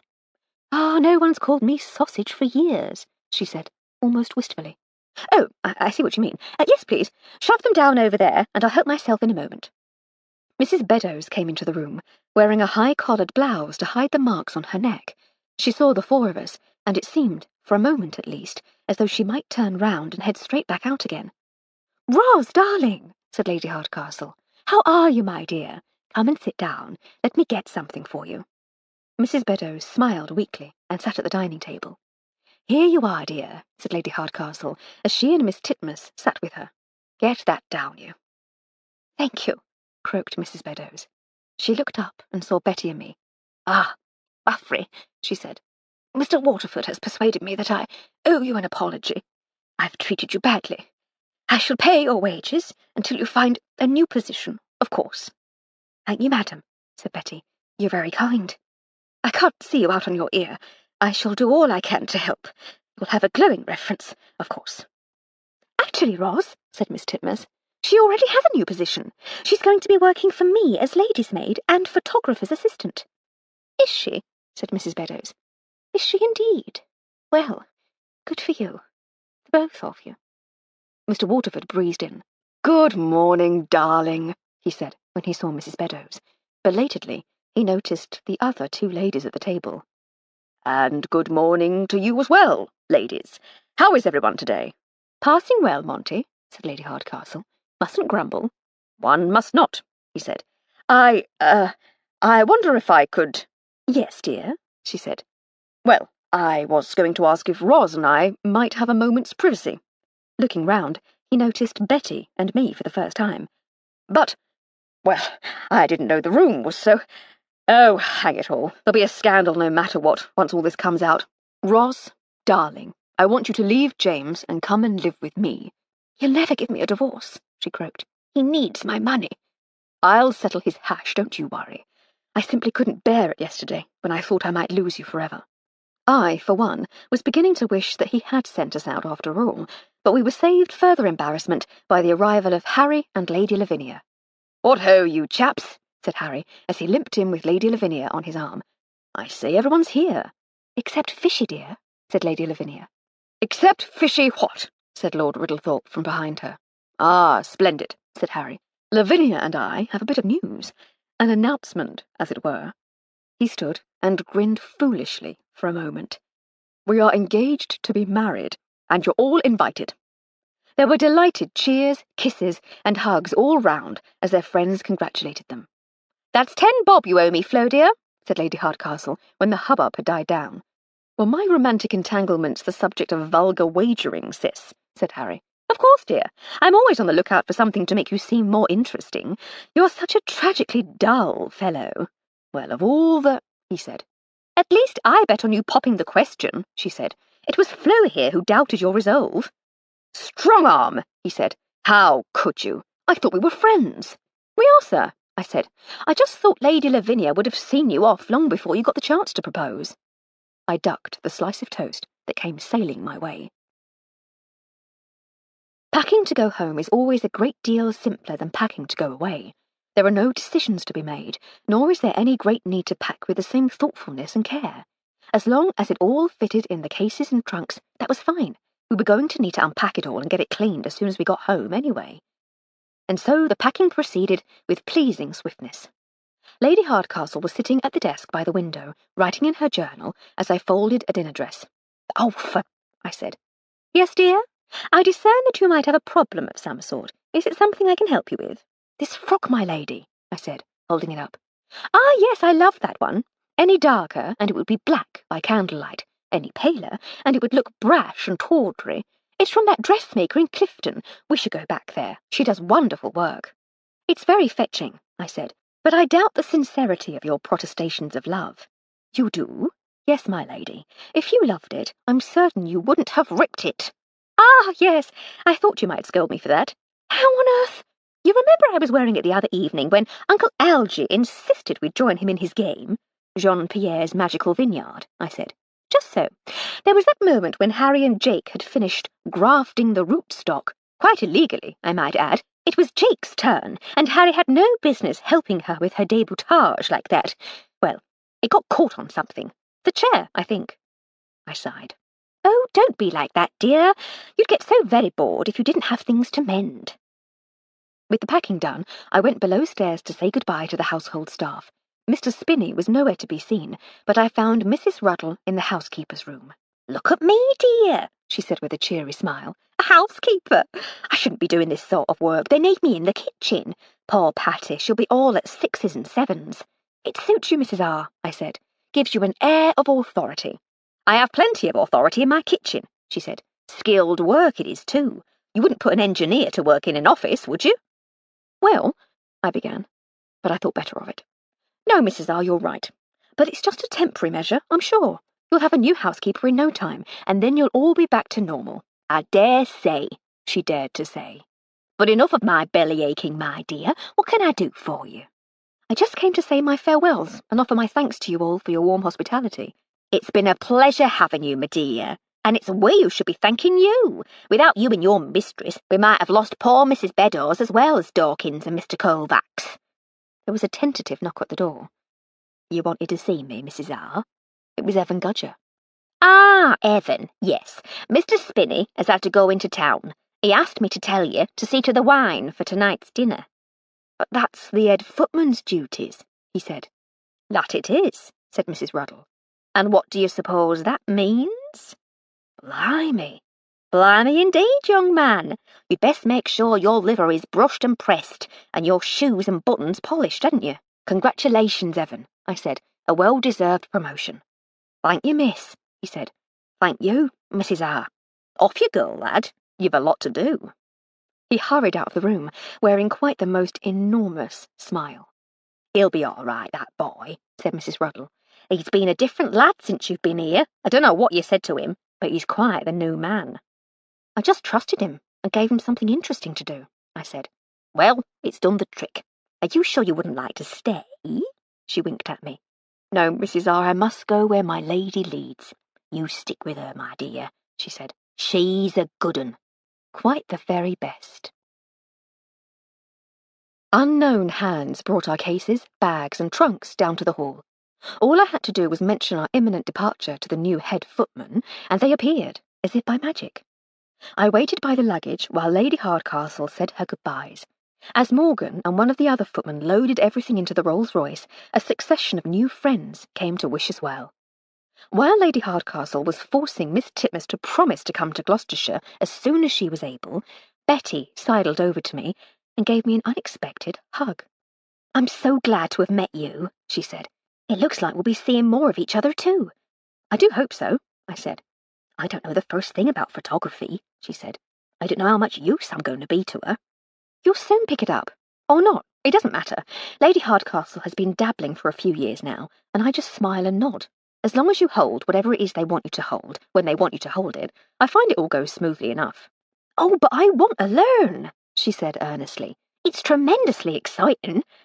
"Good for you, Betty Buffrey. I hope you have a wonderful time." "Thank you for saving the old trout," she said. "I still think she's quite the vilest woman ever to wear bloomers, but I'd not wish her dead." I laughed. "It's entirely my pleasure," I said. "I've not stuck anyone with a blade for simply ages. I was beginning to miss it." It was her turn to laugh. "Come along, Buffrey," said Miss Titmuss. "I think we should leave Lady Hardcastle to her goodbyes, and I want to show you the dark room." Mrs. Beddoes and Mr. Waterford appeared next. Mr. Waterford offered Lady Hardcastle his hand, which she shook warmly. "Thank you, Emily," he said. "And thank you too, Miss Armstrong. You got us out of jail, and you saved my Roz. I'll never be able to repay you, but if you ever need anything at all—" "We still haven't had a go in your wonderful racing cars," said Lady Hardcastle, "but I think we'll leave that for another time. I'll not forget, mind you. Any time you like, he said. Mrs. Beddoes said nothing. Instead, she took a step towards Lady Hardcastle and hugged her. This was not at all the same woman we had met a week before, but if that was surprising, it was as nothing compared with what followed. Having released Lady Hardcastle, she came over to me and offered me her hand. As we shook hands, she leaned in close so that no one else might hear as she murmured, "I owe you my life, Armstrong. Thank you." I had no idea how to respond, so I simply smiled and said nothing. She and Mr. Montague left hand in hand. "What did she say?" asked Lady Hardcastle. "Discretion forbids me from revealing details of a private remark, my lady," I said. "Something nice, though." "Well, I never," said Lady Hardcastle. "All it took was a mad woman with a noose to turn her into a decent human being. If only we'd known, I could have fashioned a noose at the beginning of our visit." Lord Riddlethorpe came out of the drawing-room with his sister and Harry. "Ah, Emily," he said. "We thought we could hear you out here. You're off?" "We are fishy," said Lady Hardcastle. "Thank you so much for your hospitality." "I'm not sure having half one's guests murdered by one's housekeeper features in any etiquette guide I've ever read," he said. "But it's gracious of you to pretend you had a good time." "No pretense required, Fishy dear. The company of new friends is all I need. I'm glad to have met you all." He smiled. "I've had a word with the coroner, and he's happy with your written statement, so you'll not be called upon at the inquest. And the local magistrate is a pal of mine. He's agreed not to call you for the committal. You'll be needed for the county court trial, of course, but the assizes aren't for a while yet. You must stay here when they call you." "Thank you, dear. I shall look forward to your company, if not the trial." "Cheerio then, sis," said Harry. "Safe travels and all that." "Goodbye, Harry, darling. Do promise to come and visit. You too, Jake, dear." "We'd love to," said Lady Lavinia. She was already a we. "And you too, Fishy, all of you. You must come down. We might have to put you up in our neighbour's house if you all come together, but it would be such fun to have you." We were saved from having to try to work out exactly how this might be arranged by the sound of a throat being quietly cleared at the front door. "Aha!" said Lord Riddlethorpe. "I believe Morgan's trying to tell us that the motor car is packed." "It is, my lord," said Morgan. "With the water board digging up the main road to Riddlethorpe, we'll have to take the long way round to the station." "Then you ought to leave at once," said Lord Riddlethorpe. "Goodbye, Emily. Goodbye, Miss Armstrong. Until we meet again." Chapter 18. There was a slight delay at Birmingham. A signalman slipped on some wet leaves on his way to the signal box and spilled tea on himself. He was scalded quite badly, leaving the main line to Bristol without proper signals for an hour, until his assistant could be roused and sent to work in his place. It gave us the opportunity to eat lunch in town, though, and we resolved to visit the city more often. Back in Littleton Cotterell, not much had changed. The same dog-cart that had first brought us to the house the previous year was waiting for fares at Chipping Bevington Station. The same driver was as helpfully obliging and as quietly uncommunicative as he had been the first time we saw him. He carried the bags into the hall and was rewarded with Lady Hardcastle's usual generous tip. "I do like going away," said Lady Hardcastle, as we closed the front door and took off our hats. "But I think I like coming home slightly more. Did you warn Edna and Miss Jones that we would be back today?" "I wired them from the station at Leicester," I said, "while we were chatting to that lady about her dachshund." "He was an adorable little fellow," she said, "and so well behaved." "So I gather. More importantly, he gave me an opportunity to let Edna know our plans. I don't know what I'd do without you."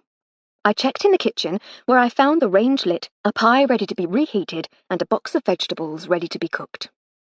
"Miss Jones has left everything we need for dinner," I called. "Splendid," said Lady Hardcastle from the hall. "Did she leave any tea?" "I'll put the kettle on."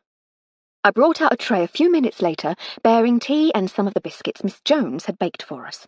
Lady Hardcastle was still checking through the post. "I'm not sure I fancy unpacking tonight," she said, indicating the jumble of trunks and cases. "Do I have something to sleep in?" "I should think we can find you a nightdress in the wardrobe, among the many dozens of nightdresses you seem to own," I said. "Then we shall leave the unpacking for tomorrow. Get the pie on, and we'll have an early supper, a glass or two of wine, and a bit of piano before an early night." Edna helped me to drag the luggage upstairs the next morning. "If I'd thought about it, I could have told our Dan to come and help with these," she said, as we hauled the largest trunk up to the main bedroom. You don't mind helping me out if you ever needs any fetching and carrying done. Not to worry, I said. We seem to be managing. Just about. True, she said, but it never hurts to keep him busy. Did you have a nice time? Not bad. 1 or 2 minor mishaps, but it was an interesting break. We set off back downstairs for the last bags. How did you like the racing cars? She said. Sadly, that was one of the mishaps. We didn't get to drive them in the end. Oh, I'm sorry to hear that, she said. Perhaps his lordship will invite you some other time. I do hope so. Oh, blast! The telephone had begun to ring. You answer the telephone, my lover, said Edna, and I'll take these last uns up. I picked up the earpiece from its cradle. Hello, I said loudly and clearly. Chipping Bevington, 2-3. Hello, said a strident female voice. Hello, is that you, Emily? Hello? Good morning, Lady Farley Stroud, I said. Hold on 1 moment, and I'll fetch Lady Hardcastle for you. Ah, Armstrong, she said. It's you. Would you get Lady Hardcastle for me, please? Of course, my lady, I said, and I put the earpiece down on the table. I found Lady Hardcastle in the study. I heard, she said. I'm on my way. I went upstairs and began unpacking. An hour later, I'd put away everything that could be put away and had presented Edna with a large pile of laundry.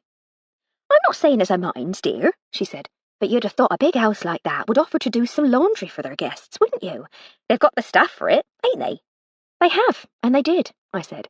This is just the stuff that we couldn't get done before we left. It's only a couple of days' worth.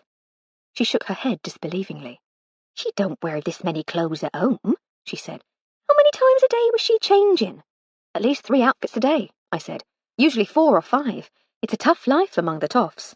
She laughed. We don't know the half of it, do we? The worst we has to think about is working our fingers to the bone from dawn till dusk. We should think ourselves lucky we only has 1 dress each to worry about. I decided it would sour the mood to mention that she only worked half days, and that I'd often seen her out in a variety of rather nice dresses. Instead, I chuckled politely and went to see if Lady Hardcastle needed anything. Ah, Flo, there you are, she said, when I finally tracked her down in her studio in the orangery. I was thinking of coming to find you. Do you have any plans for this evening? I was thinking of collapsing in the drawing room with some of your best brandy and an improving book, I said. Then you shall have to send your apologies to the decanter and the bookshelves, she said. Tonight we dine with the Farley Strouds. Both of us again? Both of us. Gertrude has learned of our return and is keen to hear our tales. News travels as fast as ever. I suspect it was your telegram to Edna that alerted the entire village. As for our having tales to tell, it seems we made the newspapers. It was only a matter of time, I said. I know Lord Riddlethorpe was keen to minimise the scandal, but he was never going to keep the press away from a story like that. Well, quite. And in return for supper and a raid on their wine cellar, Gertrude expects a first-hand account. Will Sir Hector also want a solution to his go-kart mystery? What are you going to tell him? Oh, that, she said. I've had the solution to that since Thursday. Simple, really, and yet ingenious and fascinating at the same time. You're not going to tell me, are you? Of course not, dear. You heard the answer as clearly as I did. You'll just have to wait until dinner. They'll never find your body, I said. You'll just disappear one day. Where's Lady Hardcastle, they'll say. I have no idea, I'll say. She didn't even leave a note, but she always was a little peculiar. Yes, they'll say, a very odd fish. Still, good luck. Let us know if she contacts you, won't you? And that will be that. You're quite frightening sometimes, dear. Is there any coffee? There was something comforting about the unfashionable shabbiness of the Farley Strouds' home after the classic elegance of Codrington Hall. Where Lord Riddlethorpe's furniture had been in the family for generations, Sir Hector and Lady Farley Stroud had to furnish their home from scratch when they returned unexpectedly from India. They had a few family pieces, but most had been purchased brand new 30 years ago. Where Lord Riddlethorpe's furniture was old, the Farley Strouds' was merely old-fashioned. Some items would be rare and valuable antiques in 100 years, but for now they were just out of date. And I liked it like that. Theirs was a home, not a museum with bedrooms. Bring your drinks through to the dining room, said Sir Hector, when Jenkins announced that dinner was served. Pretty certain it would make a sommelier faint, but I always find that gin goes with everything, what? We entered the dining room. Mrs. Brown had done herself proud again, and the meal was wonderful. Jenkins had done well with his wine choices too, and my gin and tonic was forgotten as I indulged my palate with the clever combinations of food and wine through 5 delicious courses. With less than her customary level of embellishment, Lady Hardcastle recounted the events of the past week. With less than their customary level of interruption, Sir Hector and Lady Farley Stroud hung upon her every word. I say, said Lady Farley Stroud when the tale was done, Emily, you two live a far more exciting life than we, and how lucky your friends are that you were there. It doesn't do to think of what that dreadful woman might have done if you hadn't been there to stop her. That's why we never have attractive young women working at the Grange, dear. They'd never be able to resist Hector. Trouble waiting to happen. I declined to mention Dora, the extremely attractive young housemaid. Sir Hector's look of bewildered pride that anyone might find him a temptation was a treat. Very wise, said Lady Hardcastle. And how has everything been here while we've been away? How's your cart coming along, Hector? Slow going, my dear, said Sir Hector. Trying my damnedest to keep it secret from Jimmy. Makes it hard to get anything done. Poor Bert is trying to work in secret, but without knowing how Jim is cheating, we can't take too many chances. I think I can help you there, said Lady Hardcastle. You can? I thought you'd been far too busy to catch murderers to give any thought to my little problems. I can indeed. I think you said that Jimmy races pigeons. He does, yes. Got a few little beauties, champions, races them all over the country. And what exactly does a pigeon race entail? You take all the birds off to a spot miles from home, and the first bird to get back to its owner is the winner. Simple enough. Damn clever birds, pigeons. They are, said Lady Hardcastle. They have an uncanny knack for flying home. No one knows how they do it. Quite so, he said.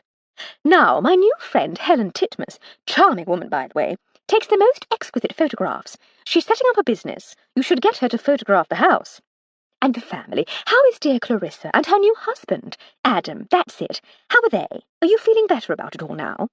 It was a bit sudden, wasn't it? Said Lady Farley Stroud. Especially after the business with the Seddon boy. But they do seem happy. And she's expecting their first child in February. Telephoned the other day. I say, said Lady Hardcastle, what wonderful news! Congratulations, Grandmamma.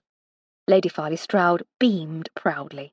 Sir Hector's pleasure was slightly dimmed by his frustration at having his explanation interrupted. Knows a lot about pigeons, then, this Helen Titmouse of yours, he said.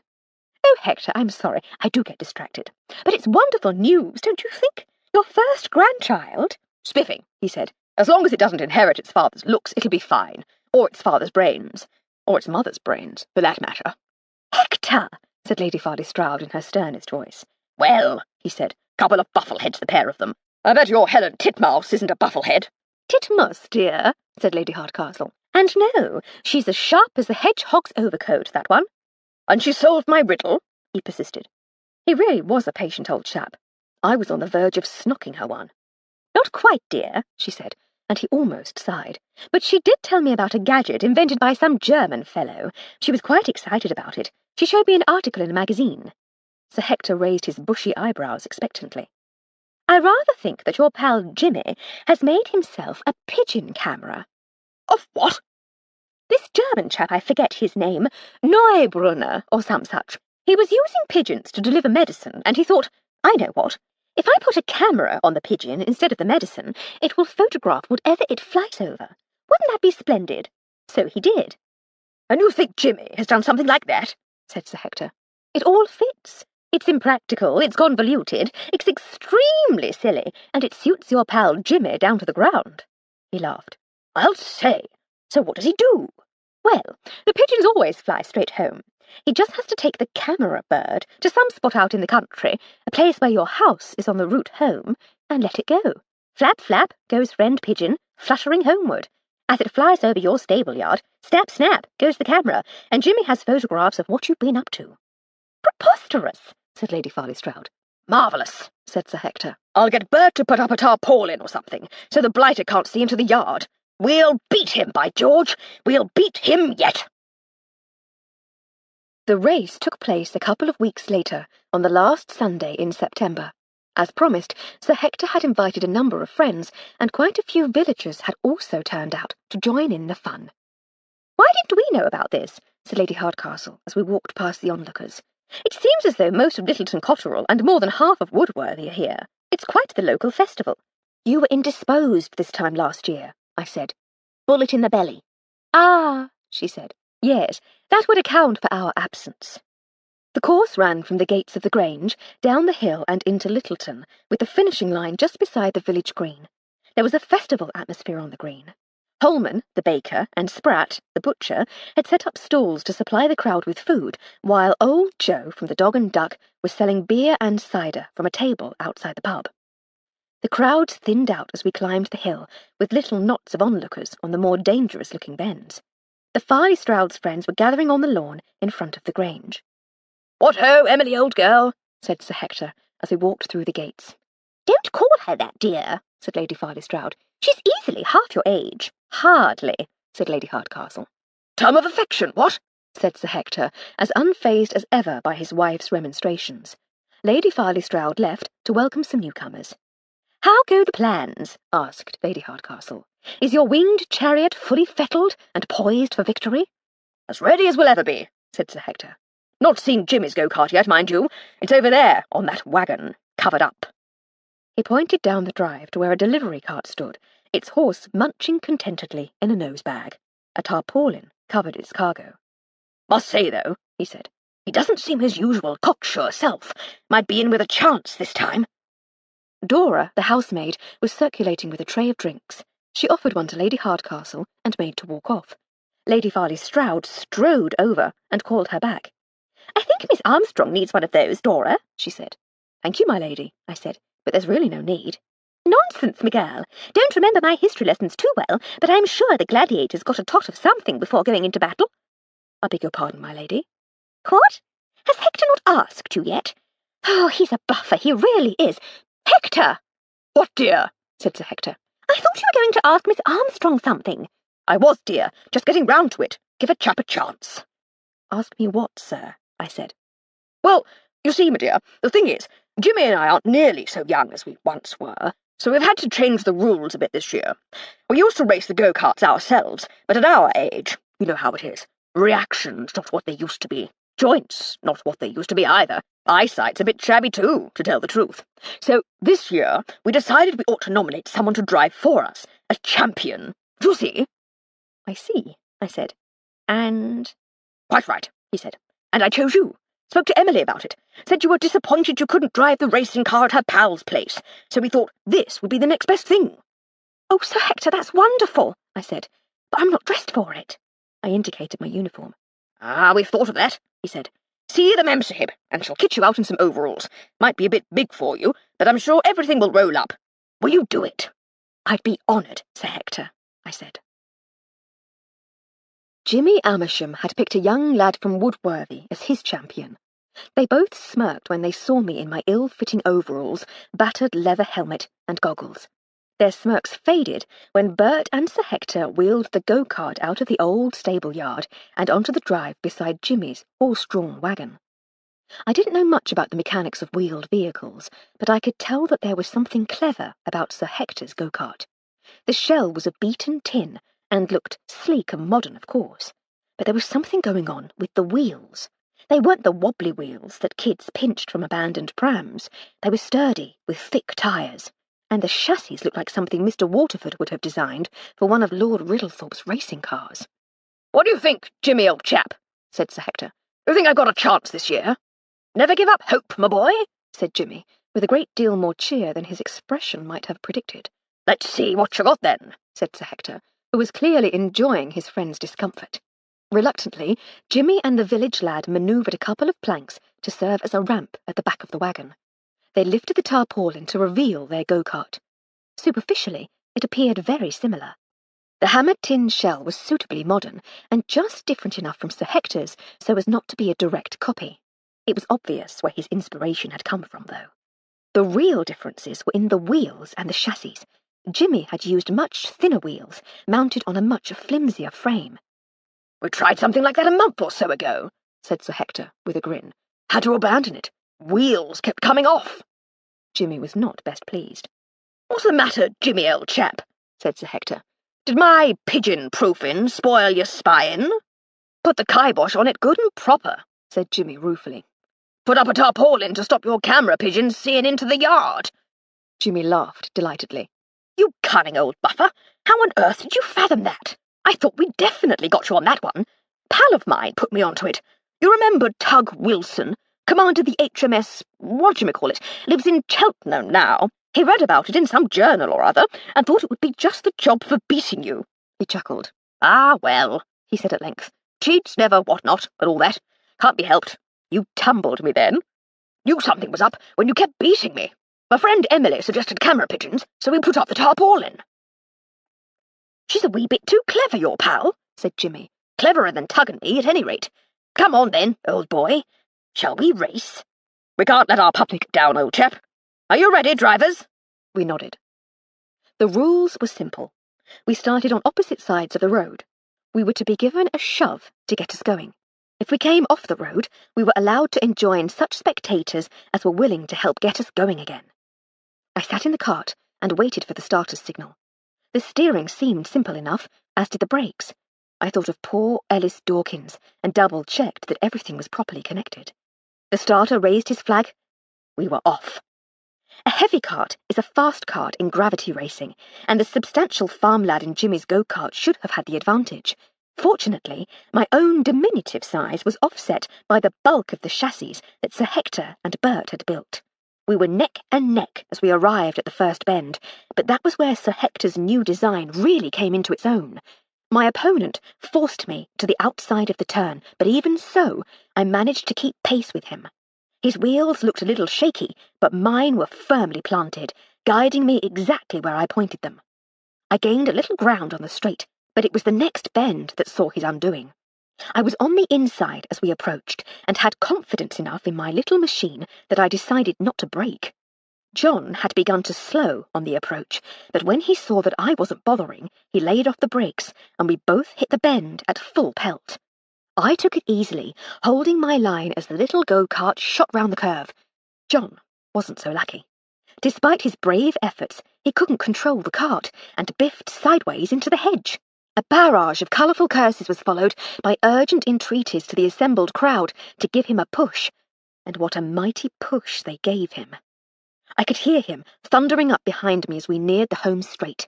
One last little bend, and we'd be home. But he was gaining. The push had really given him an extra burst of speed, and as I glanced over my shoulder, I could see his front wheel drawing level with my back wheel. As we came to the last bend, he had one last trick to try. He was on the inside again, and as I turned in, he kept going straight ahead. I clipped his wheel, but he carried on. He was trying to push me off the road. But then I learned why Lord Riddlethorpe needed Mr. Waterford. Engineering was everything in motor racing, and it turned out to be rather important in go-kart racing too. Jimmy Amersham's flimsy front-wheel design was no match for Sir Hector's machine, and John's attempt to push me aside was thwarted when the mounting gave way and the wheel bounced off down the road on its own. I pulled ahead again as John tried to nurse the three-wheeled go-kart on towards the finishing line. The cheers as I crossed the line were equal to anything I might have heard at Brooklands, and certainly more than I'd have got at Codrington Hall. I'd won a race at last.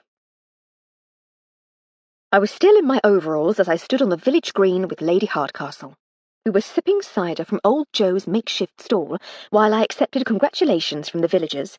No one had told us that there was as much rivalry between Littleton and Woodworthy in the event as there was between Sir Hector and Jimmy. The pride of the village had been resting on my shoulders, it seemed. "Well done, Armstrong," said Lady Farley Stroud heartily. "Knew you could do it." "Thank you, my lady." "Means a lot to Sir Hector. Done him proud." "I'm glad I could help," I said. "Any time you need a racing driver, I'm at your service." "Might hold you to that, my girl," she said, "but not till next year. Poor old Bert needs a rest from all the work Hector's been making him do on that blessed go-kart." "They both did a marvellous job," said Lady Hardcastle. "Perhaps it's time for you to indulge one of your own interests now, though, eh?" "Already in hand, my dear," said Lady Farley Stroud. "And you're an essential part of it." "I am? How splendid." "You are," said the older lady. "I've managed to get one of those travelling picture shows to come to the village in a few weeks. We'd like to see some of your work. You can show off your moving pictures to a real promoter. It could be your big break." "Gosh," said Lady Hardcastle, "I'll have to see if I can get anything finished in time." "That's the spirit," said Lady Farley Stroud. "Now come along, you two. I think there's some sort of prize ceremony over by the church." Sir Hector beamed with pride as Reverend Bland handed me the tiny trophy that the two old friends competed for every year. "You earned that, my dear," he said, as he shook me by the hand. "Think we might have to retire that little trophy and let you keep it. Couldn't have won it without you." "Thank you, Sir Hector," I said. "But this doesn't mean the end of the go-kart racing, I hope."